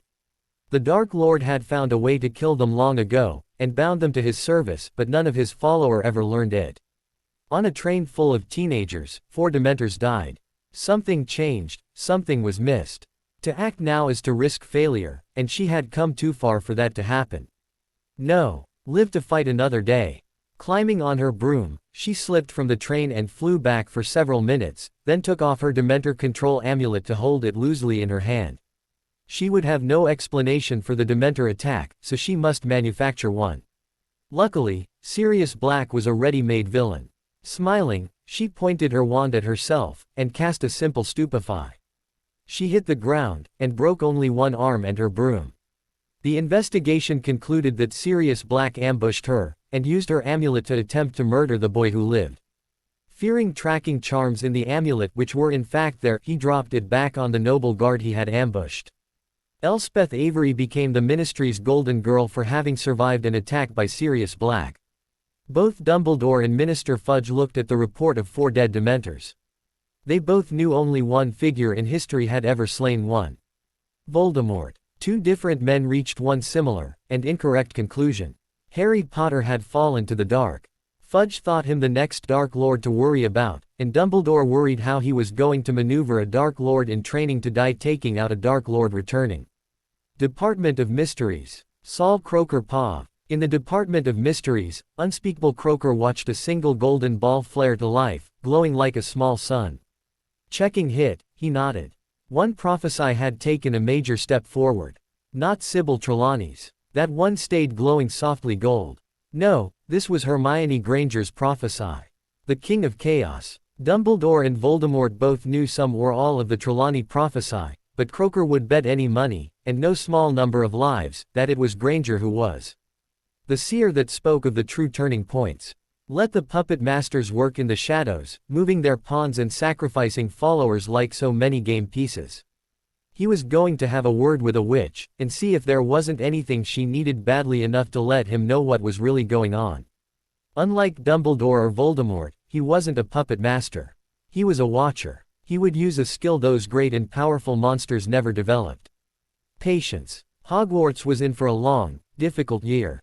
He had failed. The last seconds of his awareness had been spent feeling his nervous system shut down under the hammer of an overpowered stunner.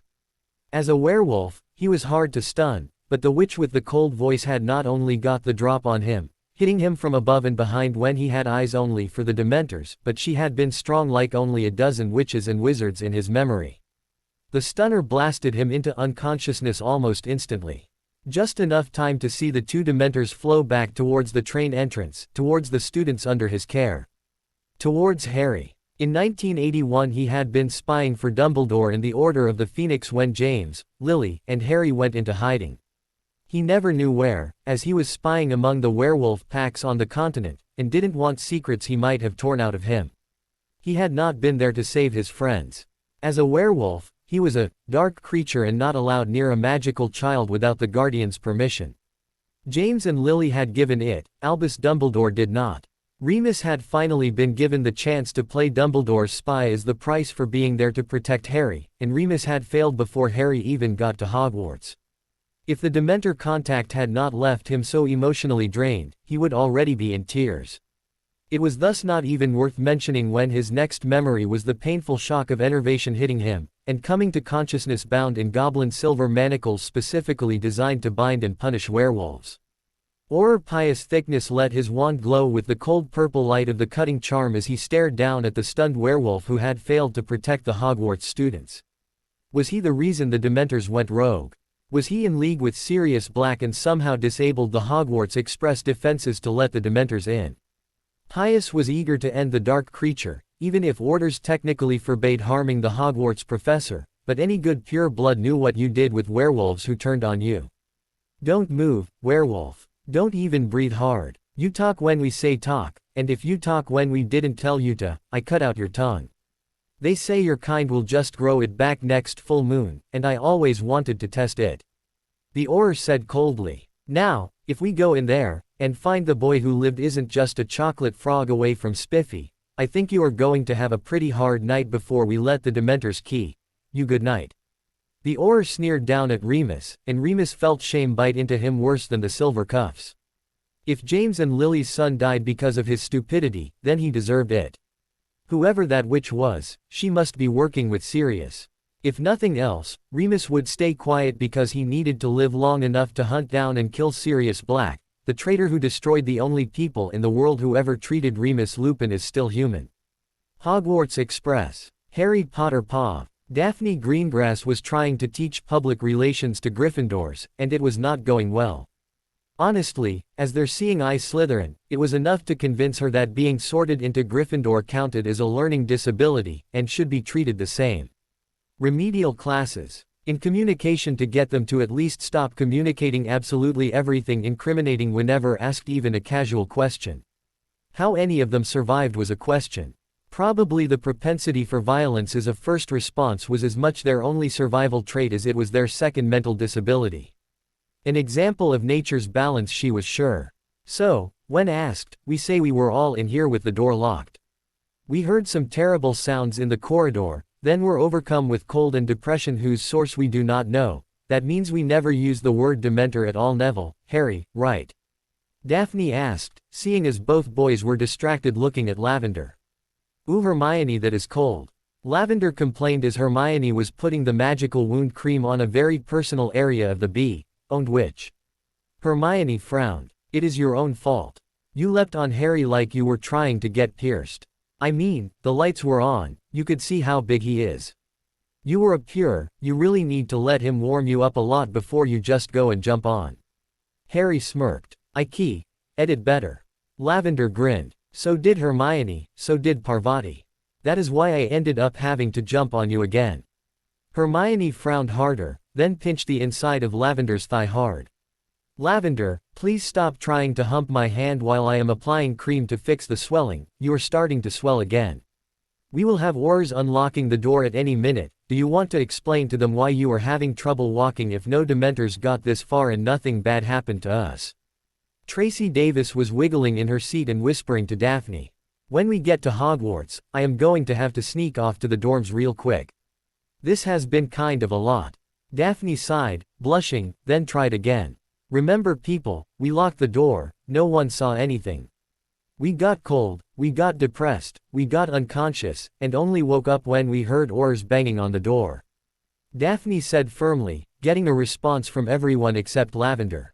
Harry sighed. I'm going to have to make another trip to Gringotts.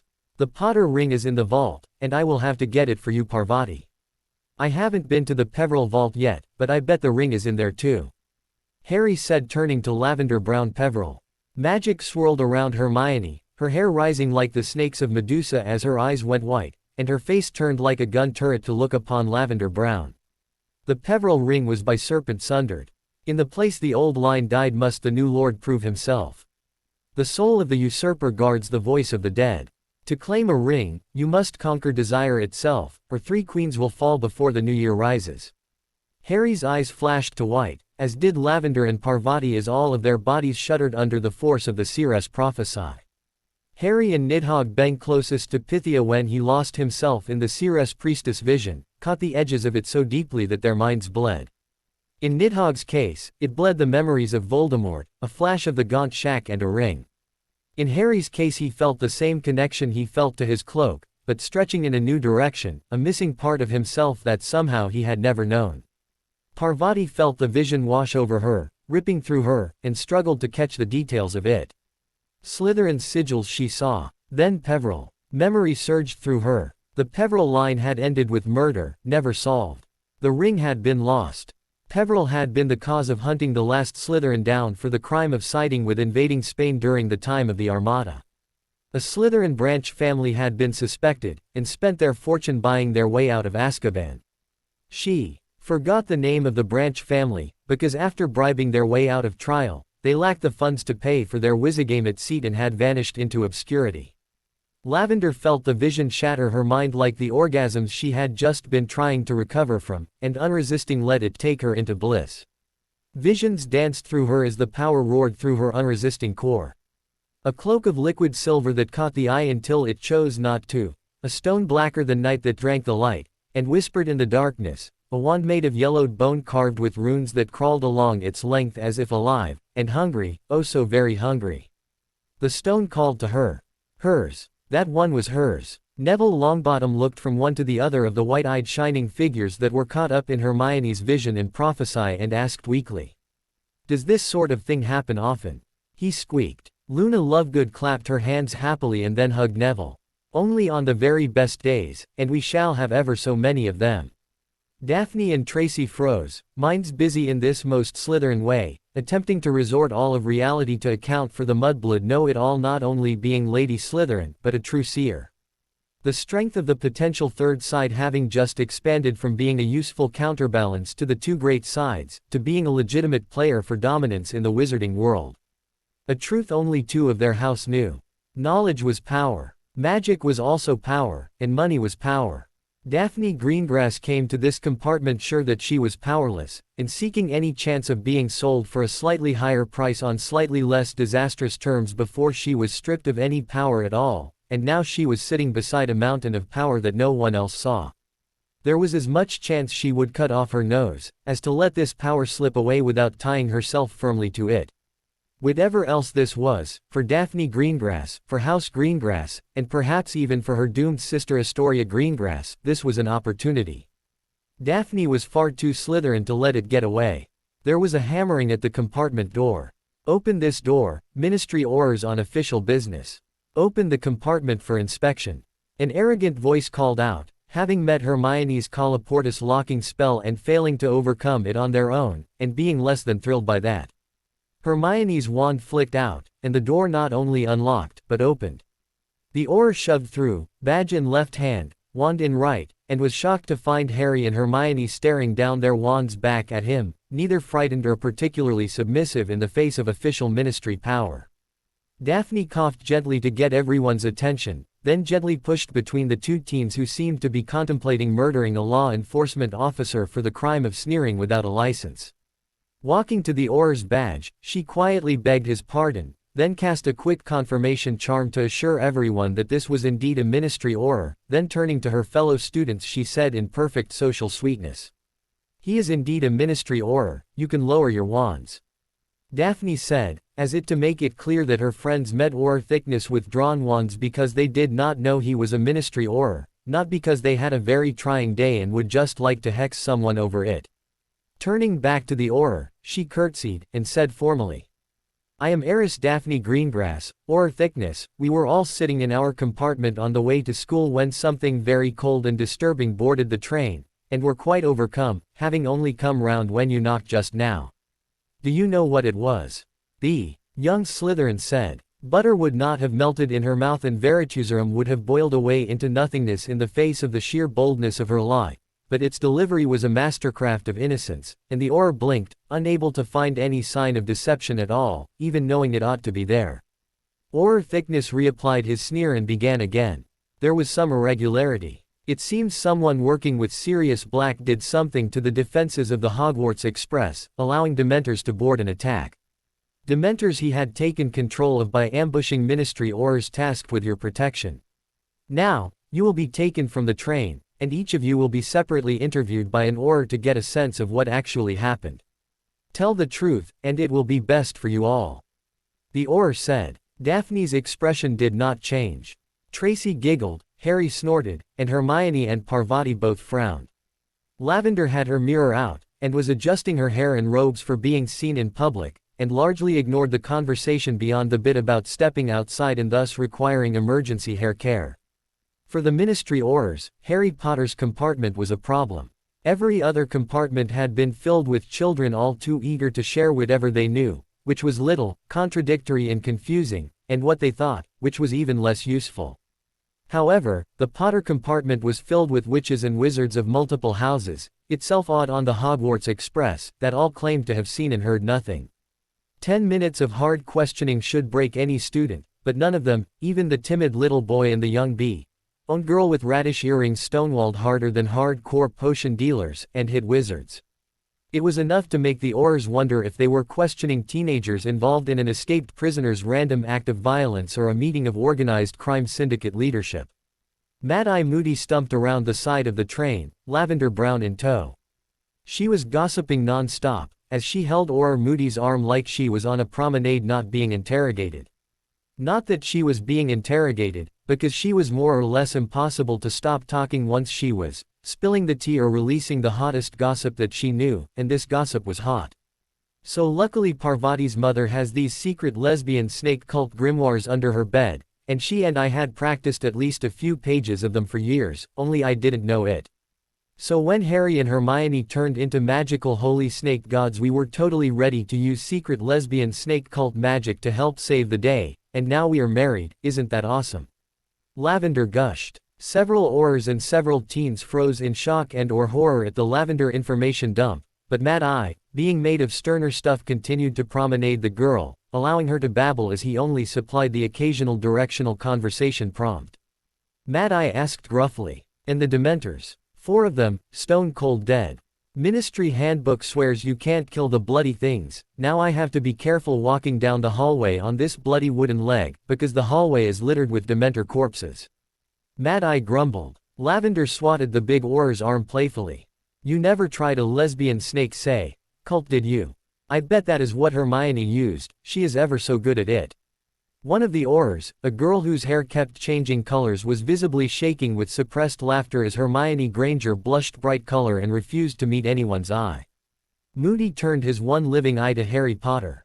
In Mr. Potter, I don't think lesbian snake cult magic will cover him.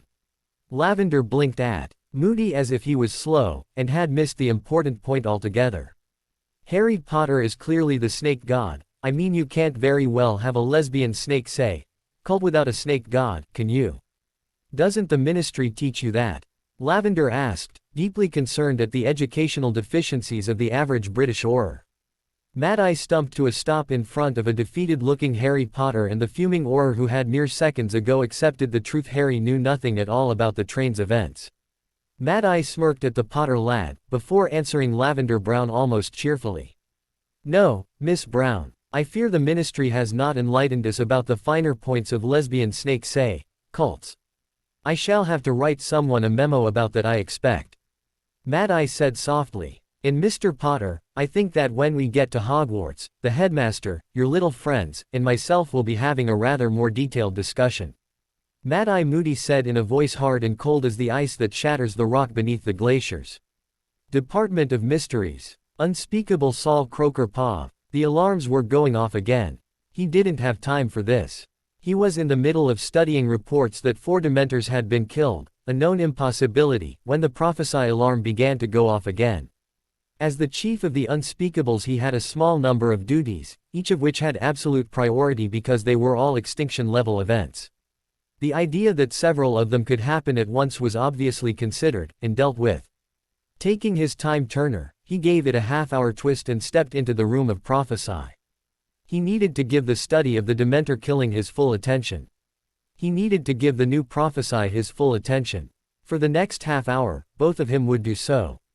The prophesy rolled off the machine in a glowing orb. HJGS to LBP re Deathly Hallow. Merlin's knobby wand, Croaker gasped.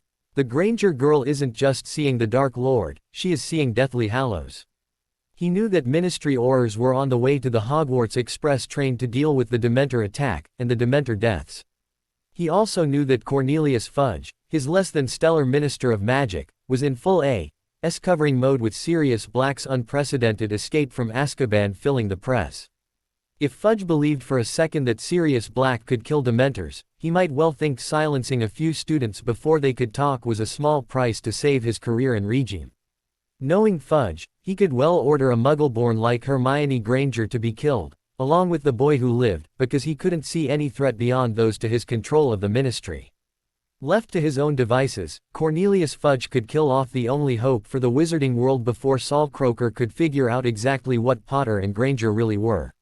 When the other Unspeakables saw Saul Croaker jogging through the hallways, pushing through other Unspeakables in the hall, only to run full speed into the emergency flow, using his wand to flick some powder into the fireplace, only just turning green before he dove in mask first, they knew things were truly going pear-shaped somewhere in the world. What did he say? Anyone here? Unspeakable Thomas asked. Don't quote me, but I think he said, that twinkly-eyed idiot. Unspeakable Franklin said, then added. It has to be some sort of code. Everyone listening agreed. They were wrong, but they were also almost right. Dumbledore's flow was warded. As the supreme mugwump of the ICW, and headmaster of Hogwarts, he was a high-value target for far too many witches and wizards for it not to be. However, as Warlock of the Wizigamut, those wards had one exception, the Chief. Unspeakable could pass them in an emergency, as if the Chief Unspeakable himself came running in an emergency, you don't have time to call ahead for permission. For that reason, he could be excused for screaming in surprise as the masked Unspeakable shot face first out of his fireplace and slid along his floor screaming at the top of his lungs. For the love of Merlin, don't let Fudge do anything with those kids. I need to talk to them, and I mean now. Unspeakable Croaker, well, croaked, not having recovered from being a very old wizard who does not jog, and having sprinted several hundred yards like a rugby player with the game-winning try in hand. Dumbledore blinked. Saul, can we not simply wait for them to be delivered? That is the function of the Hogwarts Express, is it not? Dumbledore said, his eyes twinkling merrily. Standing and stomping over to the phoenix on its perch, Unspeakable Croaker panted as he tried to get his breath back. He finally choked out. Do you think Fudge won't kill us all, to stop tomorrow's headline? Do you want to let Voldemort win because Fudge killed the boy who lived to stop a drop in his pulling numbers? Unspeakable Croaker gasped out. Dumbledore's kindly grandfather face slipped, and the most dangerous man Saul Croaker knew stared back at him. Picking up the death stick, the Elder Wand from where it was displayed on his desk, Dumbledore strode to beside his phoenix and spoke simply one word. Fox, he said softly, and in a flash of fire, they were gone. Cornelius Fudge and his protective detail dismounted from their brooms and stalked towards the train. Damage control was the only thing on his mind. Sirius Black escape was threatening to bring down his entire government. Now the rumors that Dementors had escaped control, rumors that they had even been killed. No, his use of the Dementors as a show of strength was not just to stop Sirius Black, it was to remind those old pure-blooded families that used to follow Voldemort, and those uppity light families that treated every word from Dumbledore's mouth as some sort of holy truth, that there was only one power in Wizarding Britain, the Ministry of Magic. The Dementors were his trump card, his ultimate sanction, the threat that kept everyone in line. There could be no rumors of anything less than total ministry control over the invincible guards of Azkaban. The very order of Wizarding society depended on it. Sacrifices have to be made. Mad-Eye Moody was cursing at the train conductor. What do you mean you can't leave? This is the Hogwarts Express, now get it expressing back to bloody Hogwarts before I turn you into a turtle and make some soup. The old Auror snarled. The conductor wrung his hands, and flinched, but continued arguing. I got a Patronus from the minister's own security detail that we were to hold the children here for his arrival. No one is allowed to leave. Moody snarled. What kind of minister has to have someone else send a bloody Patronus message? Bad enough half the Aurors who used to be able to cast it got killed in the war, now training in it isn't even in the Auror program. Now we have a minister of magic who can't cast it. What's next? Someone cast Lumos for him so he can read at night. Moody stomped back to the Potter kids' compartment. If Fudge wanted to make this disappear, he would have to either obliviate or eliminate those kids. That Potter kid, he would bet his remaining eye, would be almost impossible to oblivate, and the Granger was a seer, and oblivating them was a real waste of time, they would just see what you erased and then you were back to square one. No, Fudge would have to kill the Brots, and Mad-Eye was sure that, while doubtless dangerous, they were more of a threat to the Dark Lord than Wizarding Britain. He chuckled. Oh, Fudge was right. They would bring his government down if it got in their way, but they were probably trying to save the rest of the world. The problem is no politician thinks a world without them in charge still matters, and the kids might just muck it up and destroy the world by accident, but they would at least try to do the right thing. Lesbian snakes say, cult saves the world. That is not something he would have picked in his end of the world bingo card, which it turns out, was a mistake on his part. Can't let Fudge kill them. Dumbledore might choke on it, but sometimes dark times call for dark measures. Killing Dementors to save kids is fine in Moody's books. Who cares how? Saving kids ought to be the important bit, but neither Fudge nor Dumbledore will see it that way. Loosening his wand, he prepared to key his pension goodbye. Not that he'd live long, crossing Fudge and Dumbledore at the same time, but they didn't call him Mad-Eye just because of the eye. Stomping into the compartment with the kids, he faced them and smiled. Now kids, the minister is down to have a quick word. I don't want you to say anything, or move even a muscle, not even to smile until he has left. You just pretend to be good little statues until and unless I draw my wand. Mad-Eye told them calmly. Harry thrust his chin up and asked. And when you draw your wand? Mad-Eye grinned. Shoot first, and I don't give a shite if you ask questions at all. Dead people tend not to appeal their sentence. While the Longbottom boy looked like he wanted to faint, he noticed all of the kids tested their wand draws, and adjusted position to what they thought was their best casual position for a quick draw. Interesting. For an innocent-looking group of school kids, they were looking better prepared for a fight than half those infinats passing for Aurors these days. He grinned. He could hear Fudge's bellowing as he boarded the train. Fudge had to let everyone know he was here, and in charge. Funny. There might be just a wee bit of discrepancy in that second statement. Ah, pension, it was good to know you. Lesbian snakes say. Cult. I don't know how Lily would have taken it, but James must be rolling around in his grave, laughing his ass off. Moody was almost the last Auror left from the war who remembered James. He would be damned if he let Fudge kill James Potter's kid just because he was afraid of scandal. September 2, 1993. There are many things in life that Harry Potter had been surprised by. A troll in the girls' lavatory, a Dark Lord worn on the back of the head, a basilisk loose in the plumbing, a book that writes back. But of all the things Harry Potter had faced since his introduction to the world of magic, this was far and away the one that he was least prepared for. Lavender Brown, in full professor mode. Now it goes without saying that any attempt to suppress what happened is a lost cause. I mean the ministry leaks like those funny muggle bowls that are supposed to have holes in them. Lavender said sternly. Collanders, supplied Hermione tiredly. And they wouldn't know if you hadn't told them. Hermione pointed out grumpily. Lavender waved off useless trivia, and steamrolled on. That being said, we have to get ahead of it. You remember that horror show when you tried to stay quiet about the whole Parselmouth thing? Half the school thought you were the new Dark Lord, ready to kill all the Muggleborns and Half-Bloods, and the other half thought you were the new Dark Lord out to kill all the Pure Bloods to get back at them for offing Mom and Dad in the last war. Lavender breezed along. Parvati choked. Merlin laughed, that was a bit harsh. Lavender, however, was a force of, if not nature, then at least fashion, and could not be stopped. No more sulking in corners and refusing to meet people's eyes. That looked like a Dark Lord trying to deny he was petrifying everyone, so of course no one believed it. You are rumored to be the leader of a secret lesbian cult that has tapped forbidden powers of magic that even the ministry fears. We get ahead of it. Lavender said, as if this was the most obvious thing in the world. Harry finally snapped. And how do we do that? You already confessed to all the worst parts, how exactly do we get ahead of that? We are Gryffindor, and the entire house is so snake-phobic they make Ron in a room full of Acromantula look controlled and rational. The Slytherins already hate me for being lord of their house, and the guy who is indirectly responsible for half their parents spending time in Azkaban after I nuked Voldemort from my crib. Ravenclaw have enough data points about my personal history and historical records of Dark Lords rising to get them at least a C, maybe a B on a paper proving I was the next Dark Lord. Hufflepuff is ready to stack up and defend their weaker members if I so much as smile in their direction. How exactly do we get ahead of it? Harry asked acidly. Lavender blinked, as if it was so obvious she was mildly offended everyone else wasn't already moving towards making this happen.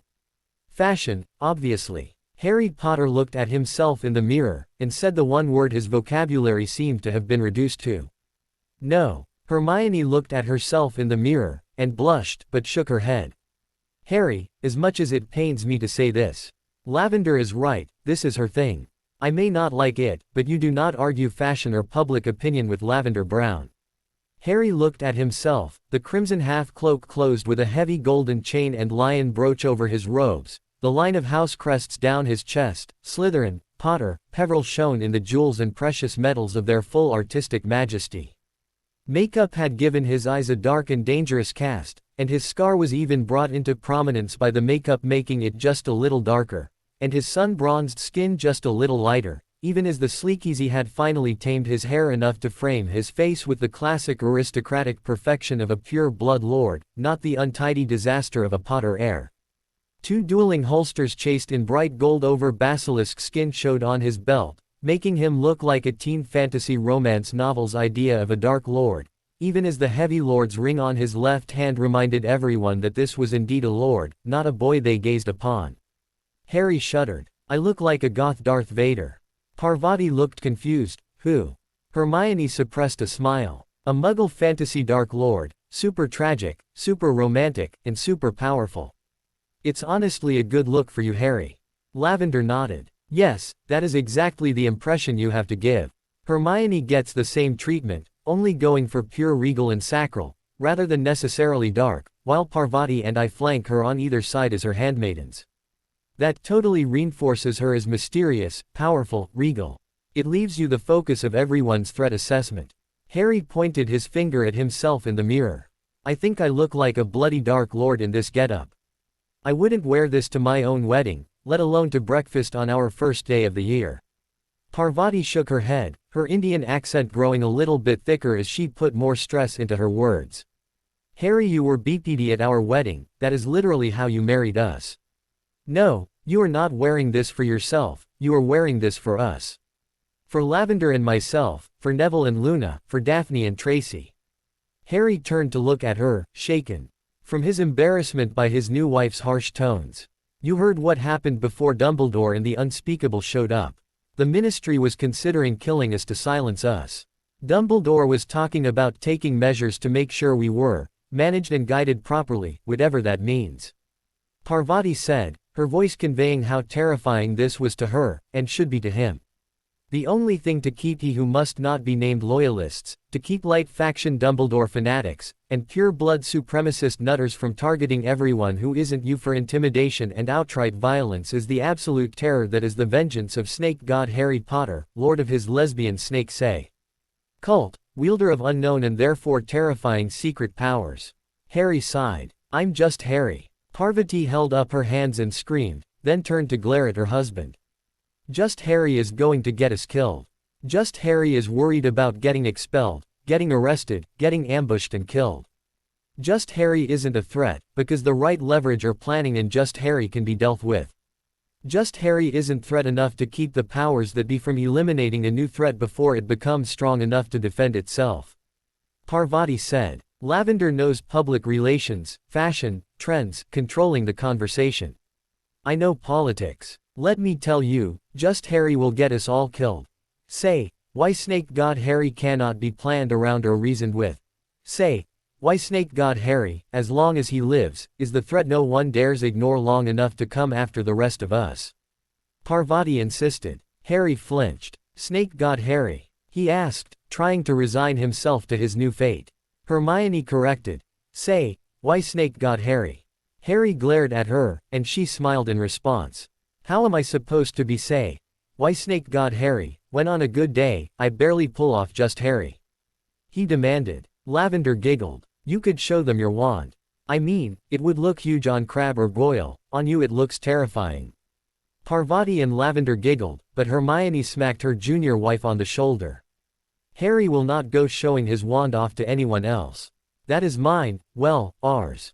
Not for the public. Besides, Professor McGonagall would have us in detention for a month writing out 19th century etiquette textbooks and calligraphy.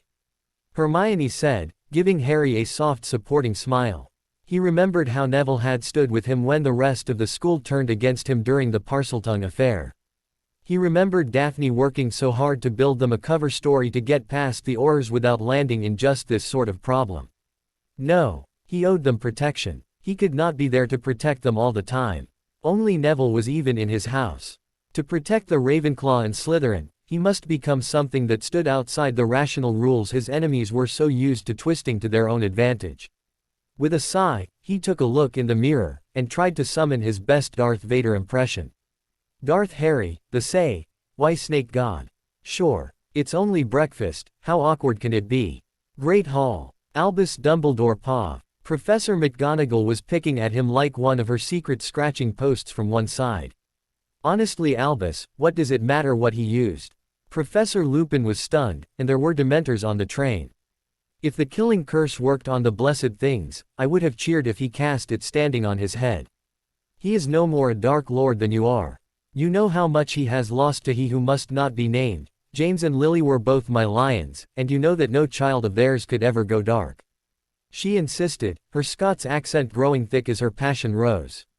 Severus Snape had mastered the art of sneering and chewing, but as a cultured Slytherin would never dare to speak except between bites.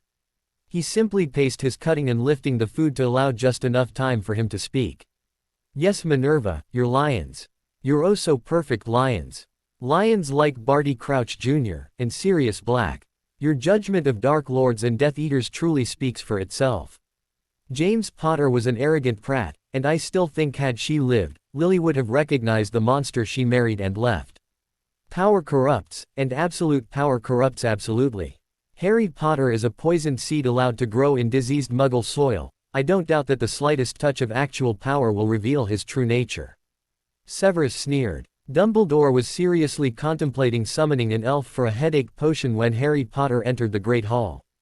The doors, which had closed against him in response to the headmaster's unconscious reaction to Harry's changing nature, boomed open loudly enough to shock a hall full of chattering students into silence. Harry strode first. His black robes were cut heavy, obvious signs of reinforcement panels, in this case basilisk hide, to make them dueling robes in all but name. His eyes had what Dumbledore would swear was makeup on them, two dark brooding pits that promised violence and hell-housed eyes that were so bright green they seemed to shine the same color as the killing curse. His hair was slicked back, leaving the usually hidden scar of his killing curse wood blazing in stark defiance from his crown. A color half-cape covered his back and right shoulder, 3 golden chains connected the snarling lion brooches in pure gold. On his left chest, the crests of Slytherin, Potter, and Peverell shone in the light of the hall, clearly rendered in precious stone, in metal thread, while the Hogwarts crest was forgotten and concealed under his cloak on the right shoulder. An unseen wind caused his cape to flutter, and flattened his robes tight against a frame corded with wiry muscle, making the slightly built boy resemble less a child and more a deadly duelist, half a heartbeat from violence. Every eye traced the casual tap-tap-tap of his fingers on the end of the dark wand holstered on his left hip. Hermione Granger drifted in, her own robes cut in a silk that was so thin that the same unseen wind that fluttered Harry's heavy cape flattened her own robes into a river of darkness that clung to her body like the memory of sin. Gryffindor color piping in its trim flowed like blood from fresh wounds as she strode into the hall, her hair woven in pure blood elaborate braids set with chains of gold and dangling gemstones that caught the light and gave her the impression of a queen from some ancient land, striding among a conquered folk beneath her notice. 2 ethereal figures moved beside and behind her to either flank. Dark-skinned and haired, or golden and fair, they mirrored her motions exactly, moving as if one creature in 3 bodies. They attended her like acolytes to a priestess, and their focus on Hermione alone, ignoring teacher and students alike as beneath their notice served again to draw every eye to Harry and Hermione. Harry strode to the Slytherin table, ignoring Dumbledore who rose, clearly to speak to him. Harry walked straight to Daphne Greengrass and Tracy Davis.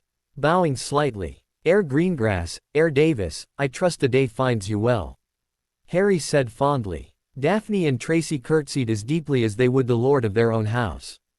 Daphne spoke for them both. "We are blessed and content in your regard, Lord Slytherin, Lady Slytherin," Daphne said, curtsying a second time to Hermione, who in turn, raised her hand in a gesture of benediction that seemed to catch the light, as if light itself gathered in her hand as Hermione said simply, "Be well, Daphne, Tracy," Hermione said, her voice ringing in the hall, as she didn't exactly shine brighter so much as all light that was not focused on her simply grew dimmer. Striding from the Slytherin table, they moved to Ravenclaw. Luna ran out and hugged Hermione, who smiled softly, and patted her head. Harry simply brooded at the Ravenclaw table, and fingered his wand, as if memorizing every Ravenclaw face for possible future action. Luna returned to her table, and Harry, Hermione, Parvati and Lavender stalked towards the Gryffindor table. They moved as one, each foot coming down together in the lazy stalk of a lion and his pride crossing the savannah. Harry led his wives around the Gryffindor table, and seated each of them before sitting himself. As if accepting no one at the table would eat until he finished, Harry didn't bother to glance at the rest of the table before simply touching his own cutlery, and saying softly, "You may eat." Neville Longbottom whispered quietly. Merlin's beard Harry, what was that? Not quietly enough, as Fred and George Weasley leaned on him from up bench. That was bloody marvelous, said either Fred or George. Bloody theater, bloody genius, answered the other one. Unnoticed, Ron Weasley gripped his spoon so hard it bent, spilling his pudding onto the table unnoticed. Bloody Harry. Always bloody Harry. Every single thing is just given to him. Hero by being born, put on the Quidditch team on his first broom lesson, just stumbling and falling into more and more fame and fortune without really doing anything. Ron had been his first friend, and without Ron and Hermione to loan him the clue he didn't have, the boy who lived wouldn't have made it to Christmas in first year. Now he's gone all Dark Lord. As soon as he started speaking snake, Ron knew it. Knew him for another piece of slimly Slytherin garbage, a traitor in their midst. Maybe no one else would do anything about it, maybe everyone else would just keep their head down and pretend they weren't watching it. He was a Weasley, a true Gryffindor. He would see the little snake shown for what he was, and then maybe the school would see who the real hero always was. Across the hall, Draco Malfoy, who began breakfast entirely in control of his place in Slytherin House, and thus, the world, looked upon a hall whose entire focus, attention, fascination and even fear had been commanded by Harry Potter and his harem. This could not be allowed to stand. Draco Malfoy was being groomed to become the leader of this generation's wizarding world. He would not allow some ministry fabrication and fraud of a wizard of no breeding to take his place. Albus Dumbledore's blood was running cold. He had only ever seen one man command the attention of the whole of the hall, and only then in his last year. Harry Potter was not even old enough to be prefect, let alone head boy. He was not half as accomplished as Tom Riddle had been before he could command that level of respect from the Great Hall. The boy who lived now wore the Slytherin Lord ring, among others. Voldemort had been the former heir of Slytherin. Harry Potter now bore the sign of the Peverils on his East, the sign of the Deathly Hallows. Those in this generation did not remember, but he could see half his professors, the senior half, flinch to see the sign that Gellert Grindelwald conquered half of Europe under now on the chest of what may well be the next Dark Lord. The food already in his stomach became a ball of lead through alchemy. Nicholas Flamel would be hard-pressed to explain. Severus Snape's words were suddenly less amusing. Turning to his old friend the former Death Eater, he saw a look he had never before seen on Severus' face. Fear. It vanished quickly under a mask of Slytherin disinterest, but for 1 second, Severus Snape had looked upon Harry Potter now with the petty hatred of a generational grudge, but by stark and simple terror. Harry Potter had been marked by the Dark Lord, and bore a fragment of him in his scar and soul. Only through that very link, that very taint, could Harry be used to end the Dark Lord Voldemort. The boy had escaped control, and now Dumbledore feared he was facing a ticking clock, a clock that determined when Harry ceased to be a consumable weapon to end the Dark Lord Voldemort, and when Voldemort became their last best hope from protection from the rising Dark Lord Harry.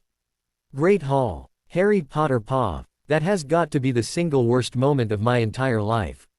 Harry said bitterly. Hermione nudged him with her shoulder. That is what you said when Cornelius Fudge ordered you to surrender yourself for trial at the train. Harry grimaced at the memory.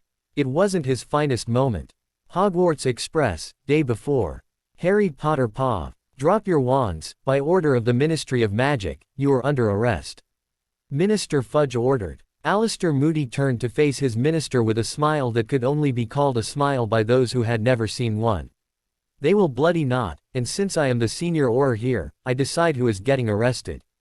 By the way, Fudge, ministers don't arrest people, and Aurors don't key ass, so let's keep a clear division of labor and the ministry will be the better for it. Moody laughed, moving into what was clearly about a quarter heartbeat from a combat stance. Minister Fudge shifted gears, and smiled. Alistair, the Dementors are the key to the ministerial authority over the pure-blooded aristocrats, and private armies like Dumbledore's Little Order of the Phoenix. If the thought that our control over them was not absolute, or that they could actually be killed ever got out, our entire society could crumble. Fudge said sternly, still moving towards them. Moody grinned, moving his hand over his wand.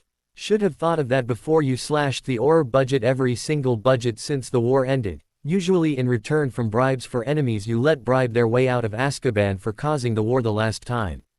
Fudge turned to his protection detail. Go ahead, arrest him and the children both. Auror Proudfoot kept his hands away from his body, licked his lips and muttered quietly. Minister, that is Mad-Eye Moody. They never found all the last people who drew a wand on him.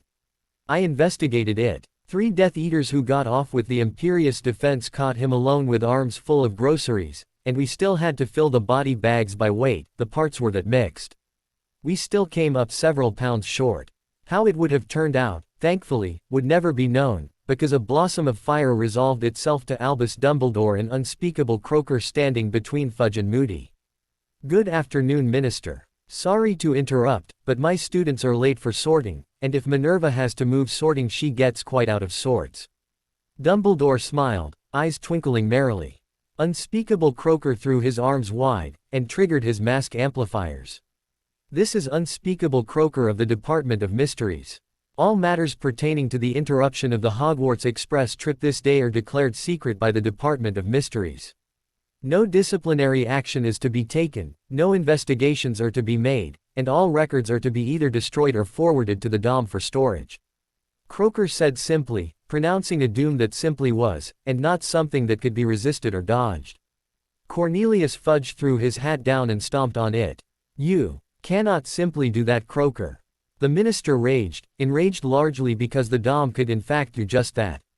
Dumbledore smiled sweetly and patted the minister on the arm, wondering why the protective detail all seemed to be about ready to collapse and stank of fear. Oh well, perhaps they needed a sherbet lemo. Great Hall, current. Harry sighed at the memory. Yeah, that was bad. What did the unspeakable want to talk to you about anyway? Harry asked. Hermione blushed, and fingered a necklace tucked under her robes. He wanted to bargain for the wording of Lavender's prophecy. I agreed. Harry looked at her in wonder. What could possibly convince you to give the ministry, even if it is the unspeakables, the truth about a prophecy that concerns one of us? Harry asked. Hermione's eyes went distance. It was a really compelling argument. Hogwarts Express, day before. Hermione Pov, Lady Slytherin, began unspeakable Croaker. Don't call me that. My mother is already going to burn me in effigy as a class traitor. I don't need to hear it from the actual secret police too. Hermione groaned. What do you want, Croaker? The short version. It's been a day. Unseen behind his mask, Saul Croaker grinned. Hermione, I need to know the wording of that prophecy.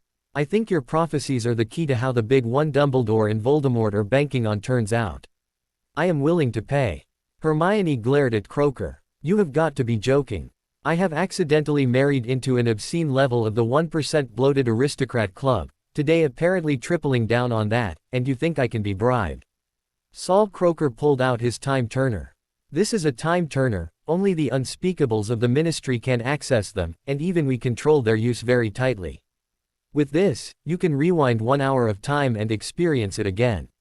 You cannot cross yourself to exist at 2 simultaneous times in the same place or reality gets confused and somewhere between cities and continents go bang, but you can rewind events to do them again, or you can use the same hour twice to avoid having to choose between activities.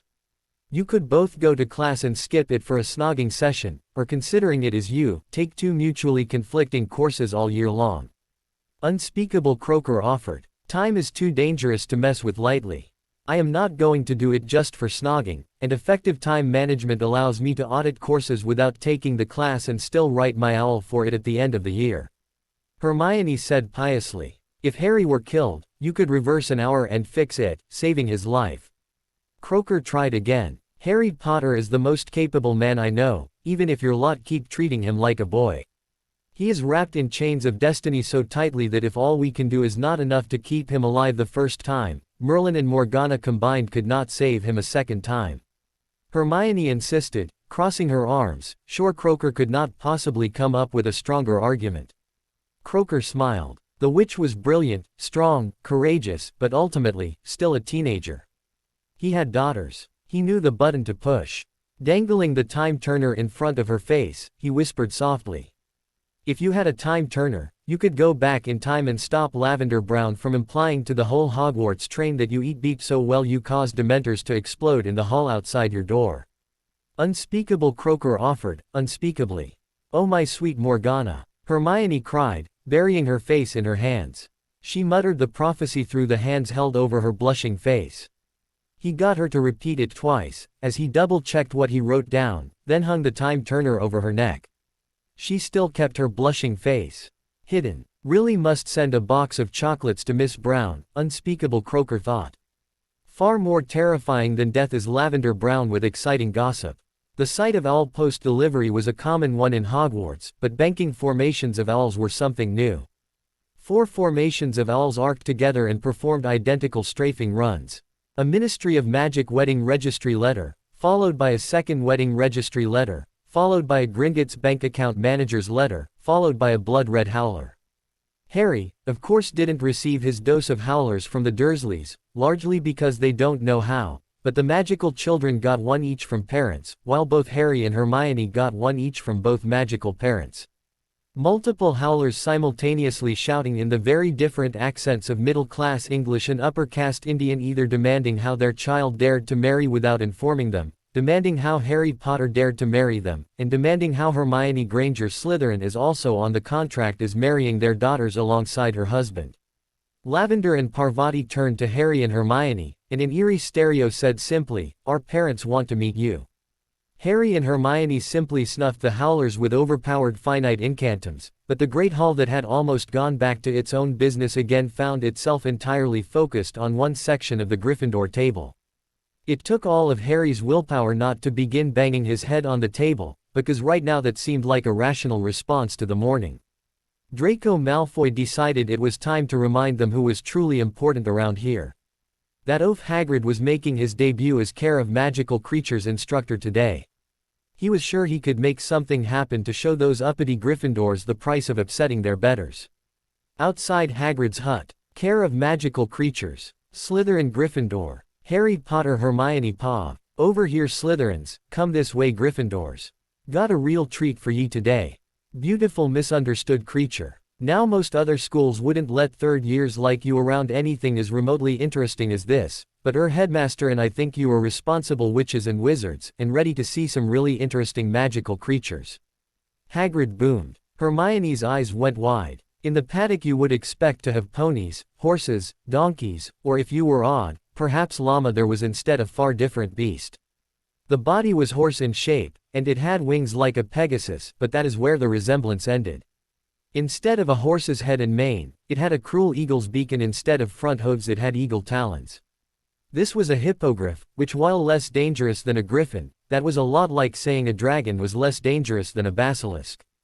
Hermione had to check. It was possible that this was far saner than it looked, and the only wandless professor in the whole school was separating a hippogriff from third-year students with a simple log fence a hungry cow or spirited horse could easily ignore, and of course, neither of those could fly. They also didn't have the ability to eat students, so were probably not interesting. Harry was already pushing forward. He's beautiful Hagrid, what's his name? The Slytherins also seemed to be taken aback by the hippogriff. It was the symbol of House Goyle, so Goyle had heard stories of children who talked back being fed to the hippogriffs they raised, and how they used to go muggle hunting with a flock of them in the good old days. To say Goyle was odd was putting it mildly. The girls however were taken by the soft blue plumage of his forequarter. It was iridescent like the finest goblin woven fabrics. The feathers ruffled with the hippogriff's mercurial moods, making the girls uniformly want to run their fingers through it. Gryffindor and Slytherin girls pressed close to the fence to coo at Buckbeak as Hagrid talked about him. Hagrid was a surprisingly good teacher, managing to blend information about their anatomy, their place in magical ecology, the uses of their feathers in artificing, both wand and broom manufacture, and their unique ability to keep the Niffler and gnome population under control. Finally, he got to the point that Hagrid had dreamed of, the chance to bring monsters and witches and wizards together, so that he could teach witches and wizards to stop being afraid of magical creatures.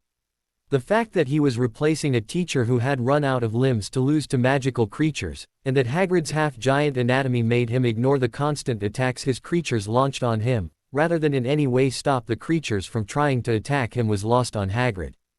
Hagrid's invincibility had allowed him how to teach others not to get bit in the first place. He had survived so many deadly learning curves, he was close to a magical creature behavioral scientist. Hagrid boomed softly, as only a giant could boom softly. Now our hippogriff is a proud creature. Most wizards that get bit because they insult the hippogriff. They are proud creatures, and you must always approach them with respect. Hagrid opened the gate, and stepped inside. Buckbeak raised his head, and gave a threatening squawk, causing the whole class to backpedal. Hagrid bowed deeply, never breaking eye contact as he did. He continued to instruct his class as he moved forward. When you bow a third of the way. You keep your eyes locked on his. This says, you respect him, but you do not fear him. You are neither challenge, nor prey. You do not move closer until he bows back. This indicates that he does not view you as an intruder to his domain, and you may approach closer. Buckbeak gave a whicker, somewhere between a chuckle and warble, and bowed exactly the depth of Hagrid. Hagrid then approached and stroked Buckbeak's soft front feathers, and the hippogriff leaned in and went through Hagrid's hair for bits of things stuck in it, and found several, eventually eating a mouse that had escaped Hagrid's pocket last feeding time and hid itself in the forest that passed for Hagrid's hair. Hagrid smiled and turned to the class. Mutual grooming is a sign of affection, shared inside the herd and with close friends outside it. If you can get this close, then those feathers that are ready to shed can be harvested simply by petting the hippogriff.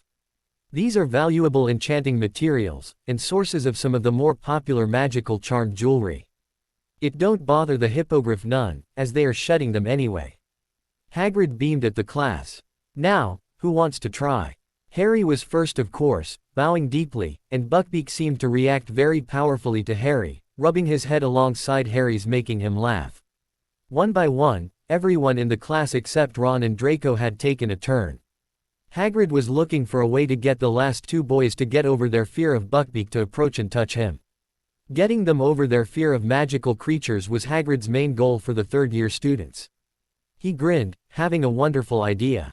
Putting a hand on Harry's shoulder, Hagrid boomed. If you have a close enough bond with a hippogriff, you can even ask to fly on his back. Hagrid stopped there, and dug his hands in his beard. Well, not me so much, on account of me size, being a bit larger than normal, but for you littler types, it's no problem at all.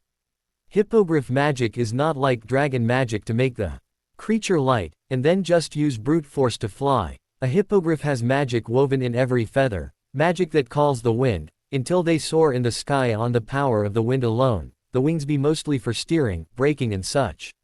That is why we use their feathers for broom cores. Would anyone like to try? Hagrid asked. Hermione decided to check and see if Hagrid had fallen victim to an attack of common sense, or was he still functioning on the power of however much testosterone was produced by giant testicles. I'm sorry, Professor Hagrid, I don't see a saddle anywhere. Do we have to pause while you fetch one? Hermione asked, desperate to be proven wrong, just once. Harry bowed again, then waggled his eyebrows at the hippogriff, who matched the eyebrow waggle and tucked his wings back, bent one foreleg, allowing Harry to jump aboard with a cry. Harry, the whole saddle thing was a serious question. Hermione pointed out, but Harry was lost on a sea of flight-related testosterone. An acute case of testosterone overdose. She supposed it was inevitable, he had 3 wives, that had to boost production. Plus there was the, too many bludgers to the head Quidditch issue, and let's not forget shot in the brain with the killing curse. There were lots of excuses why her loving husband was rocketing into the sky on some magical cross between a warhorse and giant man-eating attack bird. Harry was busy attempting the full range of high-speed air-to-air combat tricks in Buckbeak's arsenal, then dive-bombing Hagrid so Harry could lean down off the side of Buckbeak to flick Hagrid's ear as some sort of counting coup or some other boyish bullshit. Daphne sidled over to Hermione and whispered, "Your husband is very brave." Hermione muttered just loud enough for Daphne and Tracy to hear her. "The boy who died falling off a chicken pony." Hermione muttered. "The boy who went splat," she cursed. "Worst case of testosterone poisoning since Merlin got jobbed by Morgana Le Fay." Hermione finished glumly. Tracy and Daphne giggled as Harry dove just above Hermione's head, and dropped a flower they had apparently snatched off the Whomping Willow in the sort of high-speed attack run at the broom-killing tree that made sense to boys and hippogriffs. Finally, Harry and Buckbeak returned to Earth in the paddock, prancing to a landing that had a laughing Harry bury his face in Buckbeak's eagle-like crest and give the preening creature a strong hug. Sliding from his back, Harry bowed to Buckbeak 3 times as he backed away. Harry then tried to hug Hagrid, which was hard when he had the diameter of a small elephant, but Hagrid's booming laugh said that he enjoyed the attempt. Ron sat watching Harry and glaring. Since the Acromantula attack, Ron had a problem with fast-moving large magical creatures. He remembered the fear, and his dreams dwelled on how his body would have felt when he got torn apart. Ron had been the one who introduced Harry to flying and Quidditch. Now because Harry dragged him into the Forbidden Forest, Ron couldn't even bring himself to approach the hippogriff. He turned away in disgust, only to see Malfoy smile as he clearly got an idea. Looking over at Harry and Hagrid hugging, Malfoy sneered and fluffed his robes, starting to walk towards Buckbeak. Ron could tell the slimy snake was plotting something. Something with Buckbeak that would hurt Harry, and probably Hagrid. Ron felt bad about Hagrid, but he could always go back to groundskeeper. Ron smiled, And it was a smile he had only ever seen on Percy when he got the twins in trouble, a very cold cousin to the normal Weasley smile. Now Harry getting in trouble because of a Malfoy trick, that was just snake-on-snake crime, and they all deserved it. Sic semper snake. Ron sneered as Malfoy had approached to the distance that had Buckbeak squawking his warning. This isn't a dangerous magical creature, this is a children's petting zoo joke. A glorified chicken, Malfoy said, smirking as Buckbeak gave a warning cry and opened his beak in threat. How about I put a proper collar on this, and muzzle, and let the first years ride it around the common room? Malfoy said, taking out his wand and advancing on Buckbeak. Hagrid was too far away, and Harry was surprised that Draco would say something that put himself in danger. Only Hermione had the sense that this was truly about to go beyond pear-shaped and into the realm of corpses and criminal charges. It was a three-way race between Draco Malfoy's wand and intended Incarcerus charm, Hermione Granger's wand, and her Accio Idiot charm, and Buckbeak's lunge. Hermione did not have a seeker's reflexes like Draco Malfoy, nor a bird's fast twitch muscle speed, but she was by far the smartest of the three, and for that reason, Malfoy would be able to play with his wand again with his dominant hand, but it was very close. Hagrid had undersold the power of a hippogriff's bite, because it could not pierce his own magically resistant skin. Against a fully grown wizard, the bite of a hippogriff would shear through the entire limb with no more problem than snapping a single stalk of grass.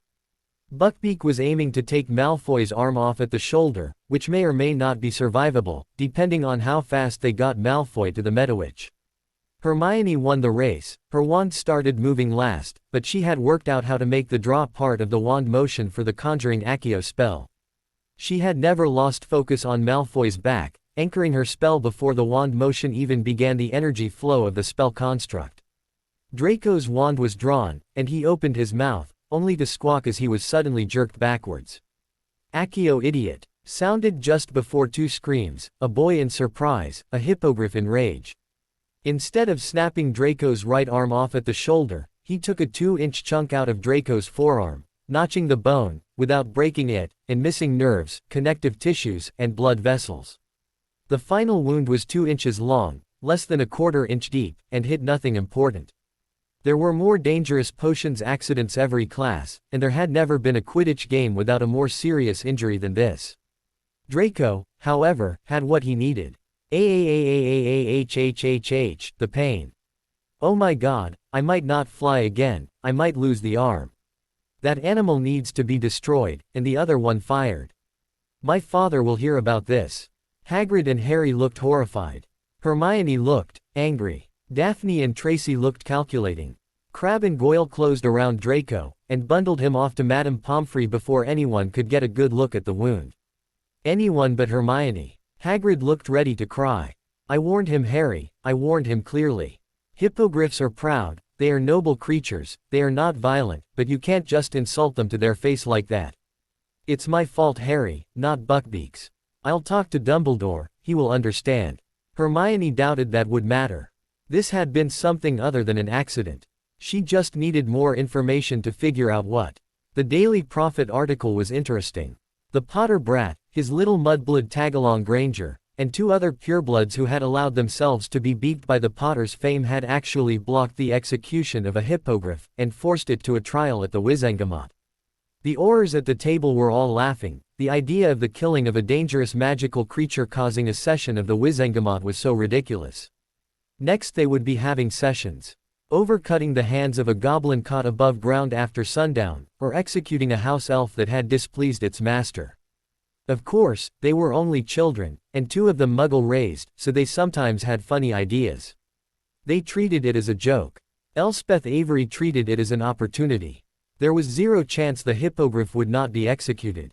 The Minister of Magic and Dumbledore both viewed Harry Potter as a rising Dark Lord, so for either to bow to his demands would threaten the legitimacy of their own power. Not only would the hippogriff be killed, but the Ministry would make a special occasion of it. That would require Aurors to have access to Hogwarts grounds for the day.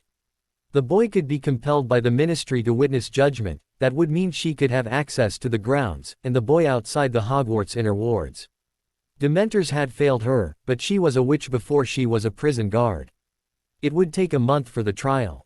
It took a month to produce polyjuice too, and you had to have at least an E in Newt potions to be an Auror. She had an O of course.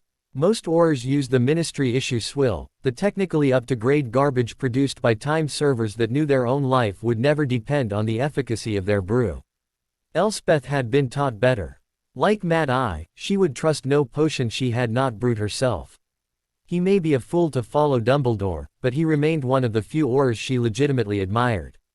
He was a warrior, and war punishes half measures. No. Buckbeak would die, and his death would be Potter's downfall. Hogwarts. Gryffindor House. Wormtail Paw. There were Dementors around the school.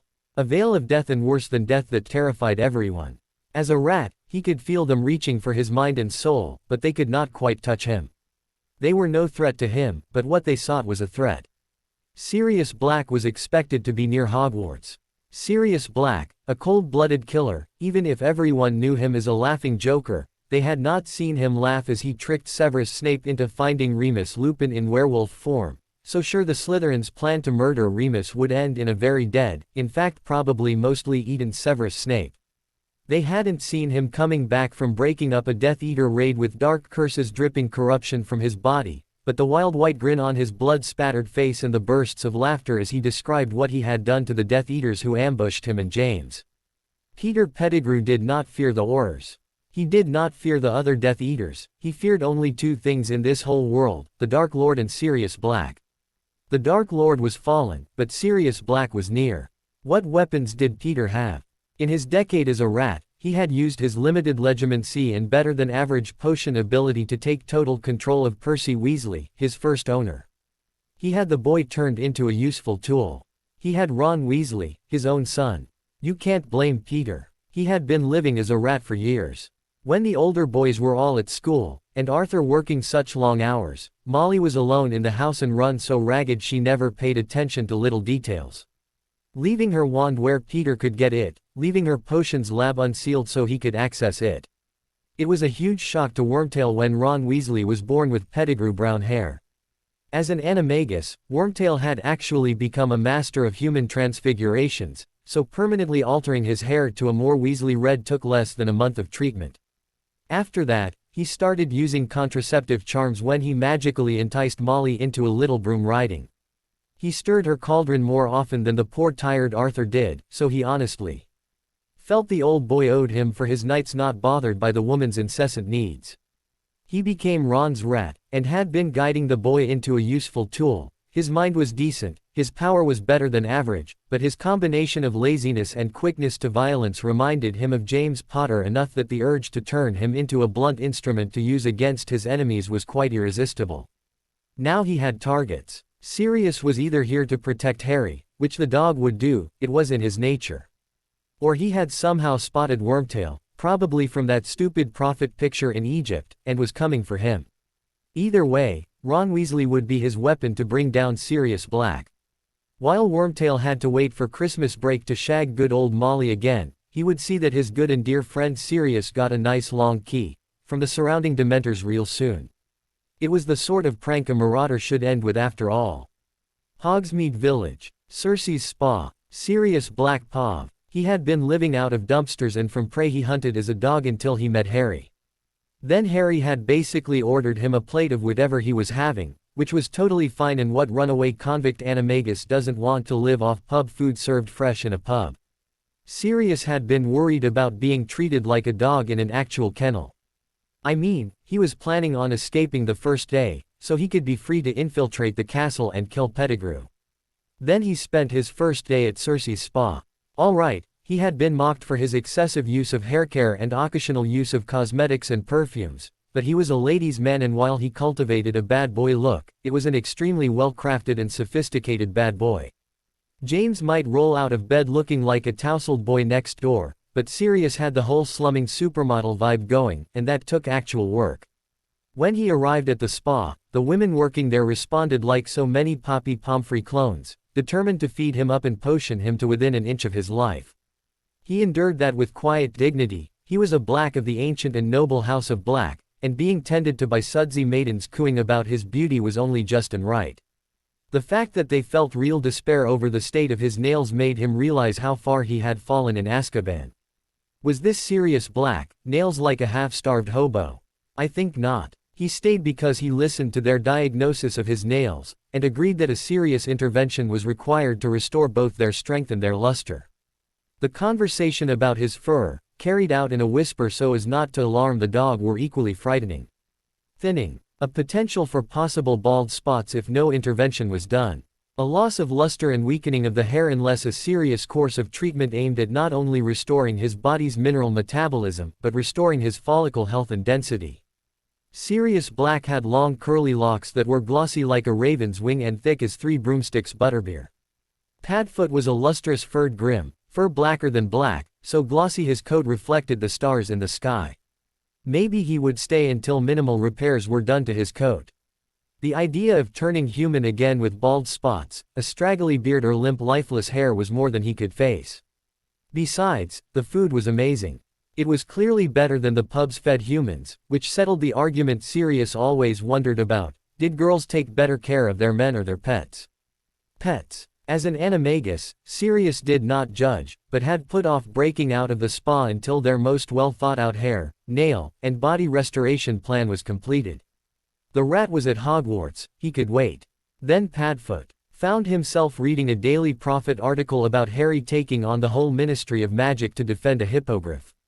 That was obviously insane. The hippogriff had attempted to bite a Malfoy, well, who hadn't after all? He already liked the hippogriff, and been saved by the Granger girl who was either Lady Slytherin, or a muggle-born tart who seduced the boy who lived, depending on which editorial you wanted to read.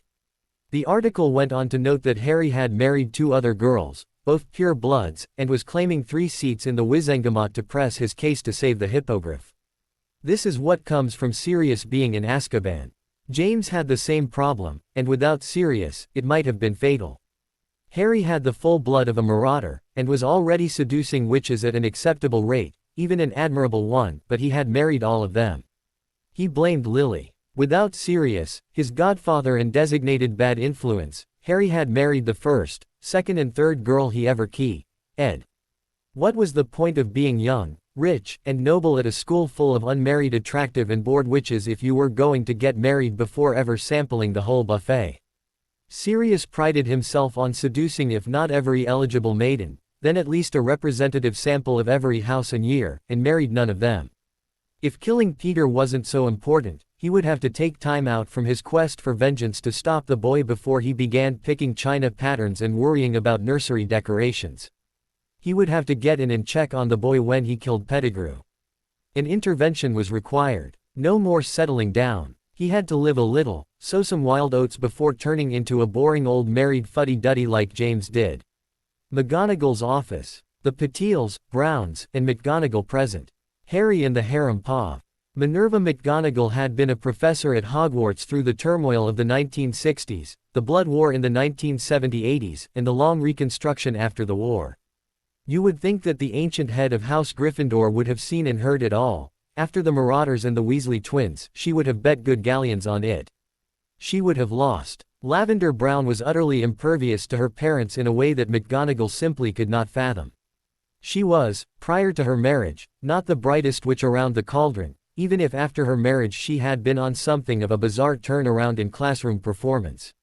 Lavender had been a girly girl, more concerned with fashion and gossip than spells or magical theory, and had very much lived or died by parental approval. What had Harry Potter done to the girl? Don't be silly, Daddy, I am a proper pure-blooded lady, and we simply don't do premarital say. Since it was say that made us married, it's kind of impossible to both do premarital and say at the same time. That is how magical lesbian snake say cults work. I don't make the rules. Lavender said, brushing off the matter is clearly and completely dealt with, and why are we still talking about it? Minerva McGonagall sputtered, putting her teacup down upon her desk and asking in a very biting tone. And where do you get these supposed rules for your lesbian snake say cult? Because I am familiar with every tome in the library, including the restricted section, and absolutely know of no such document. McGonagall was nearly shouting at the end.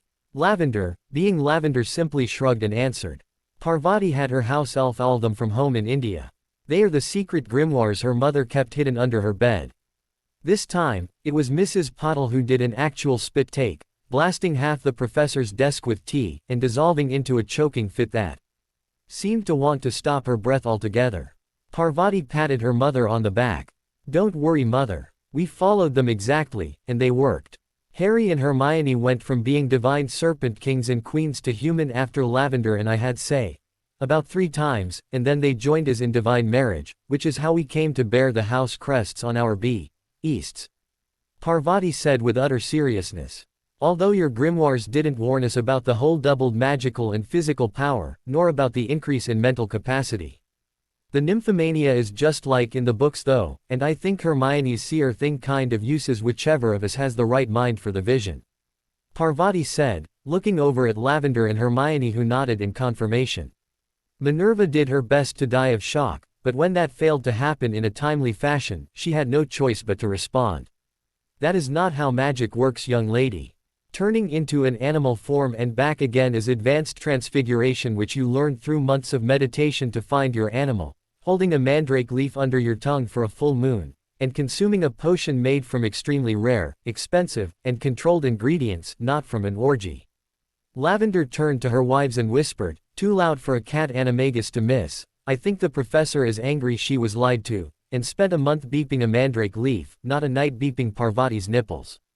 Harry just shut his eyes, and tried hard to find one of his minds that didn't want to laugh right now, but for once, all were in agreement. The best he could do was keep cycling through fast enough none of them got a laugh all the way out. Hermione, unfortunately, had only the one mind, and also saw the humor in it. Her laughter did not reduce anyone's stress levels. Mrs. Potter brought her breathing under control, steepled her fingers and began to slowly work through a very difficult conversation she could not attempt meeting anyone's eyes. "Parvati, as you know, we come from an ancient land with a tradition of arranged marriage, like the traditional pure-blood families here in Wizarding Britain. We often have never met our spouse until the day of our wedding, and just as often have little to no input as to their selection." Mrs. Potter began. Parvati rolled her eyes. "Yes, mother, I know, but I don't need an arranged marriage, I am married already." Her mother snapped. "Parvati, you realize our fortune is founded on supplying the best Amordina love potion on the entire Indian subcontinent. We supply it to new brides by the keg. This is what the Europeans used to call the honeymoon, as the base of the potion has always been honey. After a month of both parties dosing that on a nightly basis, you either have your heir already under production, or at least you are used to each other enough that you can carry on under your own steam, or at least buying your own potions." Mr. Potter covered his face with his hands. "I do not see the relevance of this. What grimoires is she talking about? Your family isn't known for parcel magic at all, let alone any tantric ritual parcel magic." Mrs. Potter broke and finally shouted. "They were not grimoires, they were my erotica. In a land filled with marriages made by parents without any consultation of the young people involved, your say, Godul satisfaction is your own problem. Those grimoires were something Lavender's mother and I wrote when we were in Hogwarts." Mrs. Brown had stopped drinking her tea in growing alarm, fearing where this conversation was going. "You aren't talking about the originals, with the pictures. Parvati, who do you think was in those? That was your mother and I." Mrs. Brown shrieked in embarrassment. "Sweet Merlin, call the oblivators." Mr. Brown Ned, casting his eyes to the ceiling. Lavender and Parvati turned to each other, pointing, and shouted in stereo. "Your mom is hot." Harry was now laughing so hard breathing was an issue.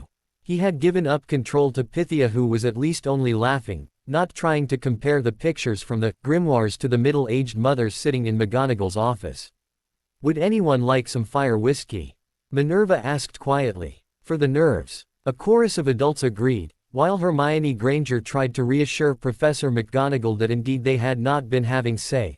Because Lavender and Parvati can't tell the difference between lesbian bipography and magic ritual, but instead by adapting the very ancient and mysterious rituals found in the Chamber of Secrets, written by no less a magical theorists than Salazar Slytherin himself.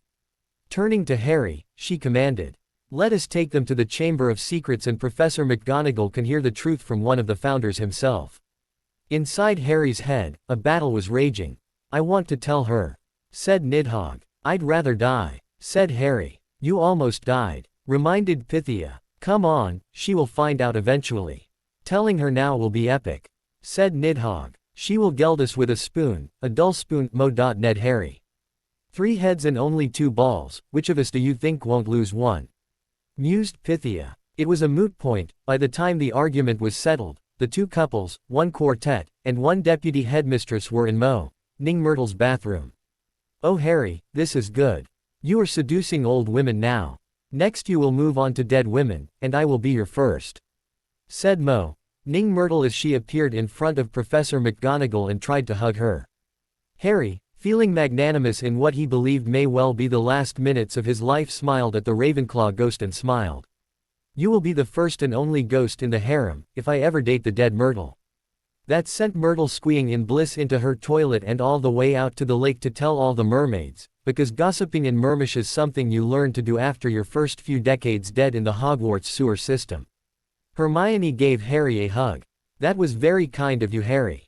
Parvati turned to the sink Harry pointed to and hissed. Open. As the door to the chamber irised open, Mr. Potter gasped. You are a Parseltongue now. That is impossible. Hermione leaned in and keyed Parvati firmly, with tongue, then looked at the Pottles. All Harry's wives receive the gift of Parseltongue from him.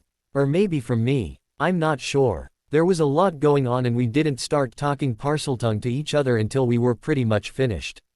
Hermione said thoughtfully. Both Mrs. Brown and Pottle blushed furiously.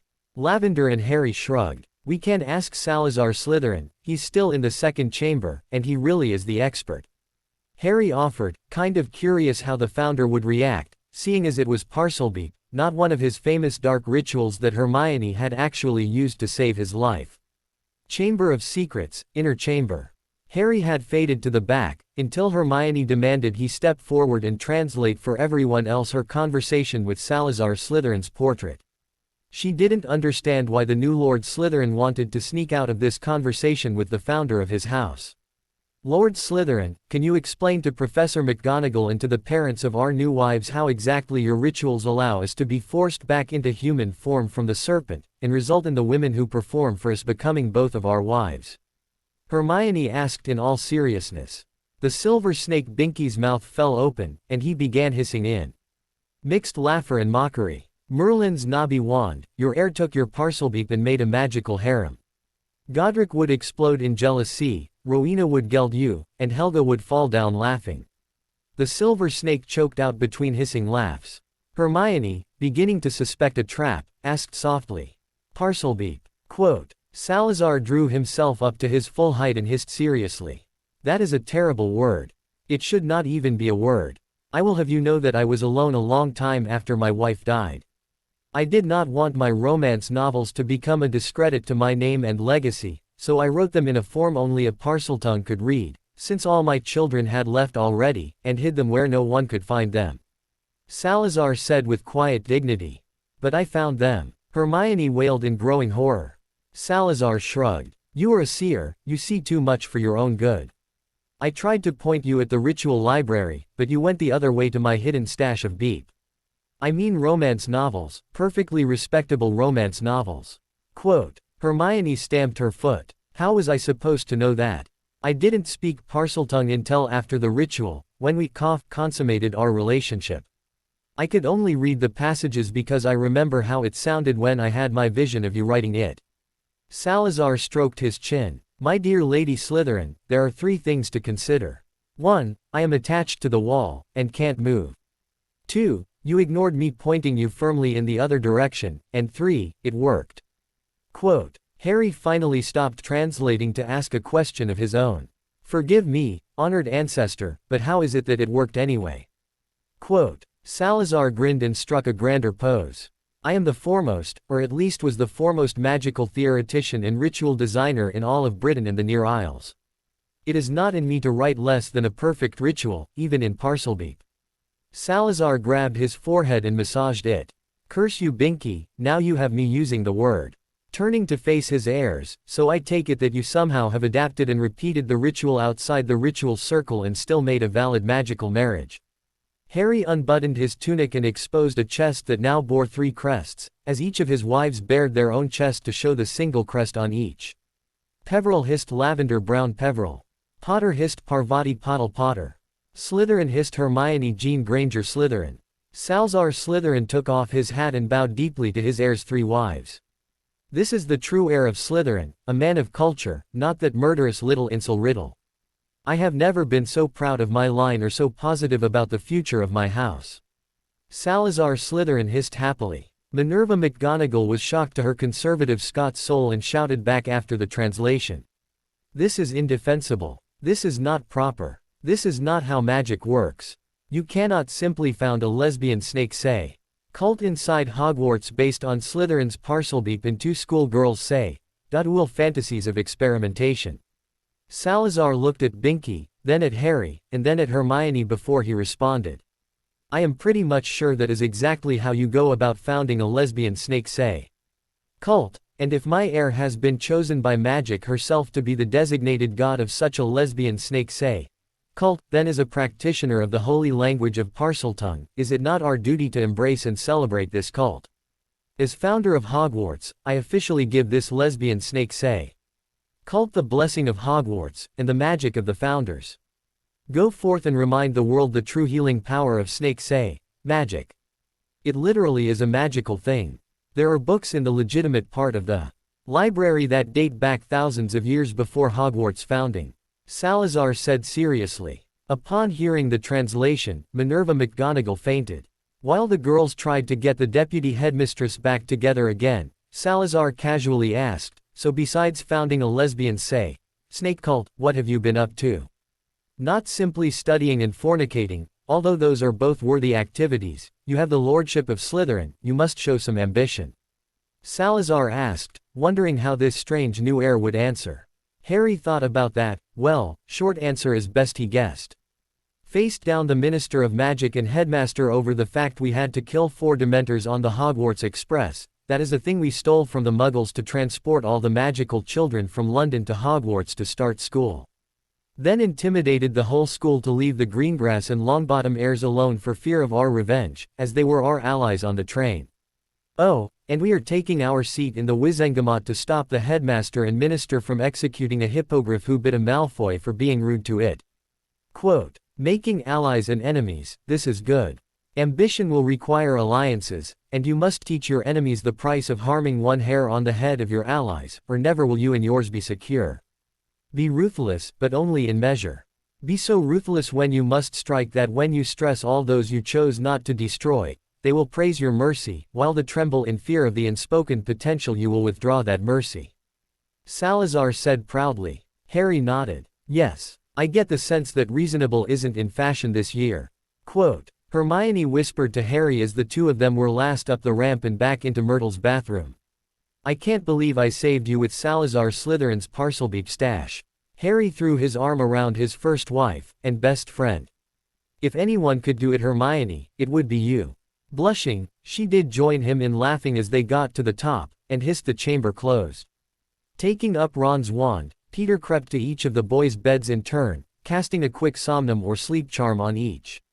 For all his Dark Lord's power, it would be Peter Pettigrew who ended the boy who lived, not in a great battle, but in his sleep as the pathetic media creation he was. Avada Kedavra, Pettigrew shouted, hearing the alarms for the Unforgivables set as part of Hogwarts wards, and unlike the specially exempted Dada classroom, that one spell would set off an alarm in every single professor's room, but it would be too late. Harry Potter's bed blasted apart as a decade's worth of frustration for being imprisoned as a rat by the boy's childhood accidental murder of his secret master overpowered the spell to nearly draining Pettigrew's core. Ron's wand burned his hand as the unicorn core rebelled against an outsider using the wand to cast a spell so foul. Far more tragically, the spell blasted apart a transfigured bedspread, as the boy himself was sleeping elsewhere. Panic set in. Pettigrew realized he had failed to kill Potter, so his plan of framing Sirius for it was already in danger. Knowing all the boys were spelled asleep, he dug through his memories of his Marauder days to remember what McGonagall and Dumbledore would do when one of their pranks had triggered alarms. He knew he could not apparate, he could not chance the common room and the fat lady's portrait which McGonagall had probably already locked down. While turning rat could hide him from Dumbledore, he had spent his years with Percy and Ron in the boys' dorm or burrow because he dared not ever draw the eye of the cat Animagus McGonagall, for fear she would spot him as an Animagus. He and the other Marauders had always suspected that McGonagall knew they were animagi, and simply chose to overlook it. He could not stay, could not run. The boys' dormitory was a death trap, and the girls' dormitory could not be reached by any boy. Not a boy, but by a rat. Shifting to rat after opening the common room dorm, he sprinted for the stairway to the girls' dorm in the upper tower, minutes at most, seconds at worst from the pad of McGonagall's slippers and the wand that came with them. Darting up the stairs, he found one room set alone halfway up the stairs, separated from the 4 others at the top, and with noise-canceling spell work that would make whatever he had to do to those girls remained unnoticed.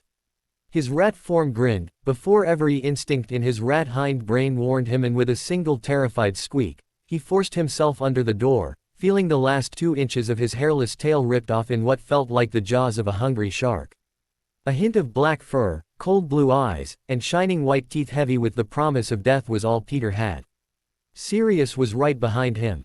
Sirius Blackpaw. The Marauders' map was the single greatest work of magic that had ever been crafted by the Marauders. Remus handled the arithmancy to balance so many and so potent enchantments.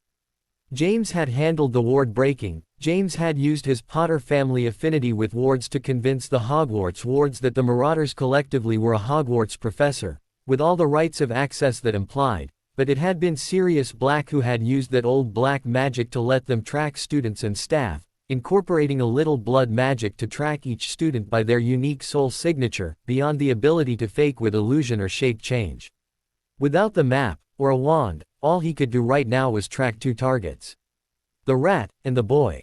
Right now, the rat was charging the boy in an isolated room in the girls' tower. How had the lad managed that? And the wards were screaming at Sirius that the killing curse had been used in the boys' dorm. The rat was after the boy. Sirius would stop him, if he had to kill or die to do it. The rat was on the stairs, stopping before the door, and hunching over like Pettigrew always had to do before changing, no doubt to use whatever wand he stole to kill Harry Potter in his sleet. A decade in Azkaban, even hiding mostly as a Grim, left him with a mind that was broken on a deep and fundamental level, but it made the killing rage that was part of the Black family blood he had so long resisted rise up to the surface. This once, he did not fight it.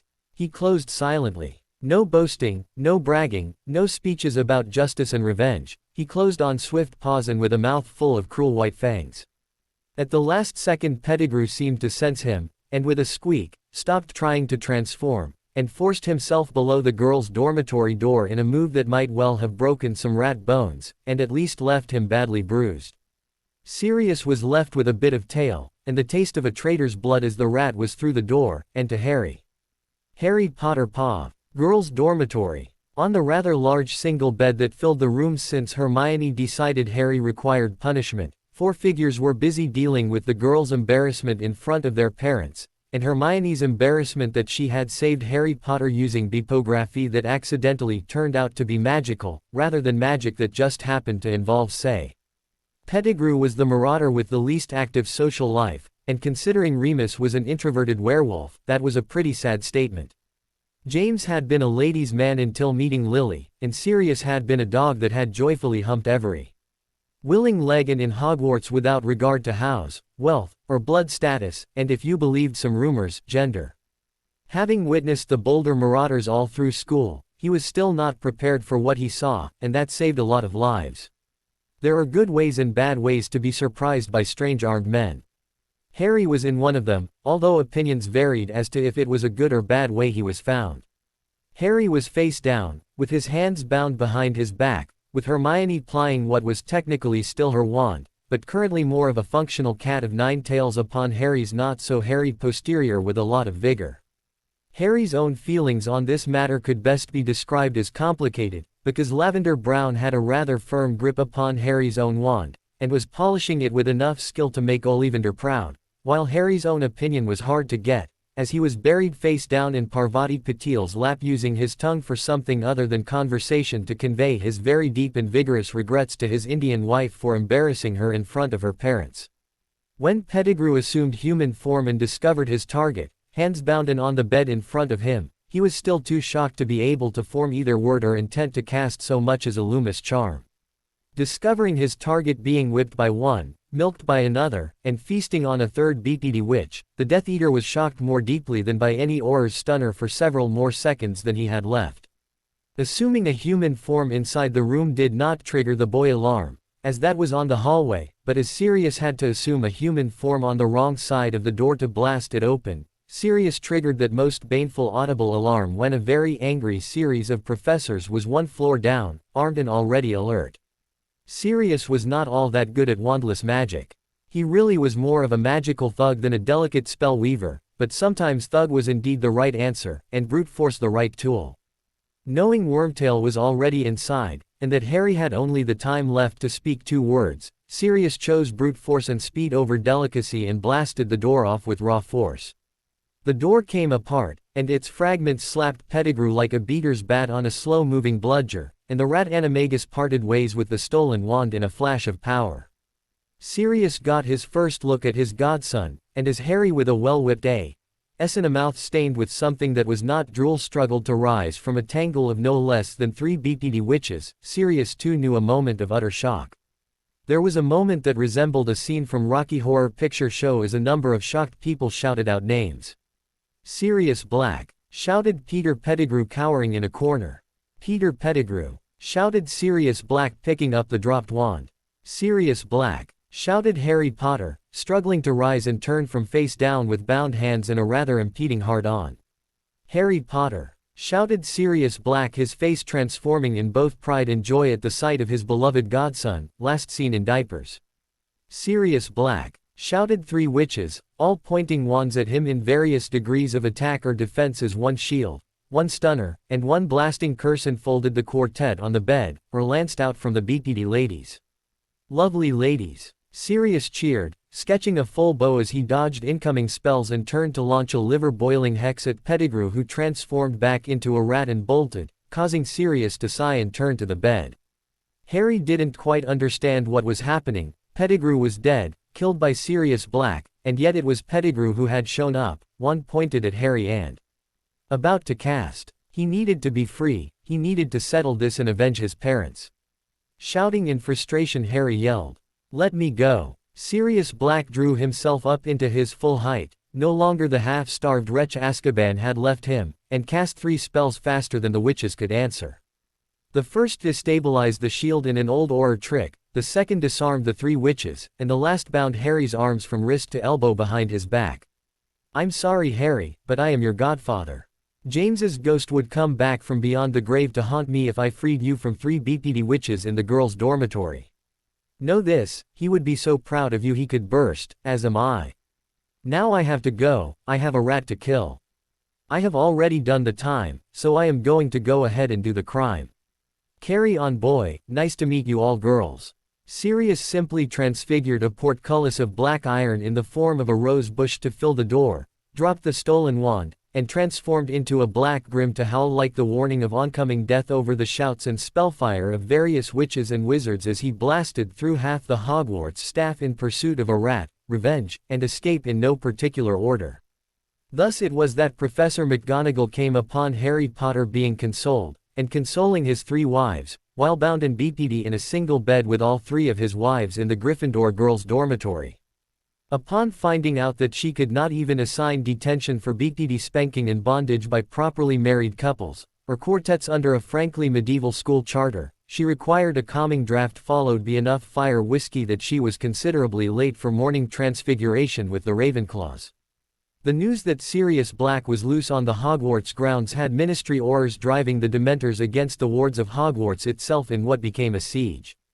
The clawing effects of over 100 Dementors on magical children without even basic occlumency was tough. Hogwarts became the single largest consumer of calming drafts and dreamless sleep potions, but despair grew so terrible that teaching any sort of spell work became almost impossible as fear and hopelessness, despair and exhaustion became so all-consuming that average quiz results went from normal, to concerning, to abysmal within a week. Within 2, injuries from accidents, and anger incidents became a serious concern. Dumbledore's attempts to get the Ministry to withdraw the Dementors from the ward line of the castle proper and back to the grounds perimeter went unheeded as a power play between the Ministry and Dumbledore seemed to be waging, even as the trial date for Buckbeak approached, and it looked like the battleground between the Minister and Dumbledore might shift to the Wizengamot and the Hippogriff trial as a sort of proxy battle. The atmosphere in the Gryffindor common room was equally icy, as the killing curse being used in a Hogwarts dormitory became associated in 100 rumors with Harry Potter. His living in the room halfway between the girls' and boys' floor in the tower with 3 girls did little in the present atmosphere of despair and depression to make them anything but enemies in their own house, let alone other houses. Support for Harry Potter, and by extension, for Buckbeak waned as the Dementor-driven fear and hopelessness made the students lash out at each other in growing frustration. They were trapped in a world closing in and growing darker by the hour. Harry, Hermione, Lavender, and Parvati drew together, consulting only with their friends Neville, Luna, Daphne and Tracy. Something had to give. Potions was going to follow breakfast, so Harry was as depressed as everyone else, doing his best to ignore the discussion about Sirius Black, Peter Pettigrew and what it all means. Harry wanted to be alone in his misery, but 3 wives meant that for all the boys in Gryffindor may envy Harry, he could get as miserable as he wanted, but alone was not going to happen. Pettigrew is supposed to be dead, Hermione said. The Ministry say so, Parvati countered. Minister Fudge is in office because Lucius Malfoy's bribes keep him there. Draco Malfoy is not just Lucius' heir, but if Sirius Black is disinherited by Crimean L conviction, then Draco Malfoy becomes heir Black through his mother's line. Narcissa was born Narcissa Black after all. Sirius has the better claim through the main line, but with him convicted or dead while an escaped prisoner, the single largest fortune in all of Wizarding Britain slides into Fudge's greatest supporters' bank vault. Sirius Black betrayed Harry's parents to you-know-who, and came here to kill him. That is what the Ministry says, that is what the Daily Prophet says, that is what Dumbledore says. Hermione insisted. Lavender laughed, and stole a muffin off Hermione's plate, ignoring the tray of muffins in front of her. Don't be silly. A former Auror and hit wizard like Black would take less than 4 seconds to kill everyone in the room, blow the window, cast an arresto momentum and be off into the woods before anyone can say boo. Uncle Guido and Uncle Nunzio talk about it all the time. Hermione turned and looked at Lavender Brown for a long second, then asked softly. Lavender, what does your father do for a living, exactly? Lavender buttered a muffin and tossed her hair before answering. Import-export, we don't actually buy or sell anything, so much as make arrangements for things people need and want to get into the country so people can buy them, and stuff that people make here can get to places people want to buy them. Sort of helping people come together. Lavender said with a happy smile. Parvati nodded. It is true, there are all kinds of laws restricting foreign-born or Muggle-born witches and wizards from buying property or owning their own businesses. Lavender's father has ways of making ownership fine with the Ministry and keeping them from knowing or taxing them as foreign, Muggle-born or even half-blood tax rates. Harry stopped and looked at Lavender. Lavender, is your dad a mob boss? Lavender laughed. Don't be silly. The reporter that said that made a full apology and retraction right before he retired. I mean, he had someone else write it because of the horrible accident that cost him both arms, but he was really sorry about slandering Daddy like that. Parvati frowned and looked like she was about to ask a follow-up question, when Harry put his arm on hers and shook his head. Hermione was blinking in shock as she realized that dear sweet airhead social butterfly Lavender Brown may be a mafia princess, and Parvati Patil was an expert in British backdoor political dealings. Parvati sighed. We need allies. Right now all we have are people who want to use us, and people that want to make us go away before their enemies use us. We don't have anyone who has any reason to stand with us. Harry frowned. We have 3 seats in the Wizengamot, but each faction has 60. We have access to enough gold to be a threat, but no one takes us seriously enough to stay bought, because you have to be feared before you can bribe anyone, or they won't stay bought. We have nothing. Lavender cheered. We have lesbian snake say. Cult magic. That can fix anything. Harry frowned. I don't see how. Hermione's eyes became distant, distracted. She reached out and stroked Harry's arm and whispered softly. It isn't your job to see. Her 2 wives and husband looked at her, but whatever Hermione was staring at was far out of focus, perhaps beyond the world itself. The dungeon was beyond depressing, and Severus Snape was reacting to the overwhelming presence of the Dementors badly. As an occupant of astonishing power, He had the ability to wall off his emotions, but the balance of them still had an effect. The presence in the castle of Sirius Black and Remus Lupin had been making the memory of his torment at the hands of the Marauders like a fresh wound, and the Dementors had been picking at that scab behind Snape's mental shields to the point he was only barely maintaining his control. Snape's control lasted until Harry Potter and his harem entered the potions classroom in the dungeon. Like his father who had stolen Snape's beloved Lily, the Potter brat gathered the brightest witch, Hermione Granger, the most beautiful, Lavender Brown, and the most financially connected, Parvati Patil in the House of Gryffindor without even trying. The boy was even more insufferable than his father. Snape would be failing in his duties as a teacher if he did not remind him that surface charm and unearned fame meant nothing in the sublet science and noble art of potioning. Whirling to the blackboard, Snape flicked his wand and a recipe blossomed on the board.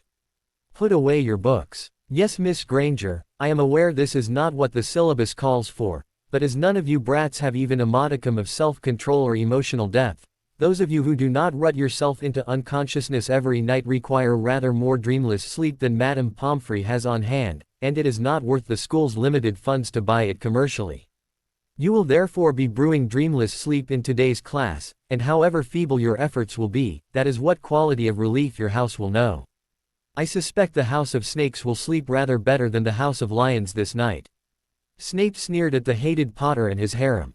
Hermione Granger looked up and met Professor Snape's eyes with eyes that shone back like white opals. Glimmers of rainbow danced in their depths as Hermione met his eyes, not with anger, not with defiance, but with utter contempt.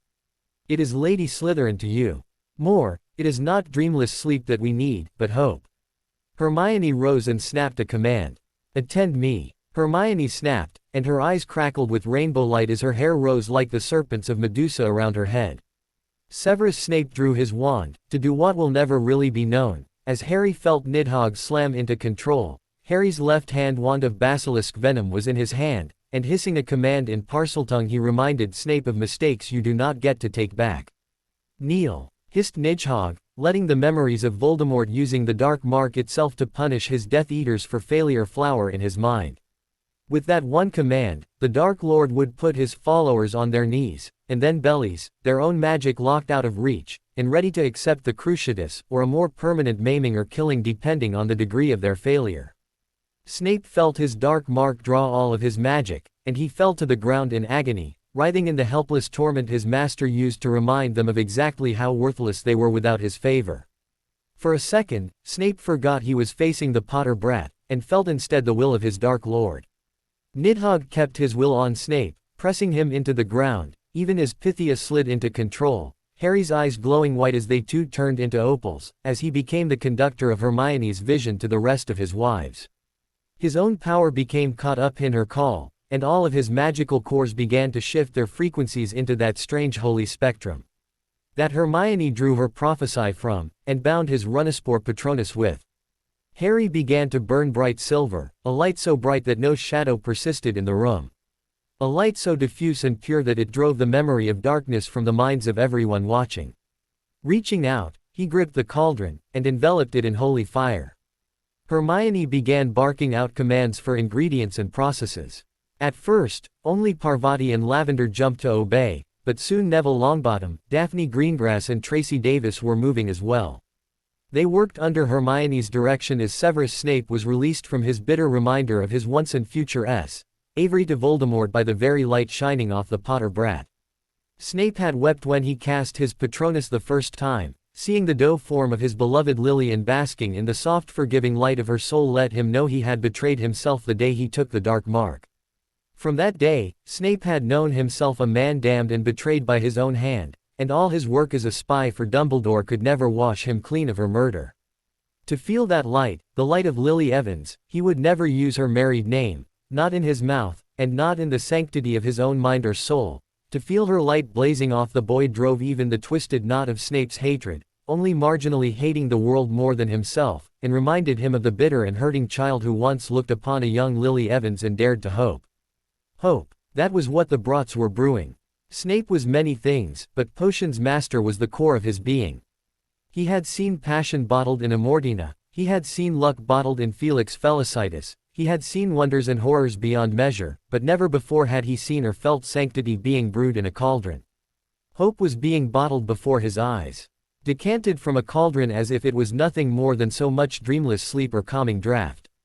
They bottled the pure essence of hope itself, the holy power of a Patronus, bound into a stable liquid, lined up in so many school test tubes and common corks as if they were so many over-the-counter cold treatments, and not miracles of magic undreamed of by Merlin himself. Snape was shaken to his core.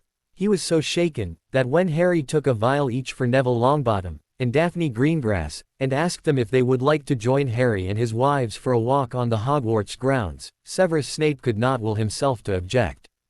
Dumbledore had rushed down to the main gates when he felt them open. He had seen an entire class of children watch as Neville Longbottom and Daphne Greengrass drank a potion, and burned brighter than the moon on a cloudless night, their silver so bright as to throw off both the darkness of the Dementors but the feeble light of the sun though the Dementor gloom.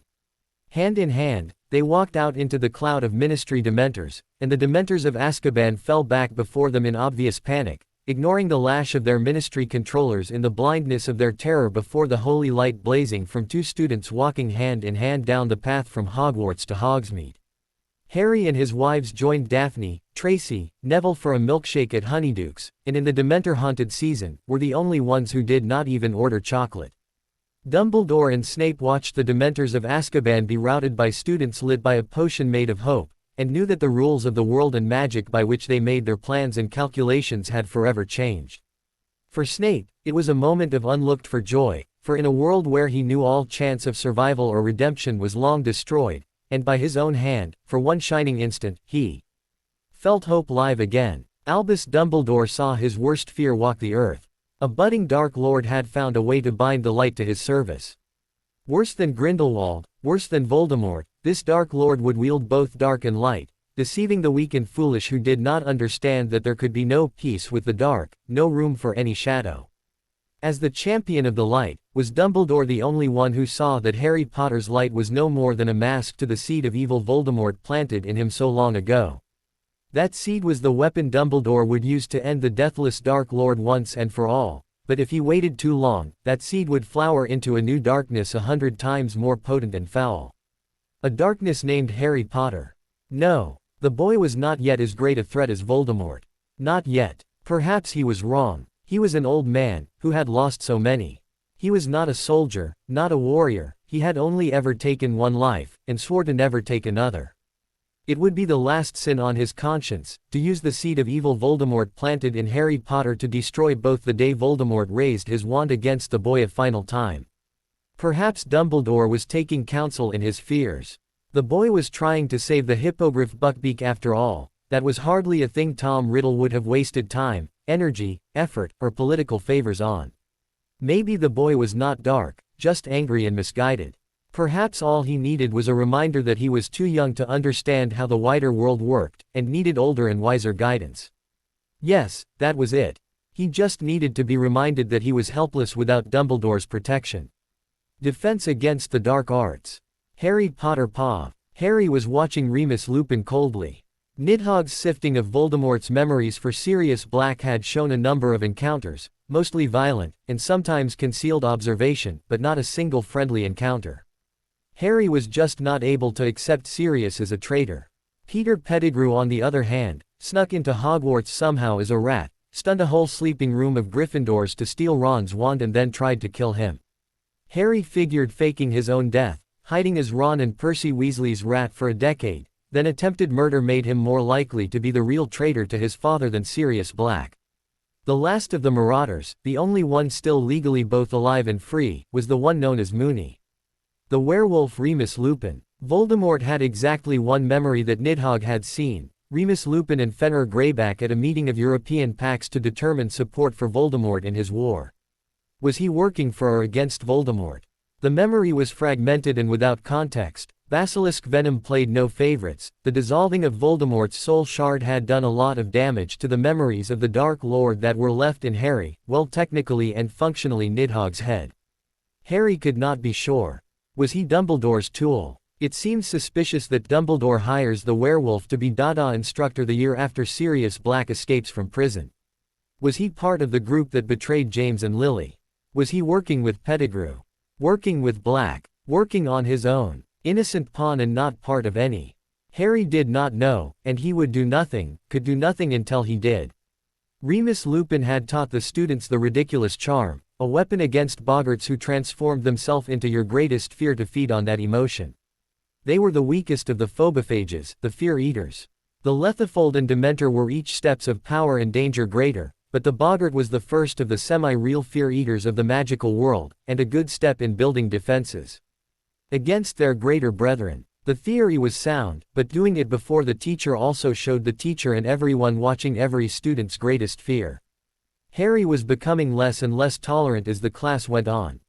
Ron was terrified of spiders, so watching Remus Lupin coach him to use the ridiculous charm to put them on roller skates was funny, if you were not Ron, of course. However, Harry's tolerance died when Neville Longbottom was put before the boggart cabinet. When the cabinet opened, Bellatrix Lestrange charged out, wand in hand. Ready to go meet Mommy and Daddy, little boy. The wild-eyed Dark Witch cackled as she came for Neville. Her wand glowed red as she whispered, Crucio. Neville was frozen in fear so deep he stopped breathing, and Harry, who had listened to his friend deflect every attempt to discuss how his parents were, or what he did when he visited them, snapped. Shoving Neville out of the way when Professor Lupin seemed content to let the scene continue to play out, Harry saw the boggart shift from a cackling Bellatrix Lestrange, torturer or Neville's mind-broken parents, into a terrified-looking Hermione Granger, her throat cut, her face dead and cold, as she fell dead on the floor before Harry. Harry's own mind froze, just as Neville's did. The boggart had correctly judged the one sight that would rob Harry of all his strength and will, the one sight he could not take, and presented him with the cold dead corpse of Hermione Granger spilled at his feet. Remus Lupin watched Harry with a soft smile on his face, ready to counsel the boy when his own strength and adolescent understanding were not enough, and he was forced finally to turn to older and wiser heads. His smile was soft and understanding. Harry, changed. Harry's head snapped up, but it was the blood-red snake-pupilled eyes of Nidhogg that blazed back. Argentium tridentum. Harry shouted, his wand conjuring a glowing trident of silver imbued with a bit of that strange silver holy light that formed the body of a Patronus and worked to ward off Dementors. He slammed it down into the boggart body imitation of Hermione Granger, the 3 tines of the trident binding its right arm to the floor. The boggart screamed. 3 more times Harry Potter chanted, Argentium tridentum, and pinned the boggart's remaining limbs to the ground. The screaming boggart lost definition, becoming an amphorhose blob of roughly humanoid shape, a blob of a head sprouting 4 mouths to scream in 4 different octaves as Harry Potter finally cast his last spell. Serpensorcia Harry cast, looking Remus Lupin in the eyes, blood-red serpent orbs glaring into the werewolf's own eyes now blazing bright yellow as the wolf in him rose to clear threat to its existence, an enemy that conjured silver tridents in front of a werewolf, all but declaring it both knew what Remus was, and was eager to destroy him. The enhancement of parcel magic was nowhere more powerful than when used to conjure a serpent. The Runaspore was not only Harry's own animagi form, but the corporeal form of a Patronus, magic's answer to phobophages, or fear-eaters. The Runaspore struck the bound boggart each head independently until the creature twitched its last and died. Professor Lupin found his hand gripping his wand, sweating badly. He had faced Fenrir Greyback, he had faced Death Eaters, and yet he had never been quite as terrified as he was right now. Objectively, he was an adult wizard, and werewolf, by definition he was what other people had to be afraid of, yet right now even his wolf was howling in fear. He choked out his best calm and reasoned admonition to an unruly student, the same tone he had heard used on James and Sirius for practically their entire school years. Now Harry, I thought you understood the purpose of this class was to teach you to use the ridiculous charm to turn a boggart into something you can laugh at. Remus said, stepping forward and banishing the silver tridents that were making his wolf so nervous, then the body of the dead boggart. He stayed clear of the Runaspore, unsure of what would happen if he tried to banish a snake that was part spirit and it failed.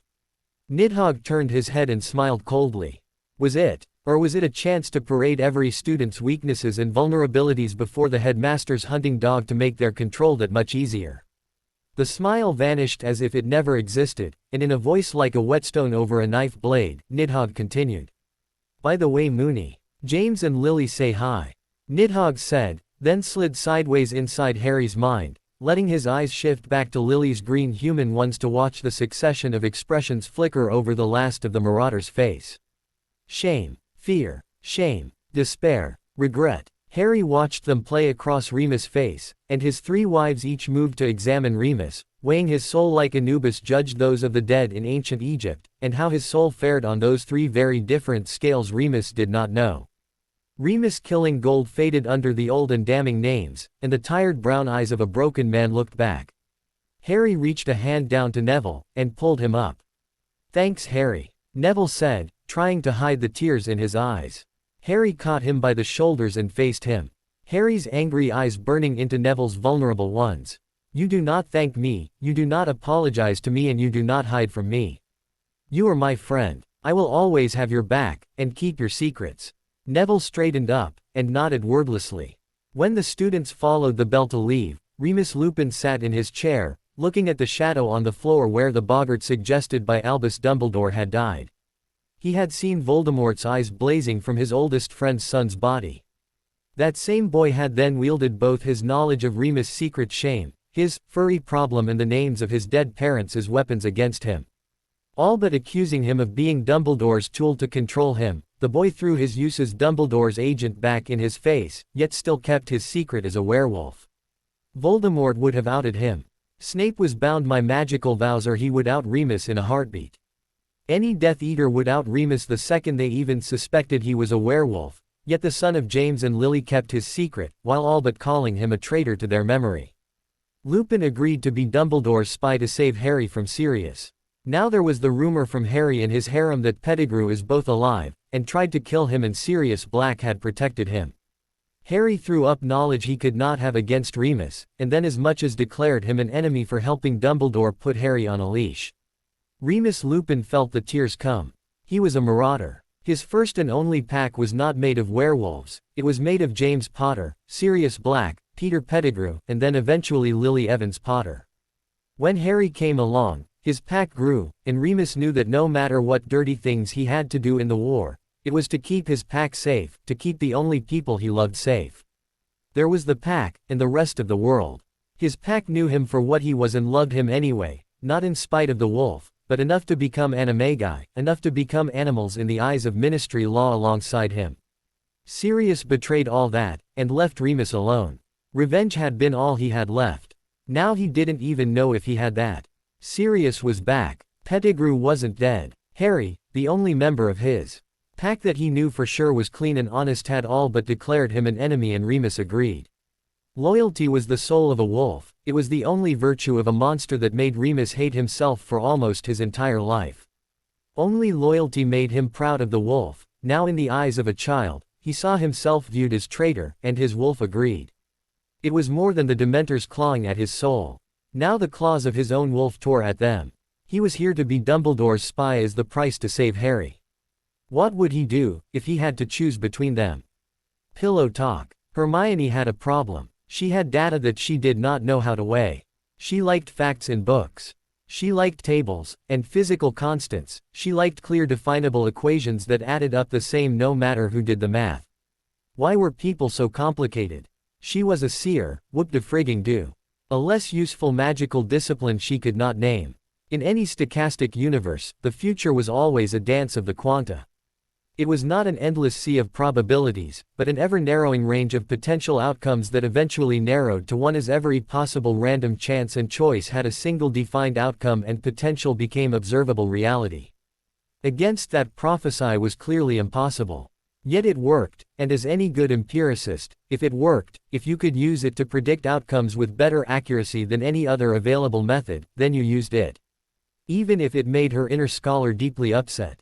Her gift told her that her wives had the answer. Her gift only worked with her wives fully when they were, well, wifing. The harder you wifed, the deeper the insights went.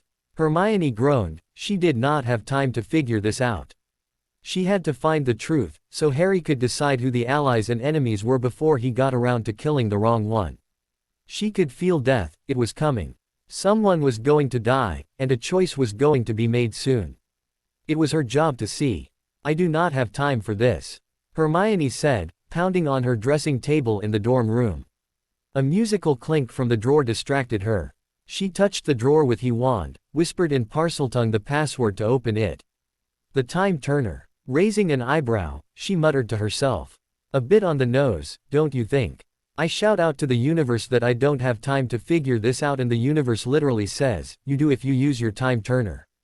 I am starting to really get chapped nipples about being prophecy puppet, you know. Placing the time turner about her neck, she set off to ambush her wives. She had some thinking to do, and unlike Harry, she didn't have 3 brains in one body, her other 2 had their own legs. Time to get between them. Parvati and Lavender had gone over their notes from Professor Trelawney a dozen times, and they still couldn't make anything they did make any sense at all. While they were absolutely sure Sybil Trelawney was a true seer, they were also pretty sure she hadn't been laid since Woodstock, and thus her gift, and other low joints, were a little rusty.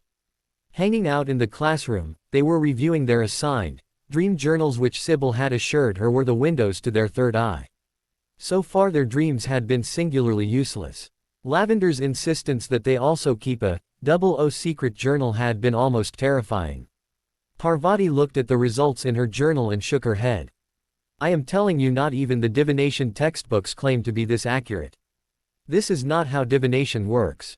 Lavender Brown had a stack of magazines, each with Hermione's cool muggle tabs on the relevant article and pictures, coded to match the tabs on her journal, and wiggled like an overexcited puppy as she raved. Every one, Parvati, every one.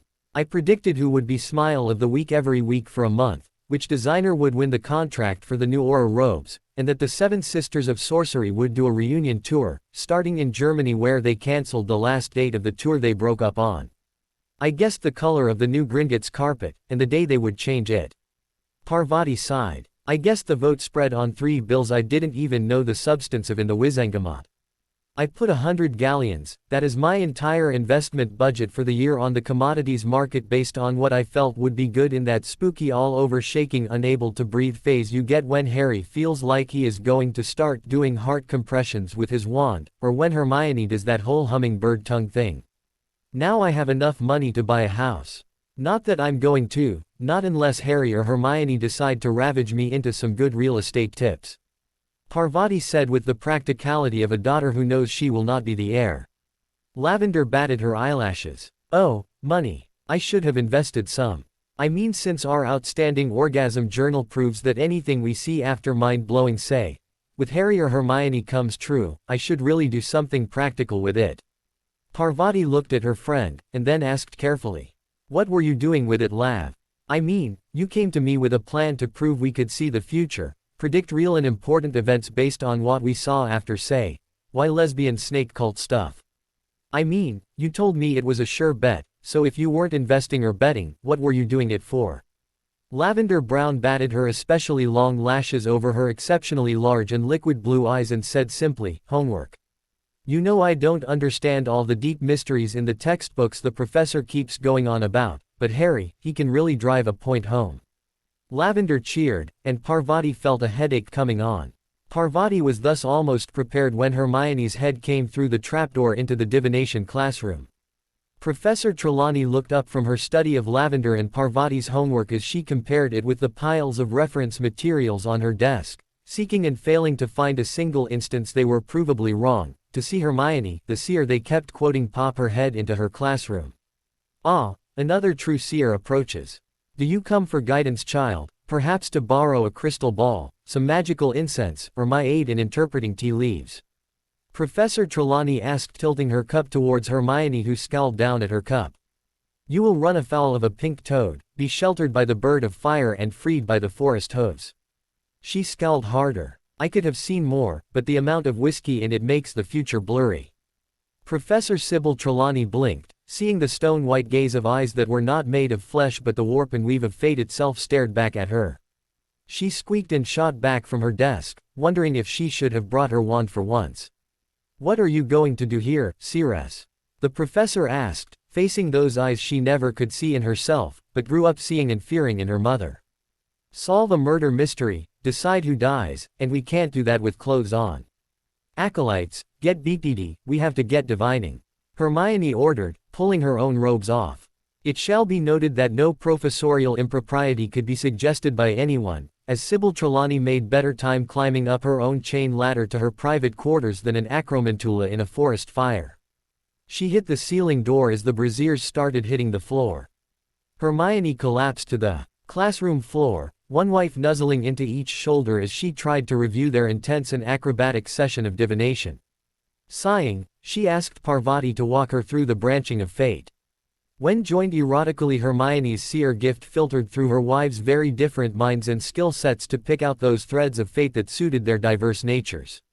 Parvati snuggled in. Beginning of the war, the Light had 3 families leading: Dumbledore the defeater of Grindelwald, the Potters, and the Longbottoms.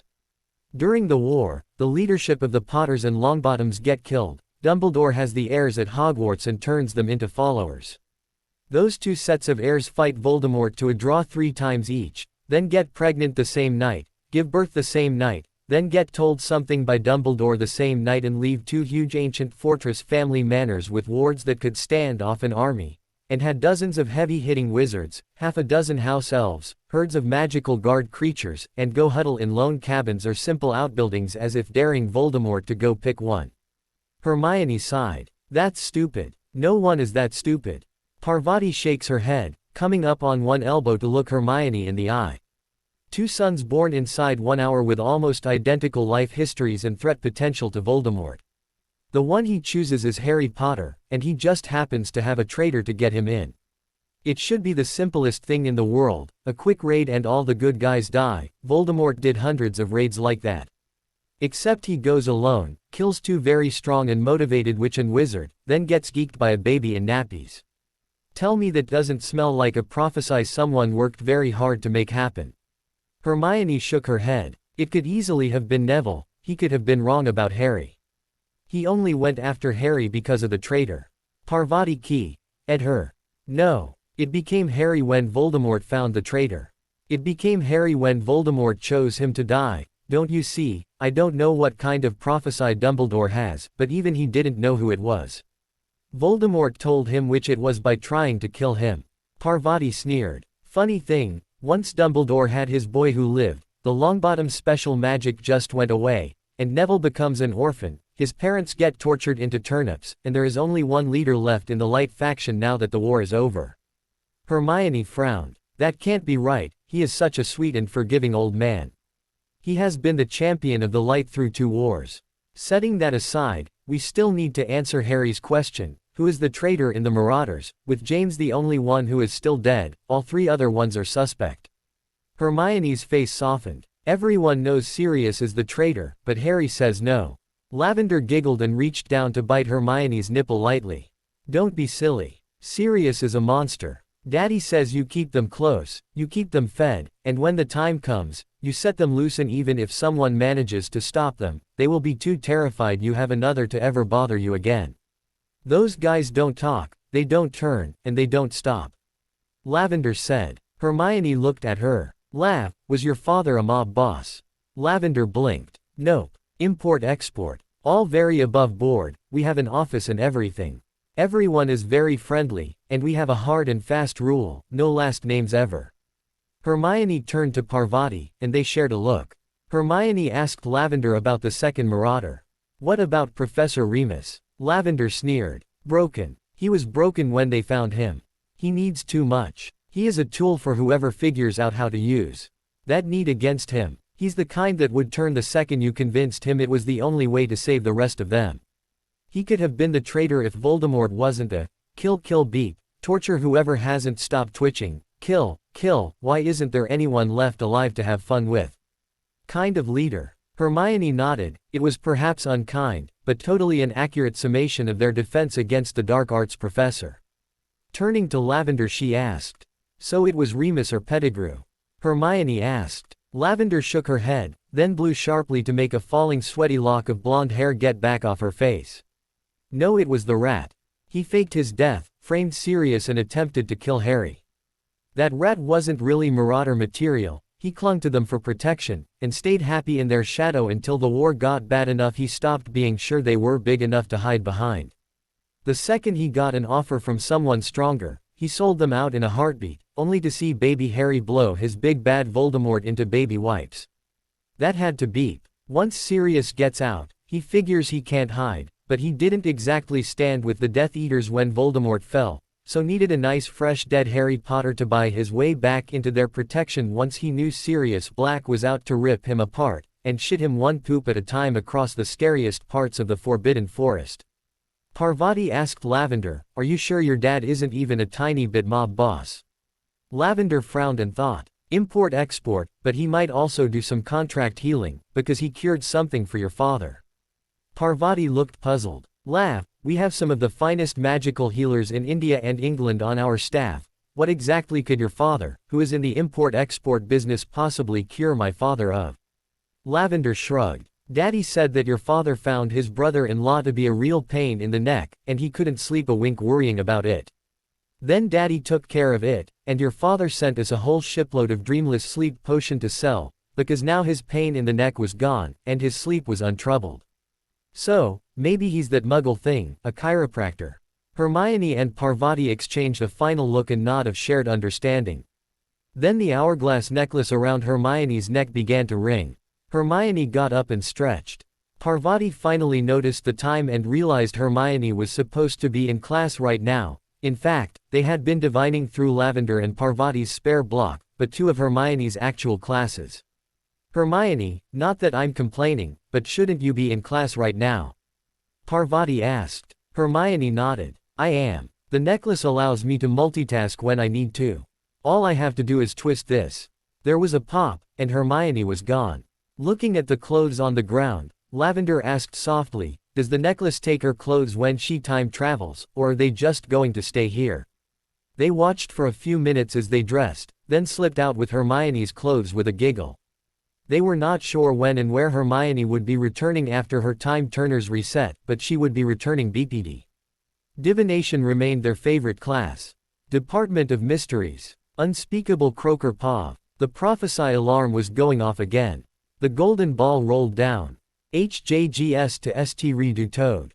Saul Croaker grinned. Well well, my dear Hermione. Now you are making prophecies about Dumbledore's own Ceres, and a toad. Well, if I ever need to distract anyone, that is the prophesy I will throw at them." Saul chuckled as he went back to his office. He had to finish signing off on the latest memo about approved stationery in ministerial memos from the minister's pet toad Umbridge. Wouldn't it be funny if that pink-wrapped bint turned out to be Della, Donna, or Dolores? Then she could be in a prophesy too. Croaker laughed. Time to get back to work. Sirius Black was here to kill him, and Wormtail knew that once a Black decided on murder, hell itself would not deter them. That is what made Bellatrix Lestrange so potent as the Dark Lord's right hand, for all that she married into the Lestrange, and for all the Lestrange brothers were renowned enforcers. When Bellatrix entered a room or a battlefield, everyone knew it was the Black by ch who slaughtered, and everyone else was either victim or minion. Sirius almost never let himself off leash to that extent, but when he did, even Mad Bella ignored every other threat upon the field. Wormtail needed the Death Eaters to defend him. The Death Eaters viewed him as a faithless oath-breaker, coward, and rat. All of this was true, which made it worse. He needed to kill Harry Potter to prove his loyalty, but he needed Death Eaters to do the actual risky bits, like possibly dying to avenging Aurors for him. Casting an Imperius on his sleeping son, Wormtail regretted he could not use his own mask, because every Death Eater mask was individual when seen through another mask, and could only be worn by that Death Eater. He needed a sacrificial Death Eater with ministry access, and he knew just the fellow. Walden McNair was happy. He had been a Death Eater during the war, got out using the Imperius defense when it all went pear-shaped because of that Potter brat.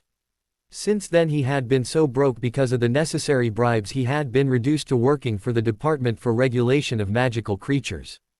His goblin silver runic axe had been reduced to killing magical animals, and magical semi-humans like Vila, werewolves, and goblins. Not like the good old days when he could butcher muggle-borns and half-bloods, but still getting stuck in was nice. Now he was reduced to waiting for a sham trial, just to kill a hippogriff. What a joke. When the red-headed boy came back from Arthur Weasley's office from some family errand supposedly, and flashed him the Death Eater hand sign for follow and receive orders, McNair just about choked on his mustache. Arthur Weasley's boy was a Death Eater recruit. That muggle-loving blood traitor spawned a brat who remembered they were pure bloods and supposedly stood for something. This ought to be interesting.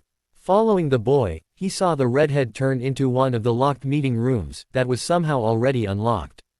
Closing behind the boy while the door was opened, Walden has his wand drawn and pressed to the boy's own neck as he rasped in the whelp's ears. What sort of a game do you think you are playing at, making the Dark Lord's sign here in the middle of the Merlin be damned ministry? Walden hissed. Ron Weasley, his imperious curse programming in full force, simply responded. An ambush, obviously. McNair whirled, a shield spell already on his lips, his hands fumbling for his axe when the red light of a stunner filled his view. For a second, he was confused. That rat was dead. He was still fighting for consciousness, his own magic so much more powerful than the rat's when the Imperius slid over his will.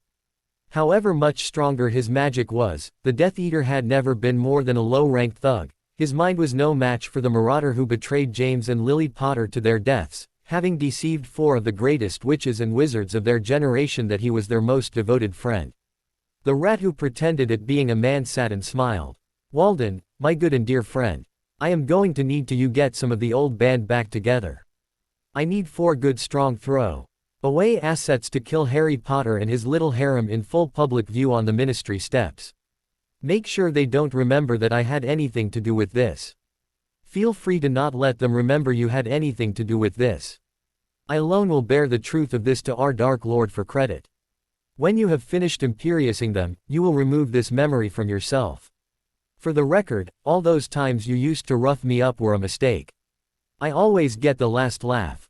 Now, hold still. Ron, my boy, use that banishing spell I taught you, and remove one of McNair's testicles for old time's sake.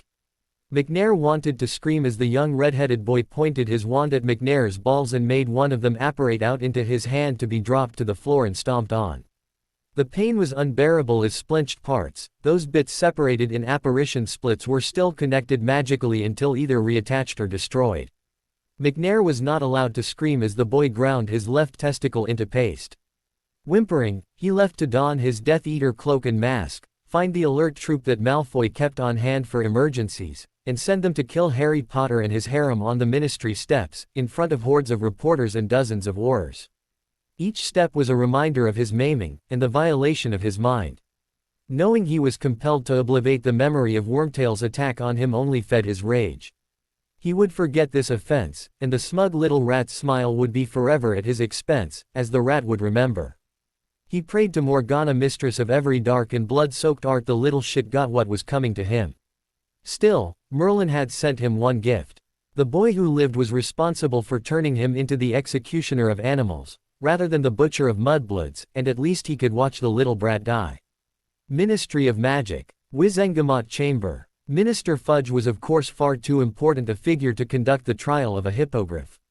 In fact, that the Wizengamot itself would hear the case made it clear that this was no longer about a hippogriff, this was about teaching Harry Potter who held the power, and how much he needed their favor.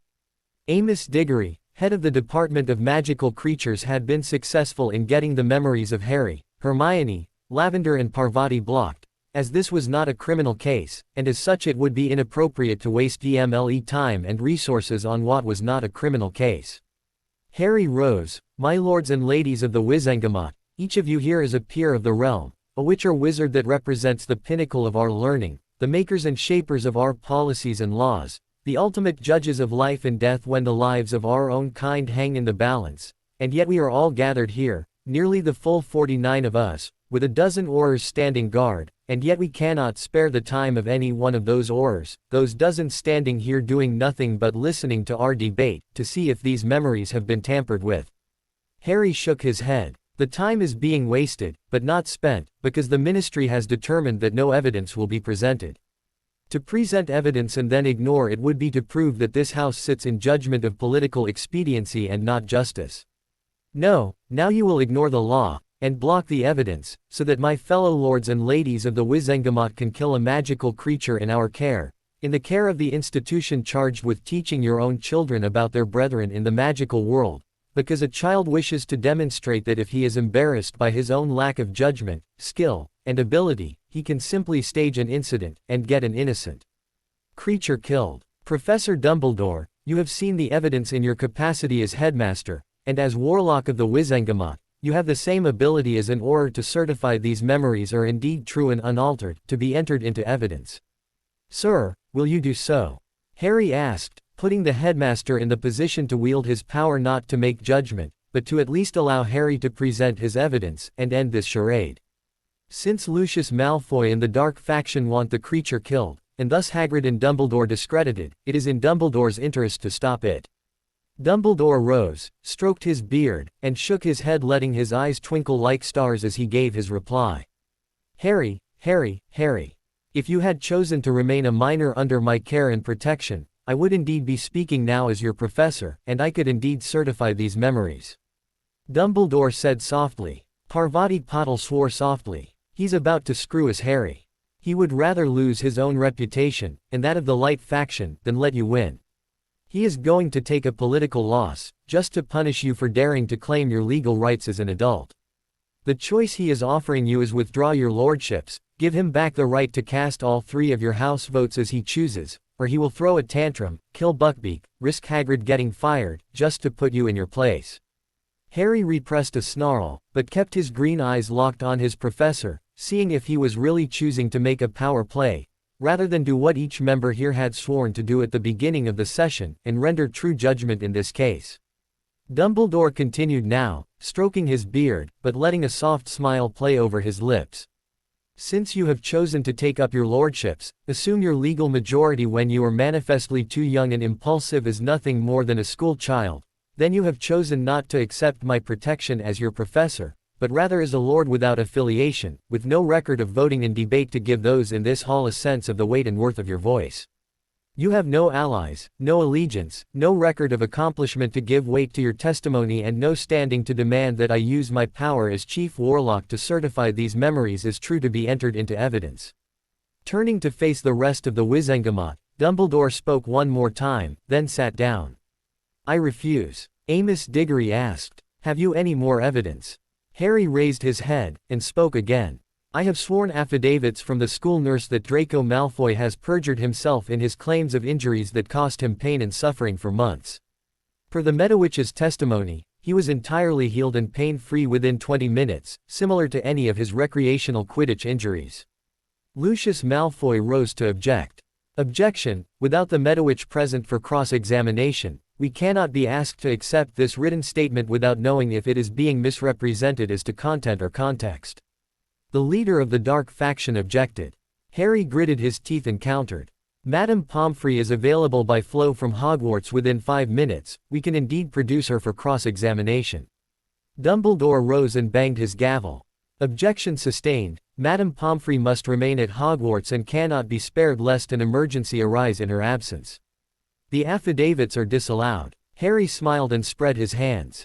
Well, I think my lords and ladies of the Wizengamot can all agree that Lady Slytherin and I are both present to testify and be cross-examined. We would be happy to testify as to the clear warnings that Draco Malfoy was given, and his willful and wanton disregard for his instructor's orders and his gross misconduct towards the hippogriff that resulted in his minor and temporary injury.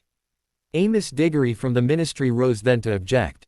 Objection, Your Honor, the memories of this event have been disallowed, as has the admission of physical evidence of injury. To allow unsubstantiated statements from so-called witnesses who are themselves the parties bringing suit against the Ministry in this matter would be to invite partisan politics to enter this sacred chamber of judgment. I ask you to disallow Lord and Lady Slytherin's testimony as biased. Harry already knew what he would see when he turned to face Dumbledore. The old man banged his gavel and said simply, Sustained. Strike all testimony from Lord and Lady Slytherin from the record. In the absence of any substantive evidence to contradict the Ministry Department of Magical Creatures' order of execution of the hippogriff Buckbeak, the Wizengamot has no choice but to endorse that judgment. Case dismissed. Hermione looked upon the smug face of Lucius Malfoy as he shook hands with Albus Dumbledore, the two political enemies united in the desire to put Harry Potter in his place, and prove that, title or no, he had no power without the protection and guidance of at least one of these powerful old men. She realized a harsh truth about this wizarding world she had been thrust into. It was as corrupt as her Muggle world. We never had a chance. There was never going to be a vote. Hermione whispered. Parvati shrugged. If you want to get justice, you need a faction behind you. The dark wants you dead, the light wants you to be Dumbledore's puppet. If you want to build your own faction, you need some of those other 46 seats tied to you by alliances of blood and serious favor. Dumbledore walked past Harry, squeezing his shoulder. Tragic the way that turned out. Hagrid will be crushed. Still, your little gesture has been made, time for you to get back to class. You have a lot to learn after all. Lavender Brown turned her baby blue eyes on Harry Potter and asked in a small voice. Are we going to go back now, Harry? Harry snarled, and it was the blazing green eyes of Harry Potter, the planning intellect, that gave answer. No laugh, we are going to pick Neville and Daphne up from the viewing area, then we are going to find a legal way to make sure the bastards can't do this to us again.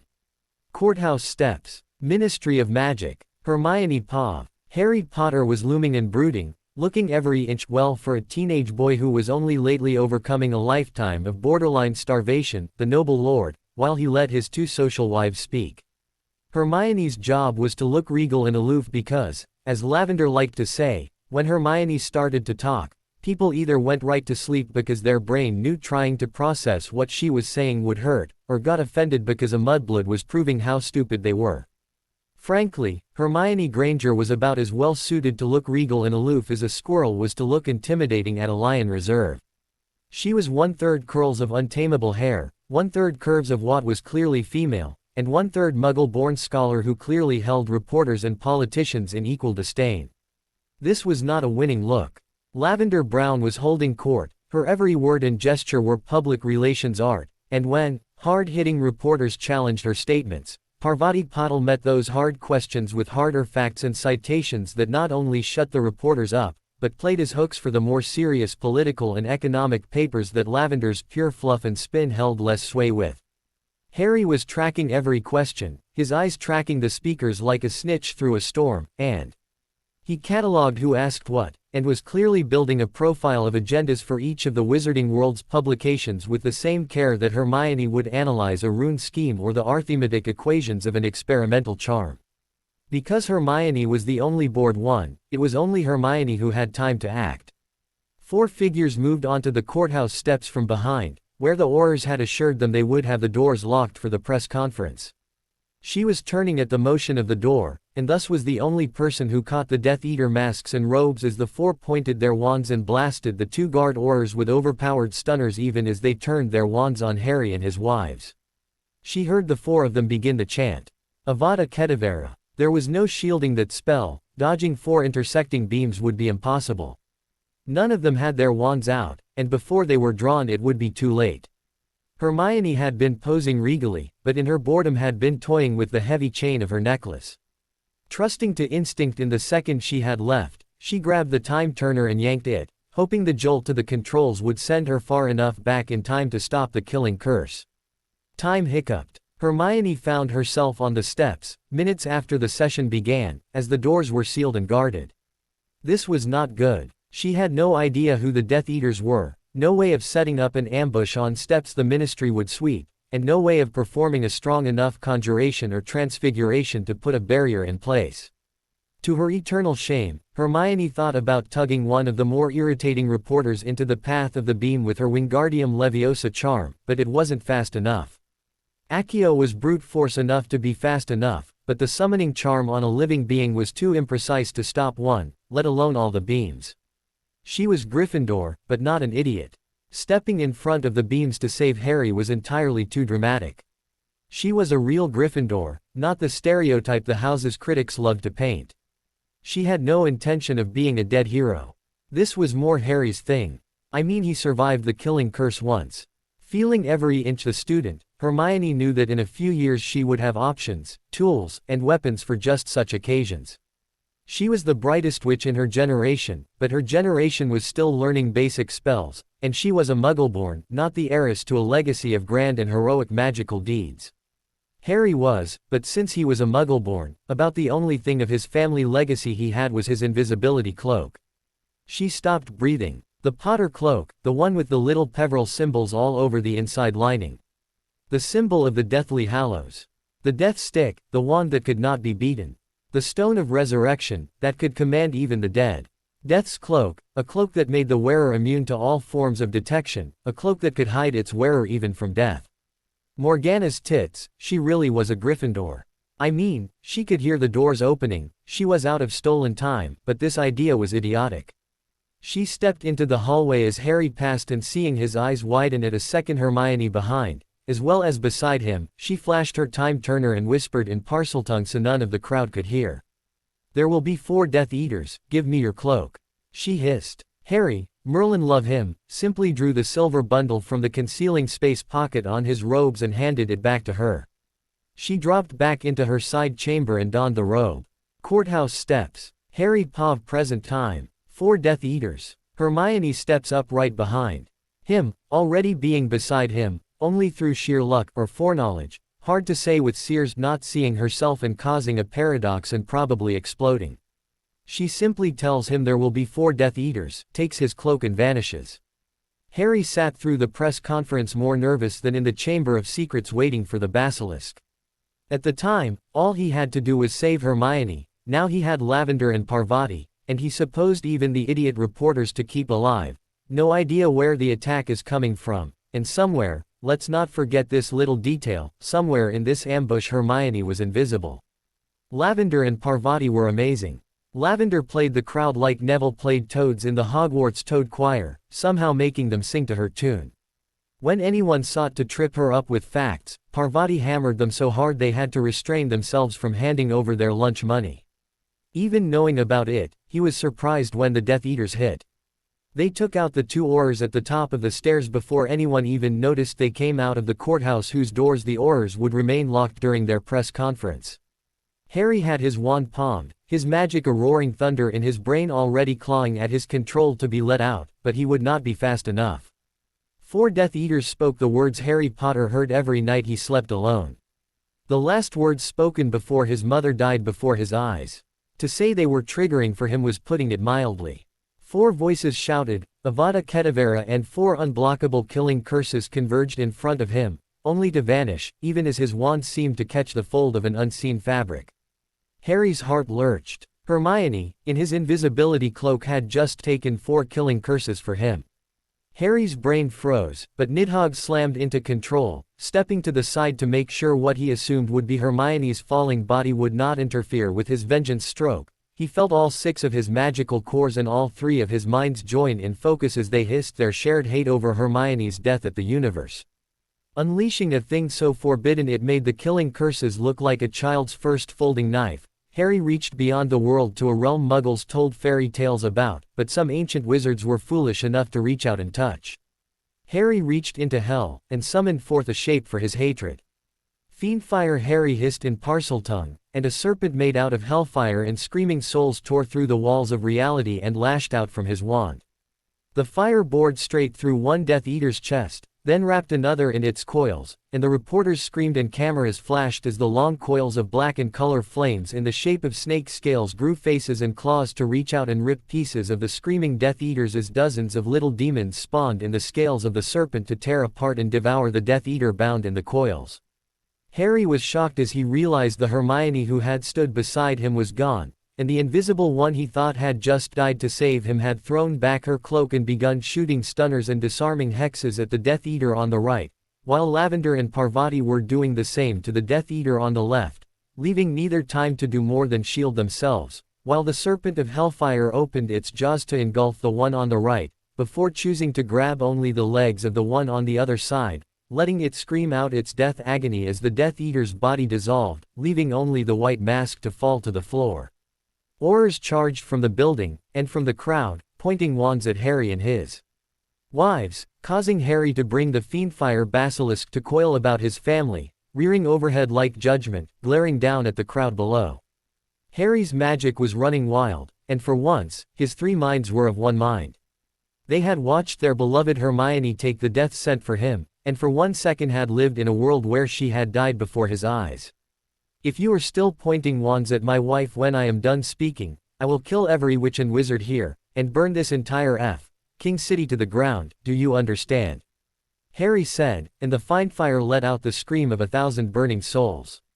The courthouse steps cleared in something like a stampede, leaving only a dozen Aurors, wands pointing straight down at the ground, To witness Harry Potter as he controlled the almost impossible to control fire that even the greatest living wizards dared only use for a few seconds, a risk even at that short time period to even the greatest of their minds to control. The fire coiled around and above him as he seemed to ignore it, hugging it out with his wives and only remembering that death incarnate, the ravening hunger of all the souls in hell bound in the fire that will end all things surrounded them when Neville and Daphne tried to get their attention from beyond the coils. To the Auror's shock, and the reporter's dismay, Harry responded to Daphne and Neville's sonorous shouting to get their attention with a simple reply. "Hang on, this thing screams so much I can't hear myself think," Harry said, then hissed. "Thanks, I'll call you again if I need you," and banished the fiendfire like dismissing a waiter who had already delivered his food. Daphne approached. "Are you all well?" she asked cautiously. Hermione frowned and asked, "Why, did we get bits of Death Eater on our dress robes?" she said, suddenly concerned. As Lavender and Parvati joined her in checking each other's robes out in fashion panic, Neville clarified. "Harry, you kind of got shot with 4 killing curses, summoned more fiendfire than was seen all last war, and left only masks and a total of 3 hands, 1 leg, and an ear of 4 Death Eaters on the courthouse steps before threatening the whole Auror Corps. I think Daphne wants to know if you are alive, and further, still sane," Neville said. Harry turned and bowed gently to Daphne. "I thank Heiress Greengrass for her solicitousness, and offer my assurances that I and my wives are well. As for sane, I would have to say anyone expecting justice from the Wizengamot was questionable from the start." Neville turned to Daphne and shrugged. "He's fine. They are all fine." Harry stepped down and clasped both Neville and Daphne in a hug. "Hey, I had a great idea. Are you free this afternoon? Want to do crimes?" Harry asked. Hermione sighed, Parvati looked intrigued. Lavender cheered. Do crimes, do crimes." They walked past the stunned Aurors and press corps, unaware that, in general, one did not walk out of hellfire and raining corpse ash discussing future crimes before reporters and law enforcement. They ignored the reporters and Aurors' questions, and stalked off into the city towards St. Mungo's. Hogwarts. Harry approached Daphne Greengrass cautiously. The proud Greengrass heiress was known as Slytherin's Ice Queen, and had clearly wanted something beyond a political alliance with Harry. Since Harry had been taken to task by Lavender about the fact that clearly Daphne doesn't look at Harry that way at all, it clearly was not a crush. Harry's deflection of every attempt at Daphne to get Harry alone had finally driven Hermione to tell Harry that Daphne had risked a lot to stand with them, a lot more than could be explained by a political alliance for her father that had yet to be strong enough to even protect a hippogriff. She looked at Harry like a personal lifeline. Daphne needed something from Harry, and according to Hermione, if he didn't man up and find out what it was, she would be sleeping with her other wives rather than him. Since Lavender and Parvati looked too pleased with that threat, Harry decided to track Daphne down after the Christmas break and find out what she wanted. The Yule celebration was one that was deeply sacred and important to pure-blooded families, not the Muggle Christmas, but a sacred event tied to the Wheel of the Year, to the remembrance of the dead, to the ultimate power of the dark, and in as potent a way to the promise of returning light. They did not spend it alone. Harry, seeing Daphne alone in the Great Hall, huddled on a couch before the great fires, confused him. Her eternal partner Tracy Davies had gone home to her family. Daphne should have gone home to her younger sister Astoria, who was not a Hogwarts student, even if she was of age, and to her parents. Harry came to the end of the couch, and in the flickering firelight he swore he saw the streaks of tears on Daphne's face.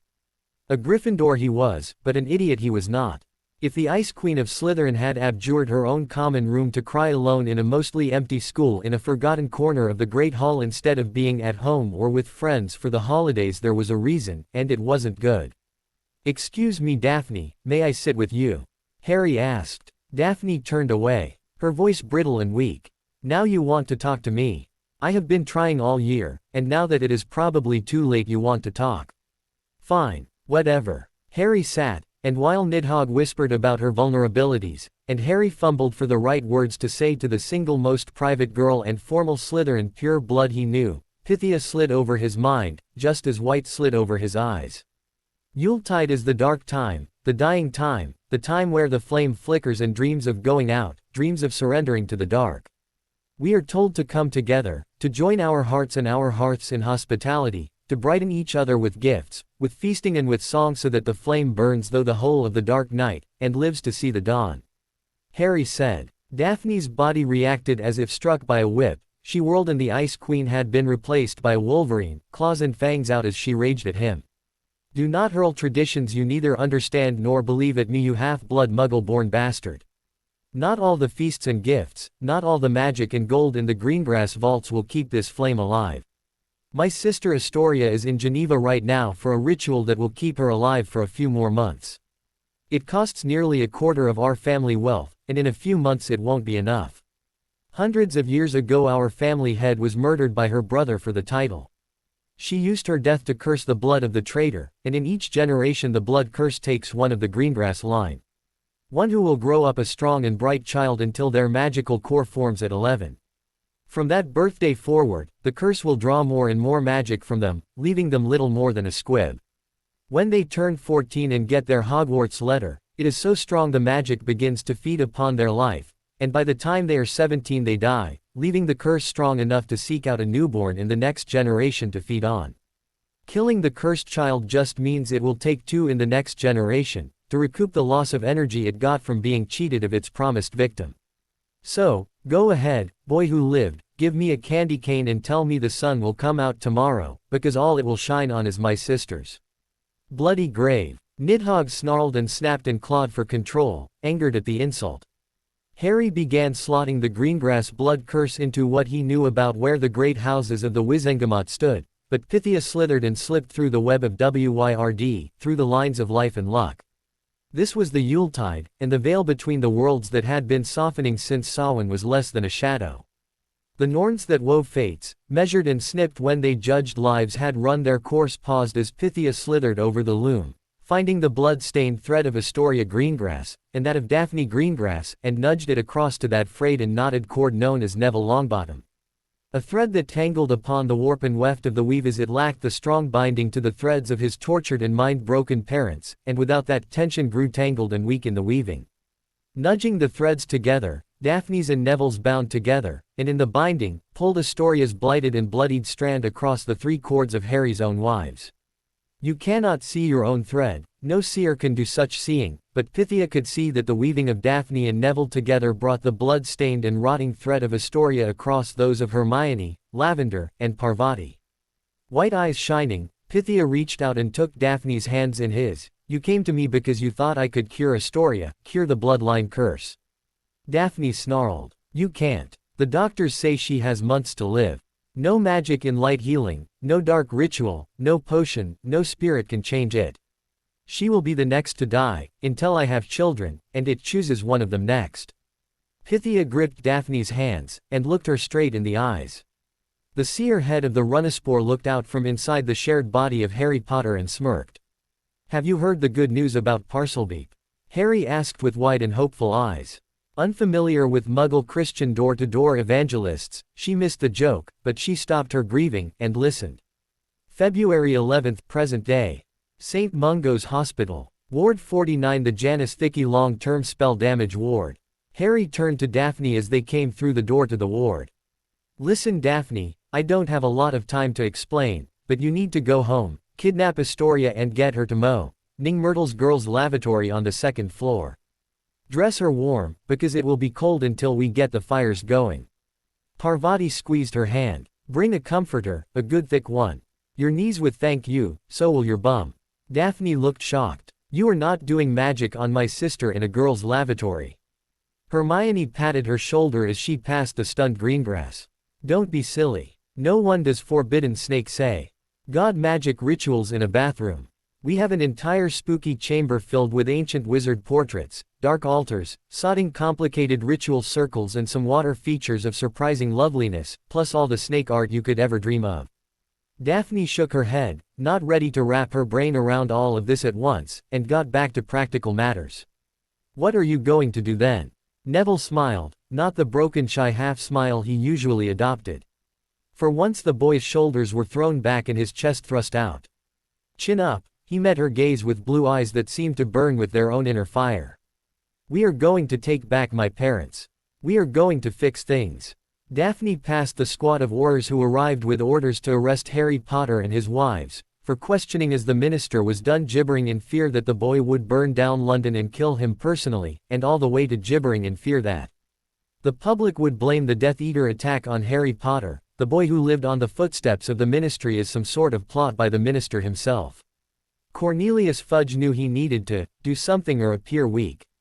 Given the choice between going after known former Death Eaters, all high nobles, many of whom contributed both to ministry and his personal coffers, or going after Harry Potter, the boy who had dared to defy him in public yet again, he chose Harry.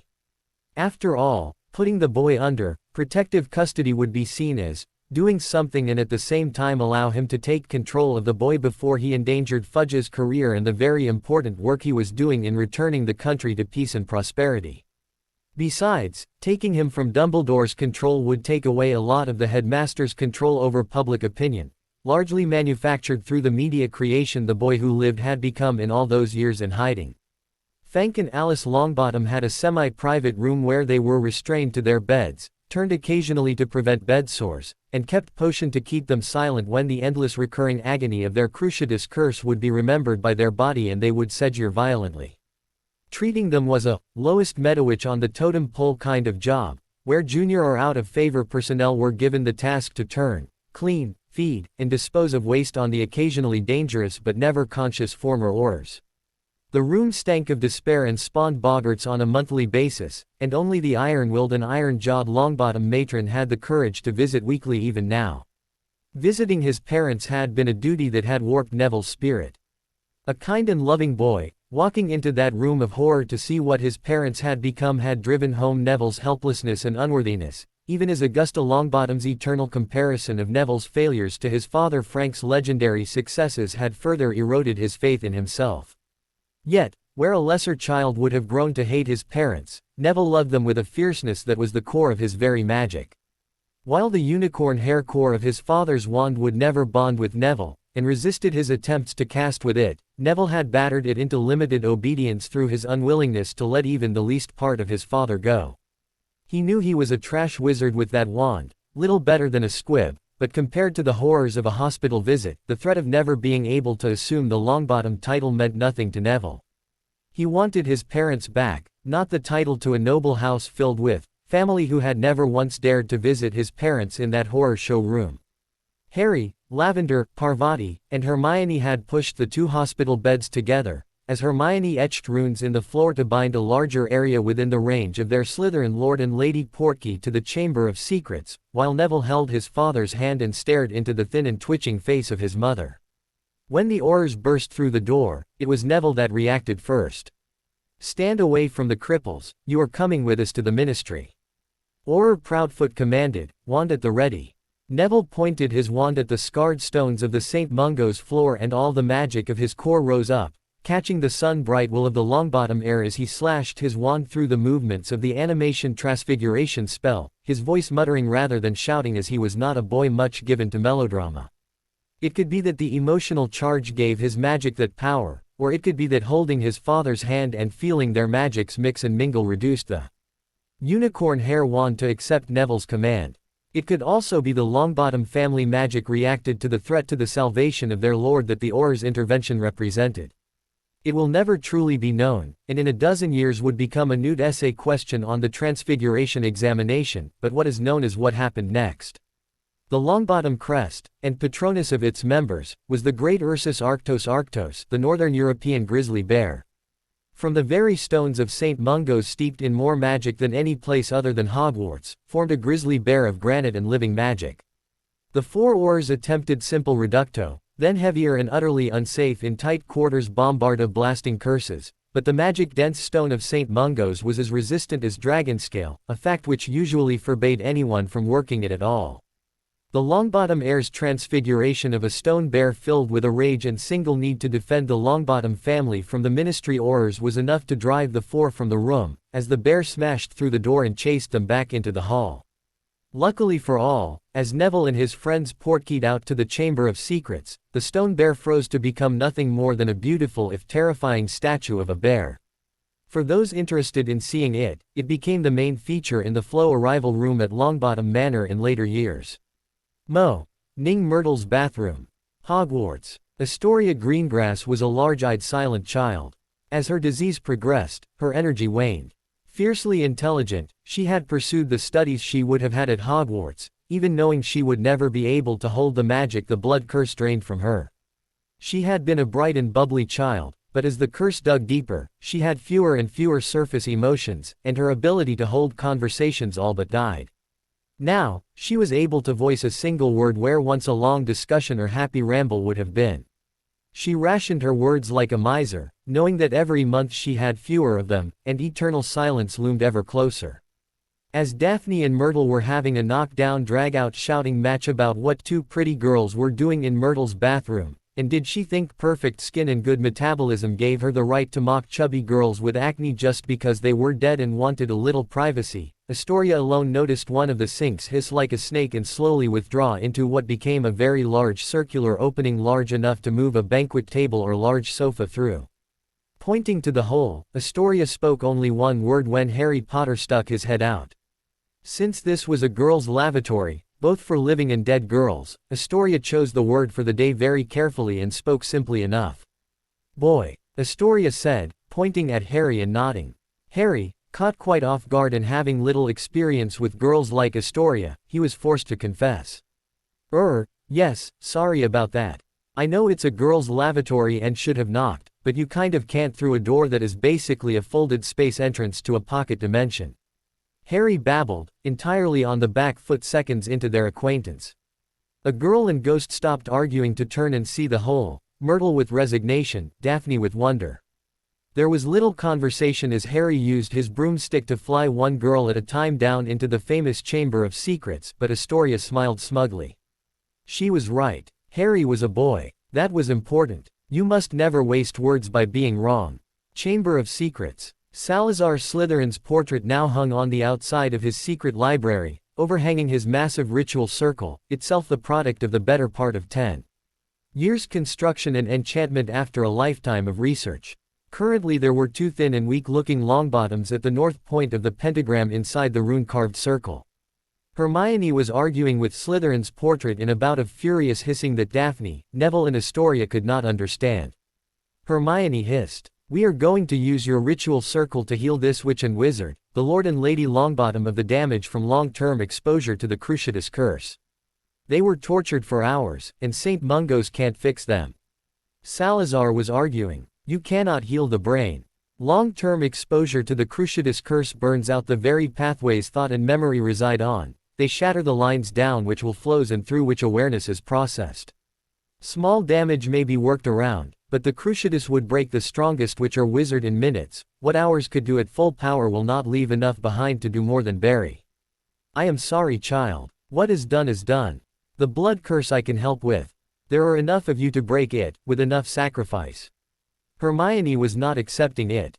This circle brought Harry back from certain death. He had basilisk venom in him. No mortal magic could save him. But this circle in your bloody Parselbeep saved him. Now you are going to show us how to save Neville's parents.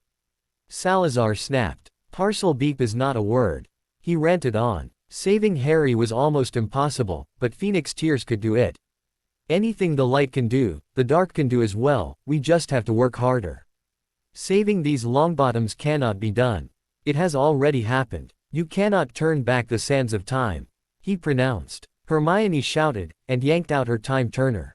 You can turn back the sands of time. I turned back the sands of time today to save Harry from 4 killing curses, so don't you tell me it cannot be done. Salazar Slytherin looked at what the new Lady Slytherin was holding. It looked like an hourglass on a necklace. It hung on a post, as if you could turn the hourglass, yet the sand in it tugged at the magic in the Chamber of Secrets. This chamber was made by folding space back upon itself to create a place that was not a place, yet bound in time to a place that was, the gate to Hogwarts, and the one to the Forbidden Forest. The sands in that hourglass tugged at the chamber, as if they tried to warp the constant of the chamber itself, the dimension of time. Lady Slytherin, what is that object, and how does it come to possess the sands of time? Salazar asked softly. 20 minutes of discussion later, Salazar Slytherin understood the wizards of today were insane, and that perhaps the ritual might just be possible. I blame Rowena for this. The seeress always saw too much, and treated time too casually. Only her house would find a way to bind the sands of time and use it as a tool to reverse cause and effect. Understand this, the creation of the universe spawned its destruction. The first spark of life casts the shadow of its own death. This is an immutable law, and that law has a name. Some call it time, but in essence it is decay. From creation to destruction it simply must be, yet this device cheats it, and time recoils against it. Salazar Slytherin intoned. Lavender asked Harry, "Did you follow that?" Harry waggled his hand side to side as if to say maybe, possibly, a little bit, but Hermione was wiggling like a squirrel who discovered a new variety of nut. Second law of thermodynamics, any reaction creates entropy, all conversions lose some energy to entropy, and time is the measure of the flow of entropy from creation to the heat death of the universe. Hermione cheered. Salazar Slytherin nodded. Muggles learned that much it seems. Cause and effect are bound in time, and while your time turner can invert them, cause and effect are still bound. Magic can do much. Alchemy, being an art designed for equivalent exchange, can be calculated to the last iota of magic and matter to balance and exchange for magic to power, but ritual magic can do more. Salazar was in full lecture mode now, and Harry's muttered translation to the non-Parseltongue speakers was carried out by Nidhogg, because Harry's brain was fully occupied by listening to the theory of shattering reality while Pythia slithered through chains of probability and possibility that warped and wove as Hermione's mind feasted on Salazar's teachings. Alchemy and transfiguration follow the laws of the universe, but ritual magic can break them. The universe is too powerful to defy. To pit a merely mortal will against the very laws of reality is to be snuffed from existence like a candle in a hurricane. No, magic exists to protect and heal reality, and to do this, it left us a tool. Sacrifice. Unlike alchemy, there is no equivalent exchange. If you would turn magic against reality, you must offer the universe more than you take. The bigger the sacrifice, the greater the change you can achieve. Hermione blanched. Human sacrifice. Salazar shrugged. It works. Self-sacrifice is most potent. Sacrifice of power or potential is next most potent. Sacrifice of another is a lot weaker, but since you can sacrifice a whole lot of other people without personal cost, there will always be people who choose the weaker path.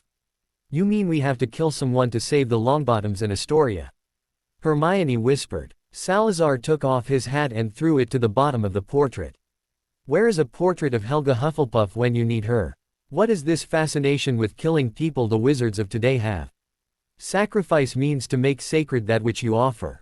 A feast is a sacrifice, a masterwork creation offered freely is a sacrifice, the lovemaking, infertility and healing rituals are sacrifices, the suffering and endurance of an initiation ritual are sacrifices, the cutting off one's hair to sacrifice your pride and image can be a sacrifice. Giving up your title and position can be a sacrifice. There is more to life than killing, you know. Salazar fumed. Harry piped up. Sorry, honored ancestor, we had a couple of real assholes. Grindelwald and Voldemort, they pretty much made sacrifice and huge piles of dead people to be synonymous, so the ministry banned ritual magic and any teachings about sacrifice altogether. Hermione frowned. So Harry and I need to give up our titles, Daphne and Neville as well, to sacrifice that power to save Astoria and the Longbottoms. Slytherin smirked. No, Lady Slytherin, having found worthy heirs I am not so keen to give them up. No, it is time you must violate and death. You must make offerings to them that give much more than you would take. It must be a true sacrifice. That time turner saved your lives, and could save your lives 100, or 1,000 times more. Offer the time turner to the ritual, and you may be given the chance to return to the time of cause and alter how the effect that already exists is applied. When time is unwoven, the blood curse may be unanchored from its current victim, but death will not be cheated. Death will demand a life, and you must give it to them. Hermione seemed to collapse into herself, shoulders slumping. So we are killing someone. Lavender Brown came forward and hugged Hermione. No silly, this is a snake say. Cult, you don't kill someone with snake say. Cult rituals, but you could definitely get pregnant. Daphne, Hermione, Neville, and Harry's eyes all went wide, but Lavender and Parvati just nodded with Salazar. Slytherin, as if this was so obvious no one should have to say it. Astoria Greengrass turned and pointed at Neville Longbottom, and used her second and last word for the day. Boy. Astoria nodded, pleased that her second word for the day matched the first, and was also true. It was important not to go through words too quickly, when you had so few left. February 14th midnight. Ritual Circle, Chamber of Secrets. Astoria was wearing a blindfold, because, lesbian snakes say. Cults had very definite rules for age of consent, even in viewing, and Astoria was required to be inside the circle, but not required to witness what happened inside. Neville and Daphne were beefy, nervous, and far from ready. Frank and Alice Longbottom were together on the blanket beside Neville and Daphne, and at the exact center of the circle was the Time Turner. At the top of the pentagram stood Harry in Runaspore form, swaying gently as his silvery magic rippled down his scales and all three heads hissed the chant in harmony. Hermione was to his left, Parvati to his right, Lavender to the bottom right, and Astoria on the bottom left between Lavender and Hermione. As Daphne advanced to Neville, swaying softly, she placed her hands on Neville's chest and looking into his eyes she said so FLT. I offer myself, that Astoria should live, and none of my line fall prey to the curse again. She keyed him, and ran her hands over his shoulders and down his back to his as to pull him against her. Neville looked at Daphne. I offer myself, that the pain of my parents, and the damage it did to them may be lifted, that I will pay any price that none be crippled by their torture. Hermione felt less self-conscious as she gave herself to the ritual and began to caress and touch herself, opening herself to her own sensuality, binding her magic to her flesh and offering it to the growing ritual.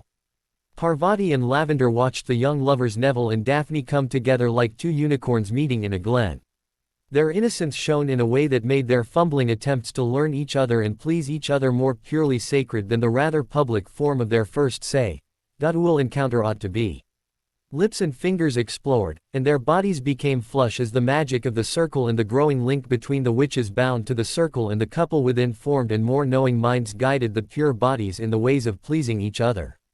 Passion and power rose in the circle until at last, and far more gently than Daphne had been taught to expect, Neville slowly entered her, and the first gasp of pain, and first offering of blood caught the magic.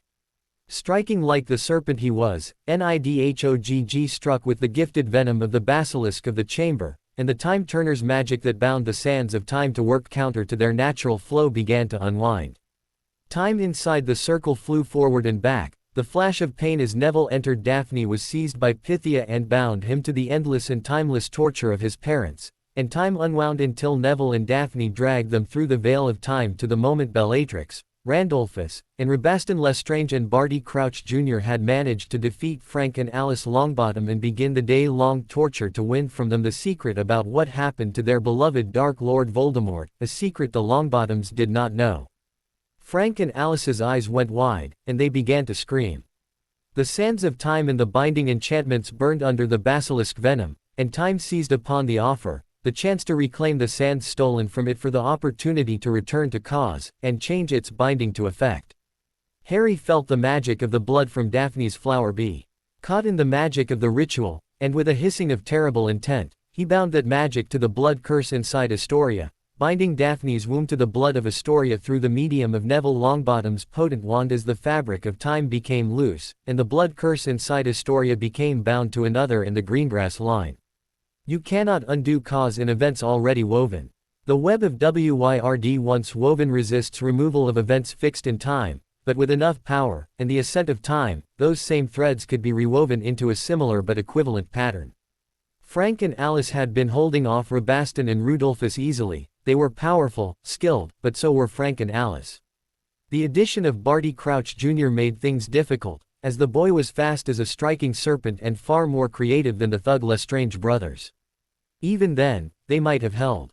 When Bellatrix entered, the Black family nightmare proved why she was a legend spoken of only in whispers. She wove nets of dark curses that confused the senses, wove leeches that beepled on the power of shields to drain them and allow the battering brute force curses of the Lestrange to finally penetrate. Hammering home her own confundus charms that failed to stop the Longbottoms from resisting, she put the final nail in their coffin with a simple illusion. For 1 second, the confused Frank Longbottom heard the pop of apparition, and turned to see Bellatrix Lestrange not Alice Longbottom at his back. Reacting with trained reflex not thought, he hammered a fist into her face, stunning her. As she collapsed, so did the Atlas shield she was maintaining against the barrage of bone breakers and stunners that the Lestrange brothers and Crouch had been hurling. Bellatrix allowed her illusion to fail, showing the confused Longbottom that he had just struck down his wife, not Bellatrix, and in that moment of panic and confusion, she hammered home a total body bind, Petrificus Totalis, that bound Lord Frank Longbottom helpless, even as the Lestrange brothers bound his stunned wife before enervating her. Bellatrix turned her wand. "You are going to tell us what happened to our Dark Lord, and where he is." Frank knew it would do not good, but he begged the insane witch. "We don't know, I swear upon my." Bella knew if he swore upon his life and magic, and lied, he would die. That would save him from torture and confession, so she did not allow it. Striking before his oath could bind him, she shouted, "Crucio." The blood-red beam of malice hammered into Frank Longbottom, and he began to scream. Frank could see a similar light lancing into his beloved wife, as the Lestrange brothers took turns on her. Pythia knew what was woven could not be changed. They could not stop those curses, they had already been cast. They could not keep them from ravaging the Longbottoms, that had already been done. What could change is the effect. The cause was, and is, and must be, but the effects were loose in time. There was pain beyond pain beyond the dreams of the darkest god or foulest Dark Lord, and Frank and Alice were at its center, but they were no longer alone. Pythia drove his fangs into Neville, and then Daphne, binding them to the sacris, binding to the pain. Harry pulled the pain into himself, channeling the mind-destroying power of both curses into himself even as Nidhogg bled it out into the circle, into his 3 wives and towards Astoria Greengrass. Pain beyond pain as the Cruciatus curse was so potent and foul that it created a pain flesh could not sustain, nor nerves endure. Its magic bound the sufferers to full consciousness, denying them both unconsciousness and death. It was enough to shatter any mind in minutes, but the curses continued for hours. Pythia's magic bound Frank and Alice to Daphne and Neville, echoing the pain of the older couple to the bodies of the young, even as every witch and wizard at a pentagram point shared that pain. Harry's 3 minds, Hermione, Daphne, Astoria, Neville, Lavender, and Parvati, along with the original Frank and Alice Longbottom, hung in that web of endless pain as time grew loose and bent in strange directions. It bunched and stretched, flowed and receded as a whirlpool, an eddy in the time stream as endless possibilities burned under basilisk venom and burning time sand. Daphne and Neville, bound in a ritual of lust and pain, bucked and rocked together fiercer than any beasts, the tenderness of their initial union lost in the mindless drive of life to create even as death is woven all around it. Neville's seed finds root in Daphne as their union draws time from cause to effect, the primal act of creation tearing at the fabric of the ritual, attempting to reassert the proper flow of sundered time. Astoria screams, the blood curse in her is bound to the ritual by Daphne's intent and sacrifice, so the blood curse itself twists and screams, the magical malice of the curse given almost life and something close to sentience through generations of its existence. Knowing that its host is trapped outside of time, caught in pain that death will provide no succor, it feels the new life of a Greengrass heiress, and follows down that bond into the womb of Daphne, where the Longbottom scion's offering has been accepted. Minutes or months as the couple ride in torment, but the fetus growing inside Daphne with the bloodline curse in every cell, holds no connection to her mother's nervous system, and therefore feels no pain. If a curse could laugh, surely it would be laughing now. Pain that could break any mind had been poured for hours into 2, yet, with the ritual alive and running, it was not 2 minds, but 11 in a curse that shared this pain. What will destroy any 1 mind, will only traumatize 6. What will destroy 1, can be endured by 6. The venom of Nidhogg was the venom of the basilisk, the essence of entropy, the purest unmaking that does more than kill. It unweaves from the tapestry of Wyrd, killing beyond the potential of rebirth or return. Basilisk venom is the ending of all things, including time. The stolen sands of time in the bidden time turner ran out, returned at last to a jealous but patient time. As time snapped back, death flowed along the path of its essence, for a ritual powered by basilisk venom is powered by death itself. There is a balance that must be maintained between life and death. The death of Astoria Greengrass had been stolen by the ritual and the bloodline curse to the life that even now blossomed inside of Daphne Greengrass. This was a ritual sacrifice. To violate the laws of cause and effect is never without price. This was not alchemy, a life for a life was not enough, yet the ritual of sacrifice takes the choice from death about who it is that death may take. The new life within Daphne Greengrass felt the cold bitter jaws of death close around it, unknowing, even as the venom from death's own touch seeped into the endless and immortal bloodline curse, and the basilisk venom unmade eternity, and dragged the bloodline curse into the abyss of nothingness at last. Silence of the Chamber of Secrets was shattered as a weak and confused Auror Frank Longbottom rolled to his knees and screamed. Accio wand, as he could feel his connection to his wand was both active and near. The unicorn cord wand that had fought Neville so long felt the call of its master and flew from the piles of clothes to Frank Longbottom's hand. Slicing the air, he cast a powerful shield around himself and Alice, who was now struggling to her feet on legs that did not want to hold her. "Frank, what is going on? Why is everyone BPD?" Alice Longbottom said in a voice that was rusted and rough from disuse. Astoria pushed off her blindfold and whispered, "Lumos," causing a ball of pale green fire to form above her hands. Two very BPD, and still connected figures tried to rise. One charged the shielded couple shouting, "Mom, Dad." The other charged Astoria, weeping as she shouted almost equally pained, "Tori." Hermione Granger Slytherin strode forward, towards the confused newly healed Aurors and said as calmly as someone who was stark BPD and having endured an undefinable number of hours in Gestalt mind-enduring torture that had once, but no longer, broken the Longbottoms. "Lord and Lady Longbottom, this is your son Neville, and behind me, the three-headed snake is your godson Harry.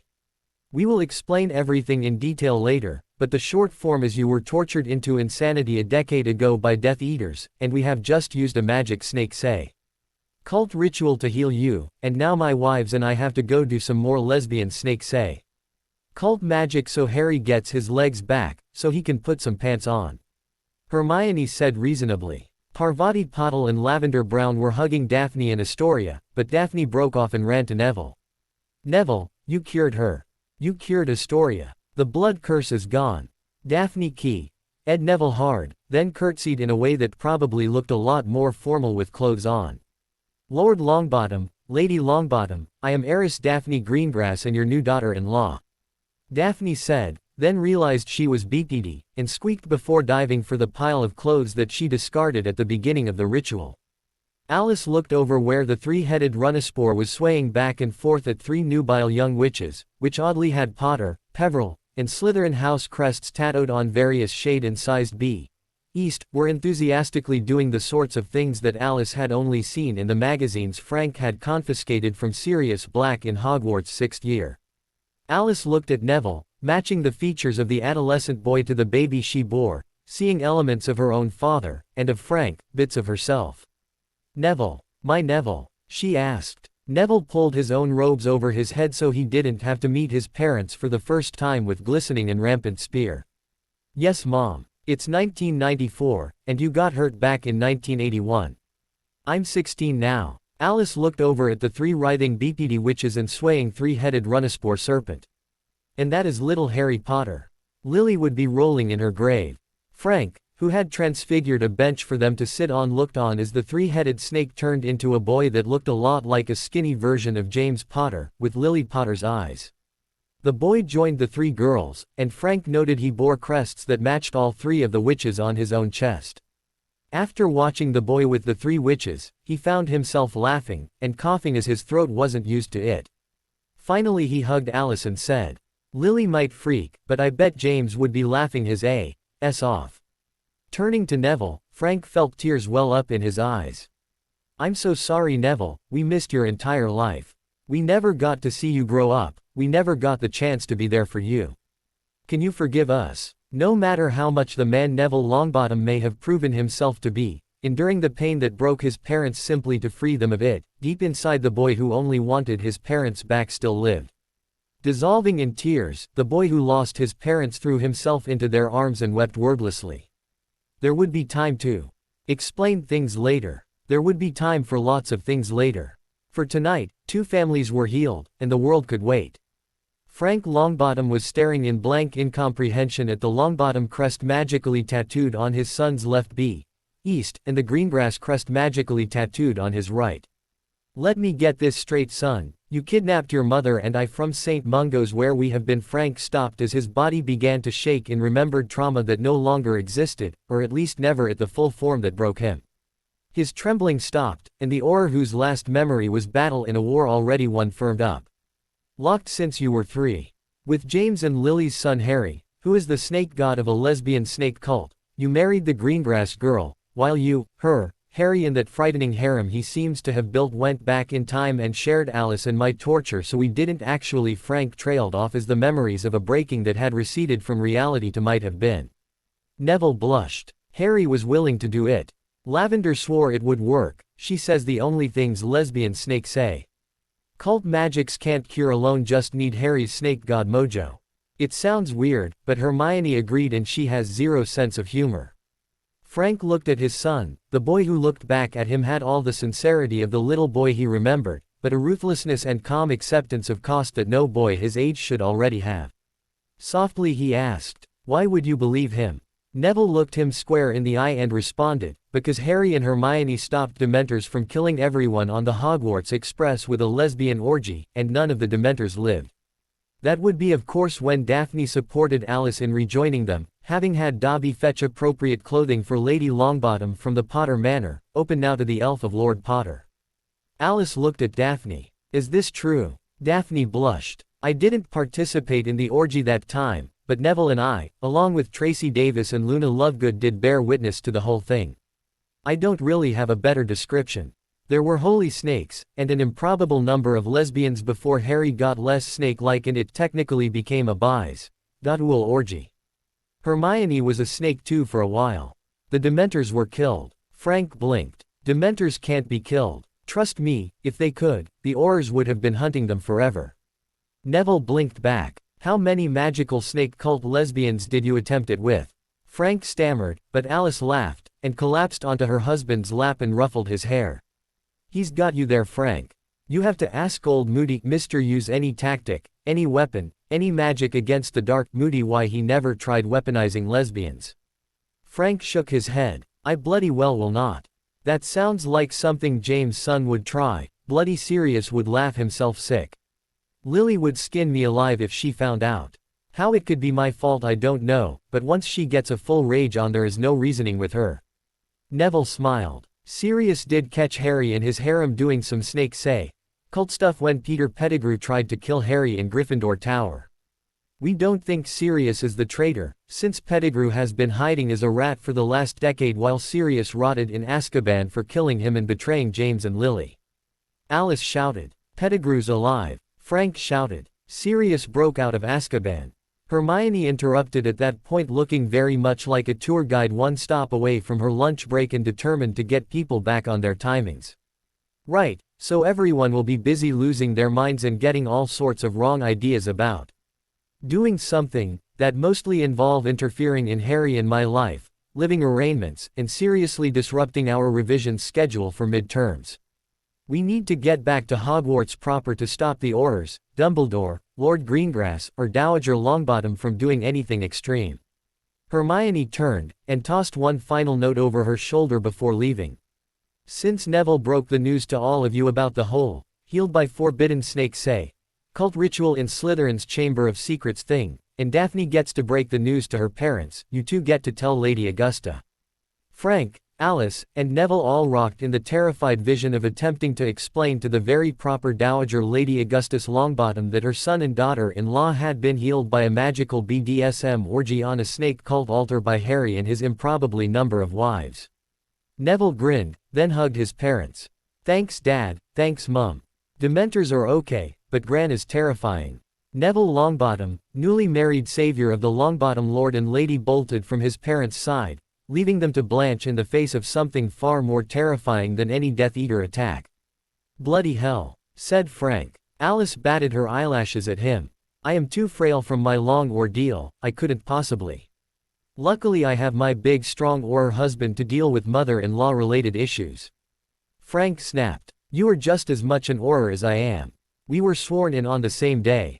Alice shrugged. "I didn't accumulate seniority for the last trimester of pregnancy when I was off on maternity leave, that makes you senior by a third of a year. Senior Aurors are responsible for all official notifications of next of kin, it says so in the bloody handbook." "Bloody hell," said Frank. Dumbledore's office was expandable, which he had thought was a wonderful function, until it became full of shouting people who seemed to think that someone other than Albus Dumbledore was allowed to shout in his office, or indeed, in his school. Aurors Dawlish, Proudfoot, Thickness, and Ogden were shouting at Lord and Lady Greengrass, who were much too well bred to shout back. This proved immaterial, as Dowager Augusta Longbottom had the training of an opera singer that she had been in her youth, and if her famous contralto had a harsher edge to it, that simply gave the projection power of the low and regal tone the rasp of steel that her words fully gave justice to. Professor Snape wasn't huddling in his corner, but he had ceased looming and snarking, and was attempting the sort of stillness a defanged cobra had in the middle of a mongoose family squabble over dinner. Minerva McGonagall, in contrast, had decided that Augusta's powerful bellows would best be balanced by a Scott brogue growing so thick that haggis was beginning to fall from the sky and threatened to bury Fawkes, who looked like he was enjoying the fury entirely too much.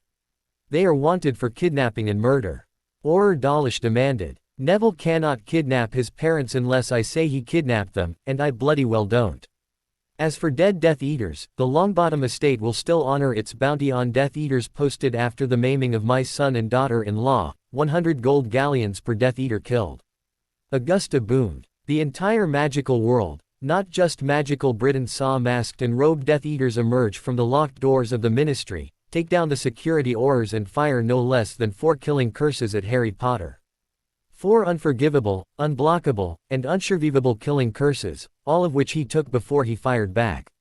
Minerva McGonagall shrilled. "I would suggest, Auror Dawlish, that you consider first that if that does not constitute a reasonable threat to life as outlined in the self-defense clauses of our laws, then no witch or wizard will ever be permitted to raise a wand to defend themselves and others." McGonagall then sighed. "And secondly, he took 4 killing curses, that brings his lifetime total to 5, summoned more fiendfire than Grindelwald, Voldemort, or Albus summoned in the last 2 wizarding wars. I would suggest pointing a wand at him or those he cares about may not be the wisest decision ever made." Auror Thickness hunched his shoulders as if preparing to bull through the argument on main force and snarled.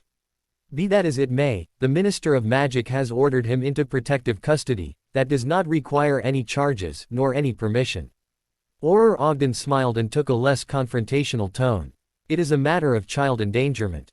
We know that heiress Greengrass kidnapped her sister, the invalid Astoria Greengrass, from her home, and since she had been present with Harry Potter and his entourage at the Ministry trial and subsequent incident, the question about whether she did so under Mr. Potter's duress must be addressed. We know from witness statements that Daphne and Astoria Greengrass entered Hogwarts and have not left." Professor Dumbledore stroked his beard and announced sagely, "I can confirm the Hogwarts wards do indeed tell me all students are currently present within the halls. This would include Miss Greengrass, Mr. Longbottom, Mr. Potter, Mrs. Granger Slytherin, Mrs. Brown Peverell, and Mrs. Pottle Potter. Alas, it cannot pinpoint their location." As the shouting resumed, Albus opened his drawer for a headache potion, and tossed it back. In the motion of tossing back the potion, he caught Augusta Longbottom's eyes widening, and the stuffed vulture on her hat snaking its head around to look at the dowager's ring on her finger.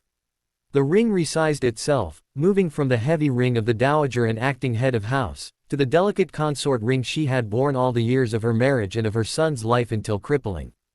As his mind looked at the resizing of the ring, and wondered what it could mean, Augusta Longbottom pulled her wand, leading to everyone with an ounce of self-preservation instinct to draw their own. Before a hail of spell fire could reshape the British political landscape, Augusta Longbottom projected in a velvet contralto so smooth as soothed the nerves and took the better part of a half-century from her looks. "Point me to Lord Longbottom." Moving at a speed not associated with octogenarian aristocratic grande dames, but Muggle rugby players with the ball in hand and the World Cup on the line, Augusta Longbottom led the charge through secret passages Dumbledore was rather alarmed she knew about, and worse, revealed to Aurors, directly to the school infirmary. Hitting the door with an unlocking charm so overpowered the right-hand door blew off and the left hanging by a hinge, the charging group was met by a very small, and very effective counter-charge. "Mommy!" Astoria Greengrass shouted and hit her mother at the dead run, a thing that she had not been capable of since age 11 when the blood curse began her slow, cruel, and unstoppable march to death. "Mother!" Alice Longbottom said, wobbling to her stunned mother-in-law's side and enfolding her in a hug. With a smile that denied the tears in her eyes, she said, "We are back. We are healed, but not in terribly good shape just yet.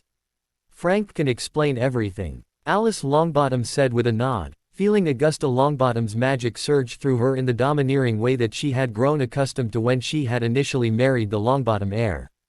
Unlike those early days where her magic would war with the overprotective mother, she allowed Augusta's magic to probe. The echoes of the trauma that were even now fading into might have been, but whose shadow was so terrible that the formidable old witch yanked her magic back as if burned by the memory. Lord Greengrass waved his wand slowly over his youngest daughter, then in disbelief turned to Madame Pomfrey as if in question. The Meadowitch, who had cared at one point for all the Greengrass present, nodded slowly. "I know I told you it was impossible, and by any reasonable definition it remains impossible, but I can confirm that whatever ritual young Mr. Longbottom and your daughter performed left Astoria and all future Greengrass free of the blood curse. Among other things. Congratulations by the way on your daughter's nuptials. No apology necessary for the lack of invitations," Madame Pomfrey said with a smile and a wink that was entirely too Hufflepuff for Lord Greengrass's comfort. Or Thickness raised his wand and pointed at the cluster of Potter and his wives clearly hiding behind the Longbottom and Greengrass parties. "By order of the Minister of Magic, you are under arrest," Pious Thickness commanded. "Incarcerus," Accio Idiot Frank Longbottom boomed, his wand flashing in his hand, so happy to be back in its chosen wizard's hand that the spells flashed out with unnecessary force and light. Sticking his wand tip just below Or Thickness' eye, Or the Lord Frank Longbottom let his wand tip glow and burn the skin of Or Thickness. "Now, as my wife reminds me, I am the senior Or present, and since the last rules of engagement I received were the very latest wartime ones, I am sorely tempted to transfigure your head up your ass to see if it can find its brain again. The thing is, I never bothered to learn the counter for it, and everyone who did know it seems to be dead or on the run from the law. Now, speaking very slowly, and politely, as I have had a very trying day and may well have the counter curse written down somewhere on the estate, and I really do want to ram your head up your ass to find that missing brain, you will explain for what reason you wish to imprison my wife's godson and my healers," Frank demanded, and Neville and Augusta wore matching expressions of near worship. The ghost of Frank Longbottom was the myth that kept Neville from ever believing he was a real wizard or anything but a disappointment to his grandmother. That same ghost of Frank Longbottom and his beloved Alice had been what drove Augusta to make Neville strong enough to defend himself, where she had failed to protect her own son. To see Frank again, strong magically if not yet physically, healed both of them more than the therapy the magical world sadly lacked. Or Ogden again tried to spread burn bomb on the dragonfire Thickness had uttered. There was a Death Eater attack, several people were killed and some property damage was done, and several threats were uttered. The minister thought it best to put Harry Potter and his young ladies in protective custody, along with your son and heiress Greengrass. It is for their own safety. Augusta Longbottom, not able to stifle the long habit of years, snapped. "Neville, explain." Harry moved forward, and put his hand on Neville's shoulder. "It's okay, Nev. I got this. You did the heavy lifting this time, so I will deal with the fallout." Daphne made a choking sound, and blushed, but Neville just grinned and shot her a tender smile while answering Harry. "Thanks, Harry." Harry spread his arms. "Long story short, we tried to stop the Ministry from executing a hippogriff for biting a Malfoy who insulted it repeatedly after being clearly and firmly instructed not to. The Ministry and Dumbledore decided to prove we were kids who had to shut up and let the grown-ups murder whoever they want to prove they were in charge. They did let us hold a press conference on the courthouse steps to say that we failed. The school and Ministry wins as always. That would be the point. 4 masked Death Eaters strolled out the supposedly locked doors of the Ministry of Magic, stunned the so-called elite security Aurors, and tossed 4 killing curses at my back. Luckily, I married well, so my wives and I set about letting Death Eaters eat some of that death they talk about so much. I fed them to a fiendfire basilisk, and when they were safely dead the Aurors finally decided to point their wands at somebody and chose us. I told them if they shot at my wives, I would burn London to the ground and kill all of them. Then we broke you out of St. Mungo's, Daphne grabbed Astoria, and Hermione worked out with Salazar Slytherin how to do super secret forbidden snake say cult rituals to heal you in Astoria. Neville and Daphne got married, everyone got healed, and now everyone wants to arrest us. Harry concluded. Lord and Lady Greengrass, along with Augusta Longbottom, shouted a single word in stereo. Married. Alice Longbottom raised a single hand in cheery thumbs up. Can confirm, caught the last half of it as we were getting untortured, retortured, or whatever it was. They aren't just married, they are soul bonded.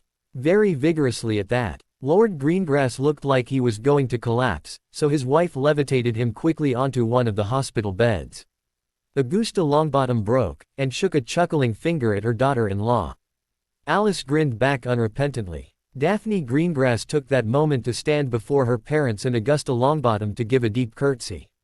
For the healing of Astoria Greengrass and all Greengrass future heirs, I acknowledge a life debt to House Longbottom, Potter, Peverell, and Slytherin. I propose joining a political alliance to balance that debt. Daphne said simply. Neville Longbottom, with much less practice, stumbled through his own response. For the healing of Frank and Alice Longbottom, I acknowledge a life debt to House Greengrass, Potter, Peverell, and Slytherin. I propose joining a formal political alliance to balance that debt. Frank raised his wand, and with a shaking hand tapped his wand. So mote it be. Lord Greengrass looked at his wife, who nodded, then tapped his ring with his own wand. So mote it be. In eerie unison, in a single motion and shared voice, Harry Potter and his 4 wives raised their wands and touched their rings. So mote it be. With a flash of magical fire, a new political bloc was formed. Houses Longbottom, Potter, Greengrass, Slytherin, and Peverell came into being. A small alliance, but with Longbottom and Greengrass controlling 2/3 of the critical potions components between them, a powerful economic force as well. Unnoticed in the back, Albus Dumbledore was not smiling. His eyes were hooded, and flicked from person to person as if seeking something hidden, some dark shadow lurking in the corners where no one else would notice. What, if anything, he saw, remains unknown. Defense against the dark arts. Hogwarts. Remus Lupin was a confused werewolf, and a troubled professor. The wolf in him was a simple creature, it was loyal to its pack, savage to its enemies, to prey, and honestly everything that wasn't pack. A werewolf had a very simple IFF. You were pack or chew toy, and not a lot of middle ground. Werewolves as a group were not great with ambiguity. Remus, as much as he strove to suppress his inner wolf, as much as he hated it, and wished it to be peeled off of his soul, well, honestly he still was basically a less homicidal version of that same simple furry soul. He rejected Fenrir Greyback and his pack of weaponized psychotic werewolves for the pack. Called the Marauders. James, Sirius, Remus and Peter were the pack. Lily Evans joined before mating the pack alpha of James. Then the pup Harry was born and the pack was complete and perfect. Then everything went wrong. Sirius betrayed the pack, Peter was dead, and Harry was taken from him. The wolf went insane and the man took the wound to his soul as crippling. Harry was all he had left, and he bargained his soul and freedom to Albus Dumbledore for the chance to be near the boy again. To protect the last scrap of his pack that remains. Harry needed him. Little helpless Harry, as Dumbledore described him, was a sad and broken version of James that needed Albus' stern guidance, and Remus could have a place as part of that guidance.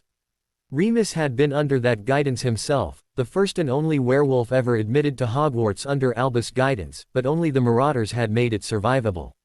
For the last of the Marauders' pack, for Harry, Remus would put himself under Dumbledore's thumb again. But Harry went off script on the train. Remus got taken out by a wizard, and the last thing he saw was 2 Dementors entering the train to kill his pup.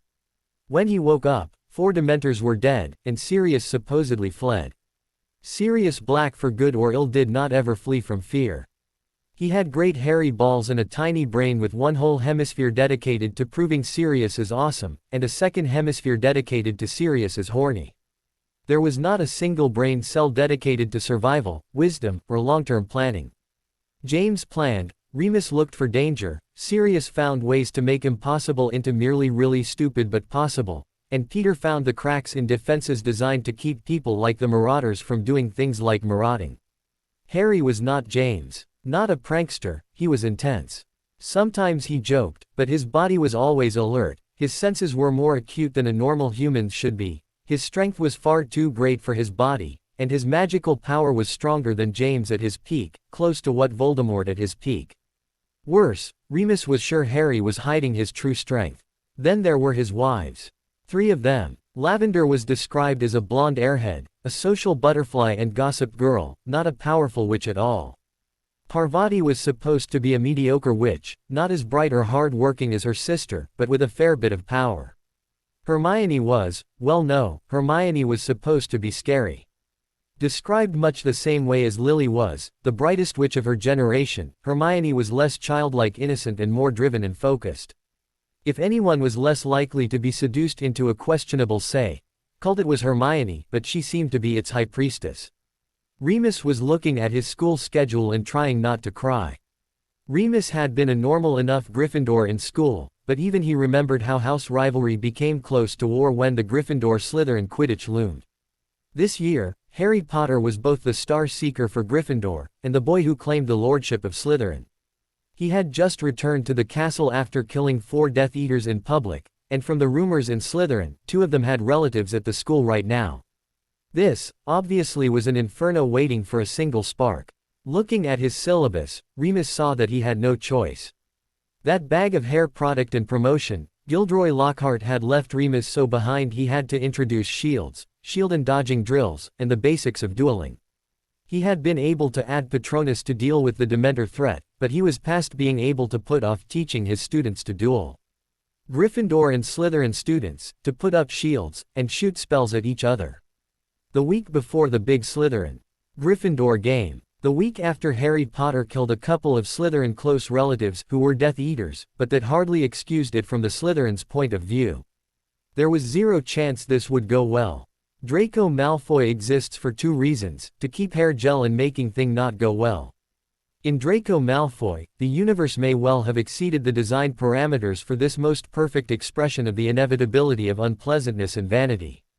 So of course, when allowing students to randomly draw names from a silk top hat with a rather excellent hidden spatial compartment and illusion to keep students from cheating. The universe of course, cheats better. Draco Malfoy put his hand in the bowl and pulled out a name. With a grin that would have shamed a werewolf, Draco sneered. Neville Longbottom. Time to put the little squib in the hospital wing again. Remus snapped. 5 points from Slytherin. No threats uttered in this class, and you will only be using 3 spells in this exercise, the basic Protega Shield and Defense, and 2 different spells, the Expelliarmus Disarming Jinx which is a summoning charm, and the Stupefy Stunner which is an anti-personnel curse. Draco sneered. It was a good sneer, he practiced it for hours. Given that he had trained under his father's arms master in dueling since he was 7, Draco's mastery of those spells would have impressed a third-year Dada instructor. Neville Longbottom's attempted use of his father's wand, a poor match for him, coupled with his traditional lack of confidence had made him, if not a squib, then an utter failure as a wizard outside of herbology where he shone. Remus knew that Neville had been taken with his father and mother to Ollivanders for a new wand, and that Neville had stood a whole lot straighter since the restoration of his parents. Remus was depressed that Neville's new confidence was about to be crushed, probably sadistically and theatrically by the bitter Malfoy scion. Just do your best, Neville. No one expects you to beat Draco. He has had more years of practice in dueling than you have had in magic of any kind.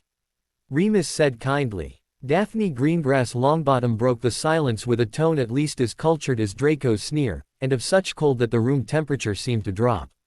Husband, I find the Malfoy unsightly. Remove him from my sight. Daphne said, setting all the Slytherins and sadly, most of the Gryffindors laughing as they had seen Draco hunting and hexing Neville in the hallways for years. Neville, instead of stammering or posturing, simply strode to Daphne's seat, and bent to key her hand. As you wish. More than a few eyebrows raised at Neville's poise, and suddenly the idea this was not another joke match dawned upon a few of the watchers.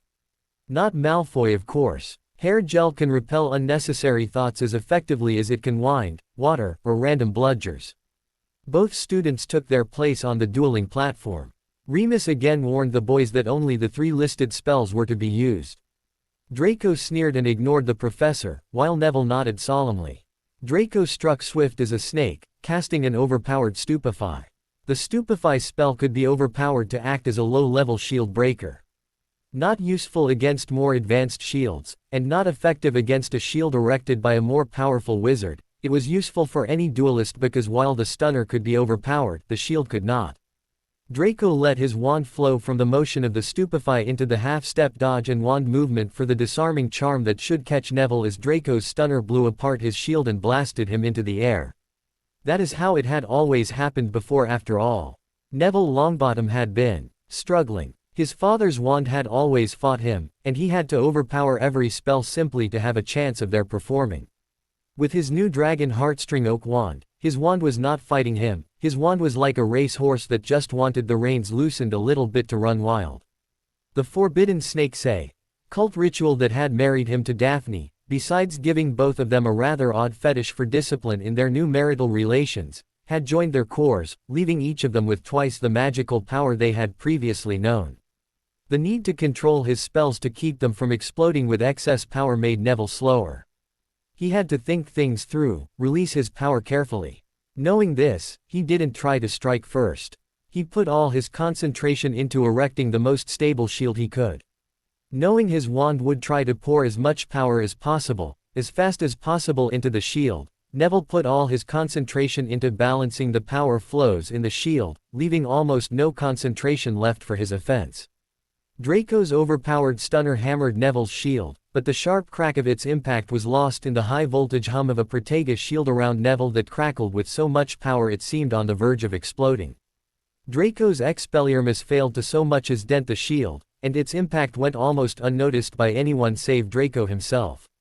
In growing panic, he cast the Protega shield over himself as his mind raced over his attacks, wondering why they had failed him for the first time. Draco's Protega was a textbook example of the shield charm.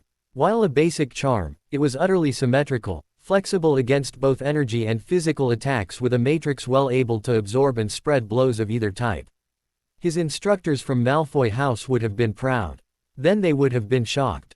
Neville, aware that his shield looked nothing like Malfoy's or the instructor's example, kept most of his concentration on putting a little less power in the shield so it could calm down, and gave almost no focus to the stunner he tossed out just to keep Draco off balance.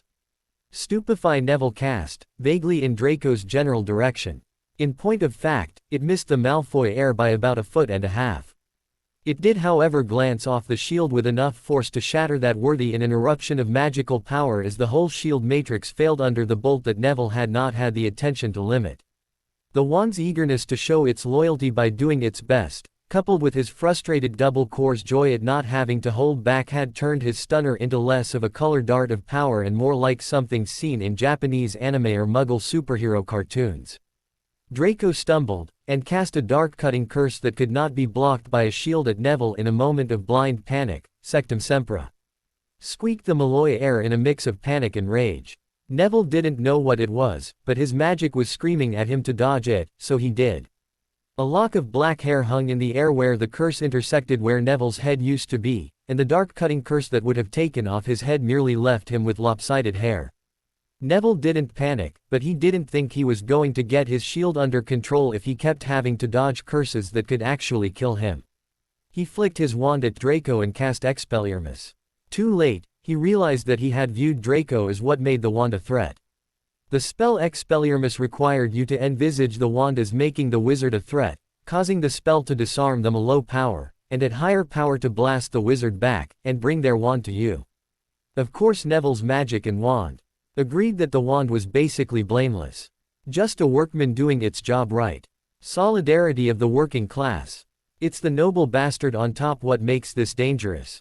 He is the threat. Having decided that Neville's backwards intent was indeed a stroke of wisdom equal to that of Merlin or Solomon, the wand, Neville's magic, and the greater flow of the magic itself rewrote the arithmetic array that bound the energy summoned when a witch or wizard made those wand motions and gave those verbal commands. Based on Neville's startlingly large energy input, magic assigned a rather greater array size to the four-dimensional construct that made the spell form, and the new spell, the Dis-Dracoing spell, was created. This happened inside a single heartbeat, and the altered flow of magic reshaped the words coming out of Neville's mouth. He really had thought he was going to cast Expelliarmus, but what came out of Neville's mouth was instead Dis Draconis. Neville shouted. A rather relieved wand settled as gently as a feather to the dueling stage, no longer in the hand of Draco Malfoy.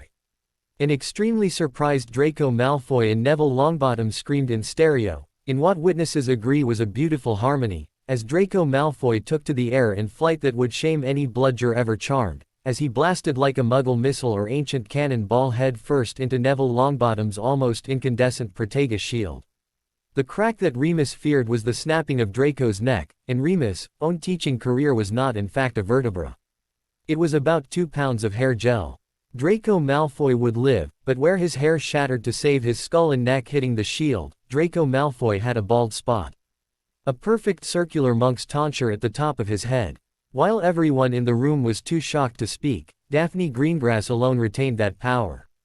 "That was lovely, Neville. I shall show you how much it pleased me later," Daphne said, causing Harry, Hermione, Parvati, and Lavender to burst out laughing. Neville let his shield fall, and rubbed his own neck while blushing furiously. Daphne's comments left him unable to worry about little things like would Draco wake up again. Remus Lupin's own diagnostic charms revealed that spine and brain were intact, if Draco Malfoy's brain was ever in fact intact, and only his hair and related product had been casualties.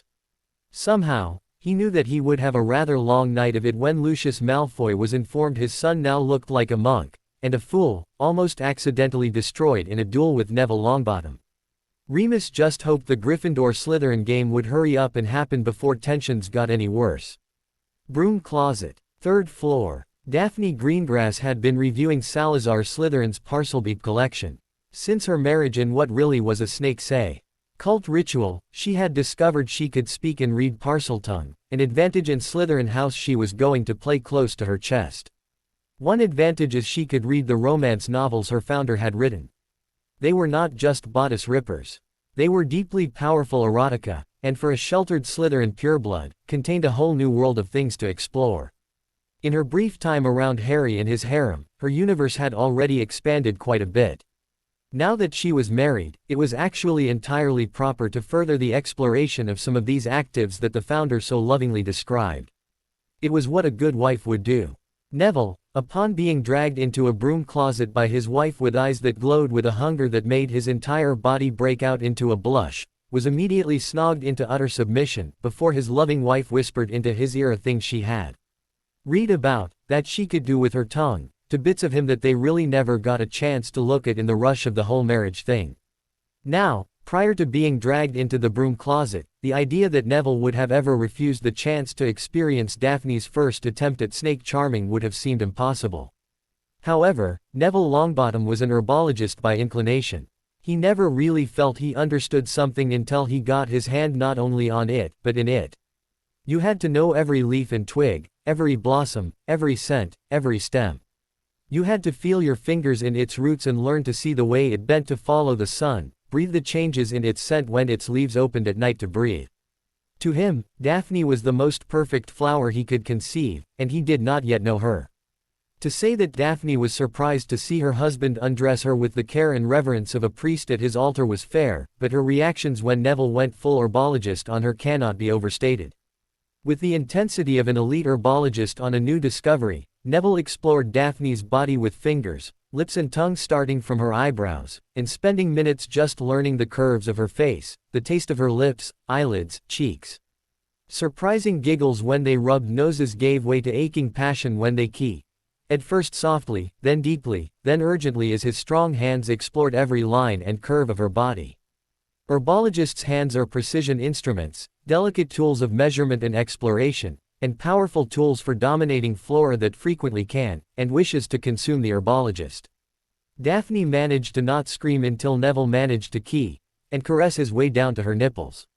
As it turns out, the longer it took Neville to get to the delicate little berries that crowned those snowy white joy cliffs, the more sensitive they became, and the more urgent she became. She felt her world shatter the first time before Neville even made it to her navel. Neville had been a good boy, and his Gran Augusta was a very old-school woman, so Neville had zero education in seduction or erotica. He was an avid herbologist, and had learned to judge by the tremble of leaf, the changing scent of nectar, the turgidness of a stem, exactly the needs of the plants he explored. Hunger had driven his learning in herbology. Hunger to know, to understand, to help and heal. With Daphne, all of those were true, with one more. Neville wanted to own, not her, but her cries. He wanted to own every tremble, every gasp, every change in her scent and taste. She was a wonder and world for him alone, and he wanted all of her.